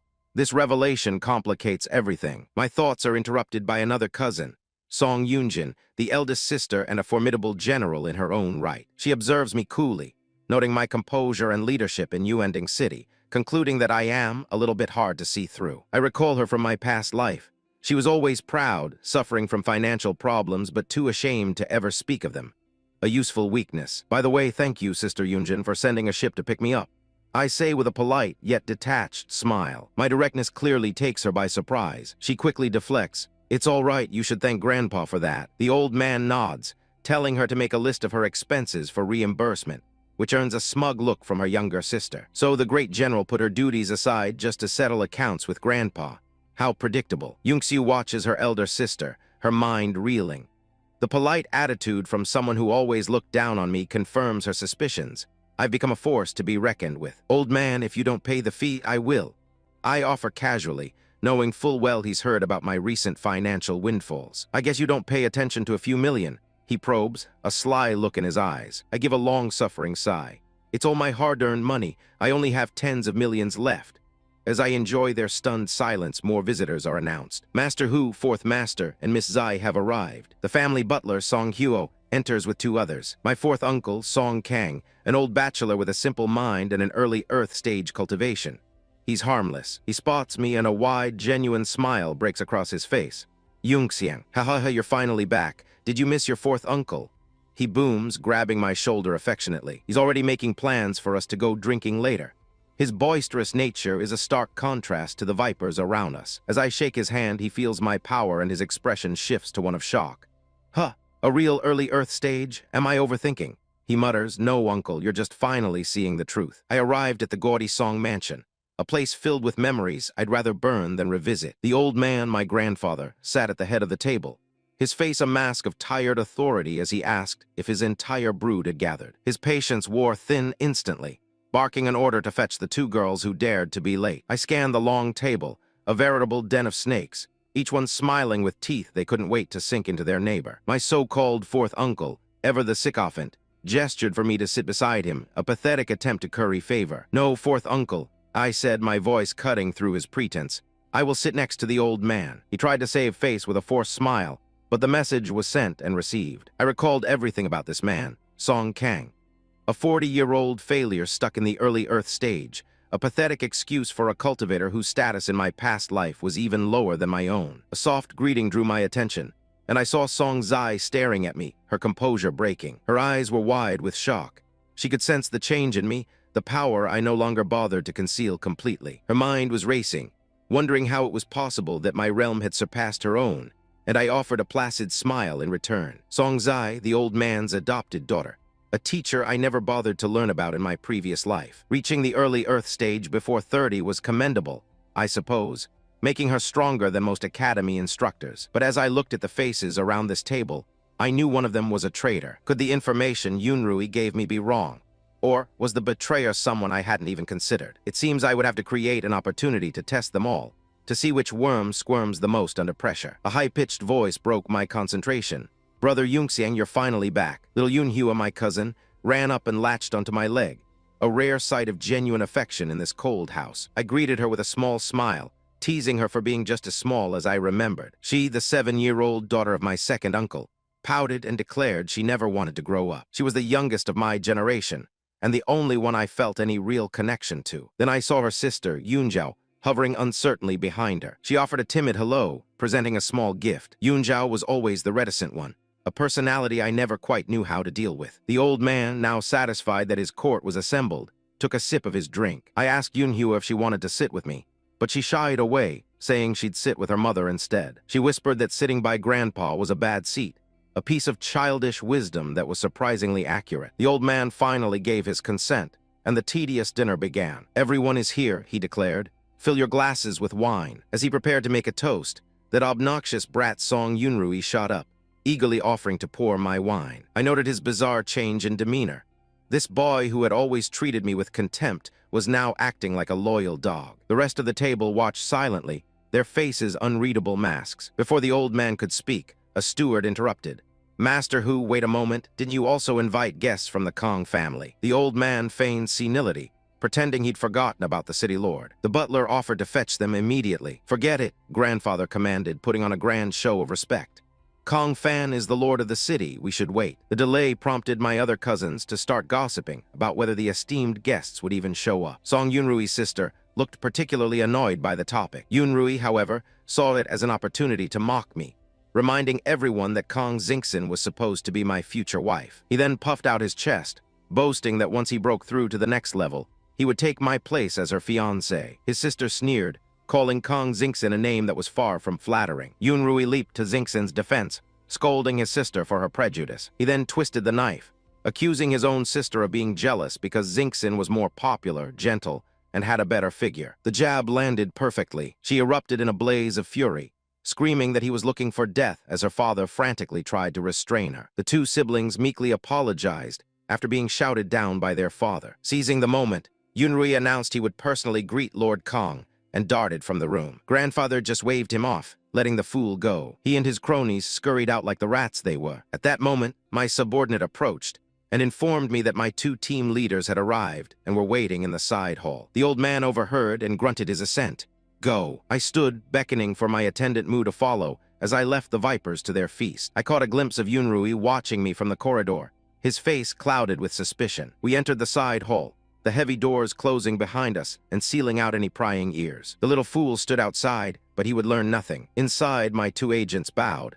"Master Yunxiang, Lord Hu." "Skip the formalities," I ordered. "Report." My man pulled out several photographs from his jacket. They showed my fiancé, Kong Xingxin, meeting secretly with another man, while my agent explained the Kong family's entire pathetic plan to break our engagement tonight. He then produced a small recording device. We recorded their conversation. The recording played, filled with Xingxin's promises to break off the engagement with that Song family trash, and another man's bold declaration of love. My retainers looked on in stunned silence at the sheer audacity of it all. So the foundation of their grand betrayal rests on a single old man who just broke through to the heavenly stage. Lord Hu finally broke the silence with a dry, humorless laugh. "I'm going to die of laughter." He asked me what I intended to do, and I simply stated, "I'm not interested in this engagement." He pressed further, questioning why I wouldn't retaliate when they were so blatantly stepping on my face. They want to break the engagement to humiliate me, to sever ties with the Song family because they think they've found someone better. I can sense them outside the door, little rats from the Kong family straining to overhear our banquet. One of them presses his ear against the wood, wondering why he can't sense any soul power fluctuations, suspecting I've set up some kind of advanced formation. He's not entirely wrong, but advanced is such a pedestrian term for my work. Before the fool can process another thought, a hand descends upon him. His undignified yelp is pathetic, but I suppose I can't expect much from their stock. The woman dragging him away by his ear must be his sister, scolding him for his incompetence. He continues to whine for her to let go, his cries echoing his own weakness. Just then, the first wave of my work ripples through the mansion. The energy fluctuation washes over the banquet hall, startling the other spies and freeloaders the Kong family sent. The siblings are the first to truly react, the woman whispering in shock about feeling the breakthrough to the heaven stage. Her brother, the simpleton, excitedly confirms it feels just like when his own father broke through, before his sister frantically shushes him. She clamps a hand over his mouth, a futile attempt to contain a secret that is already screaming its existence. Elsewhere at the table, a woman with a greedy glint in her eyes feels nothing but senses an opportunity. She can't perceive the power, but she can certainly smell the potential for profit. Another of their party, a woman sitting with a pompous-looking man, wonders if it's her father's heaven stage breath, but correctly intuits that it isn't. Her brother notices her distress, asking if she's all right as she turns pale. She brushes it off, but the sweat on her brow tells me she understands the pressure of a true master. 417, the foolish brother from before, is practically vibrating with excitement, convinced that I, Yunxiang, am the one breaking through. His sister looks at him, bewildered, and asks my name in disbelief. He quickly fills her in on the earth spirit pill I consumed earlier, a morsel I dangled to test their greed. Her eyes widen as she processes the name of the treasure, her shock palpable. Her brother, already bought and paid for, suggests she kneel and acknowledge me as her superior, gloating that I promised him a pill for good behavior. He continues his sales pitch, explaining how such a treasure could save them years of tedious cultivation. His sister's mind is already racing, calculating the pill's monetary value and lamenting that I wasted it on a mere breakthrough instead of selling it to fund her pathetic little army. Just as her avarice reaches its peak, I allow the second wave to crash over them. This one is stronger, a clear statement of intent. The teapot on a nearby shelf cracks under the sheer spiritual pressure. The force slams the greedy woman to her knees, a gasp escaping her lips as she realizes there's another heaven stage expert in the room. She remains pinned to the floor, utterly helpless. Then comes the third wave, and her brother collapses beside her, his face a mask of idiotic disbelief. In the side hall, the cheap, hastily arranged isolation formation I set up finally shatters. I look up, letting the power of my newly ascended subordinates wash over me. My old retainer, Lord Hu, notes that my formation skills are impressive, even if the barrier only withstood 3 breakthroughs. Another of my men stammers, admitting he thought I was joking when I said I would create 3 heaven stage masters tonight. My head maid, King Dai, kneels before me, trembling as she struggles to comprehend her own transformation. She can't believe how fast she ascended, her new status as an early heaven stage warrior feeling like a dream. I remind her that her progress was the most costly. The other 2 were already at the peak of the Earth stage, but she required far more resources. Overcome with gratitude, she pledges her life and her sword to me, vowing to eliminate any enemy who stands in my way. I tell her to rise, activating a purification talisman to cleanse the impurities forced out by her rapid advancement. A torrent of cleansing energy envelops her. The ritual washes her clean, refining her new form. She emerges pristine, the very picture of a headmaid of the Song family's east courtyard. She bows, thanking me for the gift I have bestowed upon her. With her stabilized, I turn my attention to my other 2 new toys. Ga and Jin, the leaders of my shadow guards, confirm that their newfound power is stable and ready. Ga clenches his fists, eager to find an opponent and test the limits of his new heaven stage body. Jin, meanwhile, cackles as he clumsily attempts to walk on air, giddy with his new abilities. I calmly remind them not to get ahead of themselves.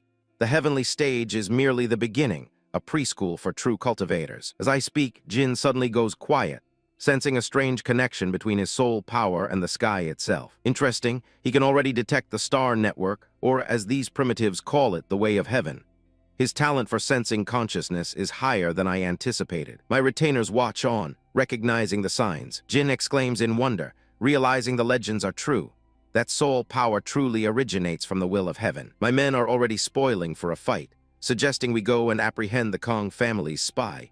But I have a more amusing plan in mind. I wave them off, stating there's no need to escalate the conflict so crudely. My original plan was simply to frighten the old man from the Kong family with a display of power, a gentle warning. But then Jin, emboldened by his new power, volunteers a rather theatrical idea. I find his childish enthusiasm for subterfuge amusing, a sign of a bright future in my service. I play along, patting his back as he and Ga celebrate their brilliant scheme. My older retainers can only watch, speechless at the absurdity of it all. One asks Lord Hu if he truly means to display his strength in such a farcical manner. The old man just smirks, his eyes glinting with newfound confidence. The Song family has kept a low profile for more than 10 years, he declares, a predatory grin spreading across his face. It's time to show them a little of our true strength. Outside the main gate, another branch of the family waits, oblivious. Young Master Yunrui and his attendants spot the approaching flying boat of the Kong family. Yunrui puffs out his chest, ready to welcome the so-called distinguished guests with all the pomp they deserve. But before they can even announce themselves, 2 figures descend from the sky like falling stars, landing with an impact that shakes the courtyard. The guards shout in alarm as the newcomers casually walk on air before them. Yunrui's face drains of all color, his arrogance evaporating in an instant. His attendant squints, his monocle nearly falling from his eye as he recognizes their attire with dawning horror. Young master, their clothes, they're the guards of the east courtyard. Not long ago, I watched their flying boat slice through the sky, heading straight for my territory. Pathetic fools, arriving with such fanfare, completely unaware of the web they were flying into. Aboard their vessel, the girl, Kong Xingxin, was already thinking of me. Her grandfather, the old patriarch, admitted they had been observing me from a distance, as if I wouldn't notice their clumsy attempts at reconnaissance. He conceded my talent was great despite my origins, a classic condescending remark from the so-called elite, which predictably made the girl blush. Her father, the city lord, was far more skeptical, dismissing my strength as merely yellow rank, weaker than his own city guards, an amusingly ignorant assessment. But the old man had sensed a fraction of the aura I allowed him to perceive, a hint of something that reminded him of a true general. His son, of course, remained mired in disbelief, unable to trust his own father's judgment when it contradicted his narrow worldview. The patriarch puffed out his chest, boasting of his heaven-level perception, an arrogance that would soon cost him dearly, while his son continued to suspect I was merely using crooked methods. The boy even cautioned against betting everything on me. A moment of surprising clarity before his daughter furiously jumped to my defense. She raged that my cousin, Song Yunxiang, was the true deceiver, the one using tricks to feign his status, a truth she had no idea I was orchestrating. Her outburst threw their little family council into disarray, a predictable outcome for schemers. Finally, the old man silenced them, revealing his intention to test me during the upcoming dinner. He laid out his crude ultimatum. If I was exposed as a fraud, he would withdraw from the marriage and use any protest as an excuse to display his anger. His son eagerly added his own layer to the pathetic plot, suggesting that if I was real, they would simply manipulate me through his daughter to exploit my family's resources. The two of them smirked, convinced of their brilliant two-faced strategy. The girl, however, was disgusted by their shameless plotting and declared her intention to withdraw from the marriage regardless of the outcome. And so, this family of vipers, with their transparent schemes and internal conflicts, finally arrived at the gates of my mansion. My worthless cousin, Song Yunrui, was the first to greet them, his eyes widening in shock as he recognized my head maid. Chang Qingdai introduced herself coolly, flanked by my two most powerful guardians, while Yunrui's attendant whispered in terror that all three of them possessed auras far beyond the heavenly rank. The color drained from their faces as the reality of the situation began to dawn on them. My cousin could only stammer about them stepping on air, while his butler belatedly realized these were no ordinary guards. Yunrui's mind raced, questioning if they were part of Lord Hu's secret forces. The attendant whispered the name Shadow Guard, a top secret of the Song family they thought they understood. But Yunrui knew even the Shadow Guard wouldn't be deployed for a simple welcome, and his confusion deepened. They stood frozen, paralyzed by a power they couldn't comprehend. From above, the Kong family's flying boat began its final descent, utterly oblivious. My cousin, scrambling to put on a brave face, shouted for the guards to prepare a welcome. Their vessel landed with an arrogant thud, stirring dust and kicking off the evening's entertainment. As the Kong family emerged, Yunrui plastered on his most obsequious smile to greet them. But Kong Xingxin stopped dead in her tracks, staring at him in utter shock. "Why are you here?" she demanded, her carefully constructed composure shattering. He gave her a slick, rehearsed smile and informed her that the great Song Yunxiang was his cousin. She was stunned, her internal monologue seething with disgust.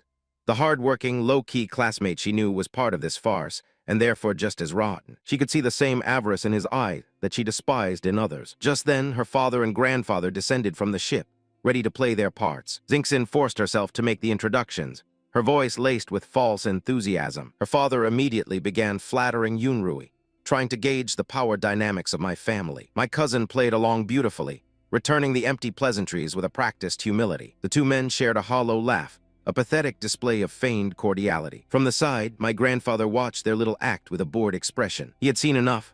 A cold, predatory grin spread across his face as he decided to escalate things. "Just let me put out the breath of the heavenly rank to shock everyone," he thought, and then unleashed his spiritual pressure. A wave of blue energy blasted across the courtyard, aimed to intimidate and dominate. He focused his power, certain that this crude display would put everyone in their place. His own family recoiled in shock, stunned by the sheer force of his heaven-rank aura. His son stammered, questioning why he would make such an aggressive move so early. The old man sneered, intent on humiliating my family by targeting my cousin.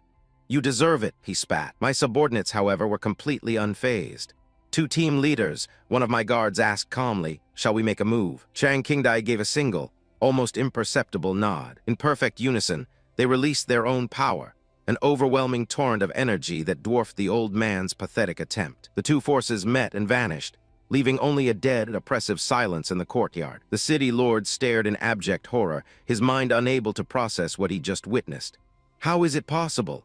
The heaven-rank aura was cancelled out. Xingxin was equally bewildered, wondering why her grandfather had suddenly withdrawn his power. My cousin stood trembling, demanding to know who these people were, silencing his stammering attendant. My guardians remained perfectly still, their message delivered without a single word. Chang Qingdai took a slow, deliberate step forward, her presence commanding the entire courtyard. "Under the orders of young Master Yunxiang," she repeated, her voice cutting through the silence, "I have come here to welcome the distinguished guests of the Kong family." She gestured gracefully toward the mansion.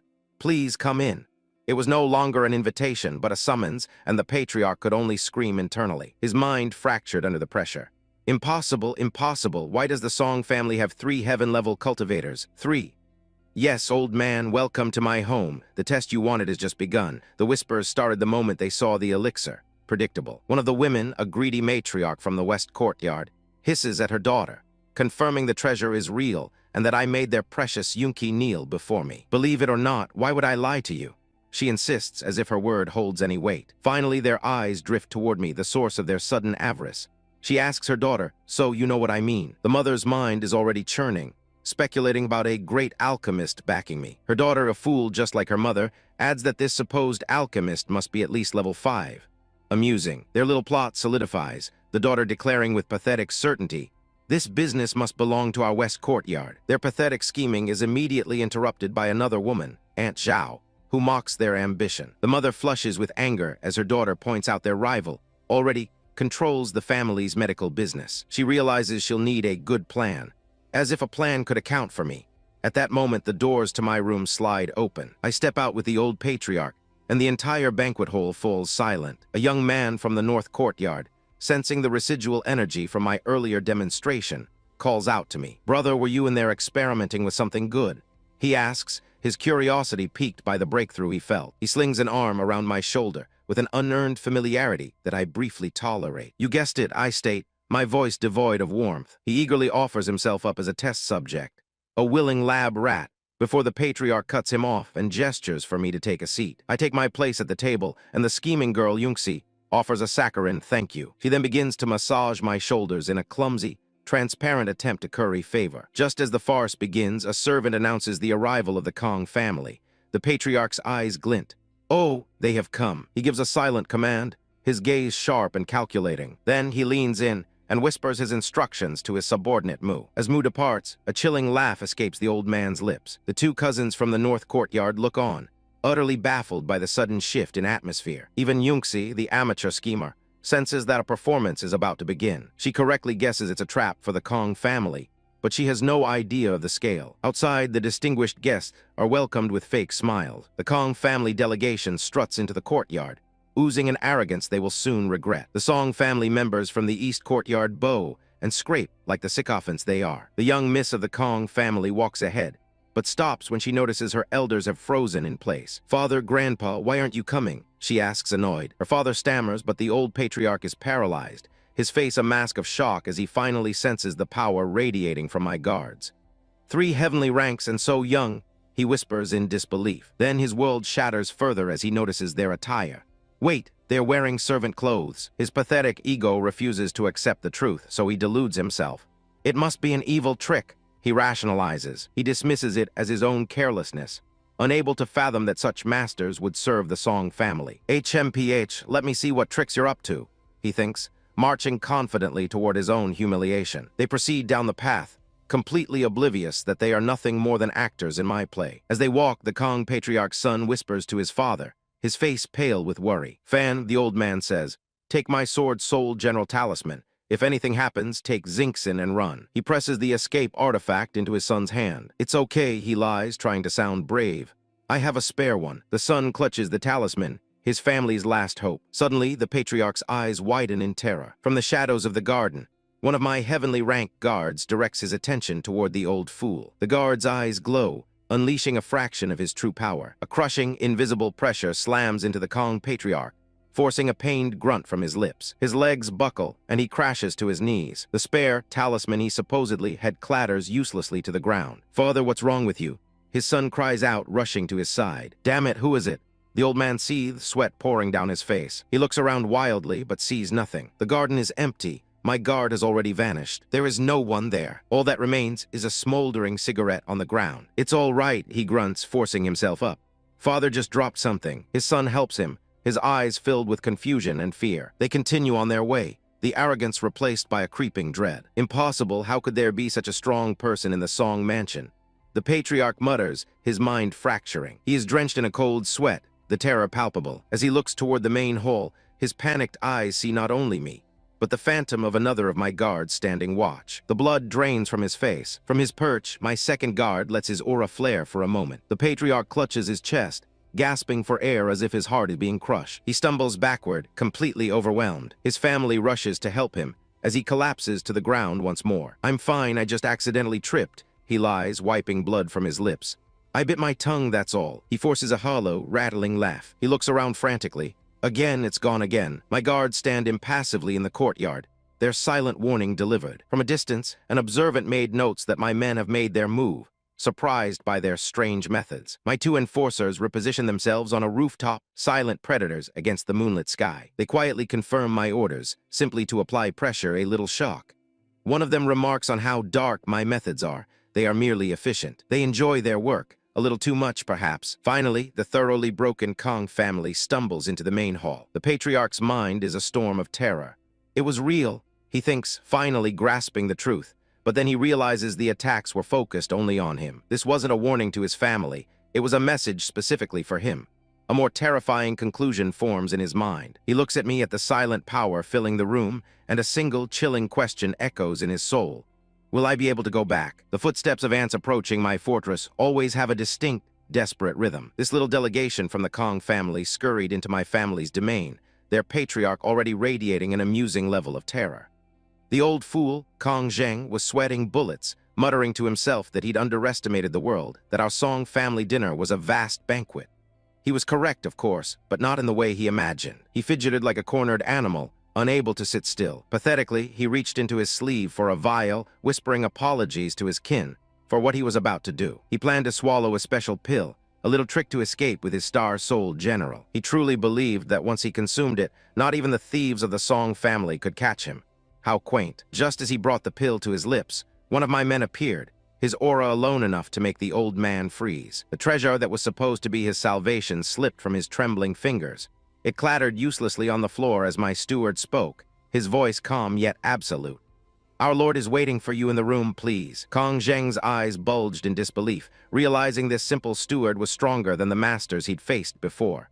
Who are you? He stammered. My steward, Songmu, merely introduced himself with a slight bow, his politeness a chilling counterpoint to the absolute power he emanated. The old man, thoroughly cowed, could only nod and follow. Meanwhile, inside the main hall, a servant approached my father's throne. Reporting to Lord and young Master Yunxiang, she announced, "The distinguished guests of the Kong family are here." My father, Song Jingzhong, lazily lifted his teacup. "Play music," he commanded with a cruel smirk. "Welcome our distinguished guests." He leaned forward, his voice dripping with malice. "Just blow a suona or something." A funeral dirge was a fitting welcome for men walking to their doom. Seeing the servant's confusion, he chuckled. "Just kidding." The fear he inspired was no joke, however. The maid, utterly bewildered, could only stutter an okay before leading the nervous guests inside. The formalities began, with the Kong children being prompted to offer their greetings. Xingxin, my supposed fiancé, curtsied while her father, Kong Fan, followed suit with a deep bow. He looked like a man offering his own head on a platter. My family returned the greeting with the bored indifference of predators watching their meal arrive. "Welcome, City Lord Kong, please take a seat," my father said, gesturing for his own family to make room. His daughter-in-law dutifully complied. I decided to stir the pot. "Miss Xingxin," I called out with a charming smile, "why don't you come and sit by my side?" My father scanned their pathetic group. "Where's Master Kong? Didn't you say you were coming together?" he asked, feigning concern. Just then, the old man himself burst through the door, shouting, "I'm coming." His son, Kong Fan, could only watch in alarm, wondering why his father had become so erratic since entering our mansion. He foolishly wondered if his father's keen sense had detected something amiss. As Kong Zheng rushed in, his eyes met my father's at the head of the table. The old man's face went white. He let out a pathetic shriek as my spiritual pressure slammed into him, an invisible tripwire I'd set just for him. He crashed to the floor, landing hard on his knees in a perfect kowtow. The entire hall fell silent, all eyes on the kneeling fool. His granddaughter looked mortified by his behavior, and I couldn't help but feel a flicker of amusement. "Although it is true that you were late," I said, my voice cutting through the silence, "such self-punishment is not necessary." A few of my cousins snickered behind their hands, while one woman openly giggled behind her fan. My father played his part perfectly. "Brother Kong Zheng, are you all right?" he asked, a picture of concern. As his son helped him up, Kong Zheng stammered a pathetic excuse. "I was just too excited to see my old brother and accidentally tripped." "It's fine, come take a seat," my father said, his expression unreadable. But the old man wasn't done making a fool of himself.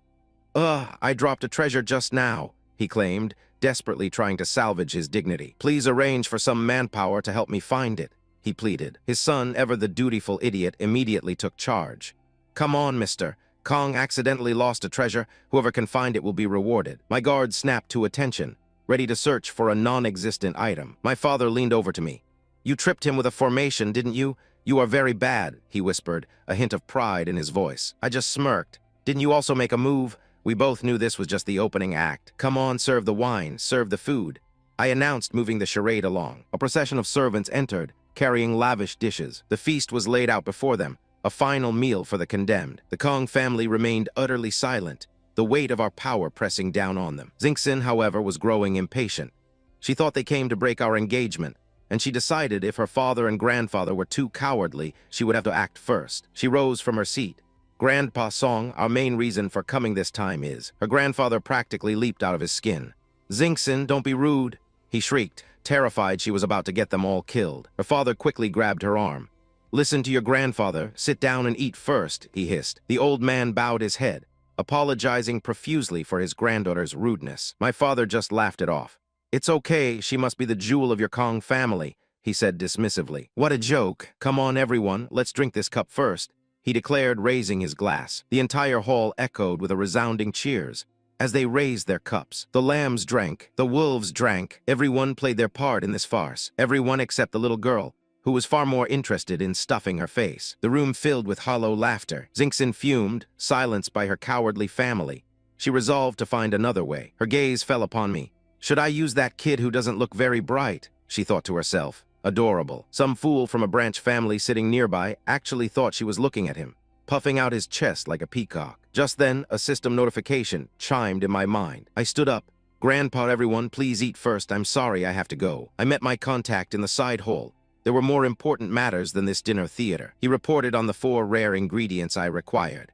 "We've located one, and 2 others are in the lower kingdom, but the trouble is the last herb. The boundless flower is incredibly rare," he continued, pointing to a map.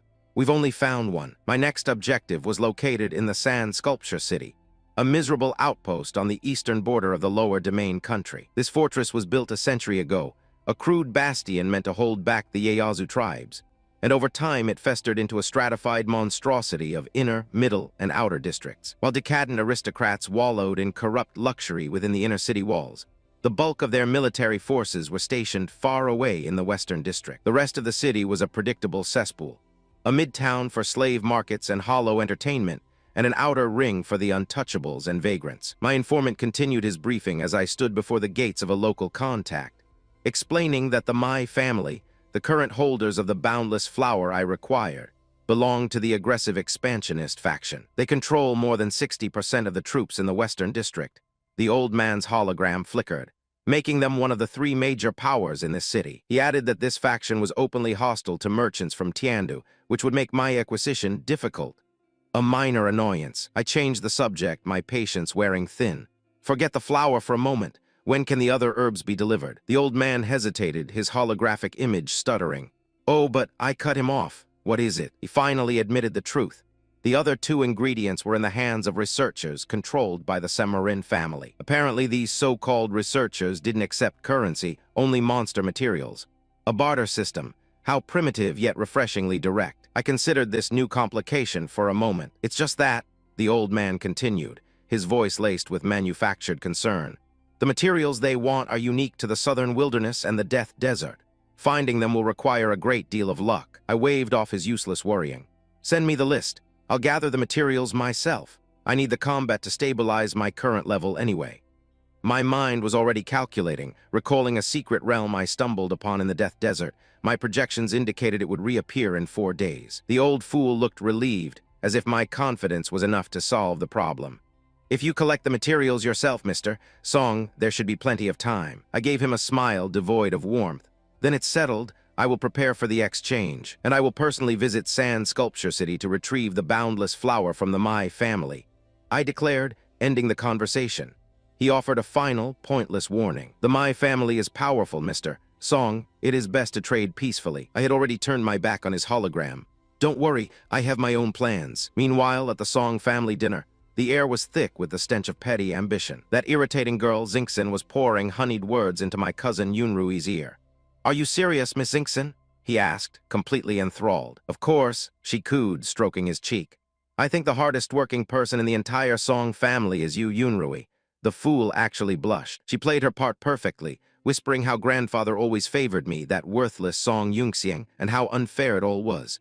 She was sharpening a very dull knife. From across the table, one of the branch family members raised a toast to me, but Xingxin's poison was already at work on her target. Our grandfather, blissfully unaware of the pathetic drama unfolding, simply enjoyed his drink. He did, however, spare a moment to warn Xingxin not to cause trouble, more concerned with enjoying his recent breakthrough than managing his own family. My sister, Yunxiu, finally had enough and pulled the conniving girl aside. "Xingxin, let me warn you," she said with cold fury. "If you gossip in our Song mansion, you will have a terrible death." The girl feigned innocence, babbling about Yunrui's supposed genius. She even had the audacity to call him an outstanding young talent. My sister saw right through the pathetic act. "Don't think I don't know you want to use my brother as a spear," Yunxiu threatened. "I will really kill you." Xingxin just laughed it off as a joke. Then the little snake revealed her fangs, offering to help my sister with the family's finances, a clear threat to expose any fabricated tax errors she could find. My sister's face twisted in rage. "You dare to threaten me?" Before she could act, the idiot Yunrui jumped in. "Yes, sister, Miss Xingxin can definitely help." Yunxiu could only clutch her head in frustration and snap, "Shut up." Across the table, some distant relatives mocked the scene.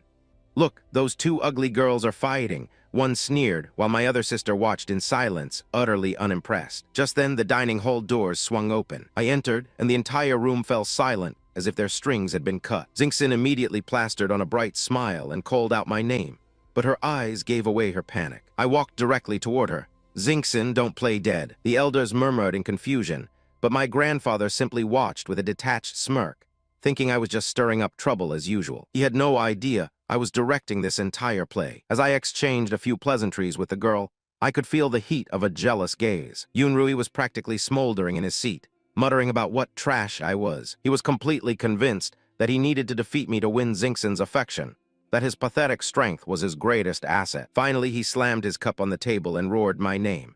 "Song Yunxiang, I challenge you to a star-soul general duel. Only the winner is eligible for Miss Xingxin," he declared. Perfect. The fish was on the hook, but before I even needed to move, another one of my pieces, Song Yunki, lunged forward with a brutal kick. Yunrui was sent flying, crashing onto the floor in a heap before the shocked audience. My younger brother stared, stunned by the sudden violence. Yunrui staggered to his feet, clutching his jaw in pure rage. "Song Yunki, are you sick?" Yunki simply stood over him, his voice dripping with contempt. "Dare to be disrespectful to Brother Yunxiang? You are far too reckless." The banquet's tedious chatter was finally interrupted by an insect buzzing for attention. He's desperate to make an impression on Xingxin, so he's decided I'm the perfect stepping stone to make himself look good. After his initial, brutish challenge failed to intimidate me, he attempts a more palatable approach, masking his aggression as a sparring session. He frames it as a chance for me to show off for the family, a pathetic attempt at reverse psychology. With a smug grin, he offers to lower his cultivation to my supposed level, a gesture of charity I find deeply amusing. Around the table, the few who know my true power can only think one thing about this fool, and I can almost hear their collective sigh. I play along with his little fantasy, giving him the rope to hang himself. Xingxin's mother tries to intervene, but Xingxin wisely stops her. She wants to see for herself, to confirm the truth she already suspects. Her mother agrees, recognizing that this arrogant fool needs a harsh lesson, and I am the perfect teacher. Yunrui, completely oblivious, puffs out his chest and calls for the martial arts field to be prepared. Grandfather, however, dismisses the notion with a wave of his hand. The open space outside is more than enough for this farce. Then, with a glint in his eye, he turns to his guest, Kong Zheng, suggesting they add a little wager to the show. The old man freezes, the cup trembling in his hand as he realizes he's been cornered. Grandfather's smile is anything but kind as he pressures the guest to offer a prize for the winner. He lays the flattery on thick, certain that a man of Kong Zheng's status wouldn't disappoint. Cornered and sweating, Kong Zheng reluctantly pulls out a rejuvenation pill. He declares this priceless treasure as the prize, much to his son's panicked dismay. But the old man silences him, knowing that defying the Marquis now would be far more costly than any pill. I see Xingxin glance around, noticing the utter lack of concern on her mother's face, and the pieces finally click for her. Yunrui is practically salivating, thanking the old man profusely as if the treasure is already his. His mind is already lost in a pathetic daydream where he crushes me and wins the girl. He even imagines changing the engagement, a fantasy so delusional it's almost pitiable. Of course, not everyone is fooled.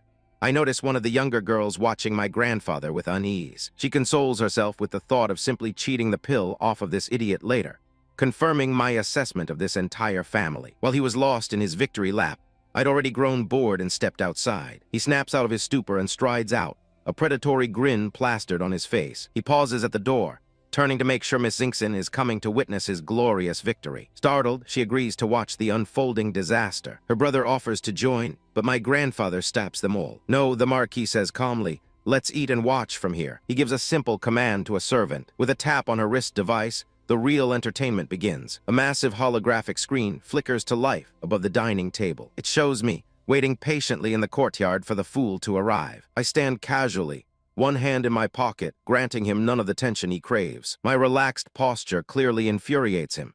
He thinks I'm disrespecting him, and he's absolutely right. He mutters to himself, vowing that after he defeats me, he will adopt my very stance. He points a trembling finger, launching into a tired speech about how I'm not worthy of Zinkson. I cut him off. "So much nonsense, let's get started." He sneers, finally deciding to act, and begins to summon his star soul. A laughably outdated YU-in-style student model materializes before him. He mocks my incomplete construction, still believing I'm the same weakling from his memories. So I humor him by casually tossing a few barrier cards. A simple ha escapes my lips. The barrier springs up, trapping him. He calls it a dirty trick, completely oblivious. As he struggles against my simple trap, I begin my own construction. The sheer pressure of my star soul's materialization suffocates the air around us. Fear finally dawns on his face as he feels a power level that utterly eclipses his own. My blade flashes through the night. His Mech's sword is torn from its grasp before he can even register the movement. In the next instant, my weapon pins his machine's arm to the stone ground. The arm is severed cleanly from its body. I look down at his crippled Mech. At least it's more pleasing to the eye with only one hand. His mind finally shatters. "Who are you?" he screams. "Why are you so strong?" I let him see my face, cold and unfeeling, as the true form of my star soul looms behind me. Because I'm back. The lesson is over, but 100 miles away, across the endless dunes, new players are approaching the city. A nervous traveler on a primitive animal points a shaking finger towards the sky. The caravan leader looks up, annoyed at the interruption. A colossal dark shape descends from the heavens, blotting out the stars. A terrifying realization dawns on them as they witness its arrival. There is a god-level beast in the sky. The fools watching the broadcast finally see the truth. Their disbelief is almost comical. While the spectators gasp, my cousin grovels at my feet, his pathetic machine utterly disabled before he could even process my first attack. They stare at the holographic feed, mouths agape at the sheer scale of my star soul general, their tiny minds unable to comprehend true power. One of the wiser old fools seems to understand that the crippled boy they all mocked is gone, replaced by something else entirely. He even manages to connect the dots, realizing the news from the Grand Duke was about me, and he starts to wonder if I am the legendary Zuo Sai. His son, ever the condescending one, reminds his father how out of touch he is after 5 years in seclusion. He explains my star soul general's ability to mimic others, and the old man's shock is as predictable as it is amusing. He can only mutter the name of my star soul general, the reality of my power finally dawning on his slow mind. Even as my image towers over their dinner table, they still question it. My aunt points, stammering to my grandfather, who simply lets out a knowing laugh, having orchestrated this entire reveal. He relishes their confusion, reminding them of a certain famous battle. They all remember the tales, of course. A woman recounts the legend of a divine soldier in red armor, who single-handedly crushed a beast tide. Another connects it to the hero of Jiwu Academy, the host of the Star Soul General Zuo Sai, never imagining that hero was me. The final piece clicks into place for the room of idiots, their collective gasp a symphony of ignorance meeting truth. My grandfather booms with laughter, confirming their suspicions and basking in my reflected glory. He proudly announces that I, the hero of Yuending, am his grandson, and the room erupts in disbelief. My mother, ever perceptive, realizes my grandfather knew all along. He confesses that the royal family helped suppress the information for my safety, and that he chose this dinner to finally reveal my true status. The greed immediately surfaces as my uncle realizes my power means the family could ascend to the holy rank. His mind instantly races with selfish ambition, calculating how my success will benefit his own branch of the family. He clenches his fist, already plotting how to fight for a share of the power he believes he deserves. Then the hypocrite plasters on a friendly face, already scheming to get on my good side while feigning pity for the son I just crushed. Only my mother looks worried, while my sister, oblivious, simply enjoys her meal, a perfect portrait of innocence amidst a den of vipers. My grandfather turns to his old friend, casually dismissing talk of holy ranks for now. The man, Kong Zheng, offers his congratulations, his words dripping with the false sincerity of a political operator. He heaps praise upon me, calling me a blessing, already angling to tie our families together. His granddaughter, however, looks thoroughly unimpressed by the entire affair. She scoffs internally, convinced her brother's star soul general is far superior to mine. An amusing if foolish thought. The old men exchange their pleasantries, a disgusting dance of feigned humility and pride. Meanwhile, my uncle weeps pathetically, crying about my betrayal and how I've left him as the family's only failure. His pity party is cut short when someone points out that his son, Yunrui, is getting back on his feet. Back in the arena, my cousin's machine groans as he forces it upright. He rises, a monument to stubborn refusal. From his cockpit, he screams in denial, convinced my victory was nothing but an evil trick. His mind twists reality to fit his fragile ego, promising to expose the deception that only exists in his head. He activates a skill, broken armor reconstruction, and his damaged machine begins to piece itself back together with shimmering light. I watch with a flicker of interest. A crude parlor trick, but a trick nonetheless. I'll admit, mastering such a high-level combat skill shows some baseline competence, but it's a foolish technique, incredibly inefficient and prone to failure. A gamble only a desperate amateur would rely on. For him, it's a talent. For me, it's a child's toy. Fine, if he wants to play, I'll indulge him. I'll test his so-called cultivation on his own level. I activate Zuo-Sai's true ability, Star Solution, and his machine flinches as he feels the shift in power. With a simple data card, I command my star soul to construct. My magnificent general dissolves, reforming into the most basic Yuan-style trainee machine. The audience is baffled, wondering how my general could transform into the exact same model as Yunrui's. My cousin feels the change, my aura now matching his own peak yellow rank, and a flicker of foolish hope ignites within him. Convinced my previous power was a bluff, he charges, roaring that he has seen through my tricks. His fist flies toward me, a clumsy telegraph strike. I parry his blow with contemptuous ease, the trainee mech moving with a grace his could never hope to match. A simple spin kick is all it takes to break his stance and send him stumbling back. His frustration boils over into a desperate scream. He can do nothing but defend as I press the attack, completely dominating him with identical hardware. Even the old men watching are stunned by my proficiency, wondering if someone else taught me these advanced techniques. They speculate that perhaps my little sister secretly trained me, unable to accept that this skill is mine alone. They can theorize all they want. It won't change the reality of the beatdown I'm delivering. I continue my relentless assault, moving with brutal efficiency. A single, precise strike sends his weapon flying from his grasp. It clatters uselessly onto the arena floor. I now stand over him, my opponent disarmed and brought to his knees. He can only stare up at me, his face a mask of utter shock. Amusingly, he tries to mimic my footwork, a pathetic attempt at copying my style. His clumsy kick is slow and obvious. I catch his leg without effort. Using his own momentum, I swing him through the air like a rag doll. He crashes to the ground on the other side of the arena. He has a textbook understanding of combat, but in a real fight, he's completely inept. I end this farce with a single, crushing strike, shattering his reconstructed armor for good. He accuses me of using despicable moves, as if this is anything other than a lesson in overwhelming power. "You're the one who keeps trying to cheat," I tell him, my voice cold and dismissive, "and all it does is make you look incompetent." A slight smirk plays on my lips. This is a perfect chance to probe his mind. I lean in, my voice laced with disdain. "You waste your energy on useless theories. No wonder your father looks down on you. You're worse than a wild species." The insult hits him harder than any physical blow. His machine's hand goes limp, his entire posture screaming defeat. But the last two words strike a different chord. "Wild species," he mutters, a flicker of dawning horror in his eyes as he realizes I know the family's darkest secrets. From a private room, the so-called elites of the Song family watch a projection of my match, their faces a mixture of shock and disbelief. They whisper amongst themselves, comparing my cousin's pathetic struggles to a mouse being toyed with by a cat. An amusing, if not entirely inaccurate, assessment of the situation unfolding in the arena. Some fool with stars in his eyes shouts about how beautiful my movements are. The admiration of insects is meaningless to me.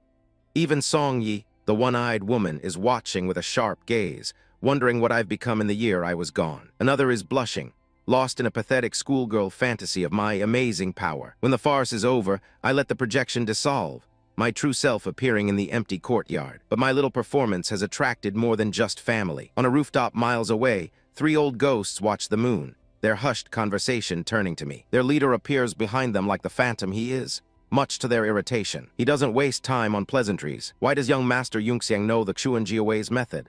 He demands, his eyes burning with suspicion. The old man stammers, terrified that my actions will expose their clandestine connection to the Song family. The leader's gaze drifts, considering who else could have taught me their secrets. He wonders aloud if it was the girl, Dai Lan. But the others quickly dismiss the idea, citing the leader Dai Shuai's careful planning. The one with the eye patch tries to downplay my skills, calling them mere physical tricks. So what if he knows a few moves his father created? He scoffs, a desperate attempt to maintain their fragile peace. Back in the arena, my cousin Yunrui is still sputtering denials, sweat beading on his brow. He's finally realizing that his sister's paranoid guess was right. I know everything. I feign confusion, pretending to wonder if he's merely a pawn for my second uncle. But I'm done playing games. He makes a final, desperate charge, screaming for my death. I find his explosive power almost cute. He strikes nothing but air as I sidestep his clumsy attack. I activate a wide-area scan, my voice echoing in the silent arena. Now you can't hide. His pathetic attempts to flee are over. I seize his mech, the difference in our power now painfully obvious. With a thought, spectral blades erupt from the very ground beneath him as I command.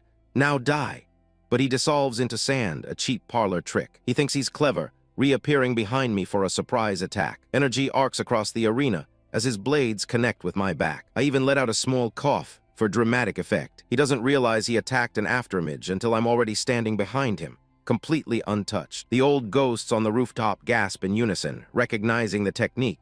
7 steps to the stars. They understand the implications. This is no simple family technique. Panic sets in as they scramble to decide whether to report my transgression to their lord. The spectators in the viewing room are equally stunned by this impossible movement. Even the elders are murmuring about my great talent and questioning my connections. They whisper my name alongside another, Tu Yang. The web of deceit I'm weaving has them all trapped, realizing the Song family's secrets run far deeper than they imagined. The family head remains silent, while others curse Yunrui for being a useless pawn. His sister clenches her fist, seething that I was so much stronger than she anticipated. But her arrogance remains. She's convinced her precious brother Zun Yao is still my superior. She's already plotting to send the White Dragon gang after me, to teach me a lesson. I turn my attention back to the real matter at hand, my voice cold and clear. Song Yunrui, let me ask you a question. If someone here is a bastard, who would that be? I give him a moment to process the insult before answering for him. Of course, it's you. There's no need to draw this out any further. I unleash a wave of pure energy, blasting away his pathetic cloaking technique and exposing his real body. The force of the impact is absolute. He is thrown through the air like a discarded toy. He smashes into the ground, creating a small crater. All his pride and arrogance are gone, leaving only a broken man kneeling in the dirt. I plant my boot firmly on his back, grinding him into the floor of the arena he thought he would conquer. I'll give you one more chance. I say, my voice a low whisper against the wind. Think it over. Miles away in the endless desert outside the city, the ground begins to shift. 2 scavengers emerge from the sand, coughing and sputtering. They were hiding from the colossal sand beast I had summoned, relieved it has finally departed. Curiosity getting the better of them, they decide to investigate what it left behind. They creep forward cautiously, peering over a newly formed dune. Their eyes widen in shock. The monster had spit this out. One of them stammers, his mind reeling. He orders his companion to rush back to the city and report their findings to the Mai family. Lying in the center of a massive crater is a pulsating red crystal, an object of immense power. He can barely comprehend what he's seeing, wondering if it could truly be a relic of the god rank. I hold the fool suspended in the digital ether of my battle domain, his struggles as pointless as his challenge. A final, condescending offer slips from my lips. Think it over again. He plays dumb, sweat beading on his brow as he stammers about not knowing what I mean. Then he tries to deflect, claiming he needs to discuss it with his sister, as if family ties could shield him from me. The lie is as transparent as his fear. His pathetic attempts at subterfuge are noted. I'll simply have my shadow guard follow him to unravel his little conspiracy. My patience expires. With a final thought, I release my hold, letting gravity do the rest. He collapses to the ground, and I don't even grant him a second glance. You are not my opponent, I state, a simple fact, not a boast. Admit defeat. The look of pure shock on his face, as he realizes I'm letting him live, is almost amusing. He can't possibly comprehend my reasons. A flick of my fingers is all it takes to end this charade. The digital walls of my domain shatter and dissipate, revealing the Song family courtyard once more. Inside the banquet hall, the nobles who were watching my spar on a projection screen are utterly speechless at how easily I crushed their champion. The old family head sips his drink, a calculating look in his eyes. He murmurs that after this display, no one in the Song family will dare underestimate me again. A correct, if obvious, assessment. The last remnants of the enchantment fade into the air like smoke. My opponent, still on the ground, can only stare in utter confusion. Elsewhere, one of my maids points out another servant to my butler. "Uncle Moo," she begins, reporting her suspicions, but he already knows. "Don't alarm her," he says calmly. "Young Master Yunxiang already has an arrangement for her.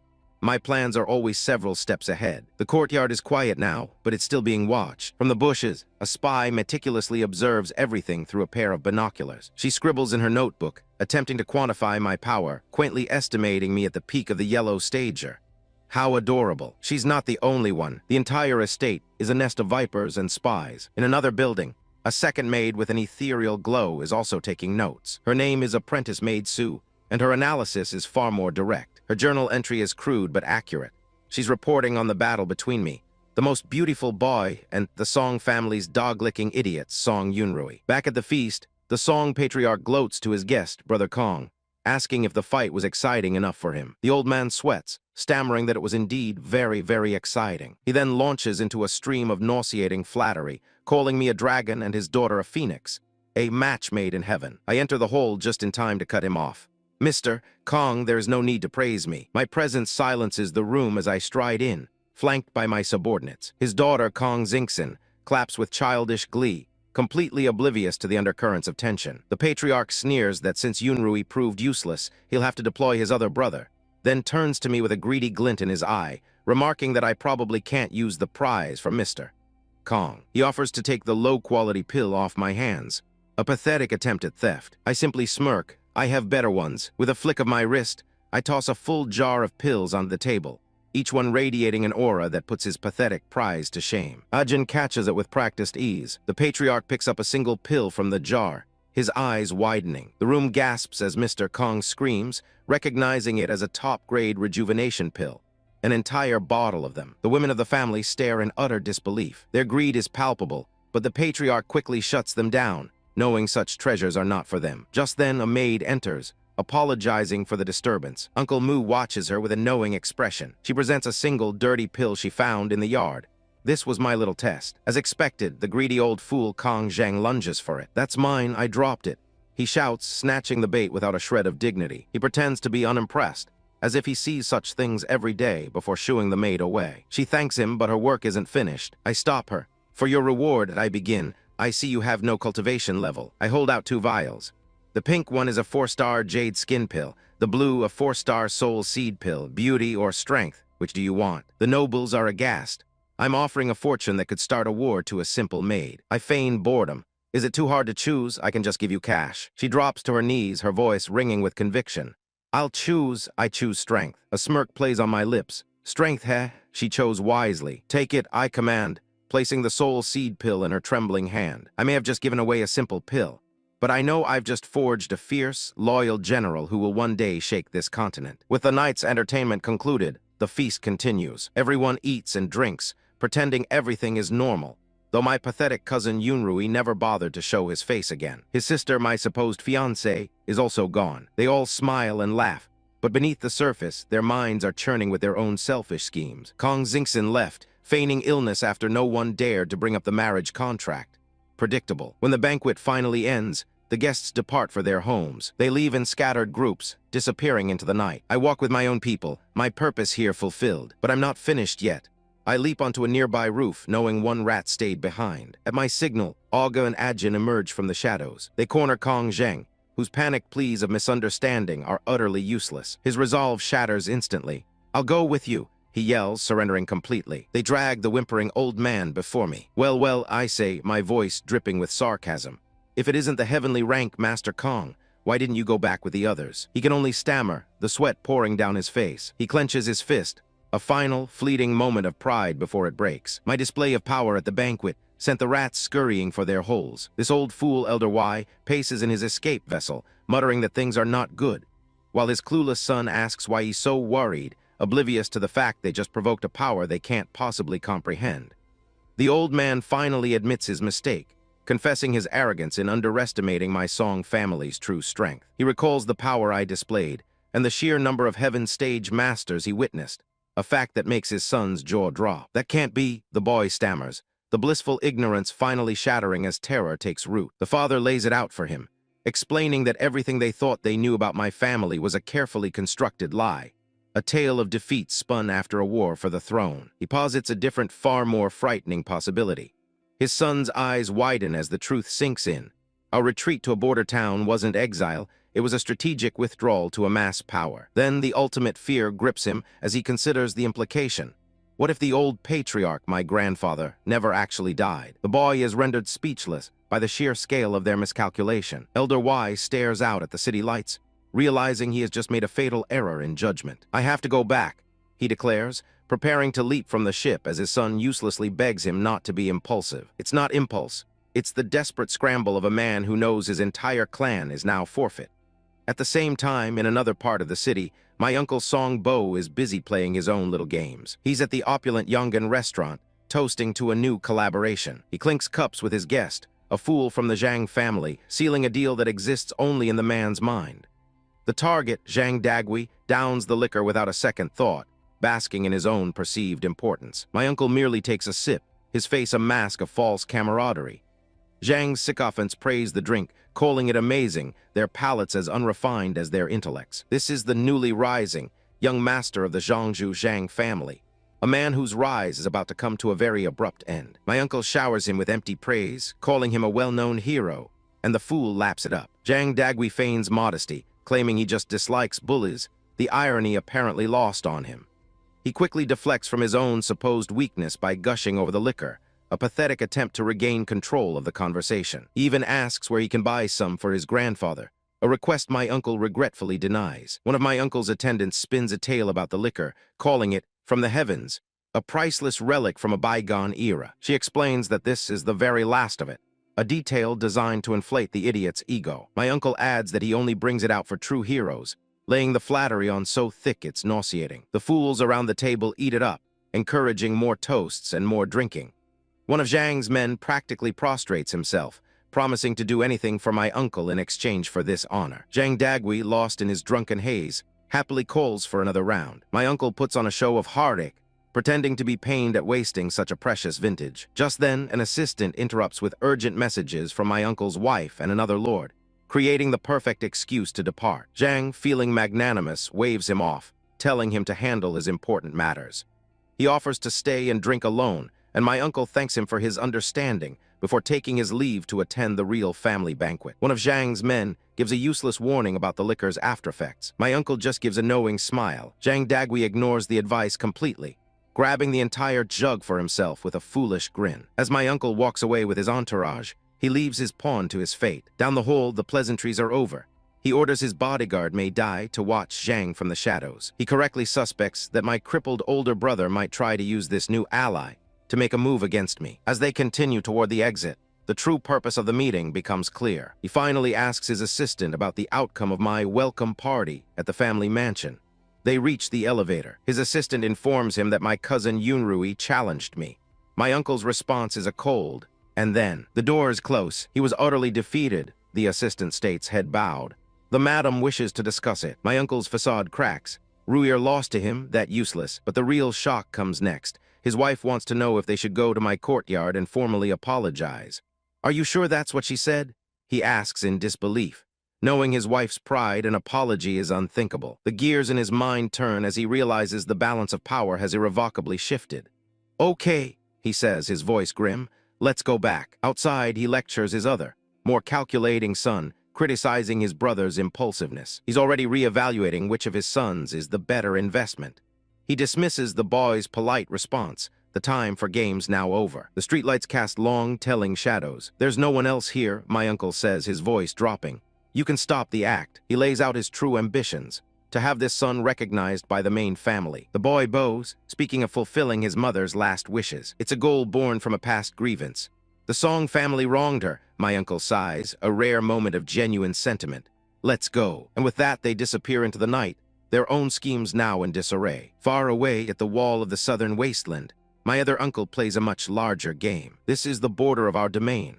The Iron Wall Garrison Station stands as a testament to my family's military might. It is a fortress bristling with power, Inside its walls, soldiers in advanced armor drill with lethal precision. A messenger kneels before the commander's headquarters, a monolithic structure under the cold moon. A report is being delivered. Officer Zhang Mo is waiting to be announced. A soldier enters the commander's office.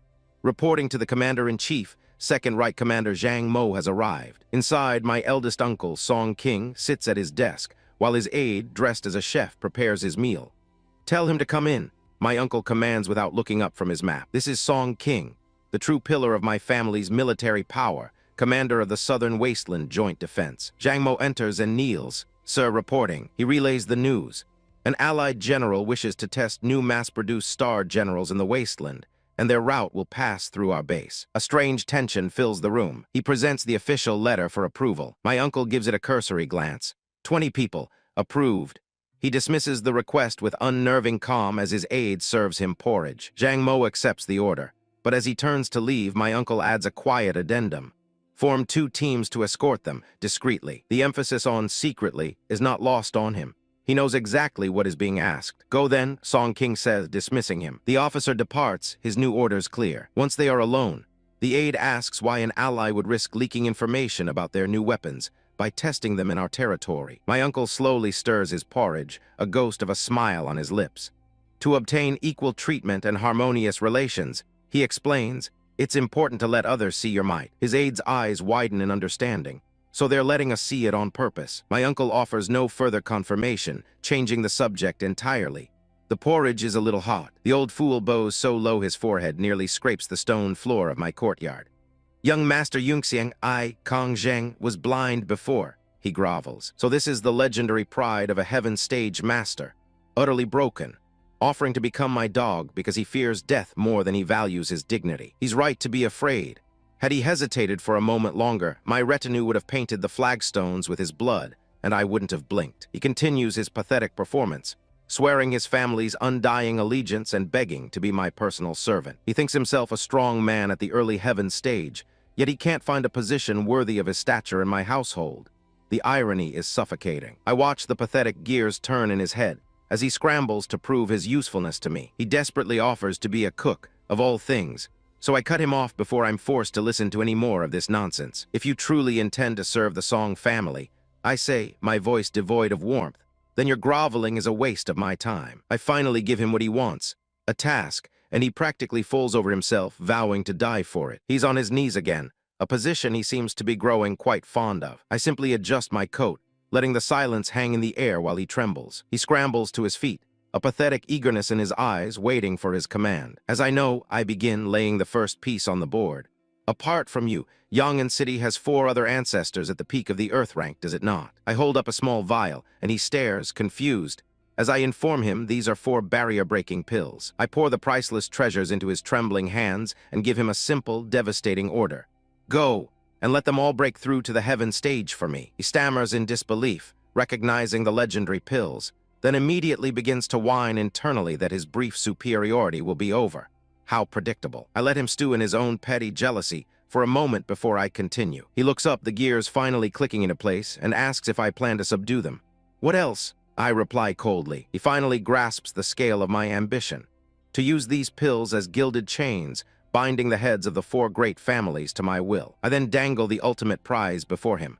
A heavenly spirit pill for himself if he succeeds, a reward to ensure his absolute loyalty. The old man's eyes gleam with pure avarice as he swears to deliver the 4 families into my hand. I dismiss him with a flick of my wrist, and he scurries away like the rat he is. Just as he reaches the edge of the courtyard, I call out, "Oh right, come back." He whips around, instantly returning to my side, awaiting my next command. He then has the audacity to bring up the trivial matter of the marriage contract. I give a dismissive flick of my finger, and he immediately prostrates himself. He offers to make his granddaughter my concubine or even a housemaid, knowing she's not worthy to be my wife.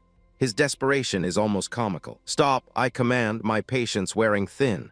"I have no interest in her. Just find a decent reason to break the engagement." His eyes go wide with shock at the word cancel. He truly believed I would be bound by such a meaningless arrangement. "Mr. Kong is a smart person," I say, my voice dropping to a low, menacing tone. "You don't need me to teach you how to do it right." He assures me he will handle it, and with another wave, I finally send him on his way. I stand in silence with my subordinates as the old man departs. He pauses at the gate, turning back one last time, too terrified to leave without absolute certainty. "Wait," I call out, enjoying this little game. "Don't climb over the wall, go through the door." He bows again, thanking me for my compassion, completely misreading my intent. As he finally walks away, a soft, dry chuckle escapes my lips. Uncle Mu speaks up, noting that the matter is settled, though his tone is laced with doubt. He correctly surmises that Kong Zhang's surrender was born of fear, not loyalty. He suggests the Kong family is merely speculating, making a political bet on my family's future. My men confirm his suspicions, reporting that Kong Xingxin has already run off to find some street urchin, and one of them suggests we simply exterminate the entire Kong family tonight. The others look shocked at the suggestion. I raise my hands dismissively. Such blunt force is inefficient and unnecessary. "Listen up," I say, my gaze sweeping over them as my expression hardens. I paint them a picture of the future I see, a future of a great battle looming over our kingdom. Millions of ferocious beasts will break through the wall, and countless people will die in a storm of fire and blood. In such a time of crisis, we cannot afford to waste our strength on petty feuds and personal honor. My maid looks at me with a blush, her naive mind mistaking my cold calculus for something noble. Uncle Mu praises my big heart, claiming I can let go of dignity for the sake of the overall situation. He sees me growing into the image of my father, but he doesn't see the truth of my methods. To control the greedy, you must first appeal to their greed. In the coming battle of the southern wilderness, the more combat power we have, the better our chances of survival. I turn to my most trusted subordinate. "Uncle Mu, arrange a better boat for me. I'm going on a long trip tomorrow." He acknowledges my order without question. That night, far away in the southern wilderness, the pieces on a much larger board are already in motion. Miles outside the Iron Wall, a transport ship from the Zishui Kingdom descends from the sky. Two figures emerge, flanked by advanced, mass-produced mechs and a woman with an air of authority. Suddenly, the ground shakes as another force arrives at blinding speed. A dark, formidable mech smashes into the ground, its presence a clear challenge to the Zishui soldiers. The intruder moves in a blur, too fast for the eye to follow. It becomes a whirlwind of force before dissolving into a cascade of glowing particles, the telltale sign of a star solution technique. When the light fades, a man stands before the green-haired general. He kneels. In the Iron Wall Army, Zhang Mu, the right captain, greets General Liu. He delivers a document, an approval from my own faction, and the general, Liu Ning, thanks him for the personal delivery. This is Willow Ning, a mid-earth stage general from the Zishui Kingdom, stationed on the joint defense line. With her business concluded, she dismisses the captain and returns to her ship. Inside the transport's maintenance bay sits a new trial model mech, and a young woman with heterochromia eagerly awaits deployment. This is Princess Langhuan, the Empress's half-sister and the lead designer of Zishui's next generation of war machines. Her eyes glow with a manic light as she clutches her datapad, eager to test her new toys against the tide of beasts. The Song family's East Courtyard, a place of tedious tradition and even more tedious people. My footsteps echoed in the sterile hangar, a stark contrast to the mansion's hollow grandeur. Abe, the family's lead mechanic, approached me with the obsequious reverence they all seemed to adopt. "Young Master Yungxiang, this is the flying shuttle you wanted," he said, gesturing to the machine. Its frame was matte black, with aggressive lines and weapon systems that looked far from standard issue. "How is it? Is young Master satisfied?" he asked, his voice laced with a desperate need for approval as the shuttle was fully revealed. I ran a hand along the cold metal fuselage, a faint smirk playing on my lips. "Yes, it's good, I like it." The fool beamed as if I'd just bestowed a great honor upon him. "You don't have to modify it anymore," I cut him off. "I'll handle the rest myself." His work was a decent foundation, but only I knew the true potential I needed to unlock. Without another word, I vaulted into the cockpit and initiated the launch sequence, ignoring the sudden panic from my retainers. They rushed forward, a chorus of useless concern. "You can't go alone," one pleaded while another begged to accompany me. "No need," I stated, my voice flat and final. I moved faster alone. I tossed 2 storage talismans toward them without looking back. They caught them, staring in confusion. "What's this?" "Pills," I explained curtly. "Use them to cultivate our forces while I'm gone. I want a stronger army when I return, not a collection of well-meaning servants." From the cockpit, I gave my final decree. "I'll be back within 10 days, inform the old man." They could only watch and agree as the hangar doors opened to the sky. I engaged the thrusters, a single word escaping my lips. "Go." A torrent of energy erupted from the engines, thrusting the shuttle skyward with brutal force. In seconds, the Song estate was nothing but a speck below me. Meanwhile, back in the nest of vipers, my departure hadn't gone unnoticed. "What was that sound?" one of my uncles muttered. Another, Song Waihen, stroked his beard with a calculating look. "It sounded like a very powerful flying shuttle." He then added with a dismissive sneer, Perhaps my nephew Yunxiang has gone out to play. His wife, ever the opportunist, immediately began to berate him for his inaction. He tried to justify his cowardice, muttering about consulting with his father and the treasures I possessed. His greed was as predictable as it was pathetic. Right on cue, the patriarch of the family entered the room, his voice cutting through their squabbling.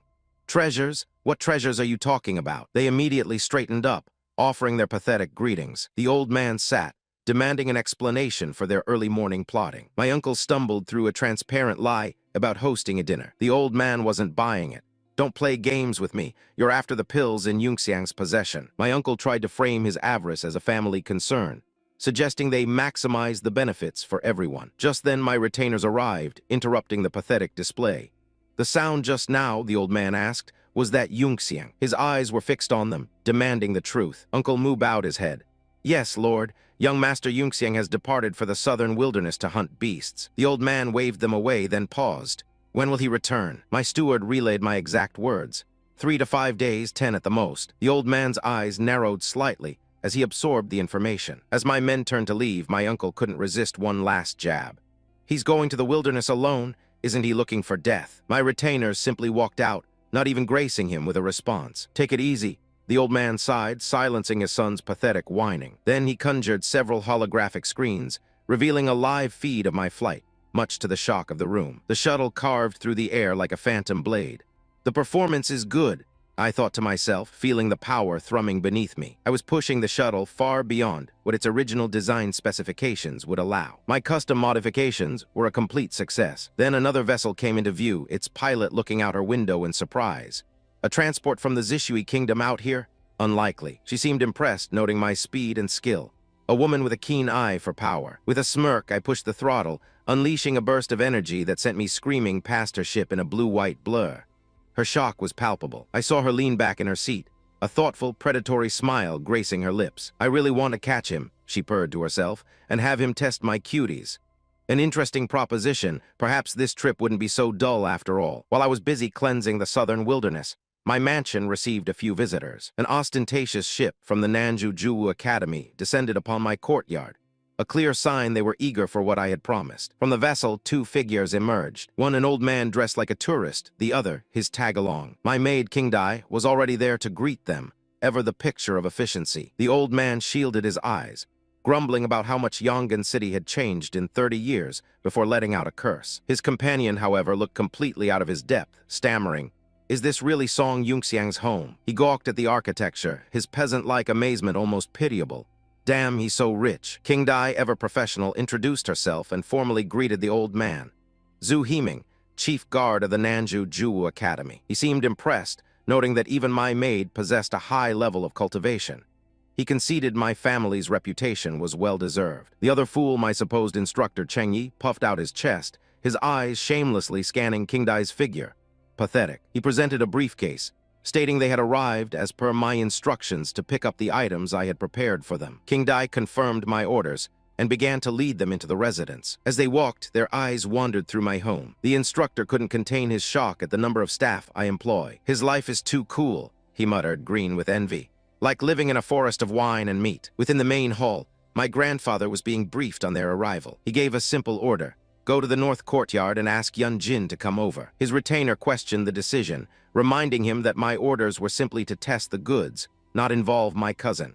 But my grandfather insisted on showing respect. As the guests were escorted across the courtyard, they approached the main hall. The instructor, Cheng Yi, was still utterly mesmerized by the maids. He was lost in his own thoughts, fantasizing about quitting his job to work for me. He even deluded himself into thinking his profound-level cultivation would be enough to earn him a captaincy here. The idiot then spiraled into a daydream of becoming a lowly houseboy, only to reveal his hidden power in a crisis to win the affection of my staff. King Dai finally led the 2 fools into the main reception hall. She announced their arrival to my grandfather, who was already waiting for them. "Please take a seat," he offered, gesturing them forward. The old man, Zhu Himing, put on a show of false humility, feigning fear at being in the presence of the marquis of the Song family. As they entered, the pretense continued. My grandfather's eyes widened in recognition. Could it be Zhu Half-Saint? Zhu Himing deflected the title, claiming no one would dare call themselves a half-saint before the marquis. A tedious but necessary dance of pleasantries. Grandfather ordered tea, quietly wondering why I would trouble a half-saint to run a personal errand. Once seated, the pieces began to fall into place. Zhu Heming explained that he heard I needed a batch of goods rushed to the academy, and he cheekily recommended himself for the delivery. A half-saint doesn't act as a courier without a motive. Just then, footsteps echoed from the doorway. My cousin Yun Jin entered the room, answering our grandfather's summons. Grandfather introduced her to our honored guests, and I could practically feel the instructor's brain short-circuiting. Yun Jin began her report, explaining that I had commissioned the workshop to produce a new batch of machines for the academy. But the instructor wasn't listening. He was lost in yet another disgusting fantasy, this time about my cousin. Zhu Heming had to physically snap the fool out of his stupor, telling him to present the goods. Flustered, the instructor fumbled with his briefcase. He unlatched the locks, a clicking sound echoing in the silent room. Inside was the reason for their visit. 30 custom-built Yuan units, all produced according to the design plans I provided. At that very moment, miles away in the southern wilderness, I was concluding my own business. The ground around me was a graveyard of beasts. My mech tore through the last of the creatures with contemptuous ease. I reached into its mangled corpse, my armored hand closing around its core. Another perfect high-grade space crystal, a satisfactory harvest. I added it to the mountain of cores I'd accumulated, then deactivated my mech and began the real work. Star solution. The raw energy of hundreds of beasts dissolved, surging into my body. Perhaps I'd killed a little too much, but the resources were more than enough. Some I'll use to upgrade my production machines. The rest can be sold for a tidy profit. After days of non-stop combat, my cultivation is finally stable. And now, with this immense power at my command, it's time to take the next step. Before I pay a visit to Sand Sculpture City, I will break through to the late stage of the Earth Realm. The chirps and roars of these mindless beasts are nothing but background noise, a symphony of cannon fodder gathering in the southern wilderness. They swarm towards me, drawn like moths to a flame, their primitive brains sensing the immense energy I've deliberately let leak out. They slam against my formation, a simple defensive cube that I could shatter with a thought, roaring their pathetic frustration into the uncaring desert. Inside, I remain perfectly still, allowing the chaotic energy of this desolate land to wash over me, fueling my evolution. The power condenses in my fist, a miniature star of crackling lightning begging to be unleashed. Enough waiting. With a single thought, I command my soul power to break its containment. The resulting shockwave obliterates the very ground beneath me, a testament to the raw force I now command. Standing in the epicenter of my own creation, I feel the surge of a perfect breakthrough into the late Earth stage. The system merely confirms what I already know. My power has tripled, and by my calculations, I can now exert 10 times the combat strength I possessed in my previous life at the holy rank. The beasts outside, too stupid to understand the change, continue to claw at my secondary barrier. It's almost pitiable, an entire horde, and they couldn't breach even the outermost of my 3 defensive layers after a full day of trying. It seems I worried for nothing, but no matter. It's rare that so many raw materials deliver themselves right to my doorstep. I step onto the absorption array I prepared in the center and give the command. Untie. The final barrier dissolves, and the beasts finally have what they wanted, direct access to me. For a moment they hesitate, the scent of a predator replacing that of prey. But hunger and instinct overwhelm their rudimentary caution, and they charge forward in a tidal wave of claws and teeth. The ground itself trembles, but I am unmoved. It's time to reveal my own monster. Star Soul, a colossal phantom of purple energy, materializes around me, a being of pure destructive will. Construct, Star Soul General Lubu. Now for some new toys. Star Master System, grant me 2 sky-shattering claws. The system complies instantly, and the deadly armaments materialize onto my general's fists. With this, I can finally access my true arsenal. It's time to test the combination of Lu Bu's new armament with a heaven-level skill. The air itself screams as the claws cross, channeling an impossible amount of energy. Heaven-shattering dance, my general becomes a vortex of destruction, carving a canyon through the horde in a single, elegant motion. I observe the aftermath. Impressive, but it could be more efficient. An idea comes to mind. Let's try combining this with Chuan Jiawei's technique. Another combination, another application of overwhelming force. Heaven level 7 wave. This time the energy doesn't slice. It manifests as a concentrated, piercing wave of pure force. The kinetic impact sends a shockwave through the enemy ranks, a battering ram of cosmic power. Every beast in its path is pulverized. I look upon the field of twitching, broken bodies, their cores thankfully intact. I only used 30% of my strength after all. The power is adequate. With a gesture, the harvest begins. My general becomes a conduit, drawing the life force from the fallen. The energy coalesces above me, a beautiful, terrifying monument to their sacrifice. The final product is a massive cluster of beast cores, a fortune in raw materials, a whole lot of extra income. I'll keep the high-grade ones for myself. The rest, well, they can be sold to the second prince for a tidy sum. Ah, but that fool is broke now, isn't he? I'll simply have to find a richer buyer. Perhaps the Hong's Chamber of Commerce will take this batch. My general stands ready as the last and largest of the beasts approaches. It lets out a defiant roar, a final act of pointless aggression. All right, stop barking. I command my general, my voice dripping with boredom. It's your turn now. It lunges, a mountain of flesh and fury. My general doesn't even flinch, simply planting its feet and bracing for impact. The resulting collision shakes the continent, but my construct doesn't budge an inch. Its charge is stopped cold, its power utterly negated by mine. It's amusing. Not long ago, I was forced to rely on cheap tricks to fight this thing. Now, I can meet its full strength head-on and not even feel it. With a flick of my wrist, I pluck the core crystal from its chest, a flawless gem of concentrated power. This will be excellent for strengthening my mass-produced army, and I know where to get more. The battle is over. It's been 5 days, and I'm still outside the signal area. I need to get to Sand Sculpture City and finish my business. System, I query, have you finished repairing Cao Ren for me? Silence, as expected. 100 miles out from the city lies a so-called forbidden zone. How amusing. A group of fools have cordoned off a massive energy source, thinking they can claim it for themselves. They even brought a luxury land yacht. The arrogance of the rich is truly boundless. Aboard the vessel, some young master with gaudy white hair senses the crystal's power. The breath of the god level, he mutters, his greed palpable. This Nabayuki of the Huyan family is convinced this relic belongs to him. What a delightful fantasy. His family's name means nothing here. He's already cutting deals with the My Family heir. Another insect who thinks money can solve every problem. The smug look on Nabayuki's face is almost enough to make me laugh. They posture and preen, completely oblivious to the real predator circling their little party. In the city itself, the flies are already gathering. From a tavern, I watch them auctioning off a captured demi-human in the street like a piece of livestock. The depravity of this place is as predictable as it is useful, but my attention is drawn elsewhere, to a cloaked figure ascending the stairs of this very tavern. She scents something, an aura she recognizes. Her gaze falls upon the unfortunate soul from the mermaid race below. It seems even the ants from the Longha kingdom have crawled out for this god-level relic. This is quickly becoming a gathering of the wind and clouds. Let them come, they are all just pieces on my board. While I was busy with my own affairs, the so-called Prince of Longhai was playing spy in a tavern. He had to remind his little spy to speak the common tongue and try not to be obtrusive.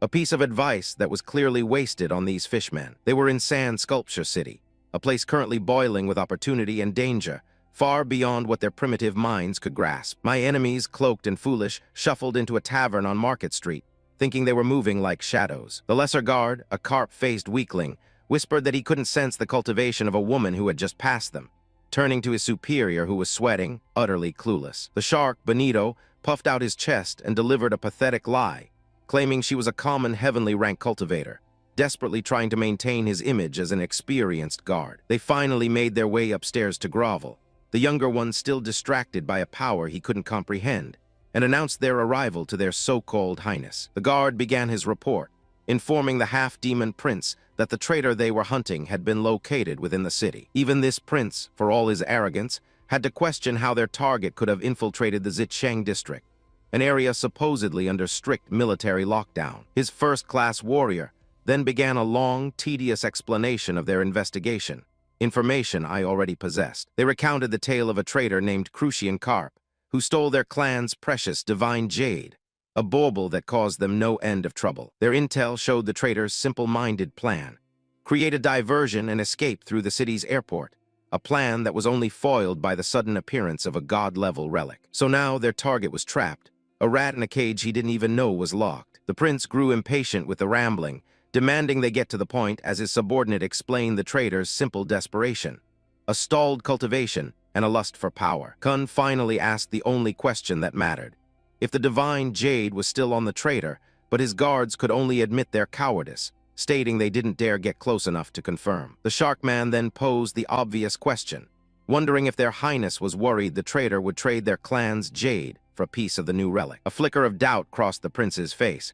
He could feel something was wrong, a dissonance in the story his useless subordinates were feeding him. They babbled on, trying to build up their own courage, and I almost laughed as they decided to proceed to the Zicheng district, walking straight into the web. With a pathetic yes, his loyal dogs stood, ready to follow him to their doom. They left the room, completely oblivious. They never once noticed the spectral presence that had been sitting with them the entire time, listening to every word. The divine jade of the previous Star Soul General, Ao Bing. This little excursion was proving more fruitful than I'd anticipated. While they were playing their little games, I was already on the move, leaving the city's confines behind. My hoverbike cut through the desert winds, a black streak against the endless sand. The controls beeped, a notification flashing on my dashboard. A signal finally. It seems I've re-entered the network's range. I brought up the comms panel, accepting the incoming call from Uncle Damu. "I'm sorry, Uncle," I said, my voice laced with a sarcasm he'd never detect. There was no signal out here. He replied from the Chiyun Army Academy, clearly worried that I'd ventured too deep into the hinterlands alone. "It's fine as long as you're safe," he said, ever the warrior, before confirming he'd sent the Star Soul General test units I requested. I informed him that I was, in fact, already at the academy with Miss Yunjin, putting his delivery to the test. His holographic projection stood against the academy backdrop, unaware of the scale of the test I was truly running. In the virtual combat arena, my new machines were already engaged, executing flawless formations against simulated enemies. The shelling types locked on, their energy cannons charging with a low hum before unleashing hellfire. The enemy's front line was instantly vaporized in a series of brilliant, violent explosions. But the simulation wasn't finished. It spawned a wave of flying beasts to test my anti-air capabilities. The swarm descended upon my units, a tide of digital monsters. The shield gunners took aim, preparing for anti-air combat. My troops responded instantly, their weapons tilting skyward to meet the new threat. They switched their weapons to cannon mode, a far more destructive configuration. A volley of fire tore through the sky, shredding the flying beasts into digital confetti. The airstrike units were next, ordered to kill them all without mercy. They acknowledged the command and moved to engage. The airstrike models shifted seamlessly into their high-speed peregrine mode. With a final confirmation, they unleashed their payload. A swarm of flying swords deployed from their frames, a storm of guided projectiles. The enemy swarm was caught completely off guard, unable to react to the sheer speed and volume of the attack. The sky lit up with hundreds of miniature explosions as my swords found their targets. The remnants of the enemy force were annihilated, leaving nothing but scorched earth and dissipating smoke. The test was a success, but the real battle was yet to come, and I ordered my tank units to step forward, ever alert for the next wave. The simulation ends, and the fools in charge order the machines dismantled for study, as if they could comprehend my designs. The entire test facility, a playground I built for them, is now silent as they prepare to pick apart my work like vultures. My subordinates are, predictably, excited. One complains it ended too soon, eager for more destruction, while another analyzes the data, her mind struggling to grasp the leap in efficiency I've engineered. The other battalion chiefs are buzzing like insects, debating which model is superior, their tactical understanding far too limited to see the real picture. "It's too strong." Song Zio, the Eastern Battalion chief, finally stammers, her composure broken. The power is beyond her simple expectations. Of course it is. She immediately thinks of military applications, her mind calculating how my machines would multiply the Chiluan Army's combat effectiveness. Shen Ying of the Southern Battalion stares at her datapad, her professional mask cracking. "So awesome," she mutters in disbelief. "Yes, it is." They turn to my cousin, the Commander-in-Chief, begging to know the source, foolishly guessing it was Takeshun Industry, a company whose technology I surpassed years ago. Bai Su, chief of the Northern Battalion, is utterly bewildered, the limits of her world being shattered before her very eyes. And then my dear cousin Yunjin delivers the reveal with a smug little smile, explaining the Yuan style mechs were designed by me, Song Yunxiang. She gives a token credit to the Takeshun machinists who merely followed my instructions. A political necessity, I suppose. The shock on their faces is delicious. Song Yunxiang? They can't believe it, the same person. The whispers begin, remembering me as the family waste, the boy who was publicly humiliated. The dissonance is causing their tiny brains to short-circuit. Yunjin's assistant smirks, thinking they'll be even more shocked by my fighting power. She has no idea. Meanwhile, at the Southern Wilderness Great Wall, my father is given the same demonstration. He stands before my creations at the Iron Wall Army Training School, while my little brother Song Mu asks for his opinion. My father can barely believe it, asking if I, that kid, truly created all of them. Song Mu, puffing out his chest, proudly confirms it. He's basking in my reflected glory, pathetic but useful for now. A long silence follows. I can almost hear the gears turning in my father's head, calculating my newfound value to him. He finally barks an order to his subordinate. He's already moving to capitalize on my work, form a new elite battalion, and acquire all necessary materials. He never could resist an opportunity. His mind is racing, seeing my machines not just as a defense, but as a tool for conquest. He stares at the massive mech, already envisioning his army armed with my technology, pushing into the hinterland. His ambition is as predictable as it is vast. My brother even slyly mentions that if my father knew about the pills I possess, he'd try to bleed me dry for the army. He's not wrong. I feel a sneeze coming on. Someone must be talking about me, or more likely, plotting how to use me. I'm already on my way to my next objective, listening to Uncle Moo's briefing over the comms. He warns me that Sand Sculpture City is under martial law due to a great treasure. He tells me to be careful, as if the local rabble poses any threat. I terminate the call. His concern is tedious. A treasure, he said.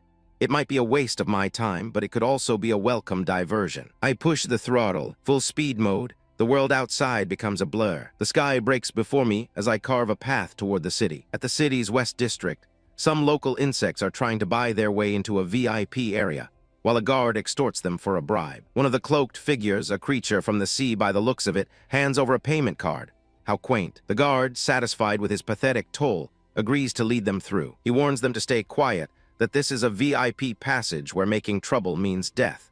He's not wrong, but he has no idea who he's about to run into. They shuffle obediently behind him. The gaudy hallway stretches on, a monument to tasteless wealth. Suddenly, the guard spots my party approaching from the opposite end of the corridor. He tries to calm his nervous little group of fish, while covertly signaling his own man to be ready for a fight.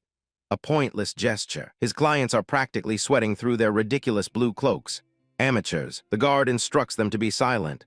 I'll greet them, he says, puffing up his chest as if he's an equal. We meet in the middle of the hall, exchanging hollow pleasantries in the local tongue. As I walk past, a familiar scent hits me, the subtle brine of the Southern Sea clans. I stop, something isn't right. I turn slowly, my eyes narrowing. Switching to the dialect of the Southern Sea, I ask with a thin smile, have we met somewhere before? Their leader freezes. I can feel his panic. He thinks I'm testing them, and he's right, so he feigns ignorance in the common tongue. A pathetic deception. I pull back my hood, letting them see exactly who they've run into. Their impending terror will be quite satisfying. The word Terran hangs in the air, a question laced with suspicion. I feign a mild confusion, glancing over at the cloaked figures who'd cornered me in this opulent hallway. Strange, I mutter, turning to their supposed leader. Hey you, who are these people? The man in the white turban puffs out his chest, a pathetic attempt at authority. Yes, didn't you hear my lord? My lord is from the Huyan family. He brandishes his staff as if the name itself is a weapon, a declaration of power that should have me trembling. It doesn't. I can see the sweat beading on his brow. He's more afraid of me than I could ever be of his masters. He quickly shifts his focus, pointing a trembling finger at the entourage behind me. Forgive me, my lord. These three people are businessmen from the Tiandu kingdom. He stammers, trying to explain their presence. His eyes dart nervously, desperate to provide a satisfactory answer. They are the Tiandu merchants who supplied our Tai Shao. My own man leans in, whispering the details of this local drama into my ear. Young Master Tai Shao is the fourth of the 4 young talents of the My family, he explains. A faint smirk plays on my lips as the pieces click into place. So that's how it is. I give a dismissive wave of my hand. Let's go, I command, playing the part of the magnanimous lord they mistake me for. The man bows, relief washing over his face as he scurries away with his cloaked companions. I watch them retreat, one of the cloaked figures letting out an audible sigh as if he's just cheated death. He hasn't. They disappear down the long, empty corridor, believing they've escaped. Fools, their cloaks can't hide the disgusting aura of the sea clinging to them. As they vanish, one of them spits the name Huyan family like a curse. So the dogs I've been expecting have finally arrived. Once they are out of sight, I turn to my subordinate. Uncle, find someone to keep an eye on those 3 merchants. He looks at me, his expression questioning. Oh, did young master think there was something wrong with them? My eyes narrow. It's like being allergic to seafood. The sensation is unbearable. An instinctual revulsion engraved into the very blood of my family. My subordinate is still lost, but the fair-skinned, handsome man just now looks like an ordinary human. I cut him off, placing a finger to my lips. SHH, trust me, investigate them and you will find out soon enough. I leave him to his task and step out into the squalor of Sand Sculpture City. The streets are a marketplace of misery. Vendors hawking everything from pure blood, fox slaves, to other demi-human chattel. I had heard that the quality of monster slaves in this city was the best in the kingdom. It seems the reputation is well earned.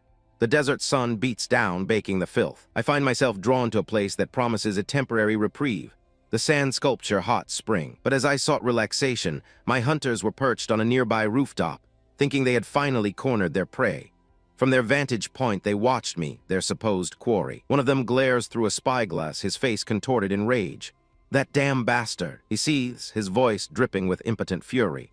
"We worked so hard to track him all the way here, and this bastard, he's actually enjoying his life. The sight of me surrounded by women in a luxurious bath sends him into a spiral. Damn. His companion, a creature with the face of a fish, begs for a look.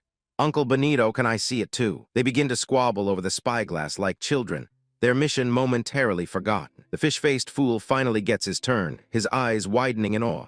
Wow, he watches me, a pathetic longing in his voice. Can we also enjoy our life like this? His uncle scoffs. Of course we can, but it'll cost a lot of money. The water is warm, the atmosphere serene. It's a pity I'll have to ruin it. A sharp smack echoes from the rooftop. Don't mess around. Benito snarls, bringing his nephew back to their grim reality. Their leader, a silver-haired merman prince, finally speaks. Uncle Benito is the traitor still in the bath. Traitor, how amusing he calls me that for taking what he was too weak to hold. That's right, Your Highness, the fishman confirms. The prince's impatience gets the better of him. It's not a good option to wait. Let's just mix in. Benito objects, reminding him that their masking formation is tied to their clothes, and removing them would expose their mermaid auras. The prince simply says no, his arrogance absolute as he begins to undo his robes. "That's just me going," he declares, letting the heavy fabric fall to the ground. His retainers gasp, knowing this is a fool's gambit, but they have no choice but to follow their reckless highness. On another rooftop, a new player watches the scene unfold, a woman named Huang Maioyan. She smiles, seeing opportunity. "I just came for god-level relics, but I have such an unexpected harvest. It's my lucky day." The prince and his lackeys vanish into the city below, their rooftop perch now empty. But another shadow emerges. An old man appears, chuckling. "Heh, your lucky day? No, because I will take them all." They all see a prize. They see an inheritance. They have no idea they're just insects drawn to a flame, and this bath is about to become their tomb. My arrival in this desolate wasteland was deliberately inconspicuous, a ghost materializing from the heat haze of the desert. I took a moment, letting the shimmering form of my shuttle solidify before dismissing it. Flying into Sand Sculpture City would be a declaration of war. Walking in as a humble traveler is a declaration of my intent to dismantle it from within. My physical form detached from the shuttle's cloaking field, a specter stepping onto the burning sand. With a flick of my wrist, I activated my system space, a private dimension only I command. The multi-billion-dollar shuttle, a pinnacle of technology, warped and folded into nothingness, stored away as easily as a common trinket. Now only my footprints marred the endless dunes, a silent testament to my presence. My first objective was simple: retrieve the herbs that old fool shopkeeper Hong had procured for me. But my own face was a liability, so I invoked one of my system's more subtle functions. A mask of shifting light formed in my palm, a blank slate for a new identity. I'd acquired it some time ago, but never bothered to study its intricacies. Now was as good a time as any to blend in with the local vermin. The first face it gave me was that of a man from the lower domain, but dealing with the Samarin family's researchers required a more refined touch. This crude persona wouldn't do. No, this face was entirely unsuitable for the game I was about to play. I willed it to change again, and again, and again. I cycled through dozens of faces, each one a potential mask for the predator underneath. I continued to shift my appearance, discarding one identity after another. Each transformation was a fleeting thought. I needed something that screamed harmless, yet held an air of authority. The system cycled through more options, searching for the perfect fit. Finally, settling on the guise of a weathered old man, I began my trek toward the city walls. The Midtown market was as grimy as I remembered, and I was greeted with the feigned politeness of a shop girl. I ignored her, my voice raspy and old, as I asked the nearby clerk, "Is shopkeeper Lu here?" The man scurried off, shouting for his master like an obedient dog. A moment later, I was being led into the shop's interior by a young woman. The shopkeeper, Lu Yong of Hong, met me with a curious gaze, asking for my identity. I was introduced by shopkeeper Hong of Nanju, I stated flatly, cutting through the pleasantries. "I've come to trade." His interest piqued. He gestured me toward a back room, away from prying eyes and ears. He led me down a short corridor, his mind clearly racing. "Are you from the Song family?" He probed, trying to place my origins. I let him wonder. "I work for young Master Yungxiang," I replied evasively, "and I'm here for the Kyanchijin and Zishedin." He nodded, informing me that the buyers from the Samarin family were already waiting and confirming I had the payment. "Everything is ready." I assured him, my tone leaving no room for doubt. He led me to the door of the meeting room. Inside, I could already hear them talking amongst themselves, their conversation dripping with arrogance and ambition. The old scholar, Gakabai, justified using his personal resources for this trade, obsessed with getting data on the Mai family's new machine. He had pathetic, lofty dreams of creating something to rival a Shiyuan Star Soul General. The knock on the door cut their scheming short. Shopkeeper Lu announced my arrival, and I stepped into the room to meet my temporary business partners. "Nice to meet you," I said, my voice carrying the weight of my disguise. The transaction was a simple affair, an exchange of goods under the shopkeeper's watchful eye. They were predictably stunned by the flawless quality of the energy crystals I provided, but their greed ensured the deal closed without a hitch. With the herbs secured, I stepped back out into the crowded street, one step closer to my goal. All that remained was the Mai family's boundless flower, but that required a more direct approach. I would scout their estate and act under the cover of darkness. Reaching the Zicheng district, I found a perch atop a building to survey their compound. They called this a military area, but the security was laughably lax. My system's navigation guided me. Finding the optimal path was trivial. I moved across the rooftops, a silent shadow against the setting sun. Then I stopped. A powerful aura washed over the area, the unmistakable presence of a holy rank expert. A woman I'd never encountered in my previous life. Who was she, and why was she spying on someone down below? Curiosity got the better of me. Star Master System, scan, I commanded, focusing my senses on her target. The results were unexpected. The energy signature radiating from the blue-haired boy below felt strangely familiar. A memory surfaced, cold and sharp. I knew him. It seems this trip will be more interesting than I anticipated. Sand Sculpture City, a pit of decadence built on sand and desperation. To find a traitor, one must wade through the filth. And this city had it in abundance, particularly in its so-called demon slave clubs. They offered me delicacies, like this horse milk wine made from the very creatures they enslaved. To maintain my cover as some vapid young master, I played along, allowing a cat-like slave to feed me grapes. She asked if they were delicious, her voice a practiced melody of subservience. I lied and told her they were, thanking Zayahabai. But a proprietor quickly corrected me, stating her slave name was Yanyan, as if it mattered what you called property. The girl feigned a coy protest, a well-rehearsed part of the sales pitch. The head waiter, smelling money, approached me with the oily charm of a vulture. He saw my supposed generosity and started his pathetic attempt at an upsell. I cut him short with a glare. His babbling was an irritation I didn't have time for. The man flinched but pressed on, his greed overriding his fear, asking if I was satisfied with the two cat girls. I gave a shallow smile, petting them like prizes to be won. He then offered to sell them to me for a price, boasting that they were officially registered with the government. My boredom must have been palpable, as he quickly assured me they weren't wild. The slaves themselves chimed in, one promising to dance, the other offering to warm my bed. "I'll take both," I said, waving a hand dismissively before getting to the real reason I was here. "I heard you have a superb item, something a bit more wild." His eyes lit up, confirming they had a top-quality horse demon, but he claimed it was already reserved. "Do I look short of money?" I sneered, standing up. "Bring it to me, I'll pay double." He name-dropped the Mai family, a pathetic attempt to intimidate me, before adding that the demon wasn't yet domesticated. "Then what are you waiting for?" I commanded, my patience gone. "Lead the way." The fool finally understood I wasn't asking, and guided me down into the darkness of the basement. There he presented his prize, the top-quality demon horse ordered by the Mai family. He boasted that she was the strongest warrior of her tribe, a fierce and ruthless creature. "Fortunately, I made a trap and was able to catch it," he bragged, and I had to resist the urge to laugh at his cowardice. My two new acquisitions clung to me, feigning terror at the sight. The waiter, ever the opportunist, immediately tried to secure a deposit, but his voice was drowned out by a transmission from my subordinate, reporting that our targets were making their move. I activated the holographic display, my facade dropping completely. "Report," I commanded, my tone turning to ice. He confirmed the 3 targets were sheltering with the Mai family, escorting a traitor wanted by the Long High Kingdom. The waiter suggested I inform the Mai family, the fool. I tossed him a storage talisman overflowing with currency. "Keep the change," I said, already moving.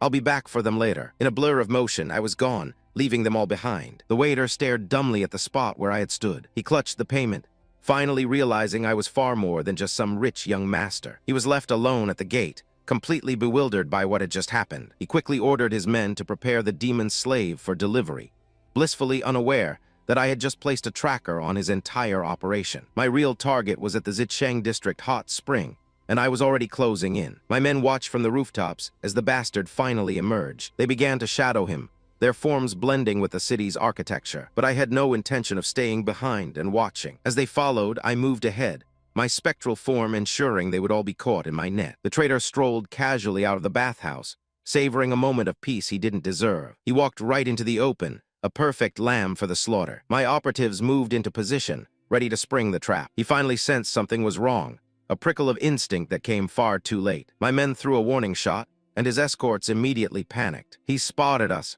one of them said before foolishly giving the order to chase me. They scurried across the rooftops like startled insects. Their leader noted I was running towards the city's edge, just as I planned. They pushed themselves, trying desperately to keep up, but I was already at the city wall, moving at a speed they could only dream of. I vaulted over the massive barrier without breaking stride, the guards below not even registering my passage. My pursuers were less graceful, with the Highness needing his subordinates' help just to clear the wall. They landed clumsily on the other side, scrambling to regain their footing. The subordinate landed with a heavy thud, trying to look impressive. The supposed Highness followed suit. They used a series of crude wall-running techniques to descend. It was a clumsy, pathetic display. They even had to use grappling hooks to scale the final outer wall. They finally landed in the desert sand, thinking they had me cornered. The wall guards yelled at them for breaking the rules, but they were swatted aside like flies. The fools stormed past the insignificant guards. Now out in the open, they thought they had the advantage. "Your Highness," one of them panted, "we're out of the city. Use your star soul, General." The leader grunted in agreement,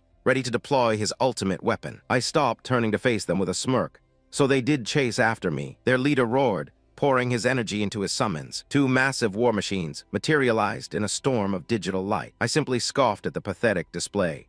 "Are you stupid? You'd use the Tiandu Navy's colors in the middle of a desert? Only idiots from the Longhai Kingdom would think of such a retarded disguise." So they finally caught up. Two oversized metal suits kicking up sand in my desert. From the way they stood, so full of self-importance, I could almost taste their arrogance. This one, the prince, actually believed he had me cornered. His little grunt screeches about how he's a thief and I need to hand over the family treasure. He swings his oversized blade, as if the gesture alone is enough to intimidate me. The prince then has the audacity to offer me mercy, as if my life is his to spare. "Repent," he says, "and I can ask Father to spare you."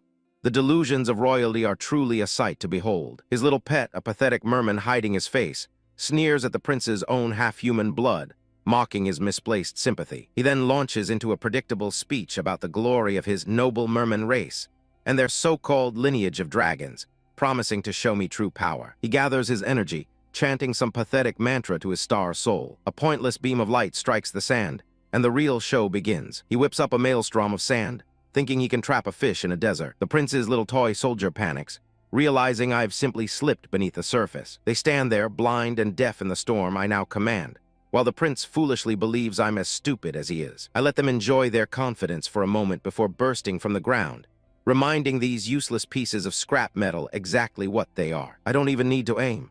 I simply unleash a fraction of my power, mocking their foolishness for chasing a being at the peak of the heaven stage. The blast slams into one of the mech, and I can't help but wonder what worthless trinket the king of Longhai gave them to make them so bold. They stumble around in the sand, utterly lost. Of course, I recognize the faint energy signature immediately.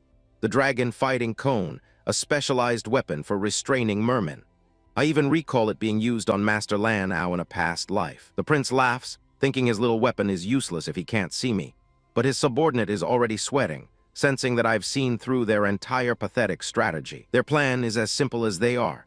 The subordinate Benito will act as bait while the prince gets a clear shot with the cone. But then a flicker of doubt crosses the prince's mind. He looks around, a sliver of intelligence finally piercing his thick skull. The sweat starts to bead on his brow as he tells his man to stick to their crude, predictable plan. The subordinate, with the intellect of a sea slug, agrees with a sudden spark of false confidence. He digs in, preparing for his grand performance. The fool leaps into the air, screaming insults, trying to draw my attention like a child throwing a tantrum. He fires blindly into the sand, kicking up dust and achieving nothing. While these children play in their sandbox, a more interesting player watches from the city walls, standing over the guards I had dispatched earlier. The woman of holy rank, an amusing variable. She gazes out over her city, a city I've already infiltrated. I feel her eyes on the battle, and I wonder if she's merely a spectator, or if she's waiting for her own moment to strike, just as another predator closes in on the city's clueless guards. The patrolmen are in disarray, confused as to why the city's alarms are silent despite the war zone erupting just outside. Their captain, in a fit of useless protocol,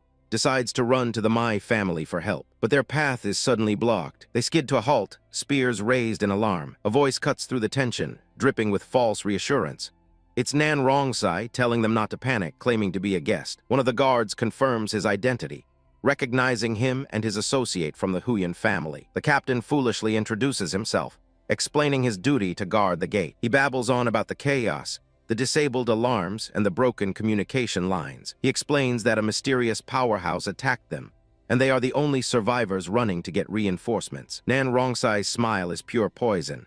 Oh, so the Mai family hasn't received any news. The captain confirms his ignorance, and with that, Nan Rongsai gives the signal to his own subordinate. The captain's eyes widen in dawning horror, but it is far too late. What is the last thing he manages to scream? Nan Rongsai moves like a phantom. The entire squad is cut down before they can even process the attack. He stands over the bodies without a flicker of remorse, a true professional. His old servant asks if he should finish them off, but Nan Rongsai has bigger fish to fry.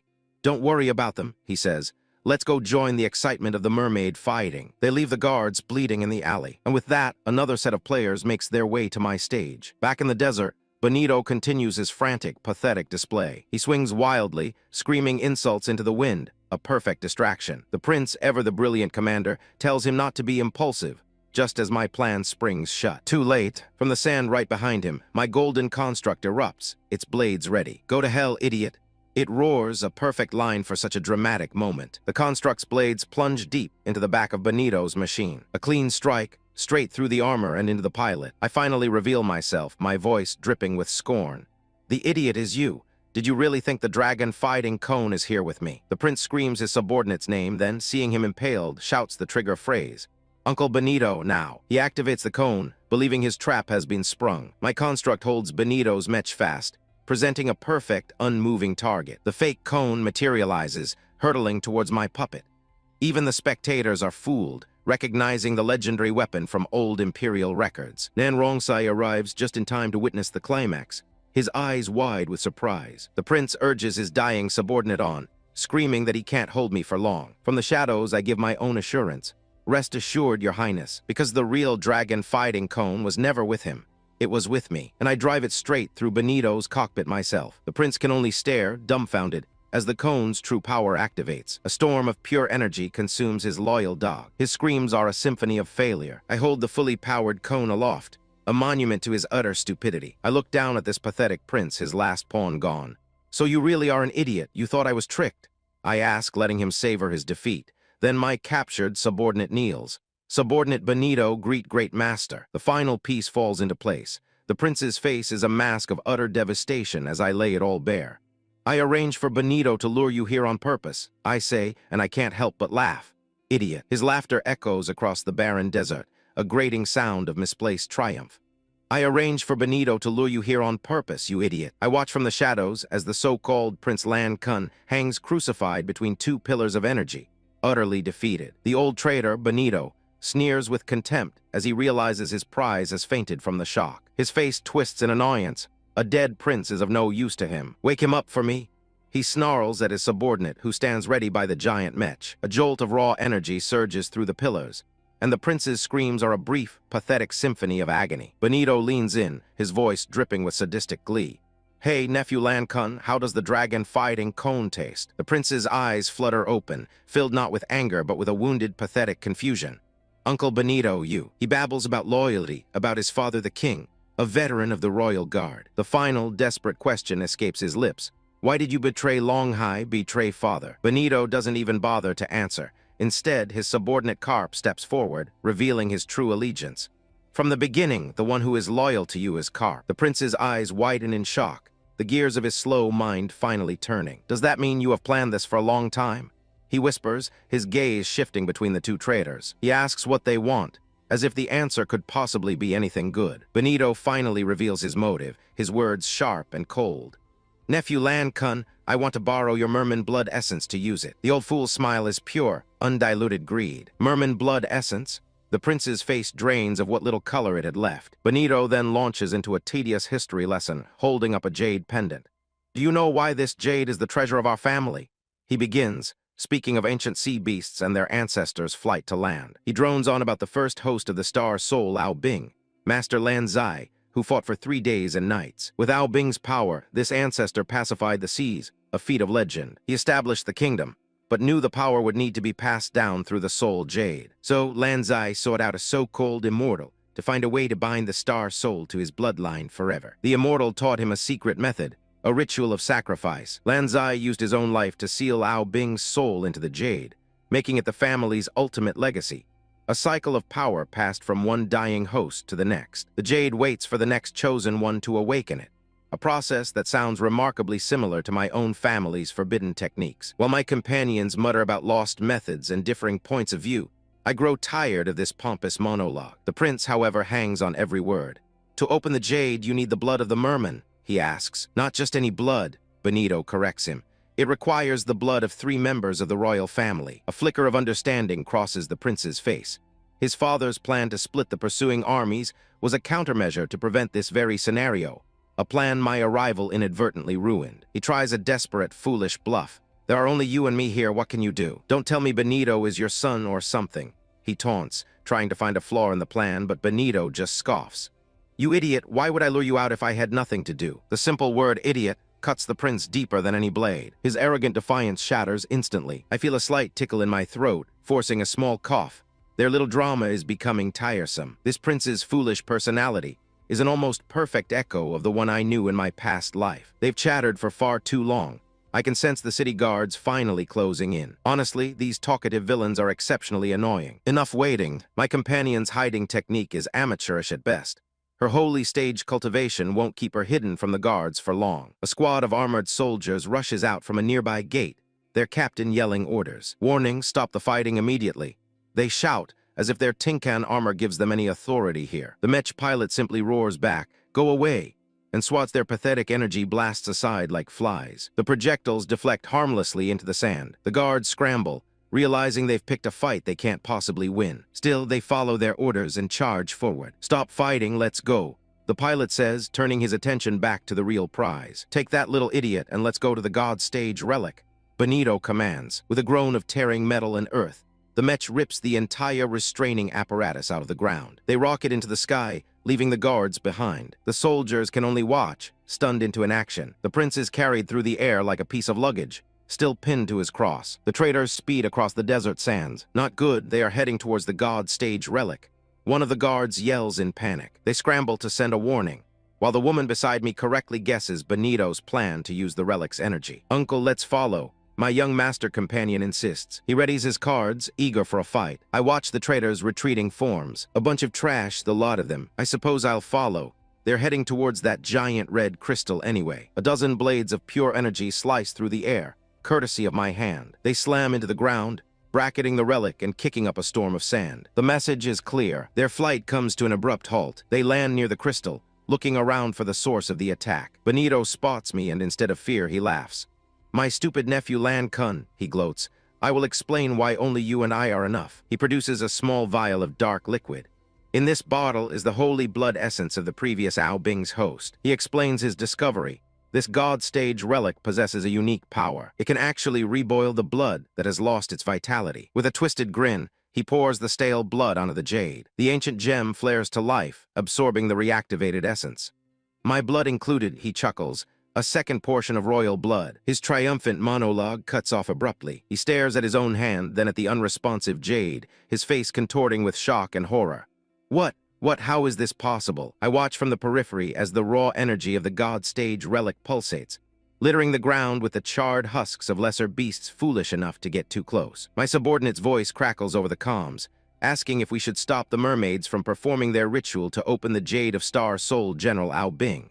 From the corner of my eye, I spot the Huyans, another pack of vultures drawn to the kill, their red mech lurking in the distance. Their pathetic leader recognizes the ceremony, his mind slowly comprehending that it's nearly identical to a ritual from his own family. A disgusting smirk forms on his face as he concocts a foolish plan. Believing he can exploit a weakness he thinks only he knows. He barks orders, sending his muscle-bound uncle to deal with the heavenly stager. That would be me, while he moves to steal the prize. As the mermaid elder begins the rite, his body racked with dark energy, I see the first flaw in their plan. It's not a defense against intruders, it's a sacrifice. The elder turns and offers the ritual dagger to the Huyan's uncle, calling him nephew. The brute grips the blade, his intentions written in the grim set of his jaw. In a predictable, yet tiresome, display of betrayal, he plunges the dagger into the old mermaid's back. A pathetic shriek echoes across the wasteland as the elder realizes his fatal miscalculation. The uncle's face twists into a monstrous grin, his eyes glowing red with a manic, bloodthirsty light. The dagger glows ominously, not merely wounding, but actively siphoning the elder's very life essence. Another observer, a woman hiding her presence, notes how the relic's energy is activating and amplifying the stolen blood. She daydreams about taking the relic to awaken some forgotten emperor, oblivious to the fact that she is a pawn, just like the others. All these insects, buzzing around a power they can't possibly comprehend. From the shadows, another rival watches, hoping they succeed so he can simply copy their work. The mermaid elder's body convulses, his blood becoming a conduit for the ritual's power. The torrent of life force flows from his dying body, a grotesque sacrifice for another's ambition. His very essence is poured into a green gem, forming the first component of the jade. He screams his last as the transfer completes, his purpose served. The completed blood essence crystal hums with stolen life, floating in the air. It descends toward the traitorous Huyan's leader, the reward for his petty conspiracy. But with his dying breath, the elder gasps out a final instruction. Please inject the third royal blood essence. The uncle, dagger in hand, acknowledges the order with a curt yes. He raises the blade, preparing to continue the vile ceremony. Their theatrics have grown tiresome. I fire a single energy beam, a warning shot to disrupt their play. The uncle just barely manages to throw himself out of the way, his face a mask of disbelief. The force sends him stumbling back as he screams, "Who is this?" His mechanical puppets open fire, a useless barrage against my position. I stand unmoved as the Huyan's leader curses in frustration at his pawn's impotence. Their energy blasts dissipate harmlessly against my armor. It's like children throwing stones. I don't even bother to raise a proper shield. The blonde fool, realizing his mistake, shrieks at his uncle to ignore me and kill another merman to complete the ritual. The uncle agrees, but wisely decides I am the more immediate threat. He lunges forward, a brutish charge that is both predictable and suicidal. I pivot my construct's head, locking onto the incoming pest. His clumsy attack is easily intercepted as I catch his arm mid-swing. I lift him effortlessly, twisting his arm until the bone is ready to snap. He dangles from my grip, struggling like a trapped animal. I tire of the game. His red mech makes a foolish attempt to save him. A single, dismissive kick sends the machine flying. It shatters into a heap of scrap metal upon impact. The dying mermaid elder watches the scene, his face now a mask of pure hatred. Seeing his chance, the Huyan's leader charges my subordinate instead. My subordinate meets the attack, his blade clashing against the golden construct. But he is outmatched in raw power and is sent flying back. His mech crashes hard into the desolate ground. I drop the uncle, who roars with delight at seeing my subordinate fall. The blonde brat stands over my downed ally, savoring his hollow victory. "You want to die?"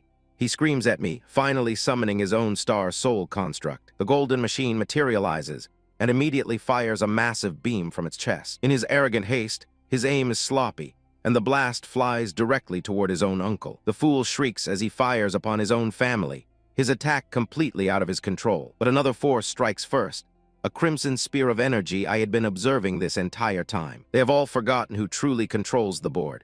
The uncle screams in agony, not from his nephew's clumsy attack, but from the searing pain of his own weapon being turned against him. "What? Who are you?" he howls. "Why do you know how to control the dragon fighting cone?" I watch them approach my crystalline prison, their cheap power armor kicking up dust with every arrogant stomp. The old fool from the Haiyun family ran ahead, his younger master in tow, already gloating about his supposed victory. He prattled on about how this dragon fighting cone was designed specifically for people like me, as if I were some common thug they could simply cage. But I wasn't the only one caught in their little trap. The merman, Lankun, thrashed against the crimson energy, cursing his own weakness. He was finally putting the pieces together, the slow realization dawning on his face that he'd been played by the Haiyun family. His rage was palpable, a feral snarl twisting his features as he swore vengeance upon their clan. But his desperate cries didn't go entirely unheard. He'd sensed another player hiding in the sky, watching us all. Like a drowning man grasping at reeds, he immediately started begging this unseen master for help, promising eternal gratitude. While he pleaded, I simply observed, and from my vantage point, I could see her, the so-called master he was calling to. Her plan was laughably simple. Let the Hyuan dogs do the dirty work, then swoop in to snatch my soul jade from their grasp. The merman could feel her power, a presence far beyond his own, but he was too blinded by hope to see her for the vulture she was. He wavered, unsure if this new presence was friend or foe, while the Hyuan lackeys looked around in confusion. Their young master, however, was far too arrogant to consider a threat he couldn't see. He dismissed the merman's desperate calls with a wave of his hand, completely oblivious, calling my fellow captive seafood. He decided the priority was to deal with me and the green-souled jade that had appeared. The merman, seeing his chance, immediately agreed, a flicker of cunning in his eyes as he feigned cooperation. The young master reached out, his ignorance on full display as he prepared to handle an artifact he couldn't possibly comprehend. He mused that if this was like his family's own soul jades, then he knew exactly what to do. The sheer self-satisfaction on his face was almost painful to watch, so I decided it was time to end the farce, shattering their pathetic cage from the inside with a fraction of my will. The merman, never one to waste an opportunity, instantly materialized a clawed weapon. He lunged forward, taking full advantage of the chaos I had provided. He credited fate for his good fortune, completely unaware that I was the one who had granted him this opening. Of course it was me. Their little squabble over the jade was the perfect cover for my system to finish its analysis and copy the artifact structure. This changed things from the original timeline I remembered, where Lan Kun was supposed to acquire the jade after a different ambush. The Hyuan family's interference and this strange god-stage relic they used to trap me were unexpected variables. The young master, seeing his loyal dog about to be shredded, wisely ordered him to hold back. But his guard was too slow, and the merman's attack connected, a brutal slash across his arm. Blood sprayed as the clawed weapon bit deep into flesh. The merman pressed his advantage, his face a mask of predatory glee as he moved in for the finishing blow. A strange purple energy erupted from his hands, binding the old guard and eliciting a cry of panic from the young master. While they were busy with their life-and-death struggle, my own plan came to fruition. The hidden observer could only watch in shock as she realized she'd been completely outplayed. The blood from the battle was the final catalyst, and the soul jade erupted with a blinding green light. The ritual was complete. Ancient runes flared to life, announcing the opening of the long-high secret realm. From the vortex of energy, a spectral figure began to materialize. It introduced itself as Lan Zai, the host of the Star Soul General Ao Bing and the king of this realm. It explained the rules. A trial by combat within the secret realm, with the winner earning the honor of becoming its next host. The portal transformed into a swirling aqueous vortex, its pull becoming irresistible. Everyone, including the terrified Hyuan guard, was dragged toward the entrance against their will. Even the smug observer from the sky found herself pulled into the fray, her plans of a clean getaway shattered. I felt the pull on my own essence and could only sigh in annoyance. What a broken design, to create an array that couldn't even distinguish between its intended targets and a bystander. I watch as the pathetic lord of this desolate wasteland, my bio, thrashes in his sleep. His fortress, a monument to bad taste, stands silhouetted against the bleak sky. The guards outside his chambers are completely oblivious that the true threat is already inside their master's mind. Even the woman sharing his bed can only look on in confusion as he groans, her master's peaceful slumber thoroughly ruined. "Forgive me," he whimpers, sweat beading on his brow. "Yes, remember it. Remember the day you met a god and learned to kneel." His mind is replaying our little encounter on the border of the Tiandu kingdom, a memory I so graciously decided he should relive tonight. He sees his mechanized puppets, his pride and joy, being decimated by a force he couldn't comprehend. The explosions are so vivid in his mind's eye, a beautiful symphony of his own failure. Then came the part he truly dreads, the moment his commander could only scream "Who?" as my power carved through his ranks. My projectiles weren't just weapons. They were artists, painting the battlefield with the fire of his army's destruction. And then he remembers me descending from the sky, a winged omen of his doom. The sheer presence of my star-souled general form was more than enough to shatter their pathetic morale. Not good. His men cried out, "Bai Kai, the star-souled general of Tiandu Kingdom, has come to this battlefield." Their terror was intoxicating. "Fire, hold him back for me." Their commander shrieked, a final, futile act of defiance. I let their energy blast splash harmlessly against my shield, a brief moment to let them savor their absolute powerlessness. Then I moved. The shock on their faces was priceless as they tried to track my movements. "He's so fast."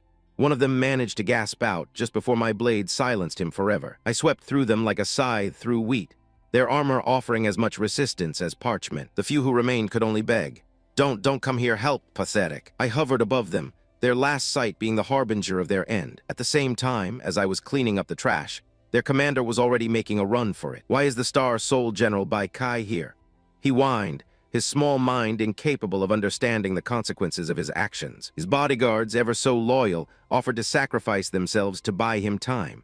A touching, if utterly pointless, gesture. "I'll remember your loyalty forever," he promised, not even bothering to look back as he fled. "Don't worry," he added with disgusting sincerity.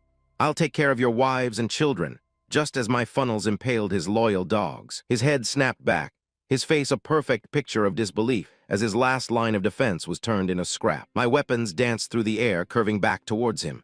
He could only stammer in terror, "What this?" I descended before him, landing gently amidst the wreckage of his men. "No," he whispered, his world collapsing. The weight of his utter defeat finally crushed him, forcing him to his knees in the dirt. Then came the groveling. "Lord, please spare my life, forgive me," the same words he's muttering in his sleep right now. I looked down at the insect. "Are you my bio, the master of the my family?" He nodded frantically.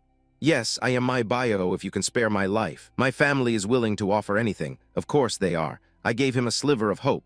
"HM, I can spare your life." I gestured with my weapon. "Do you see that canyon?" I let him look, let him understand the new map of his world I was drawing for him. "Use this as a boundary.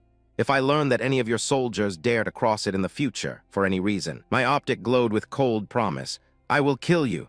He swore his oath instantly, desperate to escape my presence, and with that he wakes up, gasping for air as if he just surfaced from the deepest ocean. He sits up shaken, the women beside him nothing but a blur. The fear is still fresh, a phantom weight on his soul. He clenches his fist, his rings digging into his flesh as he spits out the name of the man he blames. "Tiandu Kingdom Nanrongyi," but then he whispers the name that truly haunts him. "Star Soul General Bai Kai." He screams for his servants, the nightmare having served its purpose. "Get my clothes, I'm going to the underground hangar, call the doctor." He's scrambling, trying to claw back some semblance of control. As he rushes to his private hangar, his aide mentions reports of a battle outside the city. He has no idea his nightmare just happened in reality. "Trivial matters," he snaps, his mind already on his secret weapon. He enters the hangar, his personal engineers greeting him with forced reverence. From a balcony, he stares down into the depths, his voice trembling with anticipation. "Is this almost done?" "We were lucky, Master," his head scientist reports. "We acquired the missing materials, it's barely done." "Lucky indeed. I made sure those materials found their way here." His eyes go wide as he beholds his creation. It's so beautiful. A massive, golden machine stands before him. He pompously declares he'll name it himself, then immediately admits he hasn't thought of one. But his arrogance returns in a heartbeat. "Nanrongyi, the humiliation of that year, I will pay it back 100-fold." He still thinks this is about her. He's building his own tomb and doesn't even know it. His assistant reminds him of a name he'd already chosen, and he dismisses her with awkward irritation. The name is irrelevant. This machine, his grand hope for revenge, will be nothing but a footnote in the story of his demise. A faint voice calls my name, trying to pull me from the darkness. My eyes snap open to a crude wooden room, my first thought a simple, cold demand. "Who are you?" I bolt upright, a wave of disorientation washing over me as I clutch my head. Then the memory returns, fragmented but clear enough.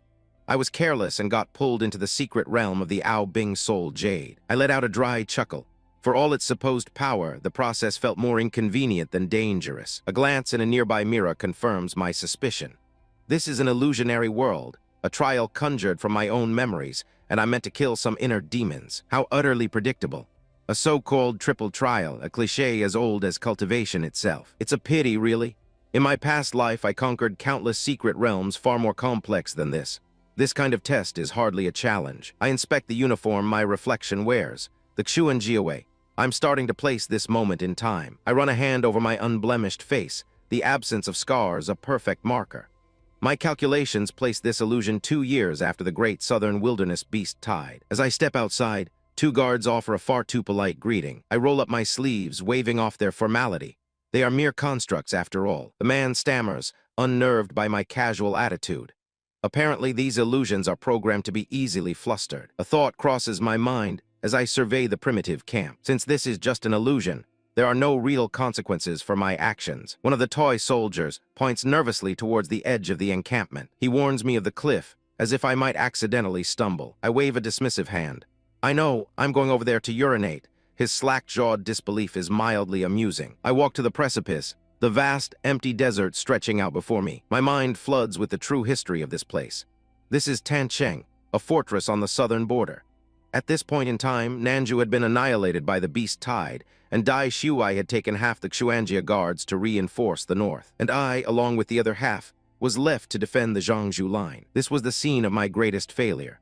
My younger self, arrogant and overconfident, fell for Yi Yao's simple diversion, leading to the destruction of our southern defense and the scar he left on my face. So that's the point of this trial, to make me reflect on my youthful mistakes. But there's an old saying, when you realize you're in a dream, that dream becomes your domain. And this illusionary world is now entirely in my hands. A golden aura erupts from my body as I tap into a fraction of my true power, indulging in the long-lost sensation of the holy stage. The pathetic constructs behind me are blasted off their feet, crying out in shock. A holy stage cultivator. One of them stammers, his programming clearly unable to process this. Enough reminiscing. It's time to find this illusion's version of Yao and have some real fun. I am a golden comet, streaking across the sky with a singular predatory purpose. The desert blurs into nothingness beneath my feet. I arrive at the Tancheng southern third sector, where a pathetic battle is underway. One of the mercenaries is immediately torn to shreds by a mechanical beast. The captain roars in defiance, his face a mask of impotent rage as he smashes his fist into another creature. "Brothers, let's kill them together," he screams, trying to rally his terrified men. They fight with the desperation of cornered animals. Their movements are clumsy, their teamwork flawed, but they are still fighting. The ground is already littered with the wreckage of man and machine. A soldier reports to his captain, breathing heavily, that the wave has been dealt with for now. The men collapse, their energy spent. One soldier, Zhang Dagui, rushes to help his exhausted brother. The captain barks orders, trying to bring some semblance of order to the chaos. Dagui leads his brother away from the front line to get some food. Just as they find a place to rest, a sharp voice calls out Dagui's name. He turns, a flicker of surprise on his face. It's their captain, his expression stern as he approaches. He offers some backhanded praise, feigning surprise that a rich young master could fight so well. Then he turns his attention to the other brother, Dafu, scolding him for his recklessness. Dafu can only lower his head in apology. The captain watches them go, his duty done. His subordinate asks about the two, and the captain explains they are young masters from the Zhang family, placed here as a favor. So that's how it is, his subordinate muses, acknowledging their talent. The brothers finally sit down, bowls of rations in their hands. Dafu mutters a thank you, his energy completely drained. Dagui offers him a flask of wine with a grin, which is promptly rejected. The cheerful mask on Dagui's face falls, replaced by a flicker of disappointment. Dafu finally speaks, asking why his brother tries so hard, and then apologizes, blaming himself for their family's fall. He confesses that he was once so foolish he even considered harming him, and now vows to atone with his life. Dagui is horrified, telling him to stop talking such nonsense. Before he can finish, the ground trembles as a new alarm sounds. Another, far more ferocious beast wave has appeared. All around them, soldiers roar as they summon their star soul constructs. Massive suits of spiritual armor materialize from motes of light, encasing the men. But on the horizon, a literal sea of beasts appears, their numbers overwhelming. A signal flare is uselessly fired into the sky. The captain's order to retreat to the airship is immediately shot down. Airborne beasts make it a flying coffin. The swarm closes in, a tide of death led by a creature that radiates a palpable aura of command. Suddenly, the entire horde freezes, their heads turning as one. A pillar of brilliant blue energy erupts from the earth, piercing the sky. They are witnessing a sword technique that can shatter mountains and divert rivers. I am the epicenter of that power, a silhouette of absolute destruction. My attack cleaves through the horde, vaporizing everything in its path. The soldiers in their advanced mech can only stare, their processors unable to comprehend the scale of power they just witnessed. Where a swarm of beasts once stood, there is now only a massive, smoking chasm carved into the planet. The silence is deafening. The soldiers begin to whisper. They're all mixed with terror, wondering if I am the legendary semi-holy of Nanju, the Nanju ghost. They recall the rumors of a spectral warrior, whose sword techniques single-handedly repelled beast tides. A tiny, surviving creature tries to call out to me, but I have no time for such insects. Forget about that person. I command the soldiers and kill the remaining beasts. They scramble to obey, fanning out to finish off the stragglers while I survey my handiwork. But then a strange thought occurs to me. How am I seeing this? This battle, these soldiers, I was never here for this. My eyes narrow. It seems this soul Jade's fantasy world isn't so simple after all. Nanju ghost? Very well, let me see just who you are. The wind of this desolate illusionary world whips across the sands, carrying the scent of a minor annoyance. Two insignificant projectiles whistle through the air, aimed squarely at me. I flash across the barren ground, a streak of golden energy, closing the distance instantly. Landing with barely a whisper, I watch his pathetic needles kick up dust far behind me.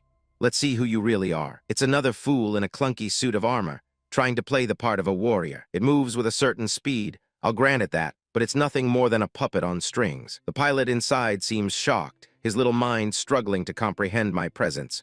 Who in the world is he? He wonders. You're not important enough to know. My mind drifts for a fraction of a second, back to the original timeline. If my intervention hadn't happened, Mr. Zhu would have been defeated by her demonic form. But this imposter, this Nanju ghost, is merely mimicking the old man's sword techniques, and poorly at that. There's something else hidden under that crude imitation, and I intend to see it. A faint wisp of demonic energy leaks from the armor seams. How interesting. His surprise is palpable. Did he notice me? Yes, you predictable little insect. How could I not? The machine crashes to the ground, trying to intimidate me with brute force. It carves pathetic trenches in the sand as it slides to a halt. It strikes another pointless, dramatic pose. Then it leaps again, a clumsy grasshopper made of steel. A flurry of blades erupts from its body, a desperate attempt to overwhelm me. Not good, I mutter, realizing my mistake. In this illusion, my talismans are just constructs of memory. I'm out. He seizes the opening, channeling his energy into a single massive strike. A sword that can break mountains and rivers, he bellows. The beam of light is certainly impressive for an illusion. It tears across the desert, a wave of fabricated power. I flick a single coin, a simple catalyst. The energy beam engulfs the landscape in a blinding flash. But as the light and dust settle, my countermeasure activates. A pulse of energy neutralizes the attack just before it reaches me. So dangerous, I sigh, wiping a bit of dust from my cheek. I almost reach for a real talisman out of habit, forgetting this world is nothing but a dream. The armored figure stands there, stunned. Then comes the inevitable confusion. Hut, he ran away. It leaps about frantically, searching for a target that is no longer interested. It lands hard, and the demonic energy I sensed before now erupts from its body. It plunges its sword into the ground, channeling that foul power. I recognize the technique as it forms, so this is what it was hiding. I shoot back towards the fool. This requires a closer look, but as my needle flies true, a bizarre hexagonal wall materializes from thin air, blocking its path. What's that? I murmur, genuinely curious for the first time. The demonic blade strikes the barrier, but instead of shattering it, the mech phases right through the pink, hexagonal light as if it were mere air. The attack continues unimpeded, striking the ground far beyond the wall. My own brow furrows. What's going on that wall? I fire a test blast of my own. A concentrated beam of golden energy. It strikes the barrier and simply bounces off, repelled completely. Damn, what is that thing? I kneel, a flicker of annoyance crossing my face. The mech could pass, but I was thrown back. I float up to the strange wall, its surface humming with an unfamiliar energy. I press my hand against it, trying to decipher its structure. It stretches to the horizon in both directions, a cage I hadn't noticed until now. I fly along its length, my speed tearing through the air. After several thousand feet, there's still no end in sight. It's an infinite wall. I come to a sudden stop, the pieces clicking into place. This feeling, Star Master System. A slow smirk spreads across my face. Of course, I turn back to the wall, a plan forming. I had forgotten how limited my own system is in this state, but it's time for a proper analysis. Star Master System, come out, full version. The golden interface materializes in my palm. Take stock of this situation. My eyes narrow as it begins the scan. Scan complete. Host is currently in an illusionary world created from host's memories. The system continues its report. Because this dreamland was created from your memories, my effective range is only a radius of 500 miles. A pity, I was hoping to use this opportunity for a bit of long-range reconnaissance. With this limitation, I can't even get to Zhangzhou. I'll have to end this farce quickly. I change my trajectory, blasting off toward my real target. The illusionary desert gives way to a burning harbor. Another memory twisted by this dream. His mechanical puppets are tearing the city apart, a testament to his savagery. And there he is, standing atop the wall, barking orders like a rabid dog. Hurry and clean up the battlefield. The next step is to lure the Xuanji away out of their base, then we can loot Tanshang. His scarred face twists into a smug, disgusting grin. He suddenly looks up, sensing my approach. What is that? He asks the burning sky. That would be me, crashing his little party. I land silently on the rubble above him. So he really was here. He whirls around, his one good eye widening in shock and recognition. Why you? I let out a theatrical sigh, covering my face as the illusion around me dissipates. I'll stop pretending. You guessed correctly. My true form is revealed and he stumbles back, horrified. You can fly? Impossible. Only holy stagers can fly. You're just an insignificant officer, no way. He grits his teeth, his mind refusing to accept the reality staring him down. I float effortlessly, cloaked in an aura of pure power that suffocates the very air around us. At this moment, I inform him with a cold, final smile, I am at the holy stage. The truth finally dawns on his pathetic face. Star Master System, call out the master of this. The flames of this illusionary war are an amusing distraction, but ultimately, a waste of my time. This fool, Yuang, stands on his crumbling pedestal, thinking this pathetic stage gives him some sort of authority. Even my supposed overseer senses the shift in the air, his brow furrowing as he prepares to summon his pathetic trump card. A bolt of energy rips through the sky, a theatrical display for a summoning I've already anticipated. His star general materializes, a garish construct of green and black meant to inspire fear. As if on cue, his little toy soldiers get torn to shreds by an unseen force. My force. Yuang's face is a perfect mask of shock, muttering about an origin star general. Impossible, he says. The ignorance is almost painful to watch. So I grant him a proper introduction to true power, revealing my Dongyuanju in a torrent of golden light. His remaining scrap heaps raise their energy blades, a truly adorable show of defiance. Protect the general, they cry, rushing forward to their own disassembly. I've seen enough. It's time to bring out the Dongyuan sword. A fan of golden blades materializes from nothing, shimmering with lethal intent. They form a halo of judgment around my construct, a promise of the inevitable. His eyes widen. Flying sword, the same as Star General Ganjiang. He compares my power to his own, a fatal miscalculation. The first hint of genuine fear finally registers on his face. Not good. He screams at his tin cans to dodge, but his warning is far too late. My swords slice through their armor as if it were parchment. Their purpose served, I call them back with a single thought. Dongyuan sword, return. I hover over the wreckage, my patience wearing thin. Yuang, stop hiding. Bring out your Star General Ganjiang. From his observation room, the old man stares in disbelief, stunned that I know the name of his hidden ace. Yuang himself is spiraling, desperately trying to figure out how I uncovered his deepest secret. His mind jumps to the hypocrites from Tai Yuan, the self-proclaimed peacemakers who secretly orchestrate conflict. He even correctly deduces their grand scheme to prevent the continent's unification, a thought that will do him no good now. I let out a slow, mocking applause. Luring the Xuanjiawei away, sneaking in at night, you are truly a rare military genius. He finally concedes, a bitter smile on his face. It seems I truly underestimated you. Having seen through all his pathetic schemes from the very beginning, I might as well enjoy this. Stop wasting your breath, I command. Hurry up and construct Ganjiang so I can happily end this illusionary world. He grits his teeth, drawing his blade, finally ready to stake everything on one last gamble. With a final, desperate roar, he unleashes his true power, a pillar of frigid blue energy erupting from the ground. His Star General Ganjiang emerges from the light, a hulking mass of steel and frost. It crashes to the earth, kicking up a pathetic cloud of dust. He doesn't waste a moment, immediately activating his ultimate attack, the dragon sealing explosion. A storm of cryogenic energy converges, meant to be his single, decisive blow. The old man watches, a smug look on his face as he thinks the battle is decided. He reminisces about how terrifying the attack used to be, before admitting that now it just seems so-so. I cross my arms, completely unimpressed. 3 Sword of Dongyuan is enough, I state calmly, while my handler outside thinks I'm just throwing a random attack. I dispatch 3 simple blades of light, letting them fly toward his grand attack. They pierce his vaunted ice storm without the slightest resistance. His construct can only utter a choked, "What?" My swords don't stop, weaving an inescapable prison of light around him as he frantically calls his own blades back for defense. His sealing swords desperately try to intercept. They coalesce into a makeshift shield of ice, a truly pitiful last stand. How is it possible? He screams. Even the shield made up of sealing swords can't stop it. My attack drills through his final defense as if it were missed. All he can manage is a pathetic "oh no," as his construct is overwhelmed. The light consumes him. Give up the struggle, I tell him. There is no escape. My victory is a foregone conclusion. Damn it, he curses, his final moments spent in utter helplessness. The golden energy rips his machine to pieces. There is only the sound of grinding metal. Impossible are his last words.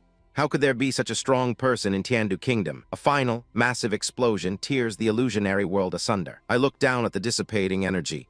How come you're dead by it? Much more boring than I imagined. With the charade over, my senses lock onto the true objective. The core of this secret realm is nearby. I let my construct dissolve, the world of fire and ruin fading to black. I find myself in a pocket dimension of stars and tranquil water, face to face with its guardian. The old administrator gasps, shocked that anyone could pass his trial so quickly. I'm surprised to see such an outstanding descendant of my mermaid family. He muses, completely oblivious. A flash of golden lightning cuts him off, and he looks around in confusion. The descendant who has passed, please stay where you are. He stammers, trying to regain control. He screams as I appear before him in a flash, shattering his composure. Don't mess around. I manifest my star general again, right in the heart of his precious realm. Heh, so this is the core. He stumbles back, terror finally dawning in his eyes. Wait, this star-soul general. The realization finally hits him. No, you are not a descendant of my mermaid family. Who the hell are you? He shrieks, summoning ethereal chains to bind me. I simply twitch my finger. His own chains turn on him in an instant. He's completely ensnared by his own power. What's going on here? I beckon him closer with a single finger. Oh, are you the administrator of this secret realm? Come here. He immediately begins to plead, begging for forgiveness like a dog. I grab him by the throat. Although you are just a remnant of the original owner, my anger can only be borne by you. I lean in, my voice dripping with contempt. What kind of broken formation did you use to create this secret realm? Don't you know how to add a simple code to identify the blood of immigrants? Because of your incompetence, the management of this realm is now taken over by me. You don't have a problem with that, do you? This pathetic excuse for a guardian spirit flits through its domain. A digital ghost haunting its own machine. It sputters in disbelief as I seize control of its very existence, unable to comprehend what's happening. The fool thinks this realm is his fortress, but to me, its defenses are nothing more than a rusted lock on a wooden door. It babbles about masters of formations, its tiny mind trying to categorize a power it can't possibly fathom. Enough of this charade. I tire of playing with my food. It dares to speak of treasures and family legacy, as if such sentimental nonsense could possibly deter me. I offer it a simple choice. Cooperate and I might let its pathetic race continue, or resist and be erased. Predictably, it chooses pointless defiance, puffing out its chest with a bravado it doesn't possess. I give it a final, cold clarification. This is not a negotiation. Since it prefers oblivion, I am more than happy to oblige. My Star Master system makes a mockery of its so-called impregnable core program. A child could hack this. I reach for the heart of this realm, while its guardian can do nothing but watch in impotent horror. I've already pinpointed the core's location. I grab the worthless spirit, an insignificant piece of data in my hand. It's time to take out the trash. With the distraction removed, I can now focus on the true prize, the realm's central vulnerability. The spirit can only look on as its world begins to unravel. With a flick of my wrist, I begin my assault. The very fabric of this digital space ripples under the force of my will. The realm's code begins to fracture and deconstruct. Its foundations crumble as I tear into the core systems. The Guardian is tossed about amidst the wreckage of its own home, a fitting end for its arrogance. It screams in terror as its reality collapses into a vortex of raw data. The look of pure, unadulterated fear on its face is almost satisfying. Finally, it understands. I am not just breaking its realm, I am rewriting its laws. Its own form begins to pixelate and decay, a digital body suffering a digital death. And just as expected, its courage shatters completely, replaced by desperate, pathetic begging. But mercy is a currency I do not trade in. It's far too late for bargains. I watch its futile attempts to reason with me, completely unmoved. The thought of its precious soul jade being destroyed is the only thing that finally breaks its hollow pride. It trembles, realizing the finality of its mistake. Now it offers me everything.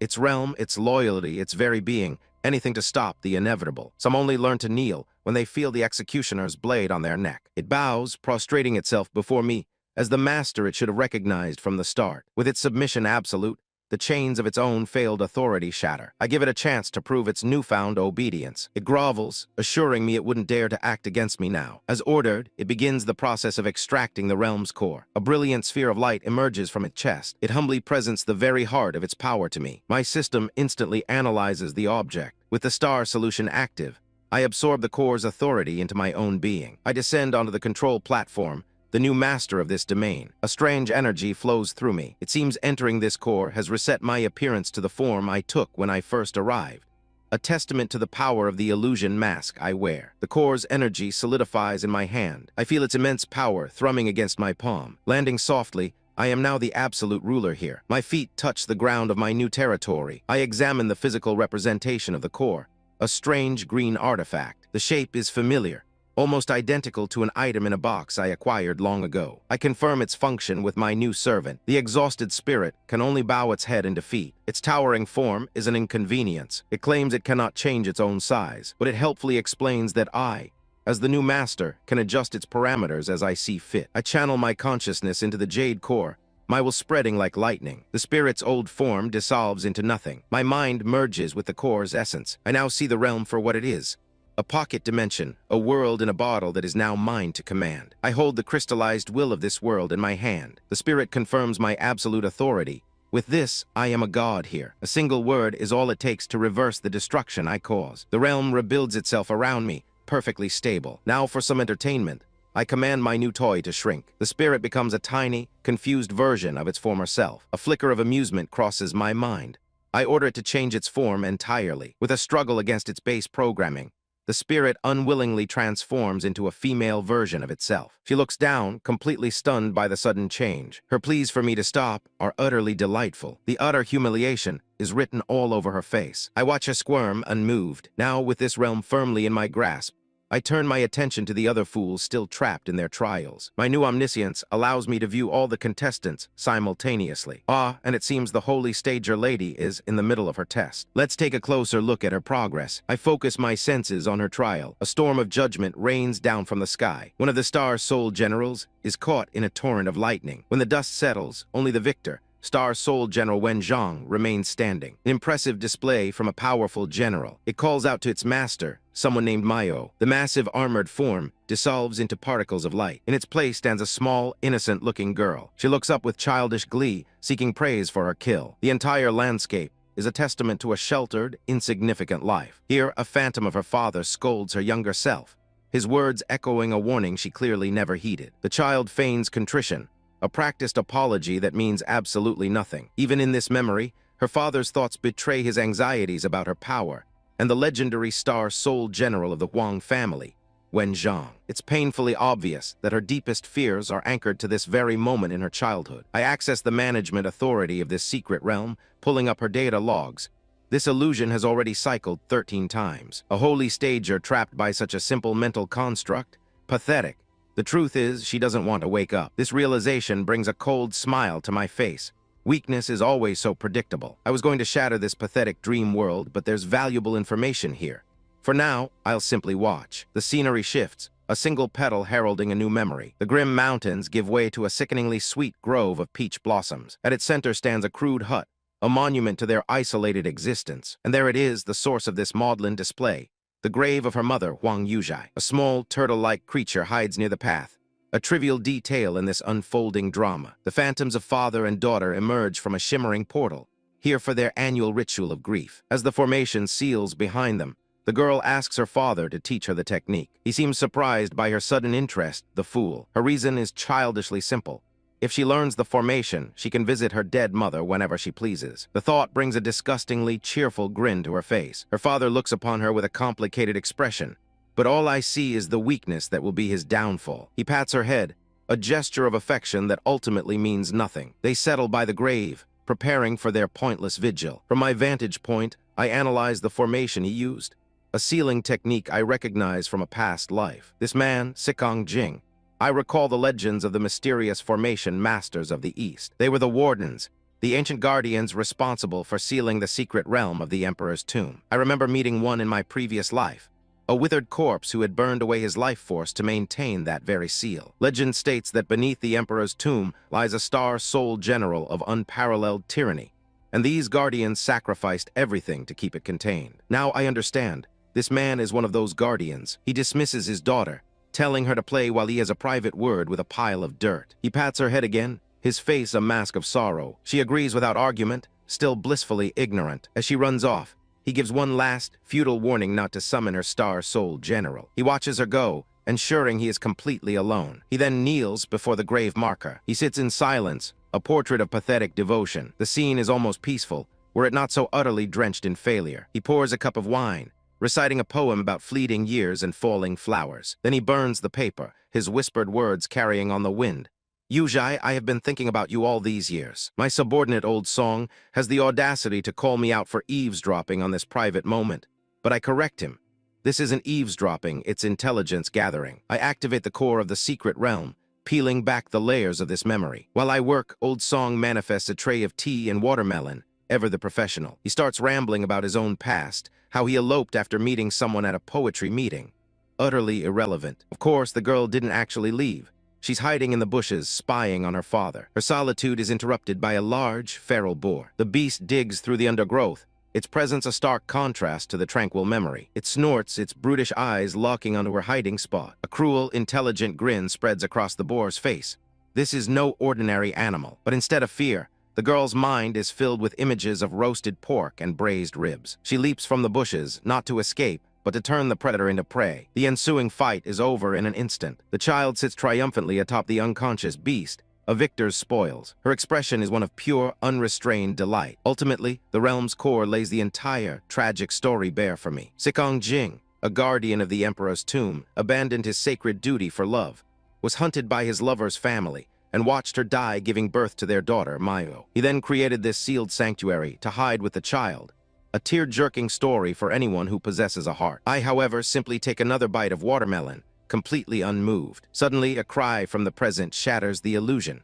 The real Huang Mayo is weeping for her father. The intrusion is so abrupt, I nearly spit out my food. The memory version of Mayo comes running back, dragging her prize pig with impossible strength. As expected of a holy stager, she already possessed Earth stage strength even as a child.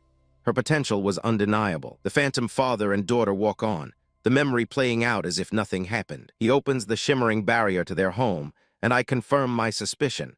This is the sealing formation of the Emperor's tomb guards. A woman holding a broom waits for them in the yard. Sister Juxiang, the girl shouts, proudly displaying her catch. The woman offers a gentle smile, welcoming the child back. But as I look closer, I see the shimmering energy chains around her wrists and ankles. She's not a maid, she's a prisoner. And in that instant, a memory from my past life flashes before my eyes. I know her. This woman, I know her. A flicker of a memory, buried under layers of battle and betrayal, surfaces in my mind. Yes, that's right.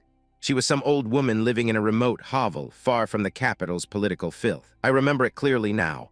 I was gravely injured, forced to flee into the Zishui kingdom. The Empress advised against it, but I had to return to the capital, and this woman, she stood in my way. My soul vein was on the verge of collapse. My forces were being overwhelmed, and I had to order them not to fight recklessly. My own construct was failing. Alarms blared through my consciousness, warning of a critical lack of soul power as purple chains of energy bound my mech. The system gave its final, dire warning. The construct would be forcibly released in 3 breaths. My strength was gone. With a final shudder, my armor dematerialized, leaving me exposed and kneeling on the dirt. And there she was, Tong Juxiang, chief of the Dark Mirror Department, flanked by her hounds and their towering war machines, gloating that I couldn't escape. I looked up, my voice laced with ice. Chief Tong, Empress has already promised to let me go. Are you chasing and besieging me like this without authorization? She had the audacity to sneer at me, calling me vulgar. The nerve of these provincial bureaucrats is always astounding. She then accused me of espionage, a convenient and utterly baseless charge. I let out a dry laugh.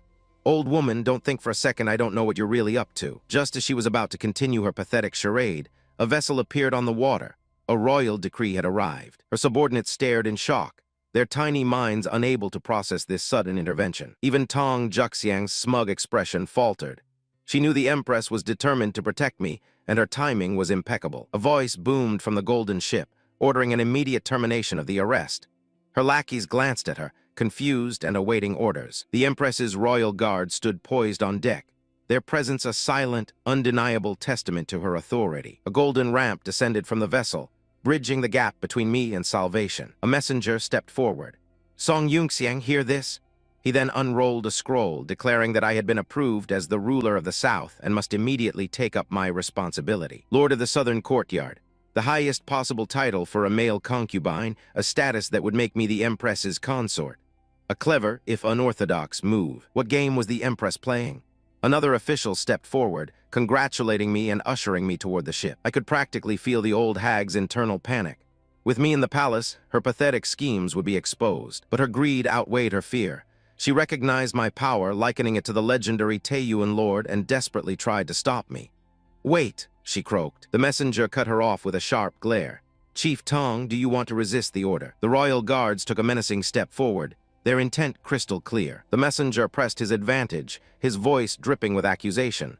Do you want to rebel? The old woman stammered, trying to frame me one last time, but I simply turned my back on her.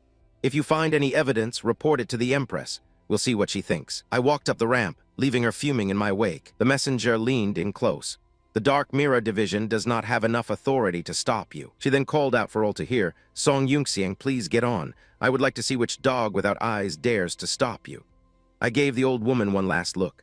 Chief Tong, I'm leaving now. I wish you good health and a long life. A smirk played on my lips as I added the final insult. Oh, I'm sorry. I forgot you're already over 100 years old. I don't mean to curse you to the end of your life. Don't take it to heart. She howled in rage, threatening to destroy the kingdom's legacy over her obsession. A pathetic end for a pathetic woman. Now, looking at this shackled prisoner before me, I realized they are one and the same. The spirit inside my head seemed amused.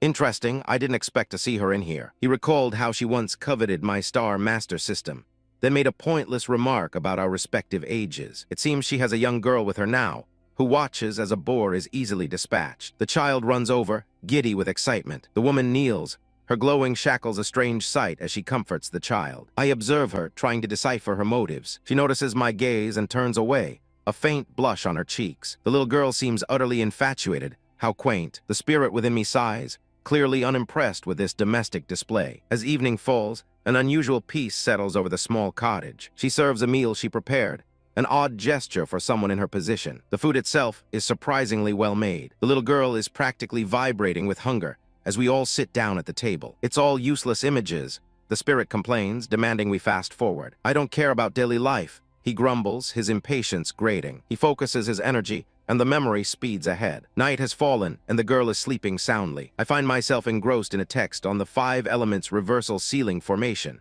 a technique worth learning. I couldn't help but laugh. To think this old woman would have such a shameful, failed escapade in her history is almost too perfect. But watching this unfold in real time is an inefficient use of my existence. I decided to speed things up. At my command, 1,000-fold acceleration blurred their tedious lives into fleeting moments. I skimmed past the girls' mundane training and studies, a boring montage of a sheltered life. Months flashed by as I observed their monotonous routines. I continued to fast forward, skipping past the uninteresting parts of their existence. Finally, I found a moment worth my attention. I slowed time to a crawl, zooming in on the girl, Mayo, pleading with her father. You're finally going to teach me formations, she asked with childish hope. He looked down at her, acknowledging that at nearly 10 years old, it was time she learned some things. The girl's eyes sparkled with a simple, foolish joy. She leaped into the air, celebrating a promise from a man who had kept her prisoner her entire life. But then, a flicker in his eyes told me this was no ordinary lesson. In his hand, a complex lattice of energy materialized, the ceiling formation. Just as I suspected, the ancient sealing technique of the Emperor's tomb guards. Using such an obscure and difficult method to teach a child is laughably inept.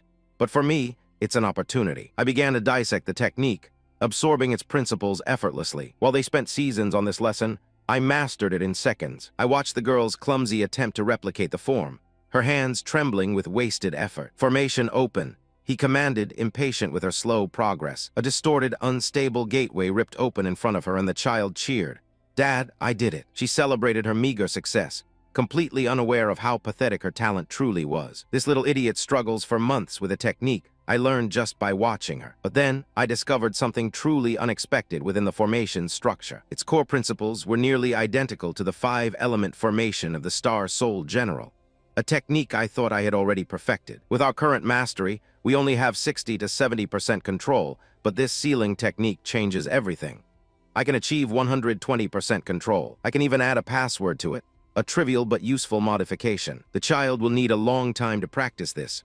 I'll fast forward to see how the other pawns are faring. I scanned through the other territories, observing my other experiments. I skipped past the mermaid's domain and the foolish master of the Huyan family. Then something utterly bizarre caught my eye in the frozen wastes. Why is there a snowman? I returned my focus to the girl's prison. 2 more months had passed. The seasons were turning to autumn. After all this time, the girl finally acted, shouting, "Untie." As she channeled the formation's energy, the woman stared in disbelief, thanking the child but terrified of what her sir would do when he returned. The girl ignored her fear and tore open a portal. "Sister Juxiang, go," she said, her voice filled with a misplaced sense of justice. "I will return your freedom instead of my father." The effort was too much for her. She collapsed, weakly urging the woman to escape. For the first time, I saw a flicker of something other than cunning in the old woman's eyes. With a final word of thanks, she stepped through the portal and vanished. And just like that, the little girl was left alone, having committed an act of foolish, sentimental rebellion. I flicked my attention back to the snowman, still sleeping after more than 100 years.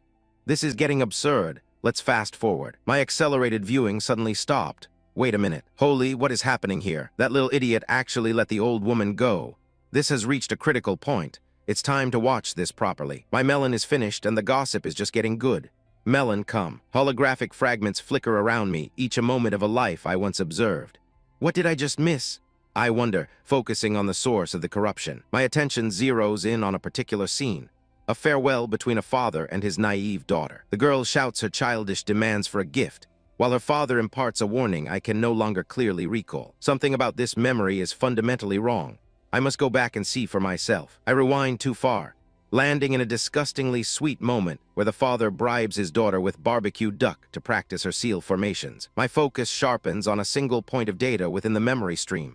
An anomaly that should not be there. It's the jade slip he's giving her. That must be the key. The memory solidifies. He kneels, pressing the slip into her hand with two critical warnings. Never construct a star general randomly, and never leave the formation. He promises to return and take her out. A lie so blatant it's almost insulting. Her face brightens at the mention of food.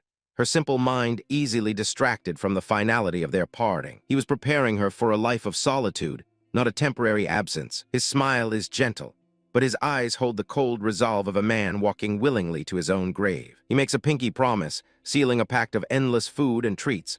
A child's contract built on a foundation of deception. He assures her the jade slip will protect her and alert him to danger.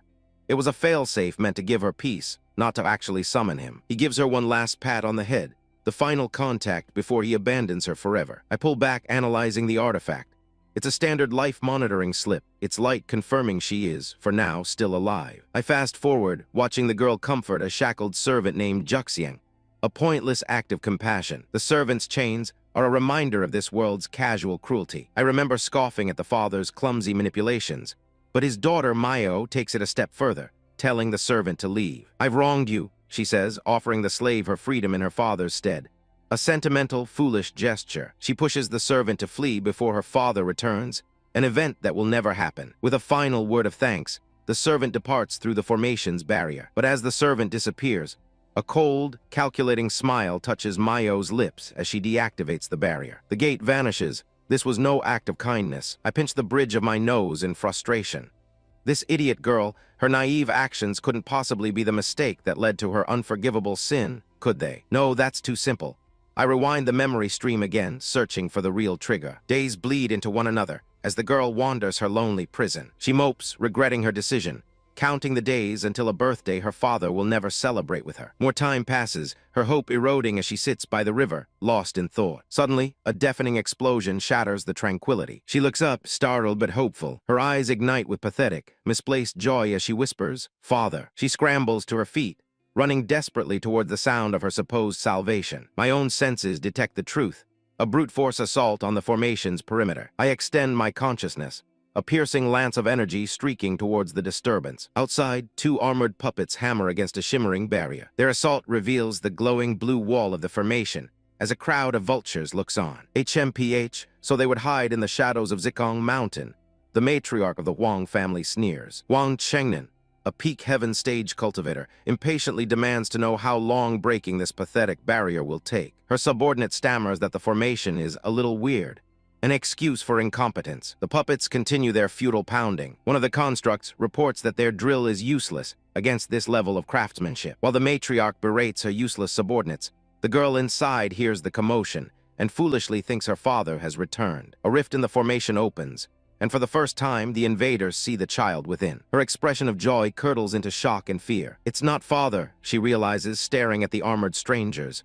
Who are you? The formation master sees her chance, screaming the order to close the gate. The girl frantically tries to use her artifact to seal the breach. Her eyes widen in terror as she realizes the commands are failing. The puppets don't hesitate, surging through the opening she can no longer control. Hurry, capture that little girl. The matriarch commands her hounds. The child turns to run, but she is already trapped. In a flash, they construct star soul generals, cutting off any chance of escape. She is surrounded, a cornered animal mocked by her captors. You evil people, she seethes, her voice trembling with rage. The fear in her eyes is replaced by a burning, defiant glare. She gathers her energy, her small frame radiating a power they could never comprehend. Construct, she screams, and the heavens answer her call. The lead attacker freezes, her face a mask of disbelief. Even the matriarch is stunned, recognizing the legendary form taking shape.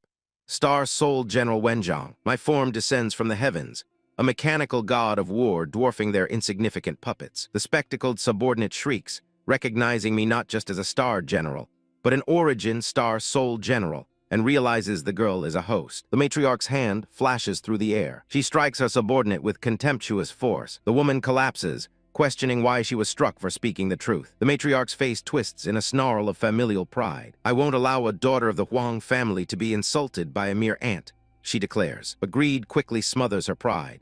She realizes a host will guarantee her family's dominance for 100 years, and orders the girl captured alive. She threatens death to the family of anyone who harms her new prize. Her puppets comply, unleashing glowing soul-binding ropes to ensnare me. They move to subdue me, their arrogance blinding them to the reality of the situation. The chains wrap around my body, and for a moment they believe they have won. They've bound my vessel, but they've done nothing to contain my power. The girl channels the heavens, invoking my true name to command the very elements. With a single command, lightning come, she unleashes the storm. My true power surges, the chains glowing white-hot as they become conduits for my wrath. Their faces, once filled with triumph, are now portraits of pure, unadulterated terror. The sky itself obeyed my command, twisting into a dark vortex as I drew upon the storm. These golden-armored fools thought surrounding me was a strategy. In reality, they had merely gathered for their own execution. I let the heavens answer their arrogance with a single, blinding spear of lightning. It struck the earth, and the fools who stood upon it were instantly engulfed in raw, untamed power. Their polished armor became nothing more than a conductor for their own agonizing end, their screams a brief, satisfying symphony. From her safe distance, the old crone's little servant gasped in shock, babbling about how I could attract and use lightning. The matriarch herself wasn't spared the feedback, collapsing to the ground with a pathetic shriek as the residual energy coursed through the very air. But for me, this destructive force was simply nourishment, and I drew the crackling blue energy into my frame like a hungry wolf. When the light faded, all that remained of her elite guard were smoking husks scattered around my feet. The old woman stared, not in fear, but with a greedy glint in her eyes, muttering about the genius of an Earth-stage cultivator causing such destruction. Her mind was already racing, seeing me not as a person, but as a weapon to elevate her insignificant family. Her flustered attendant, desperate to please, shrieked an order to the next wave of disposable assets. A new batch of constructs, ghostly and ethereal, materialized from the ground to take their turn dying. They swarmed me, and I let out a roar not of pain, but of sheer, unadulterated battle lust. They came at me with their pathetic energy whips, a swarm of insects trying to tie down a dragon. The subordinate, clearly terrified, tried to convince her master to step in herself, pointing out the obvious fact that sending more fodder was useless. I casually parried a strike from one of the constructs, my movements fluid and economical. The matriarch watched as I shattered one of her toys and scoffed, calling them useless trash, utterly indifferent to the lives she was wasting. Finally, she stood, her patience clearly worn thin by the incompetence of her underlings. In her hand, she revealed a small jade tablet, no doubt some last-ditch effort she believed would turn the tide. Her remaining puppets decided on a new, equally futile tactic, flanking me from behind. They saw my rhythmic breathing and mistook it for exhaustion. I dodged their clumsy attempt to surround me without even a second thought. Their energy chains finally found purchase, wrapping around my arm and blade. For a moment, they seemed to think they had me, their surprise evident in their posture. I simply stomped my foot, shaking the very ground beneath us. My optic sensors flared with contemptuous power. I began to absorb the energy from their chains, their own power becoming my own as I roared. "You bunch of scoundrels!" A violent explosion of their own energy erupted from my body, vaporizing them in an instant. The battlefield fell silent once more, save for the hum of my own machinery and the sight of their smoldering remains. The effort was beginning to register, but my resolve was absolute. The old woman's prized champion, a so-called peak heaven stager, finally decided to grace me with his presence, admiring his own hands as if he were some kind of deity. I watched his posturing from my cockpit, my expression one of utter boredom. He appeared before me in a flash, ready to claim his prize. I looked down on him, the difference in our stature a perfect metaphor for the difference in our power. "Such a pity," I stated coldly. "I almost feel bad for what I'm about to do to you." His response was a predictable, guttural scream, as he charged forward mindlessly. I readied my blade, eager to put him in his place. He swung with all his might, and I stopped his attack cold, catching his entire arm in my gauntlet. The curse mark on my own arm flared, and he cried out as his own power was turned back on him, corroding him from the inside. I kicked him back like the trash he was, taunting him, Come and get your little girl then. Energy began to coalesce in my palm, a simple gesture to herald his end. A blinding beam erupted from my chest, consuming him entirely before his mind could even process his mistake. From his perspective, it must have looked like the entire world was being unmade by my power. But the backlash of such an attack sent my consciousness spiraling into a void, my physical form plummeting as the system rebooted. The shockwave from my attack had long since dissipated, but the girl remained collapsed on the scorched earth. She lay there for a moment, letting out a pathetic whimper. The remnants of the now destroyed array flickered around her like dying embers. Tears and grime stained her face, a portrait of childish despair. Finally, she pushes herself to her knees, clutching a small object in her hands. Bad guys came to our house, they bullied me and arrested me. She wails, clinging to a jade tablet as if it were a life raft. The tablet glows faintly with spiritual energy before flickering out, its light extinguished forever. Watching from his own spiritual plane, the mountain's guardian spirit notes with surprise that Sikong Jing's name tag has gone dark. He wonders why he can't control the mountain's guard formation, questioning if the girl's father had deceived him. But the child is oblivious, lost in her own sorrow, crying for a father who will never answer. The guardian spirit simply watches, his expression unreadable as the truth of his situation sinks in. As if on cue, two figures materialize from the dust, their intentions anything but pure. The girl Mayo doesn't even notice them, still whispering for her father. The subordinate snaps impatiently. "Hey, little girl, our honorable head is asking you something." Her tone is grating, her posture aggressive. Mayo finally looks up, her voice surprisingly firm through her tears. "I'll not go with you. Mayo is going to wait here for father to come back." The leader tries a softer tactic, claiming to be a cousin. "No one will hurt you," she coos, but Mayo rejects her offer of home. The guardian spirit muses that the girl already understands what the extinguished jade slip means. Annoyed by the girl's defiance, the subordinate strikes her across the face. "Madam, let me take her." The brute offers, but her leader waves her off. The head of the clan decides to handle the child herself. All the while, the guardian is a helpless spectator, his control over his own domain completely severed. Suddenly, the entire scene freezes in time, the intruders locked in place like statues. The illusionary world is collapsing. The guardian realizes with a start. The very fabric of his reality begins to pixelate and dissolve, revealing a memory from the past. He watches a younger version of me with the girl. He started an illusionary world. The spirit whispers in disbelief. He finally understands the torment he's been subjected to. Is she just repeating this illusionary world over and over again? He checks his internal count. This is 14 times. I've trapped him in a loop, forcing him to watch the same tragedy on repeat. He now sees the grim reality. The girl is stuck in an endless loop, waiting for a father who didn't come back. 15 times. The loop resets, and he watches me fly by on my mechanical beast. 16 times, 17 times. The scene plays out with agonizing repetition. 18, 19, 20 times. His spiritual form is starting to fray from the sheer monotony. Wait, when will this end? He cries out, a prisoner in his own mind. Having learned all I needed from his formation, I finally decide to intervene. "Hey, I didn't want to interfere," I announce to the void. "Forget it. Think of it as the tuition fee." The scene resets one last time. The girl cries out, "Father, why haven't you come yet? Come and save Mayo." "Enough, I've seen enough." With a flick of my wrist, I command the very energy of this place. "Rise up." The air crackles with my power. Light constructs erupt from the ground, instantly trapping the armored guards. The girl looks up, her eyes wide with shock as I prepare my next move. "Burst." I command, my voice flat and devoid of emotion. Hexagonal pillars of solid energy materialize and slam down, encasing the foolish guards. With a final, concussive boom, the pillars detonate, erasing them from existence. The woman stares in horror, finally recognizing the source of this power. "Formation Master, it's you. Impossible," she shrieks. I step out of the shadows and simply say, "Sorry, I'm late." I walk toward the girl, my presence alone enough to make the world tremble. She looks up at me, tears of relief streaming down her face. "Father, you are finally here." The old crone looked at me as if she'd seen a ghost, a pathetic squeak escaping her lips. Her face, a mess of disbelief and arrogance, was almost amusing. "Another seal formation." She scoffed, trying to muster some dignity as she prepared to flee. "This cannot keep up with the speed of a heaven stage." She thought raw speed was the answer to everything, a common mistake for those with more power than intellect. Of course, she had some experience fighting formation masters, but that's like a mouse having experience with traps. It only delays the inevitable. She sneered, her voice dripping with condescension. "Your formation is only good for secretly attacking Earth ranks or lower." Just as she prepared to unleash some grand technique, my own attack found its mark, and her boast was cut short by a pained shriek. A single, nearly invisible needle of force had pierced her defenses.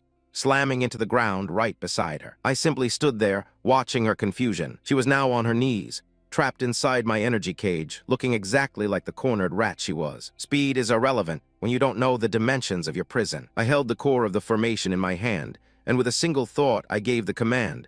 Collapse. The world around her folded in on itself, a cage of light constricting with absolute finality. From a safe distance, my daughter watched as I tidied up the battlefield. The woman and her lackeys were ensnared in the collapsing web of energy, their struggles meaningless. I raised my hand, and with a simple word, disappear, they were erased from existence. The last vestiges of my power dissipated. A single mote of light floated up into the sky, signaling my victory in this trial. "Father," a small voice cried out, and I saw her running towards me. I turned, preparing myself. She crashed into my chest, her small body trembling with sobs. "Father is awful, so bad." She wailed into my robes. "Why did you come back so late?" I could feel her tiny fists clenched against me, her tears soaking through the fabric. I closed my eyes and held her close, trying to soothe her. "Don't worry, Father is fine." For a moment we just stayed there, the chaos of the world fading away. She looked up at me, her tear-streaked face breaking into a relieved smile. But then her expression shifted, a flicker of doubt in her eyes. "No." She suddenly pushed away from me. Stumbling backward, she pointed a trembling finger.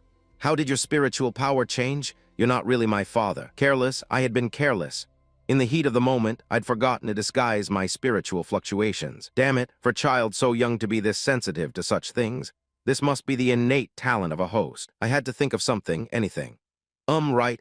I inherited an ancient legacy from our lineage of imperial tomb guards. That's why my power changed. Her confused expression told me that wasn't nearly enough. My spiritual power has fused with an elder who had 60 years of battle experience. I elaborated, waving my hands frantically. "That's why I seem to have so much more experience just now. It's the wisdom of the elder." To distract her, I quickly changed the subject. "I even brought you a gift from Tiandu." I fumbled around, trying to make the lie convincing. I presented a watermelon with a flourish.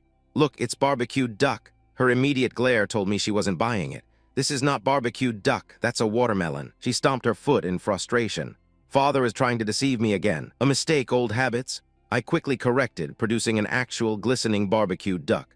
Her eyes went wide with excitement. She snatched it from my hand without a second thought. Then she began devouring it with a ferocity that was almost startling. Her eyes were shining. "Barbecued duck, so delicious." She mumbled through a full mouth. "Wait," I interrupted. "That's not how you eat it." I projected a hologram, demonstrating the proper Tiandu method.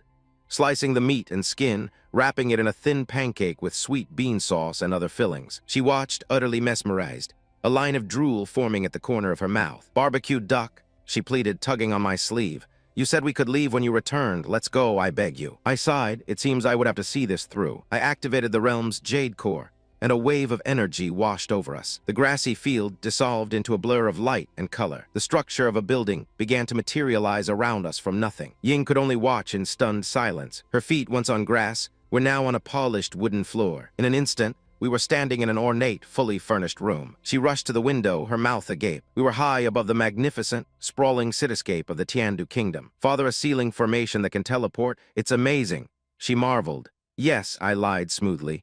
"This is also the Elder's power." In truth, I had simply used the realm's core to recreate a hotel from my own memories. A grand feast materialized on the table before us.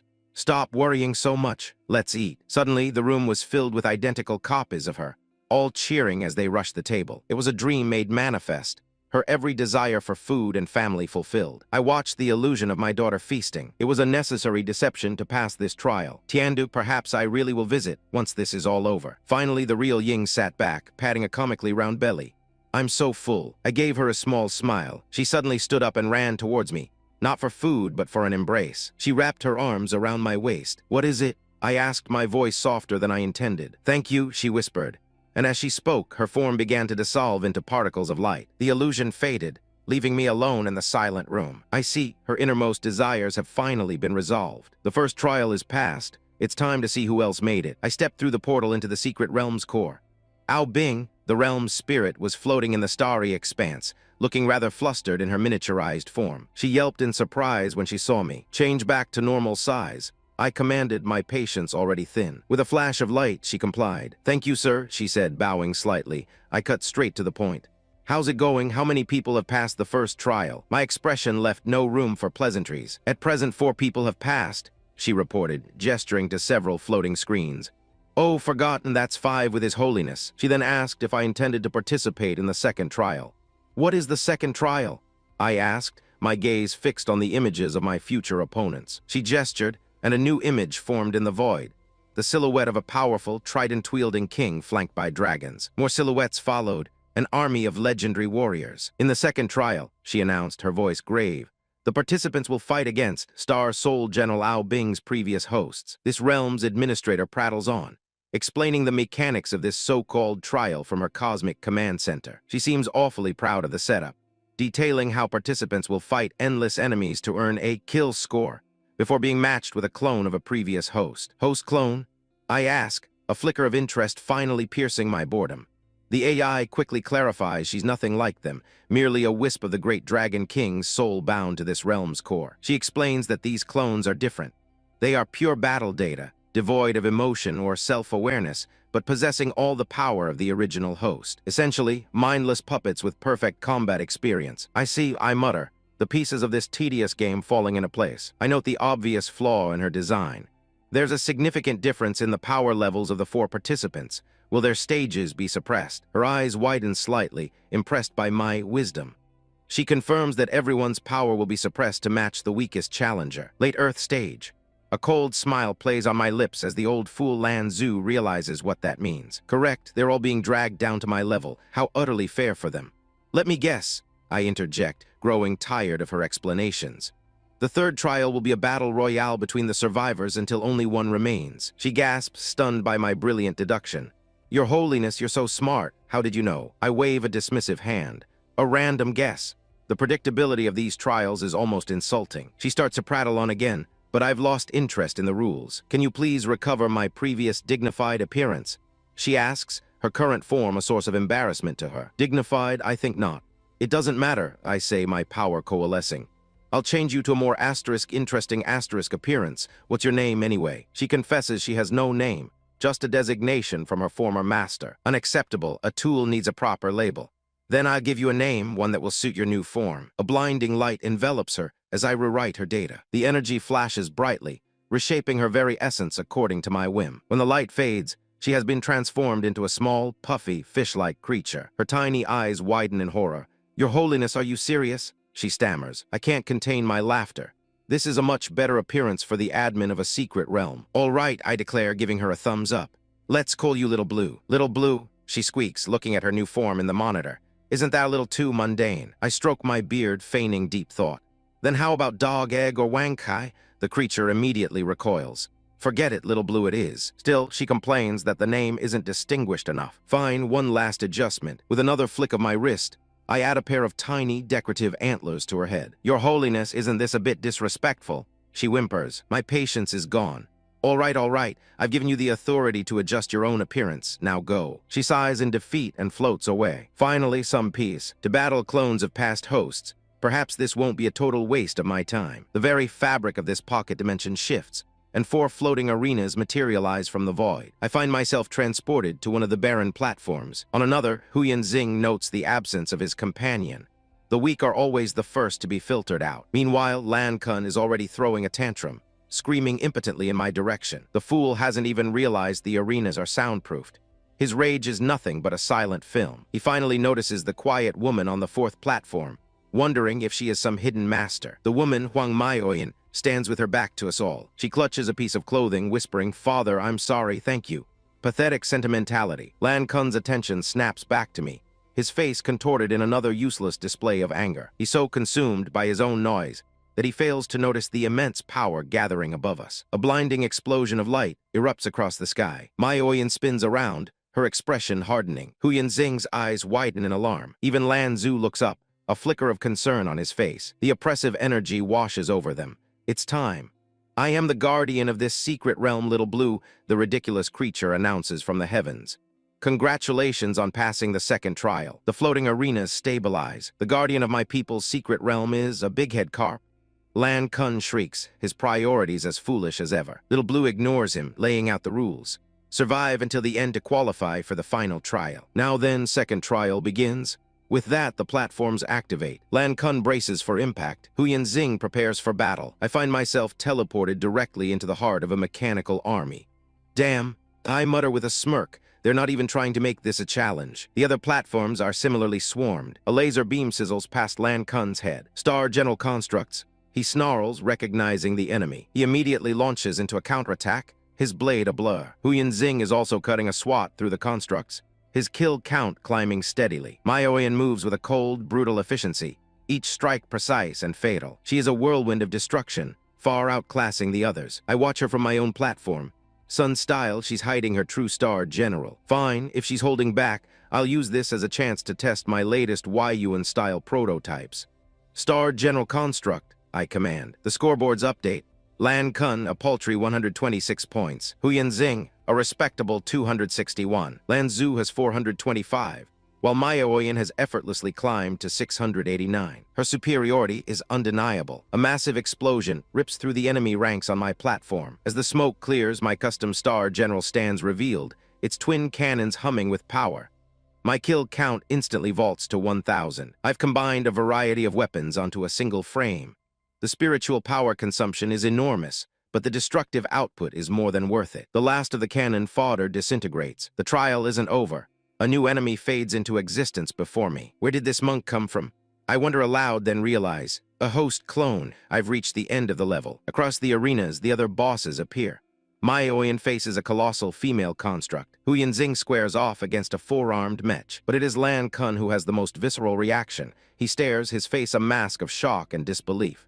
Big brother Lan Ao, is it really you? He desperately summons his own Star General. As his construct forms, so does his opponent's. The legendary Lan Ao, ninth host of Star General Ao Bing and a master of all weapons, stands before him as a soulless clone. And as for my opponent, a being of pure, unadulterated power materializes, its presence warping the very space around it.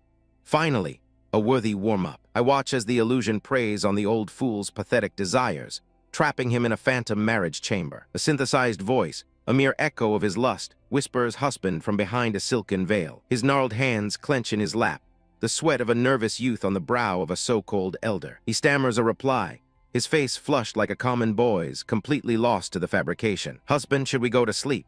The illusion coos, and with that simple suggestion, his trial is already lost. He reaches forward, his trembling hand eager to lift the veil and gaze upon the lie he so desperately wants to be real. But instead of a bride, he's greeted by the impassive face of the realm's spirit, the arbiter of his failure. Number 6, Huyanfa, unable to pass the first trial, has failed.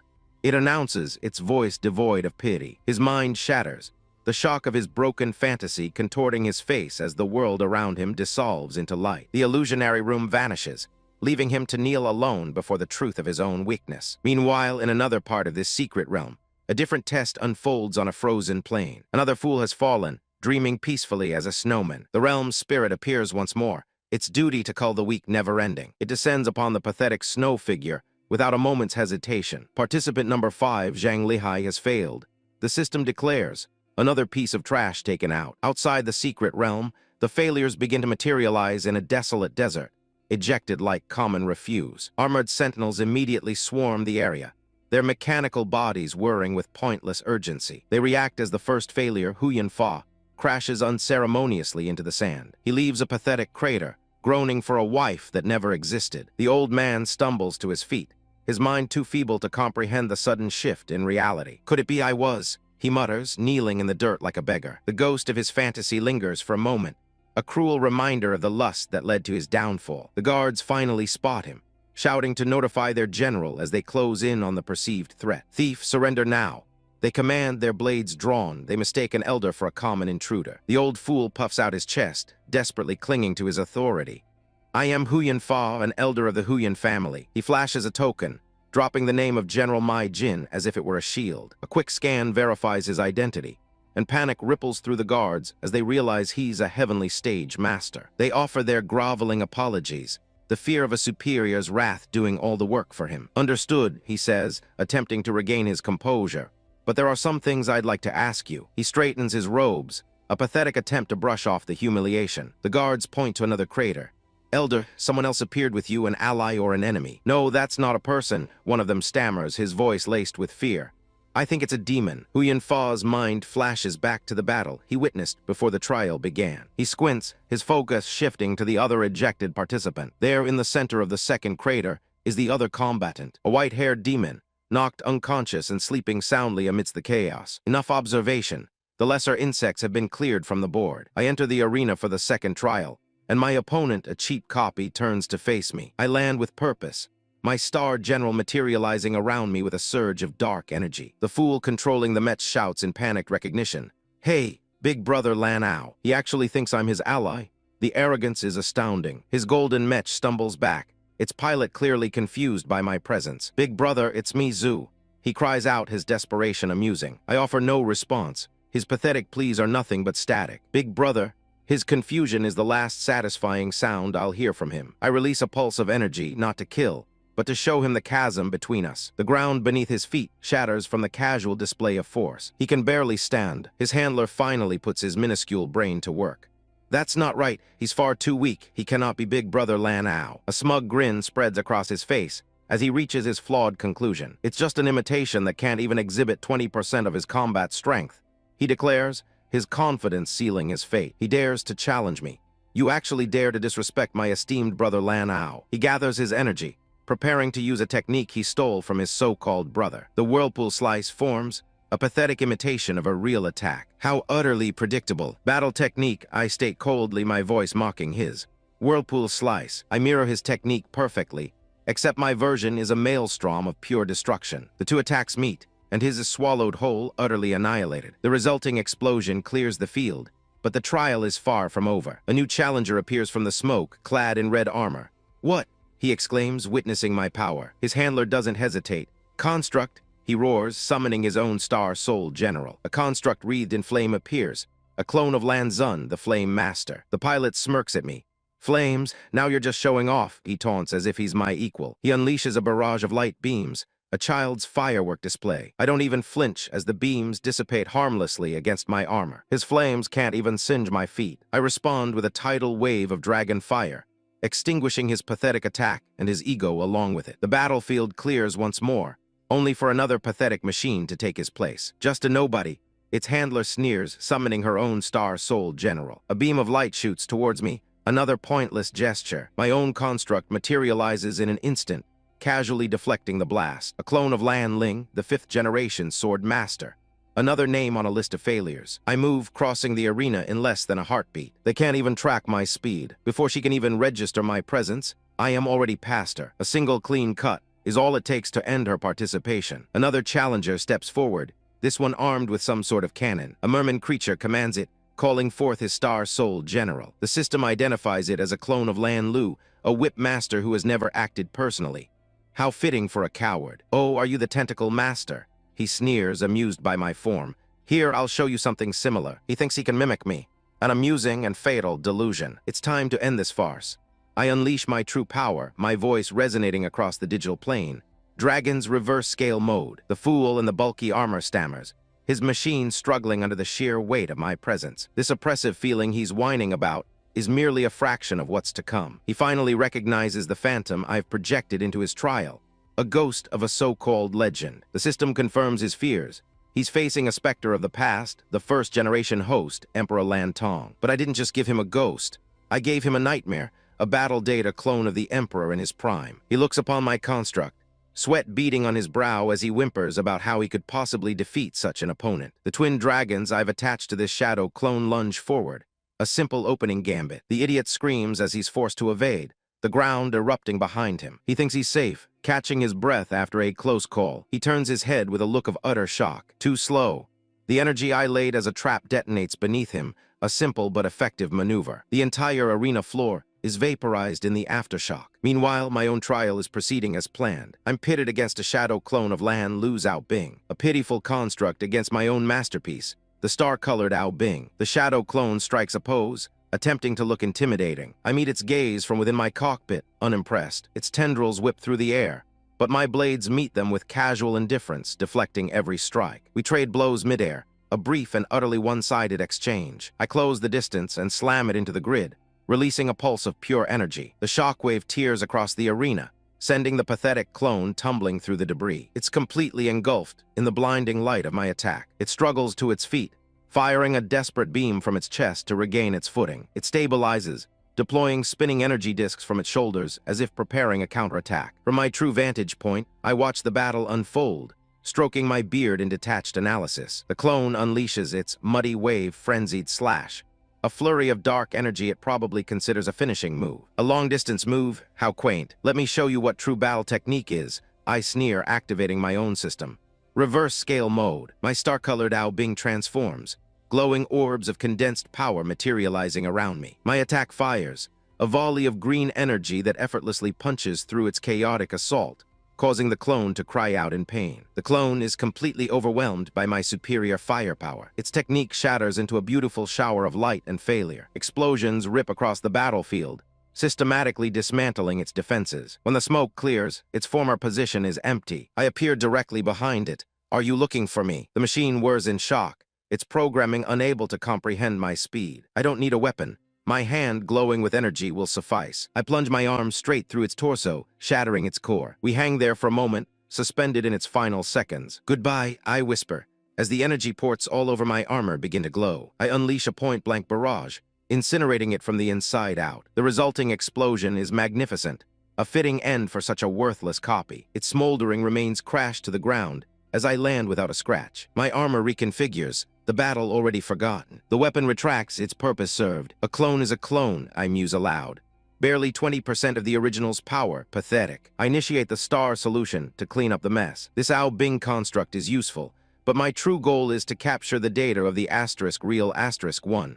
And for that, I need Lan Kun to perform. The realm's spirit materializes, its voice a grating mix of awe and confusion. It asks how I, its supposed holiness, can wield the star soul General Ao Bing. I simply hold up the jade core, the key to this entire pathetic realm. It remains confused, babbling that it's never seen a colored Ao Bing, even with the power of the core. It even has the audacity to comment on my skill, something it couldn't possibly comprehend. It then makes a foolish comment about my appearance and demeanor. I've had enough of its prattling. Stop talking and show me the others. It calls me a fool under its breath, but it obeys, bringing up the viewing monitors. Just as I expected, Lan Kun is on the verge of defeat. I wonder how this whelp even passed the first trial, then ask the spirit if I can observe him directly. It reluctantly agrees, warning me not to interfere, as if I'd listened to a floating fish. Let's go check on Lan Kun's situation, I say, my patience wearing thin.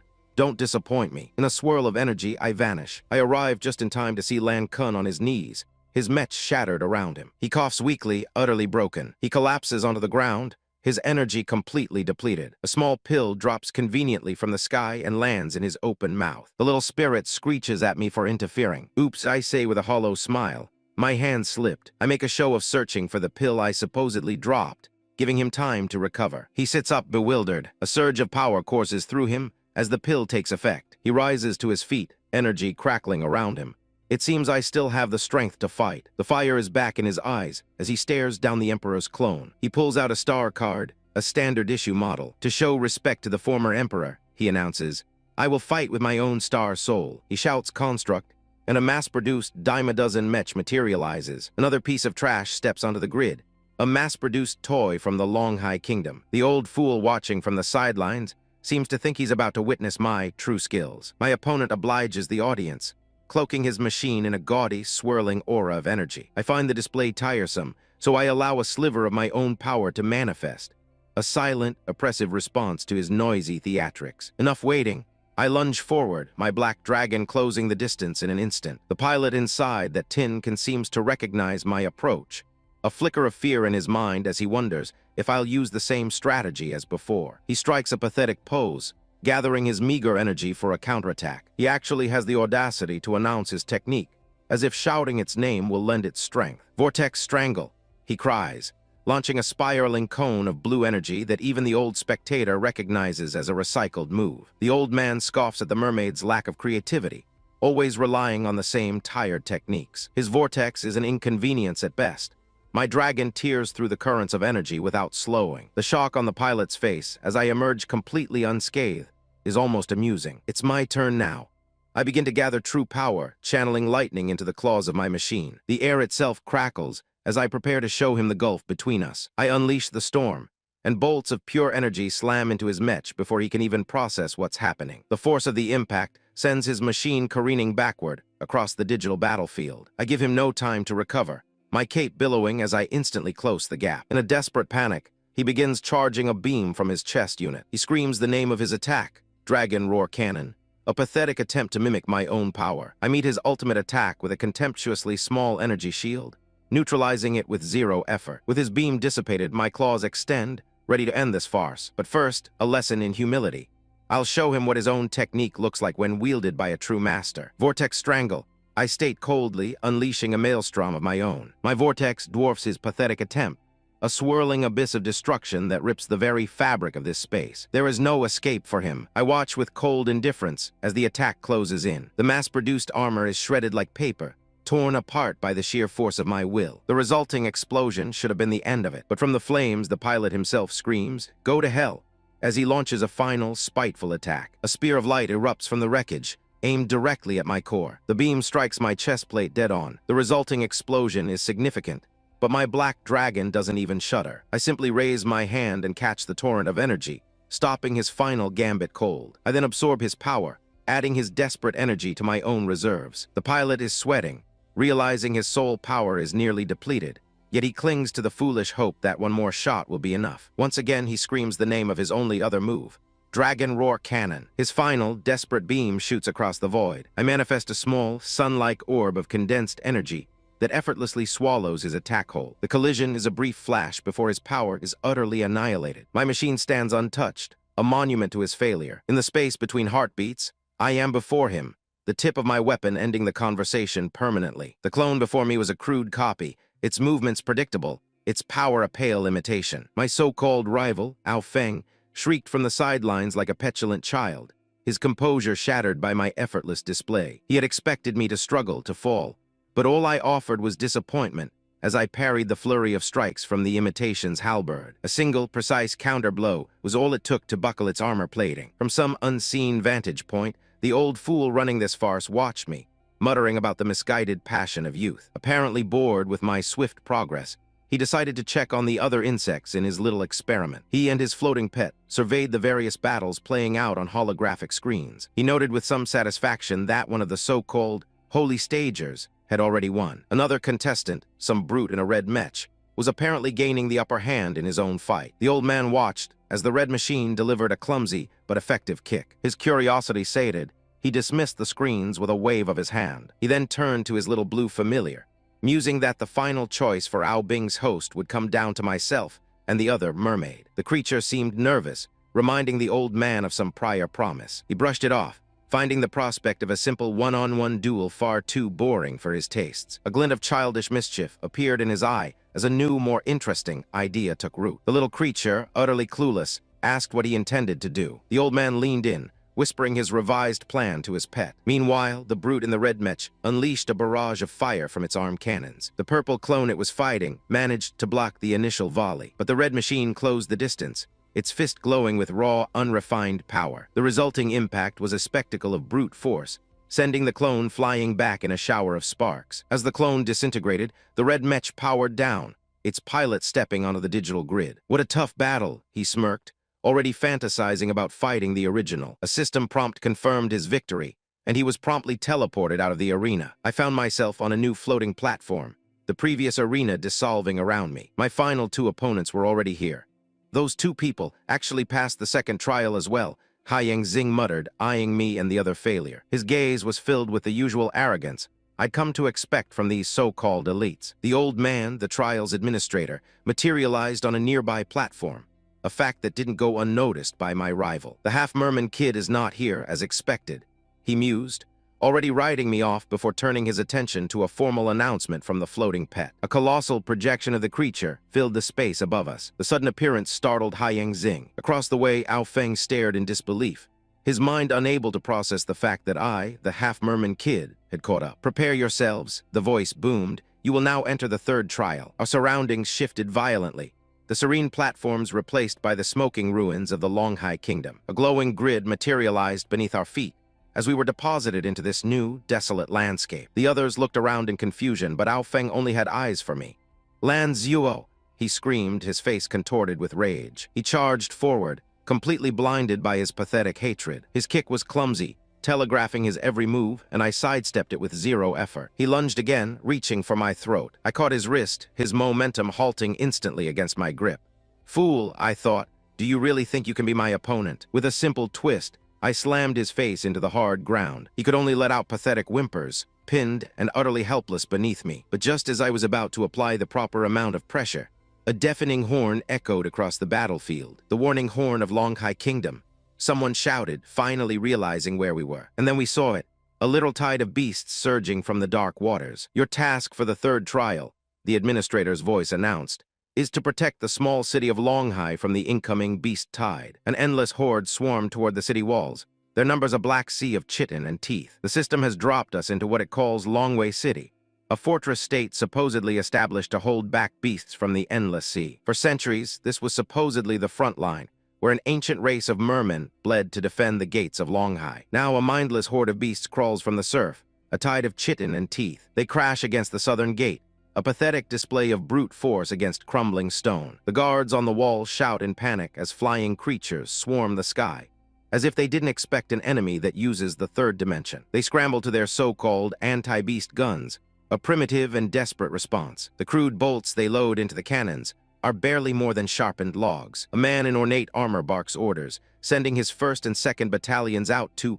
buy time, a euphemism for throwing away lives. His soldiers, like programmed drones, shout their affirmations before marching to their pointless deaths. The massive stone gate groans open, a maw ready to swallow them whole. The commander and his men stand on the rampart, a perfect portrait of suicidal valor. Suddenly, the battlefield dissolves into pixels, and one of the other contestants begins to stammer, babbling about how it's been a century since beasts appeared here. The two-headed fool I'm stuck with immediately loses his composure, screaming that we've fallen into another realm of inner desires. His companion, at least, has the sense to try and shut him up. A swift strike to the face brings the whimpering idiot back to some semblance of reality. He finally realizes this isn't an illusion of the mind, yet he's still baffled as to why his power is suppressed to the Earth stage. The blonde princeling, meanwhile, directs his impotent rage at me, vowing to settle things later before fumbling with his useless wristband. He's beginning to realize that he's completely cut off, muttering to himself about my supposed false bravado. His eyes then dart to the hooded woman,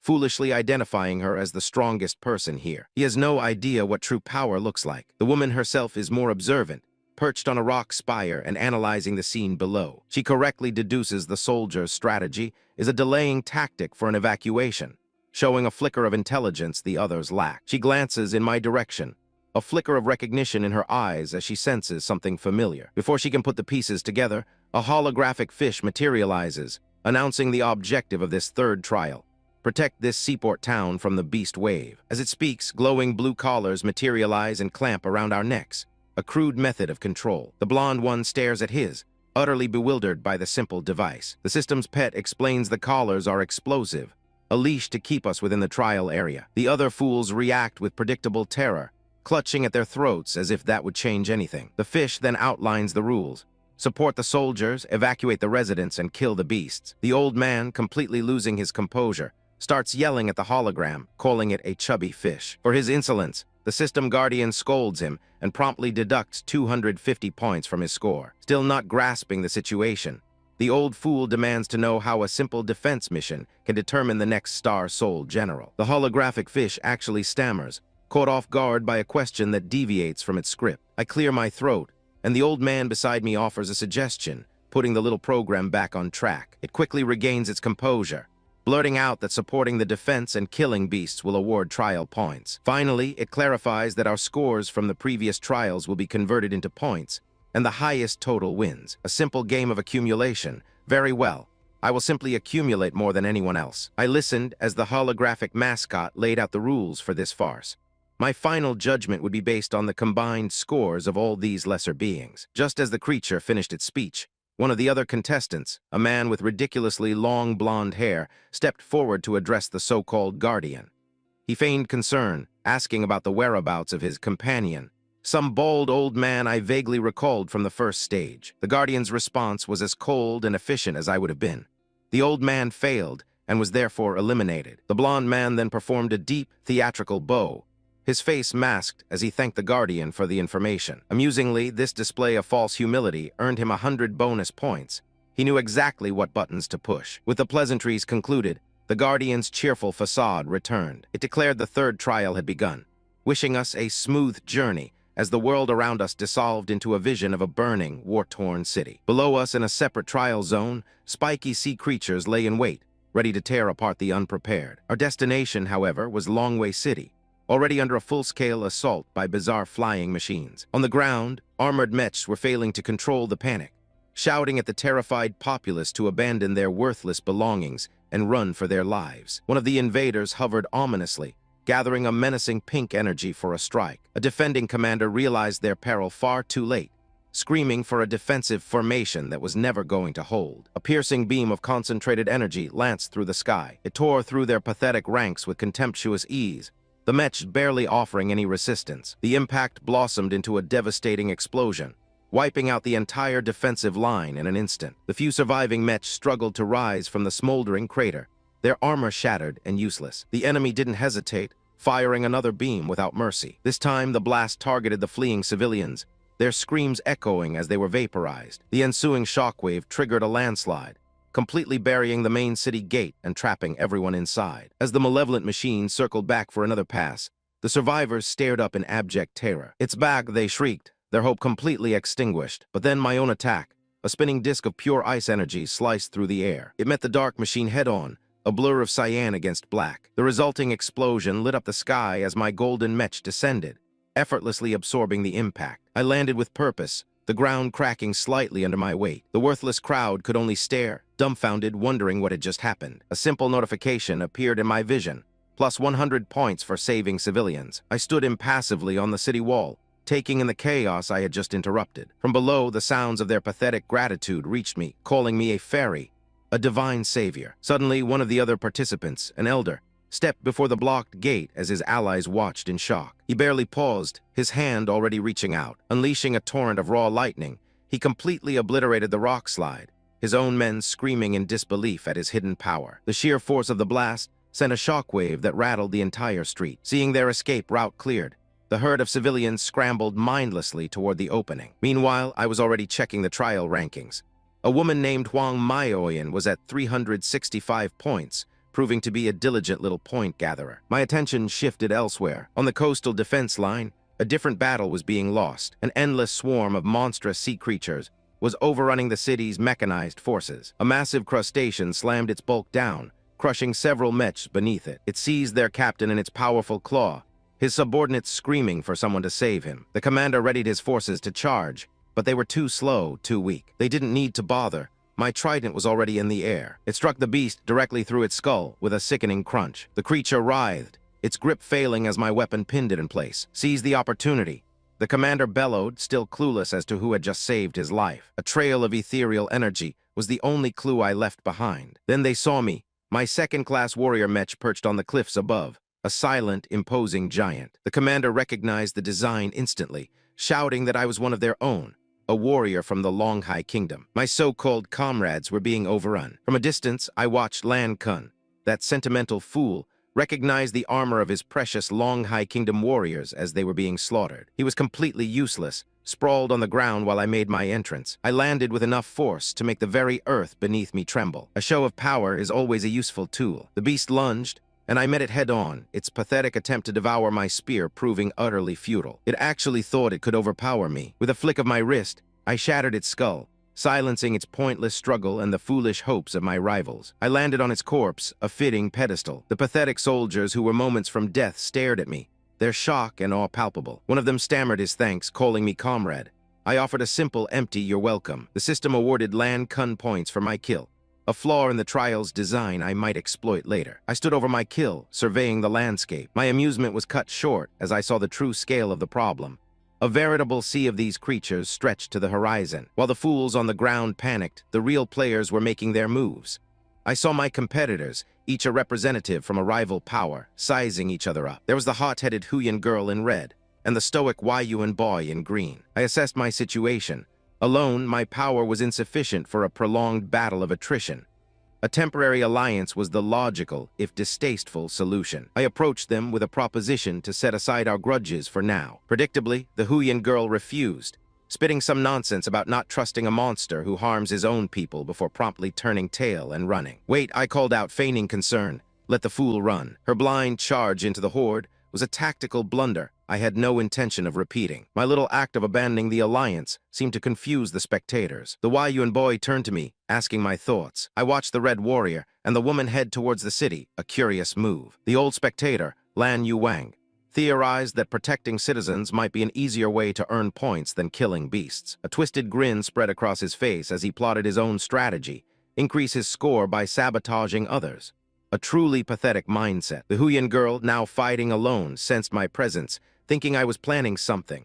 She was right, but her small mind couldn't possibly grasp the scope of my intentions. She threw herself at a beast, engaging it in a clumsy melee. She was immediately surprised by its toughness. What did she expect? The beast easily threw her back, a testament to her weakness. She resorted to a desperate point-blank energy blast from her gauntlet. The impact was direct, but the effort was immense. A single kill and a meager 80 points for her trouble. Her score updated to 210, and she began to analyze the situation like it was some grand revelation. She concluded they were weak to long-range attacks. Obvious. Then she put her little theory to the test, unleashing a beam attack. It was just in time to save a group of incompetent soldiers. They babbled about being saved, wondering if the Red One was helping them. Pawns are so predictable. A wicked little thought crossed her mind. She could farm points by repeatedly endangering and rescuing these idiots. But she dismissed it. A flicker of morality, how disappointing. She decided to play the hero, citing a blood feud and the need to show respect for the soldiers. With a renewed, misplaced sense of honor, she leaped back into the fray. She powered up her weapons, ready to earn points honorably. Her barrage of energy beams was flashy but inefficient, just a light show for the grunts on the ground. It was enough to impress the soldiers, who decided to cooperate with her. For the honor of the merman, they cried, charging to their likely deaths. Lan Kun watched the Huyan girl, impressed by her strength. The boy has no standards. He tried to emulate her, charging a beast on his own. His blade got stuck in its maw, a perfect imitation of my earlier feint, but he lacked the power to see it through. He screamed in exertion, unable to free his weapon. The beast simply thrashed him around like a child's toy. His desperate cry of "die" was the last gasp of a fool, but it wasn't his time, not yet. A beam of energy obliterated the creature, pinning him down. He looked up, stunned. "Uncle Lan Yuwang," he muttered, "he's helping me." I stood over the smoldering corpse, saying nothing. He shouted his gratitude, the idiot, as if I'd waste my energy for his sake. This was merely an investment. Just then, a far greater threat emerged from the depths, its presence chilling the air. It was accompanied by a new breed of monster, covered in spikes. Their backs pulsed with grotesque sacs, a clear sign of what was to come. The sacs began to glow ominously. Even the arrogant fools watching from afar could see this was a turn for the worse. They unleashed hell, a storm of energy beams that tore through the battlefield. The ground erupted in a cascade of explosions. It was a level of destruction none of them were prepared for. Meanwhile, inside the besieged Longwei city, the evacuation was underway. The soldiers defending the walls were barely holding on, crediting some fairy for helping them withstand the pressure. Their resilience was admirable, but ultimately futile without overwhelming force. The so-called fairy Wang Maioyan watched from a rooftop, her score steadily climbing. But then a new warning came, flying beasts from the south. I turned my gaze upward, my sensors already tracking the incoming swarm. They descended upon the city like a plague of locusts. Wang Maioyan admitted her current fighting style was ill-equipped for this. A rare moment of self-awareness. She tried a concentrated beam, a desperate gambit against their sheer numbers. The resulting explosion was impressive, but ultimately useless. More beasts poured from the smoke, completely unfazed. Her attack was swallowed by the swarm. She tried again, but the result was the same. Her face betrayed her shock. Suddenly, a beam of pure soul power, far beyond her capabilities, sliced through the sky. She recognized its signature instantly. It was my power, and the look on her face was a picture of disbelief. My attack didn't just strike the swarm, it erased it. A single, precise beam that carved a path of absolute annihilation. The entire squadron of flying pests was vaporized in one glorious explosion. In another part of the field, Song Yunxiang, the Green Warrior, was putting on a show of his own, absorbing the souls of his kills. He watched his score climb, noting the point values. A meticulous one, this Song Yunxiang. He correctly deduced that flying monsters were difficult to kill, which is why their point value was higher.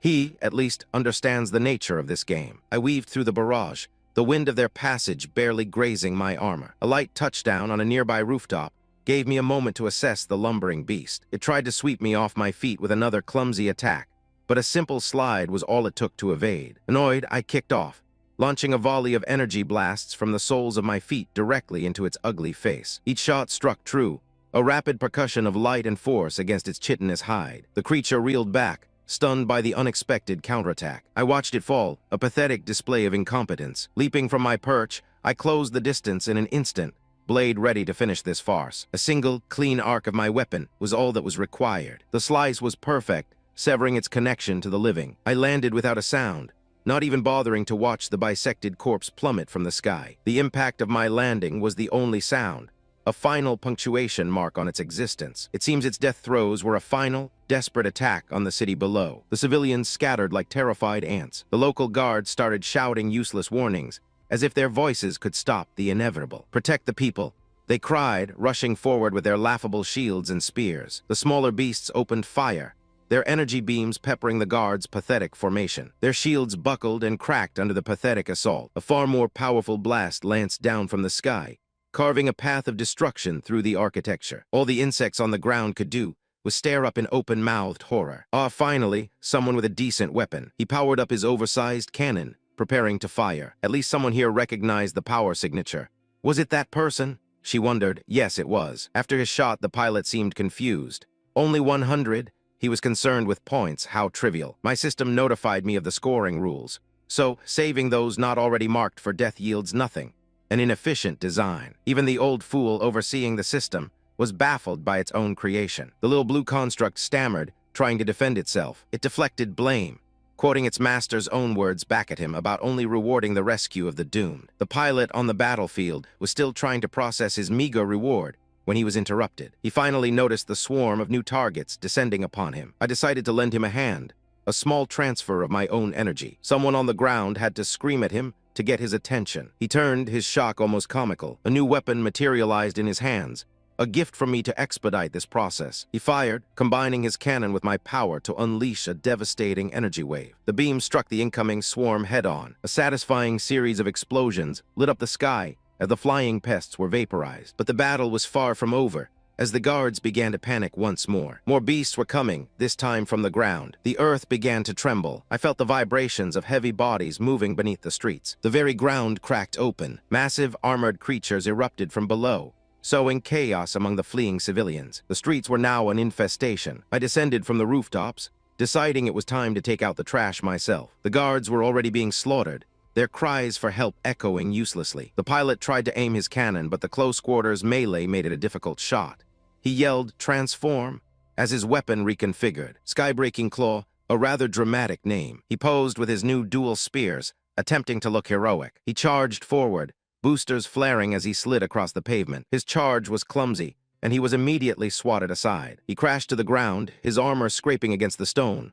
Pathetic. One of the beasts loomed over him, its jaws wide open. "I'm done for," he thought, an accurate assessment of his own abilities. But before the creature could land the final blow, I intervened. Battle technique, 7 sky-shattering waves. I became a maelstrom of light and steel, my energy tearing through the monster's flesh. The beast was annihilated, its body reduced to fragments by the force of my assault. The fools on the ground could only stare at the wreckage, their cheap mechs kneeling amidst the scorched earth and lingering traces of my power. "Holy shit, what was that just now?" one of them stammered, his sensors clearly unable to process the sheer speed and devastation. I remained suspended in the air, a silent god in this artificial hell, letting the purple glow of my soul power wash over the pathetic scene I had created. From below, one of the more perceptive participants, a woman in a white hood, was running diagnostics, her mind racing to comprehend my machine. Terrifying long-range attacks, extremely powerful in close combat. Yes, keep analyzing. You'll never grasp the truth of it. My power isn't something that can be quantified by your primitive technology, though the system tried, dutifully adding points to my score as if this were some childish game. Meanwhile, in the control room for this trial, the old administrator stroked his beard, impressed. "The power is quite considerable," he mused to his floating companion, "and the soul power consumption is lower than expected." The little creature, a floating system sprite, questioned its master's decision to let me participate. "Your Holiness, wasn't this trial supposed to select a true hero for the upcoming disaster?" it asked, its voice laced with confusion. The old man simply confirmed it, his eyes still glued to my performance. The sprite's confusion turned to frustration. "Then why is it always you, Your Holiness, stealing the spotlight and showing off?" It was amusing, watching it throw a tantrum over my overwhelming superiority. I gave a tired sigh, feigning boredom. It's a rare opportunity, I explained through our private channel. I just wanted to do some extra data testing. I then dismissed the annoying little thing, ordering it to monitor the 2 merman candidates. It let out a defeated sigh, knowing it was useless to argue with me. With a soft pop, it vanished to do my bidding. My attention was drawn elsewhere, to the southern defense line, where the real test was supposedly taking place. A swarm of mindless beasts were throwing themselves at the participants, and one fool in a red mech was hiding behind a rock, complaining about the indiscriminate attacks. The swarm was endless, a tide of claws and spikes. A team of blue-caped pilots, clearly out of their depth, found themselves swamped by the horde. One of them was knocked down, and his comrade rushed to his side, a pathetic display of sentiment. "Brother, are you all right?" Their supposed leader, watching from a distance, was shocked. "They actually took all the attacks for us," he muttered, a flicker of useless guilt in his voice. The downed soldier brushed it off, a meaningless gesture of thanks before his inevitable demise. "This is a good opportunity for a counterattack," the leader declared, rallying his hopelessly outmatched subordinates. They gathered their courage, preparing for a final, pointless charge. "Let's charge," he commanded, and his men dutifully agreed. One of them looked around desperately, calling out for a man named Lan Yuwang. But their uncle was nowhere to be found, with their last hope having abandoned them. The blue-caped warriors charged headfirst into the stampeding monsters. A particularly large beast halted, its spiky carapace shifting. Its back split open, revealing dozens of glowing energy nodes, all locking onto the charging fools. Panic finally set in. "Defense, quickly, protect this brother," one of them screamed. They frantically tried to form a shield wall. It was a textbook formation, shields interlocked.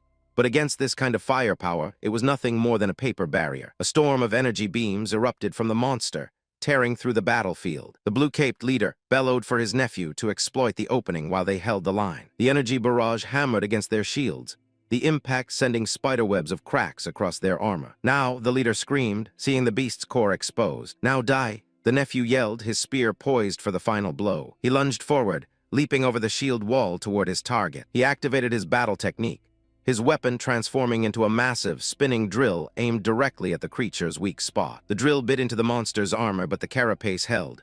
"It's not over yet," he roared, pouring more power into the assault. He gritted his teeth, pushing with all his might. He broke through the first layer and lunged again for the kill. But just as his weapon was about to pierce the core, a blade of dark energy shot out from the side, deflecting his attack. The traitor Uncle Lan Yuwang reappeared, laughing as he unleashed his own technique. "Ha ha ha, it's mine," he cackled, using his vortex strangle to secure the kill. He greedily plunged his daggers into the monster's core, but he wasn't the only vulture.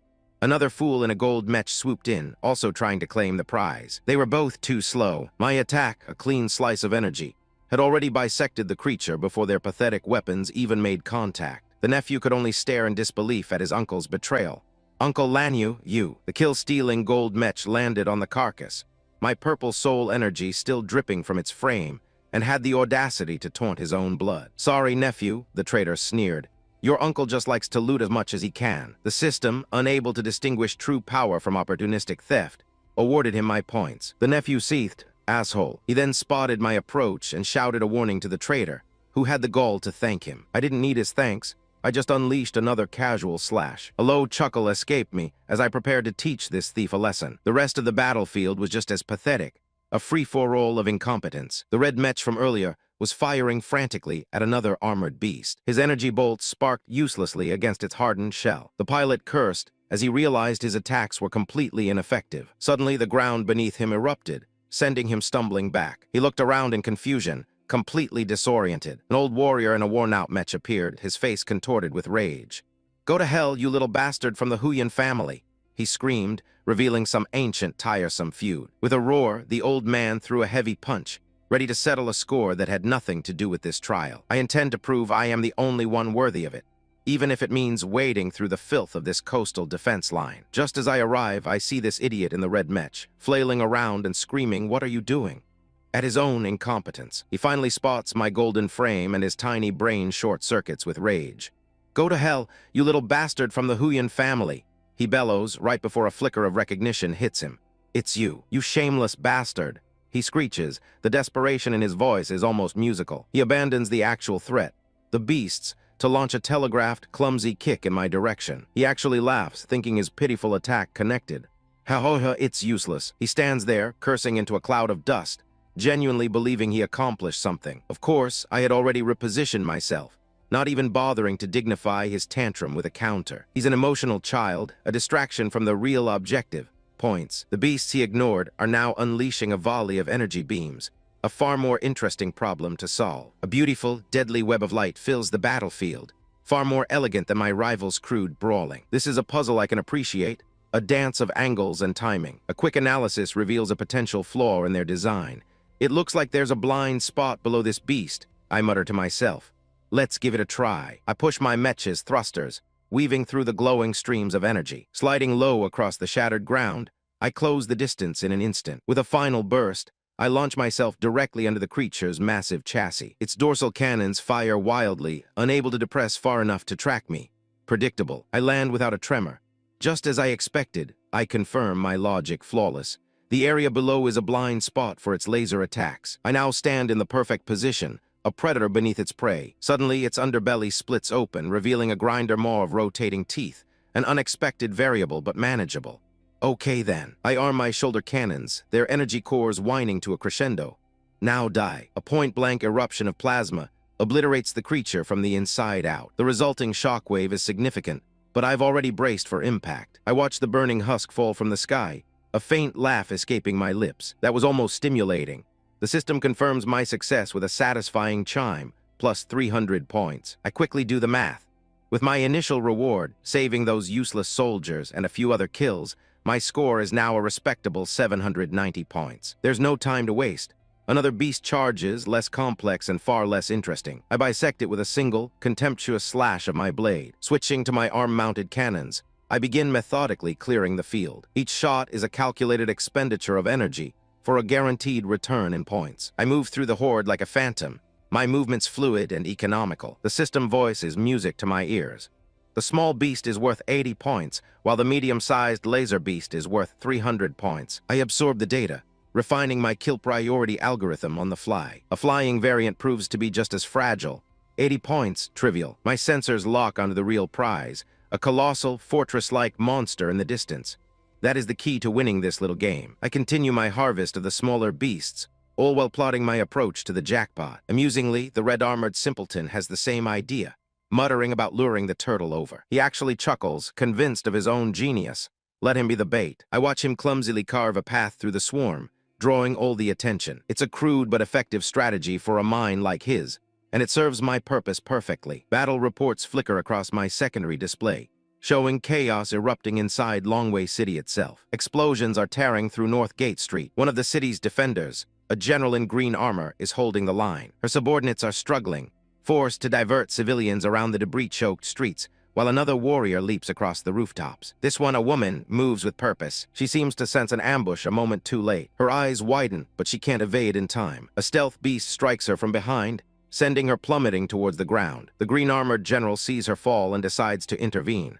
Trying to escape, she yells not at the woman but at the beast. She unleashes a powerful wave of energy from her polearm. The turquoise slash arcs through the air, a beautiful display of power. It cleaves the ambusher in two, its pieces raining down on the already ruined city. The grunts on the ground cheer, their morale momentarily boosted. The general remains focused, already scanning for the next threat. An old observer notes her skill, but also her sentimentality, a fatal flaw in his estimation and mine. Her shadow is eclipsed by that of her next opponent. The creature lunges, but she meets it head-on, her grip tightening on her weapon. Another clean, efficient strike, impressive for a city guard. She stands over the corpse, unaware she's being watched. The old man is intrigued, wondering about her identity. "Your Excellency, who in the world are you?" "Don't be nervous," I said, my voice a calm echo in the desolate landscape, as if toying with a cornered animal. This woman in her gilded armor stared me down, trying to project an authority she didn't possess. From his hidden sanctuary, the trial's administrator watched in surprise, shocked that his pathetic formation techniques could be detected by a mere holy stager. She continued her deductions, linking me to the merman who escaped with a god-level relic, her eyes narrowing as she asked if I was his ally. "Don't make wild guesses," I replied coolly, offering a temporary truce to distract her from the truth. I proposed we work together to fend off the coming beast wave, a simple suggestion to divide our forces and our attention. I left her to her side of the city, vaulting across the rooftops with a purpose she couldn't possibly comprehend. She watched me go, a flicker of doubt in her mind. She couldn't sense my presence, but the soul power felt familiar. Then the realization finally dawned on her, her eyes widening as the pieces clicked into place. The question hung in her thoughts, a testament to her slow intellect. Is he a formation master? I soared through the ruined city, moving toward my objective while she was still frozen by her own insignificant discovery. I remained silent, my focus absolute. Her suspicions were irrelevant. The wind howled past my mech as I flew over the decaying metropolis. I landed with precision atop the tallest spire, claiming my vantage point over this pathetic battlefield. Meanwhile, the old puppet master monitored his holographic map, observing the ants scurrying in his maze. He mused to himself that he'd joined the simulation merely to test his new weapons. He saw himself as a balancing force, confident that his chosen defenders could hold the line. Growing impatient, he summoned his little system spirit. The glowing familiar materialized instantly, awaiting its master's command. What happened at the south gate? He demanded, annoyed that his simulation was already deviating from the script. The little spirit fumed, its form flickering with rage. It spat out its report, furious at the incompetence of a certain youngster from its own family. This fool wasn't just avoiding the fight. He was actively sabotaging his allies to steal their points. Absolutely shameless, the spirit shrieked as the tactical display confirmed the betrayal. The old man simply shrugged, using the chaos as justification to change the rules of his own rigged game. The spirit, lacking any subtlety, decided it was time to kick the cheater out and find a new host. Don't be hasty, the old man purred, deciding instead to simply speed up the process and escalate the chaos. With a majority of the civilians evacuated, he triggered the final step of his so-called trial. Sensing the shift in the battlefield, I decided it was time to take a closer look myself. Outside the south gate, the scene was one of utter failure. A tide of armored beasts swarmed through the breach, a relentless tide of chitin and claws. One of the other pilots was desperately holding them back, his efforts futile against the overwhelming numbers. He gasped for breath, finally realizing the defense line was completely gone. The fool even wasted a moment to worry about the citizens, as if his sentimentality could change anything. Suddenly, a colossal beast unleashed a deafening psychic pulse that washed over the entire battlefield. The pilot could only stare in shock, his mind reeling from the raw power. The true boss emerged from the depths, its massive form eclipsing the horizon as its eyes glowed with malevolent energy. It immediately fired searing beams of energy, not at the defender, but at another target entirely. The red mech's pilot, the point-stealing coward, was caught completely off guard by the giant beast's sudden movement. But before he could react, the gold-armored fool swooped in to steal the kill, laughing as he landed a strike and absorbed the points. He cackled with glee, completely oblivious to the danger he had just put himself in. The giant beast, now thoroughly enraged, turned its laser barrage on the arrogant thief. "You stinking seafood!" The gold pilot shrieked, his greed turning to fury as he was forced to retreat. The red pilot, meanwhile, could only scramble to avoid becoming collateral damage. The gold pilot desperately dodged the onslaught of incoming attacks. He was clearly outmatched, his armor smoking from near misses. But it wasn't the beast's attacks that found their mark. It was mine. A sly grin spread across my face as I opened fire from the shadows. "Goodbye to you," I whispered, my shots hurting him directly into the beast's path. My energy bolts glanced harmlessly off the giant beast's thick carapace, but they weren't meant to harm it. They were meant to provoke it. The colossal creature let out a guttural roar, its singular eye glowing with incandescent rage. It turned its full, undivided attention to the nearest annoyance. The red pilot watched in horror, utterly confused by the sudden turn of events. He finally understood as the entire swarm of smaller beasts turned and charged him. Damn that merman! He's actually plotting against me. His screams were a satisfying symphony as the horde descended upon him. He was completely and utterly overwhelmed, a fitting end for a coward. From the wall, the so-called heroes watched, one of them foolishly shouting that they needed to help him. But his pragmatic partner, Uncle Wang, stopped him, a glint of opportunity in his eyes. He pointed out that with the fool acting as bait, now was the perfect time to kill the giant beast and claim all the points. Moreover, he added, we can seize this opportunity to wipe them all out. How predictable. The battlefield was a symphony of explosions and the shrieks of dying beasts, a familiar and almost tedious sound. My crimson-armored rival, however, seemed to find the chaos far more overwhelming. Some pathetic commander on the wall was losing his nerve, shouting about a beast wave as a massive creature began to gather dark energy. An amusing display of panic, considering the true scale of the horde stampeding toward their flimsy defenses. Their mech scrambled into a line, a fragile wall of steel against a tidal wave of claws and teeth. Predictably, the wave crashed over them, and their screams began to echo across the battlefield. Their formation, so meticulously arranged, was shattered in moments by the sheer weight of numbers. The insects swarmed them, turning their proud soldiers into nothing more than fodder. I watched dispassionately as one of the machines was torn apart, its pilot's life extinguished in a single, brutal crunch. Even the supposed prodigy of the Huyan family, Huyan Xing, could only curse his fate as he was swarmed. Meanwhile, on the far side of this slaughter, my so-called uncle was whispering his pathetic little schemes to his own pawn. "Go on, nephew Lankan," he urged me through the comms, his voice dripping with false concern. "This is your chance for an impressive score. If you don't go, Uncle Wang might just take all the points." The fool in the golden mech gestured toward the battle, expecting me to charge in like a brainless attack dog. I, however, remained perfectly still, analyzing their transparent little trap. I simply turned my back on them, not even gracing the idiot with a response. His indignant sputtering as I boosted away was almost satisfying, quickly followed by the dawning, panicked realization that I had seen right through his crude plan. Let him hide in the dust like the coward he is. He could wait for another opportunity that would never come. These lesser beasts were being coordinated by a much larger one, a commander-class variant, and the soldiers' morale was finally breaking. Huyan Xing, for all his bluster, was still fighting desperately against the tide. It was almost a shame when a massive pincer finally caught his mech, hoisting him into the air. Just as the creature's jaws were about to crush his cockpit, I decided it was time to intervene. My descent was a silver streak against the dark sky. I arrived. Huyan Xing could only stare in disbelief as I landed before him,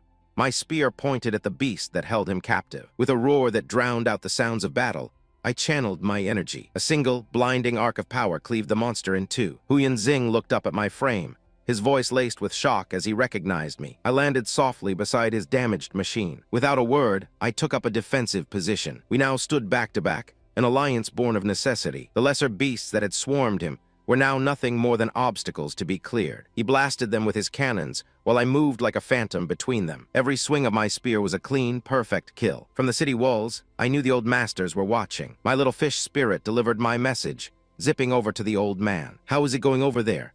I asked through my proxy, my voice calm and collected. The old man looked startled. He reported back that the coastal defense line had nearly collapsed, but two individuals were now holding the line. "Oh, and who might those two be?" He confirmed my suspicions. The Merman Prince and the young master of the Huyan family were fighting together. His monitor displayed the impossible scene for all to see. Back in the fray, Huyan Xing and I had found a strange, lethal rhythm. He would lay down suppressing fire, and I would exploit the openings he created. I moved through the horde like a blade of grass in the wind, untouchable. A beast lunged for his exposed side, but I was already there, my spear piercing its head. I landed gracefully, our mechs moving in perfect, deadly sync. After a moment of silence, he spoke, his voice strained. "Hey, thanks," he muttered, the words clearly tasting like ash in his mouth. "I never imagined I'd fight side by side with a merman," he continued, his prejudice still clinging to his tone. He admitted he was even entrusting his back to me. "The coastal line is on the verge of collapse," I stated coldly, cutting through his sentimentality. "Every beast we kill buys more time for the citizens to evacuate." He questioned my motives, reminding me of the trial and the points we were competing for. We stood together, a temporary island in a sea of monsters. "It's hard to tell if this is a real city," I replied, my voice echoing in his comms. "It's possible this entire scenario is an illusion created by the secret realm." He was silent for a moment, processing my words. We continued to fight, our movements becoming more coordinated with every passing second. He blasted a monster that was about to ambush me from behind, and I cut down another closing in on him. My spear danced through the horde, a whirlwind of death. Our backs met again as we caught a brief respite. "We're still competitors," he pointed out. "If this is just an illusion for scoring, wouldn't you be at a disadvantage by helping me? Behind us are tens of thousands of citizens," I retorted. "Whether this place is an illusion or reality, I will uphold my principles. Would you do the same, even if these weren't your people?" His bravado faltered. He finally conceded with a quiet, "That's right." Another beast charged, and I met it head-on, my spear shattering its carapace. "Countries fight for their own interests," I continued, my voice cutting and precise. "But the civilians are innocent. In the face of a common enemy, everyone should stand united." We stood together, splattered in the purple blood of our enemies. He was silent for a long moment before finally admitting, "You've got a point." I allowed a small, cold smile to form on my lips. Far away, watching everything, the old master stroked his beard. He had heard our entire conversation, seen our actions, and judged my character. "Then it's settled," he declared with finality. "It's him. This so-called third trial is merely a pale imitation of a real tragedy, a shadow play meant to test the naive." From my perch, I watched participant number 4, Huang Maioyan, finally grasp the basic premise of this farce. Points are awarded for altering a history already written in blood. She puzzles over the mechanism, her mind slowly, painfully connecting the dots. And there it is, the flicker of horrified realization in her eyes. She understands this isn't just a game. It's a historical simulation. The people she saves are just ghosts, echoes of those who actually died. A truly twisted scoring system. A wave of pointless sentimentality washes over her as she vows this tragedy won't be repeated. She actually believes all intelligent races deserve dignity. An amusingly idealistic notion for someone about to face oblivion. A notification pings on my interface, signaling the end of this pointless stage. The system announces the rescue mission is over, with a pathetic completion rate, then alerts us to the arrival of a holy stage beast. An order is given for all participants to gather at the defense line, as if their combined weakness could make a difference. Mayoyan correctly assesses the situation. Earth stage cultivators are nothing but fodder against a holy stage threat. She hesitates, unwilling to reveal her trump card, her precious star-souled general. Her decision is to observe, a predictable and ultimately foolish choice. At the south gate, the real defense line is already crumbling under the weight of the beast tide. These pathetic imitations of soldiers are being torn apart by monstrous crustaceans. One of them screams as it's crushed, its armor offering no protection whatsoever. Floating artillery beasts join the assault, and some fool of a commander orders his men to prepare a counterattack. His voice echoes across the wall, a desperate cry of fire. The wall's cannons unleash a volley, a light show against an incoming tidal wave. Beams of energy lance through the sky, striking the swarm. A few of the beasts explode in a satisfying, if ultimately meaningless, display of fireworks. The ground is now littered with their charred remains, a temporary victory. Bolstered by this minor success, the commander leads his battalion over the wall to their deaths. They follow their orders, with the blind obedience of insects marching into a fire. Their charge is valiant and completely suicidal. As I watch the pointless slaughter, another participant lands beside me. "You've arrived?" he asks, as if my presence were a surprise. He gestures to the battle below, stating the obvious. With their strength, they definitely don't have the ability to stop that beast. He concludes with a sigh of defeat. "It's hopeless." I turn to him, my voice flat. "This trial is a distraction. What if I told you a beast wave 1,000 times this size is coming to the southern wilderness Great Wall?" His shock is palpable. "How can that be?" He sputters in disbelief, reciting the kingdom's uneventful history as if it means anything now. Wang Maioyan, now standing with us, understands the implication immediately. The southern wilderness Great Wall would be completely unable to hold. "Correct," I state, bringing up a memory of the event. "Tens of millions will perish." She dares to question me. "Why should I believe you?" Her blade is pointed at me, a child's toy. "Words are for fools," I tell her. "I will show you." I activate my jade core, forcing the images of my past life directly into her mind. She's frozen in place, her consciousness trapped within the vision I've crafted for her. She sees the future I lived through, the chaos, the death, her own futile struggles against an overwhelming tide. Her mind reels as she witnesses not one, but multiple holy stage beasts laying waste to everything. The vision floods her senses, an unending torrent of destruction. She sees entire armies, proud and powerful, annihilated in moments. The sheer power of a single beast is enough to shatter her resolve. Demonic creatures pour into the streets, feasting on the fleeing populace. A colossal worm, a living siege engine, demolishes city blocks with its sheer mass. She recognizes the location of this living nightmare, Yongan City, a place she thought was safe. And then she sees me, floating above the inferno, an observer of the end. I am the calm center of the storm, a god surveying his broken creation. The vision releases her, and she gasps for air, broken. Still, she clings to false hope, asking about the garrison at Quan City. I crush that hope without a second thought. As far as I know, no holy stager took action. All of Zishui's Shannon roads were swallowed up by the beasts. With everything else destroyed, Quan City could not survive alone, I state plainly. She demands a timeline, her voice trembling. I grant her the courtesy of a precise answer. Less than 2 months. The gears in her mind turn, realizing how my interference has already doomed her original, pathetic plans. Her 3-month seclusion, her breakthrough, all of it is now dust. The other participant can only stare, finally comprehending that my predictions are not guesses, but memories. Maioyan is finally broken. Her own spiritual power betrays her, forcing her to accept the truth of my words, to trust the one being who can navigate the hell that is to come. I stood on the ramparts, a cold breeze whipping past my borrowed armor as I surveyed the endless tide of filth crawling towards the city. This pathetic display of force, this so-called beast wave, was nothing more than a glorified pest problem. The woman beside me, Sunai, trembled, her voice laced with a despair that was frankly irritating. Even with me and you both at the holy stage and the combined strength of our families, it's probably not enough. Before I could offer a reassurance, a mechanized guard stepped forward, its voice a grating synth. I need you to provide evidence. I can't just mobilize the entire Zishui Kingdom's forces on your word alone. I looked back at the automaton, my gaze flat. I'm sorry, I can't provide any evidence. It pressed the issue, a pointless exercise in protocol. Who are you really, if you can't even disclose basic information? Tsunai's frustration was palpable, her voice cracking. I trust you, but how am I supposed to use what you're saying to convince the Empress and the court? I let out a silent sigh. The secret of my rebirth was a card I wouldn't play for these fools. A simple deception would have to suffice. I apologize, Senior Sikong. I transmitted to her for borrowing your identity. I then focused my soul power, subtly mimicking the energy signature of her long-dead father. My borrowed armor dissolved into a cascade of light particles, a cheap but effective parlor trick. The light receded, revealing a new form, an old man cloaked and hooded, a specter from her past. I pulled the hood lower over my face, completing the illusion. I stood before her, letting the cold wind billow my robes, the fabricated soul signature washing over her. Her eyes widened as her sensors processed the data. His soul power fluctuations like this, a holographic projection of the face I was now wearing flickered before her, confirming her impossible hope. The digital noise of the battlefield swirled around us as she stared, the final pieces of my manipulation clicking into place. Tears welled in her eyes, a predictable, pathetic reaction to a ghost I had manufactured. An image of her real father, smiling and proud, flashed through her mind.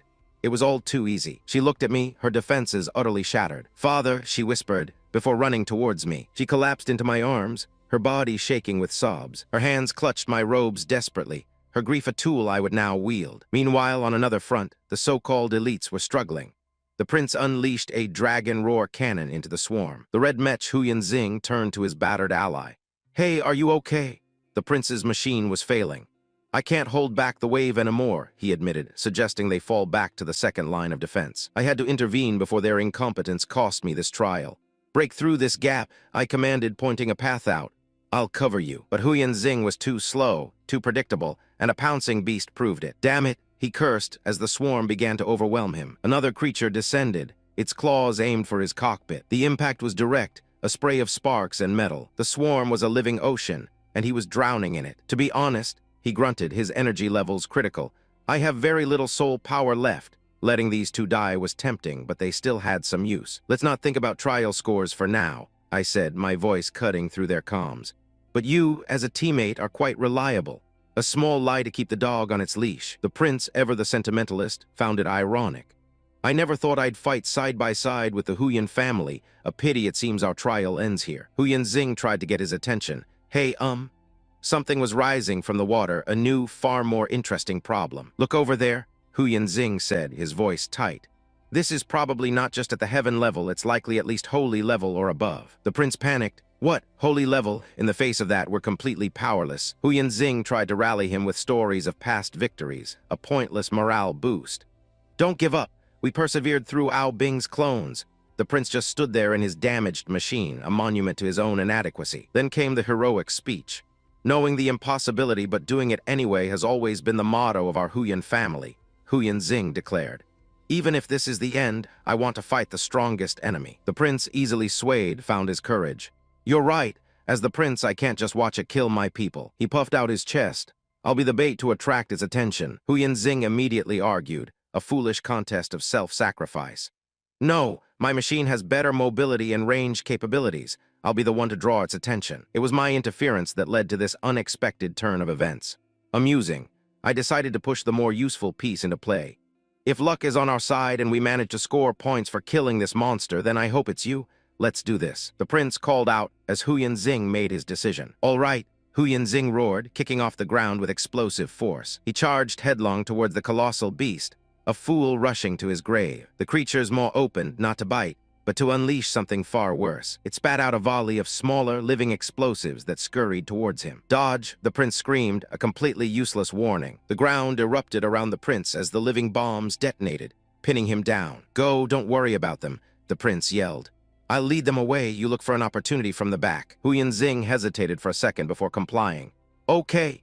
With his back clear, he resumed his suicidal charge. He weaved through the horde, a blur of red metal against a tide of black chitin. His arm cannons fired relentlessly, clearing a narrow path through the cannon fodder. The giant beast loomed ever closer, its sheer size a testament to its power. He continued to push forward, blasting his way through the swarm. With a final burst of speed, he leaped into the air, cannons glowing with power. "Die!" he screamed, firing a concentrated blast of energy directly at the monster's face. The beam struck true, but dissipated harmlessly against the creature's hide. "What?" Hu Yanxing stammered, his bravado evaporating in an instant. From the beast's neck, a barbed tentacle shot out with impossible speed. "Oh no!" was all he could manage before the attack reached him. The harpoon struck his mech, catching him midair. Before he could react, several more launched from the creature's body. They pierced his machine from all sides, pinning him like an insect.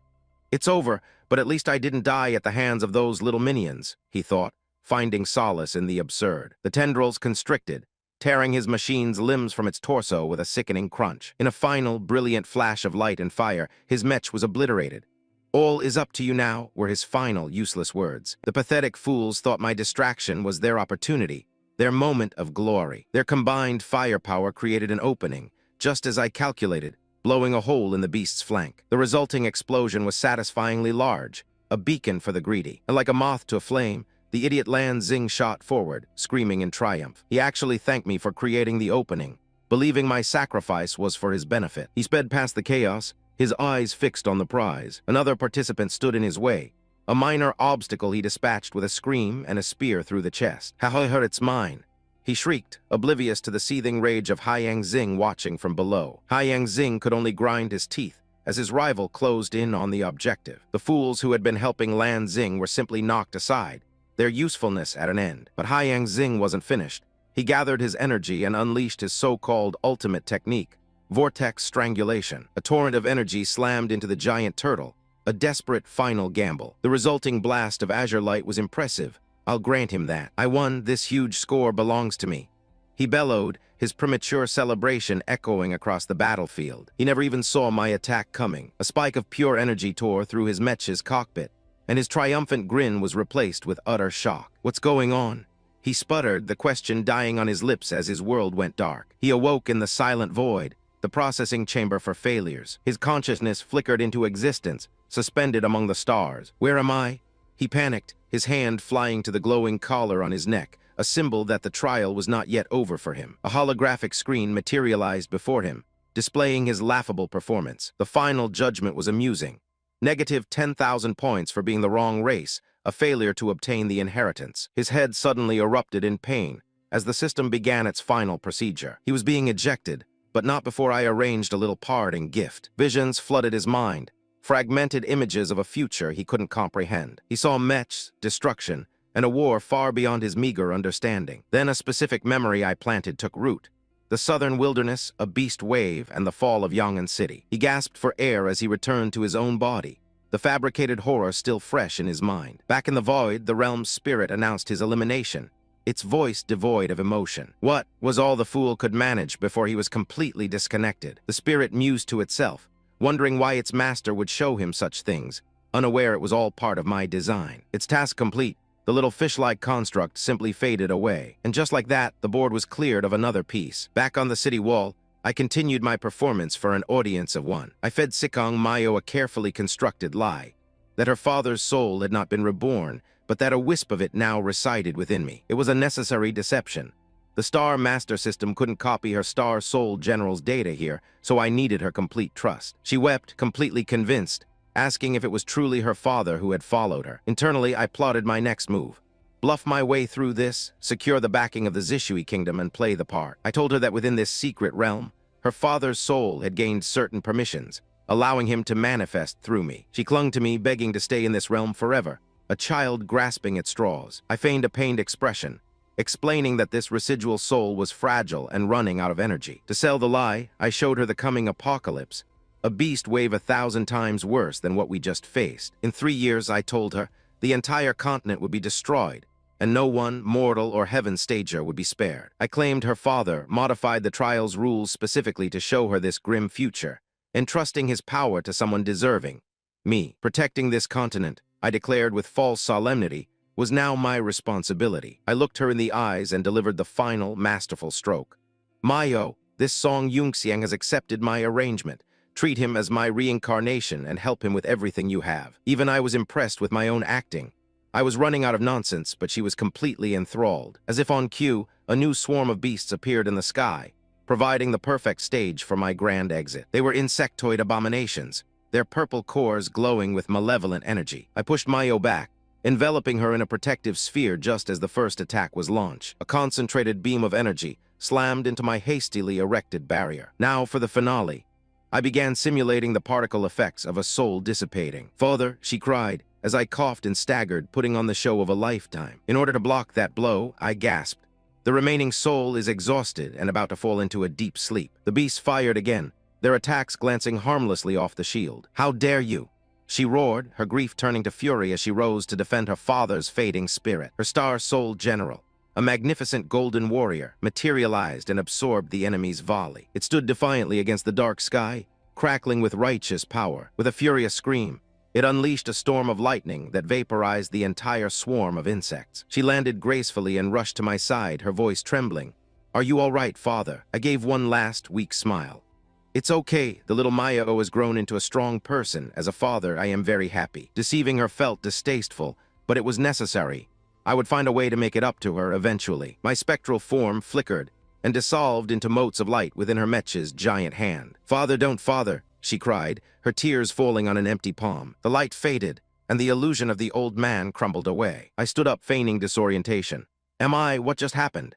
Internally, I was smirking. The escape was a success, now to play the fool. A voice announced, "Star solution," and the world around us dissolved into particles of light. We rematerialized on a darkened rooftop, the battle a distant memory. She stared at me, her eyes filled with a mixture of grief and hope.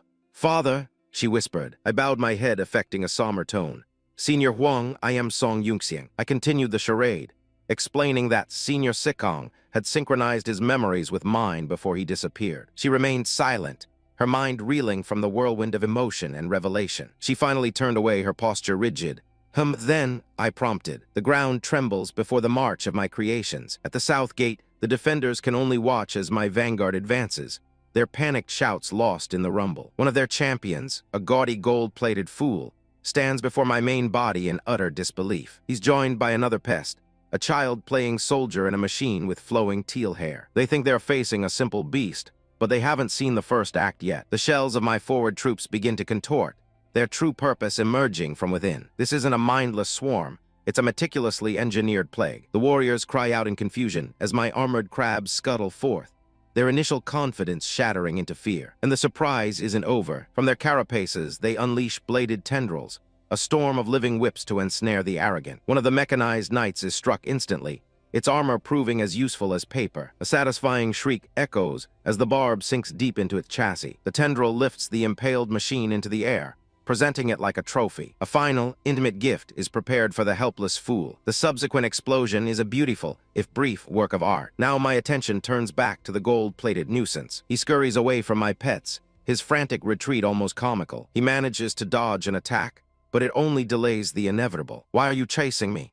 he wails, admitting his weakness in the air. "You have a weakness? How careless of you to reveal it." His nephew Lankun swoops in to save him, a touching display of familial idiocy. The boy intercepts my attack, buying the old man a fleeting moment. Blinded by greed, the old fool rushes forward, screaming about the points he'll get for killing my creation. He unleashes his vortex strangulation, a flashy but ultimately pathetic attack. He actually succeeds in destroying one, celebrating his 500 points like a child who just won a cheap prize. He lands, basking in a victory that lasted precisely 3 seconds. My other creatures immediately correct his delusion, firing in unison. Seeing his uncle's impending doom, the nephew makes the only logical choice. He runs, but he's miscalculated, thinking the sky is a safe haven. He quickly learns that these beasts are expert anti-air platforms. He desperately parries the incoming energy bolts, his escape cut short. My creatures pause, lining up the perfect shot. The boy is forced to retaliate, executing a dragon leap slash. He cleaves through one of my units, showing slightly more competence than his late uncle. He lands, but there is no time to rest. He immediately follows up with a dragon roar cannon. The beam incinerates another creature, a costly and inefficient use of his dwindling energy. He stands among the smoking husks, panting, believing he has the upper hand. His score rises, but his soul power plummets. Just as he thinks he can catch his breath, a column of pure energy descends from the heavens, heralding my personal arrival. He feels it instantly, a pressure that crushes the very air around him. His eyes widen in terror as he finally understands the power he's provoked. I descend upon the battlefield, crackling with an energy that puts his little light show to shame. A strange, floating creature appears, trembling in my presence. It babbles in fear, unable to comprehend a star-souled general of my magnitude. It puffs its chest out, a pathetic display of defiance. Bing is the strongest. It chirps, invoking the name of its master like a prayer. Its bravado vanishes when it sees the fading soul of the old man I just finished dissecting. His spiritual essence dissolves into nothing. The so-called strongest general Bing can only watch, holding the last remnants of his father and crying his name. The little creature is frozen in horror. I remember a time when I introduced myself with a simple name. Now that same creature looks at me, trembling as it begs me to be something I left behind long ago. At the second line of defense, they were putting on a rather pathetic show. The fools scrambled across the battlefield, their mass-produced mech getting torn to shreds by an enemy they clearly didn't understand. Explosions bloomed like vulgar flowers, each one signifying another insignificant life snuffed out. The primary beast, a monstrous shelled breeder, advanced relentlessly, its lesser spawn swarming my supposed allies. One of the pilots got too close, and a chitinous spear punched straight through his cockpit, ending his pointless struggle in a spray of sparks and fluid. Their commander, some self-important fool, screamed about their sacrifices not being in vain. A moment later, one of his subordinates cried out that the beast's shell was too hard, his blade skittering uselessly off its armor. The creature swatted them away like insects, their desperation only highlighting their weakness. Its core began to glow with a menacing purple light, charging a wide-area attack that sent a wave of panic through the survivors. The commander, however, saw this as his moment for glory, activating some named attack he called Dragon Leap Slash. A bolt of blue energy struck the beast, and for a moment, it seemed like his grandstanding might have actually accomplished something. He stood there panting amidst the smoke, foolishly wondering if he was too late to save anyone. As the dust settled, the wreckage of his fallen comrades greeted him. The only thing he'd managed to save them from was a longer, more drawn-out death. "They are all dead," he stated, finally grasping the obvious. He then proceeded to list the creature's capabilities as if it were some grand tactical discovery. He noted its tough shell was too much for standard-issue units, a fact made painfully clear by the scrap metal littering the ground. But then a flicker of intelligence. He paused, a questioning look on his face as he finally sensed something was amiss. He felt a tremor beneath his feet, muttering to himself about the possibility of there being more. An amusing expression of dawning horror crossed his face. From the ground erupted grotesque, hive-like structures, birthing a new wave of horrors. This wasn't a battlefield, it was a nursery. The ground itself was turning against them, a living, breeding factory of death. More of the beetle-like abominations crawled from their fleshy pods, ready for the slaughter. The commander finally understood. The beast he just destroyed wasn't the true threat. It was a mobile nest, continuously spawning these smaller monsters. "How can I possibly take it down?"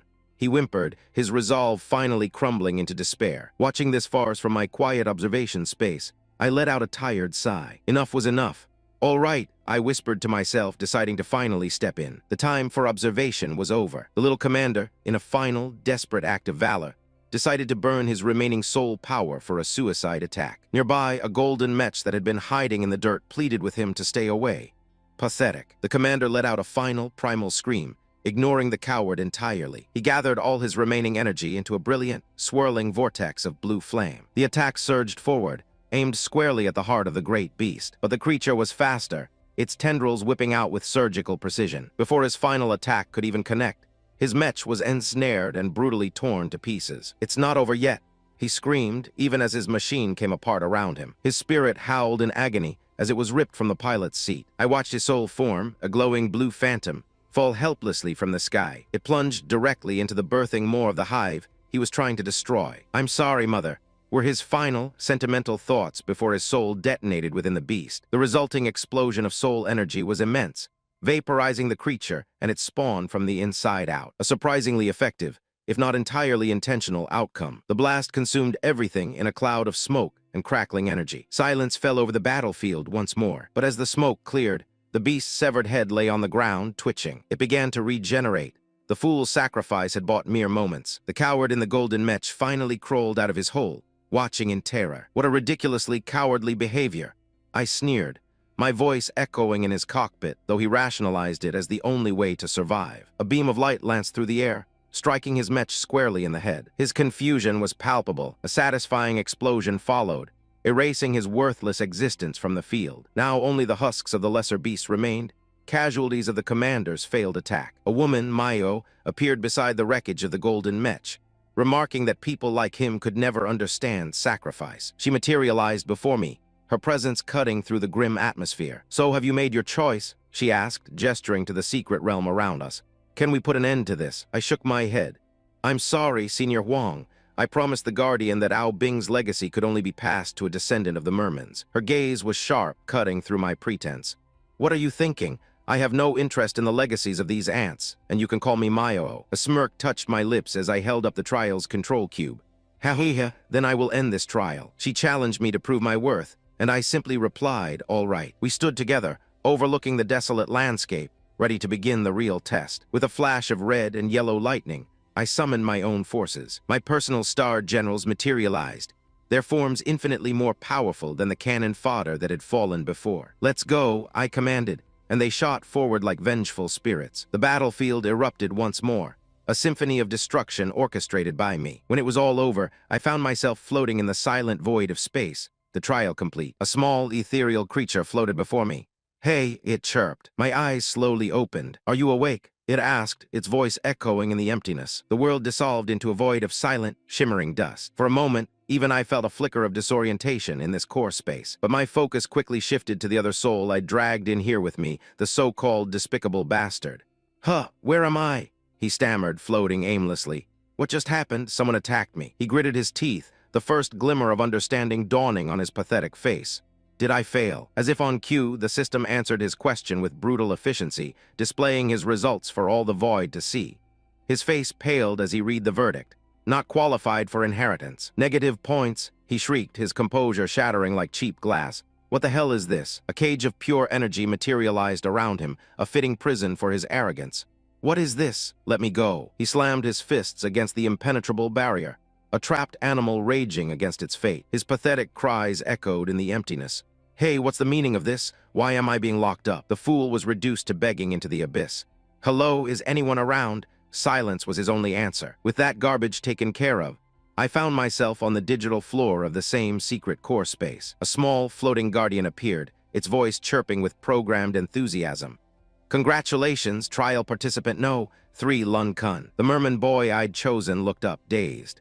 Guardian?" The little system spirit simply prompted him to check his results. A colossal screen of data materialized before him. He stared at it, utterly bewildered, as the system gave him the charming title of Silly and Sweet Prince. Unlike the old fool, his score was more than enough, granting him full qualification. A brilliant light flared as the system announced his success. "Congratulations, you've obtained the inheritance qualification," it declared, causing the boy to point at himself in disbelief. "I've obtained the inheritance qualification," he stammered, unable to process it. The Guardian confirmed it with a nod.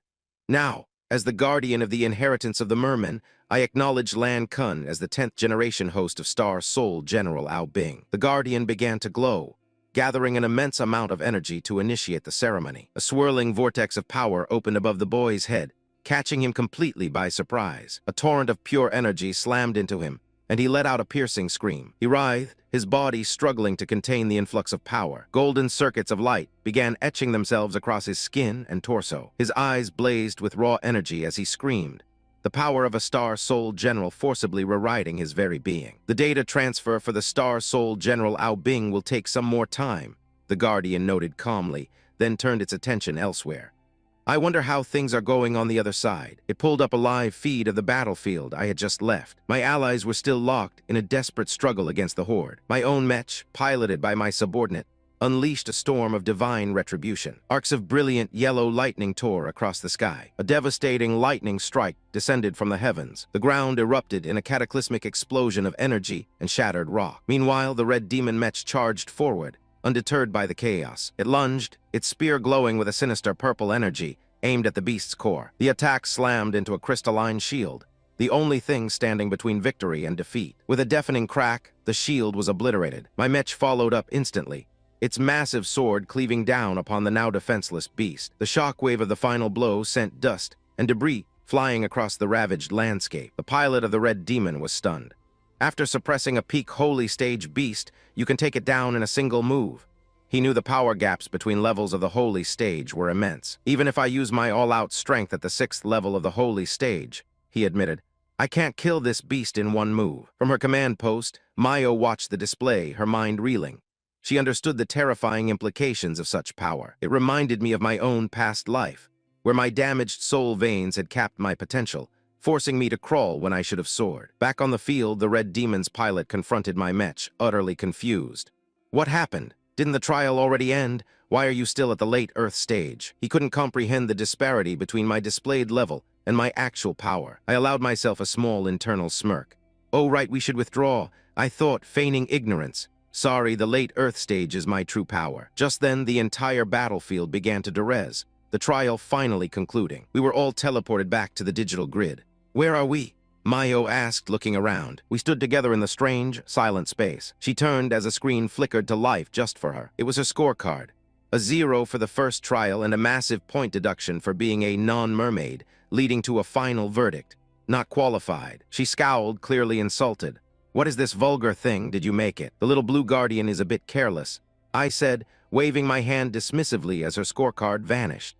She then asked about my score, and the system obliged with a flourish. A garish, golden monstrosity of a scoreboard appeared, proclaiming the invincible Your Holiness had achieved a score of 999. It was utterly ridiculous, and I simply muttered a dry, thank you. I quickly closed the window before she could get a better look, laughing it off as nothing. My thoughts, however, were already elsewhere. The information from the Jade Core confirmed it. We were back in the real world. Mayo, of course, was still lost. This is for you, I said, holding out a red card. What's this? She asked, eyeing it with suspicion. I explained it was a talisman for the Star Soul General Millen. Once we leave this secret realm, we'll return to our original location. I told her. The soldiers from the lower realm have likely surrounded the area. I placed the card in her hand, my mind racing. The Star Master System wasn't responding here. This was a real object, a real risk, not just data I could copy. You probably don't want to expose your identity as a citizen of the Zishui Kingdom, do you? She scoffed with the typical arrogance of a holy stager. Who can stop me if I want to leave? But I suspect you have ulterior motives. I just chuckled. I'm going to check on that merman boy, she declared and vanished. The Guardian jumped as she disappeared in a flash of light. I materialized before it a moment later. Your Holiness, you've arrived. Has the third trial ended? It asked. I confirmed it had and asked for a status update on the boy. We're at 99% progress, it reported. Just one final step remaining. My expression cooled. One final step. Yes, the Guardian explained, producing a pulsating orb of dark blue liquid. According to the process established by the great first-generation host, true dragon's blood must be injected into each host of Ao Bing. The ultimate form of the merman. A strange, unsettling energy pulsed from the orb, and my senses went on high alert. True dragon's blood. I asked, my voice dangerously low. Why is this necessary? The Guardian paused, trying to recall its master's words. God doesn't like tainted descendants, it whispered. The phrase struck me like a physical blow, dragging forth a memory of my second senior sister. She once told me that humans were descendants of God, while all other races were mere bodies prepared for them. How should I put it? Never mind. Please follow me, the Guardian said, opening a portal. I stepped through the swirling vortex without a word. The new space was a vast, empty grid, and there he was, the old fool, reset and confused. What's going on? This place is not under the control of the Jade Core. His eyes fell upon a massive, grotesque biological machine at the far end of the room. What is that? The Guardian's voice was devoid of all warmth. The true dragon's blood is drawn from her.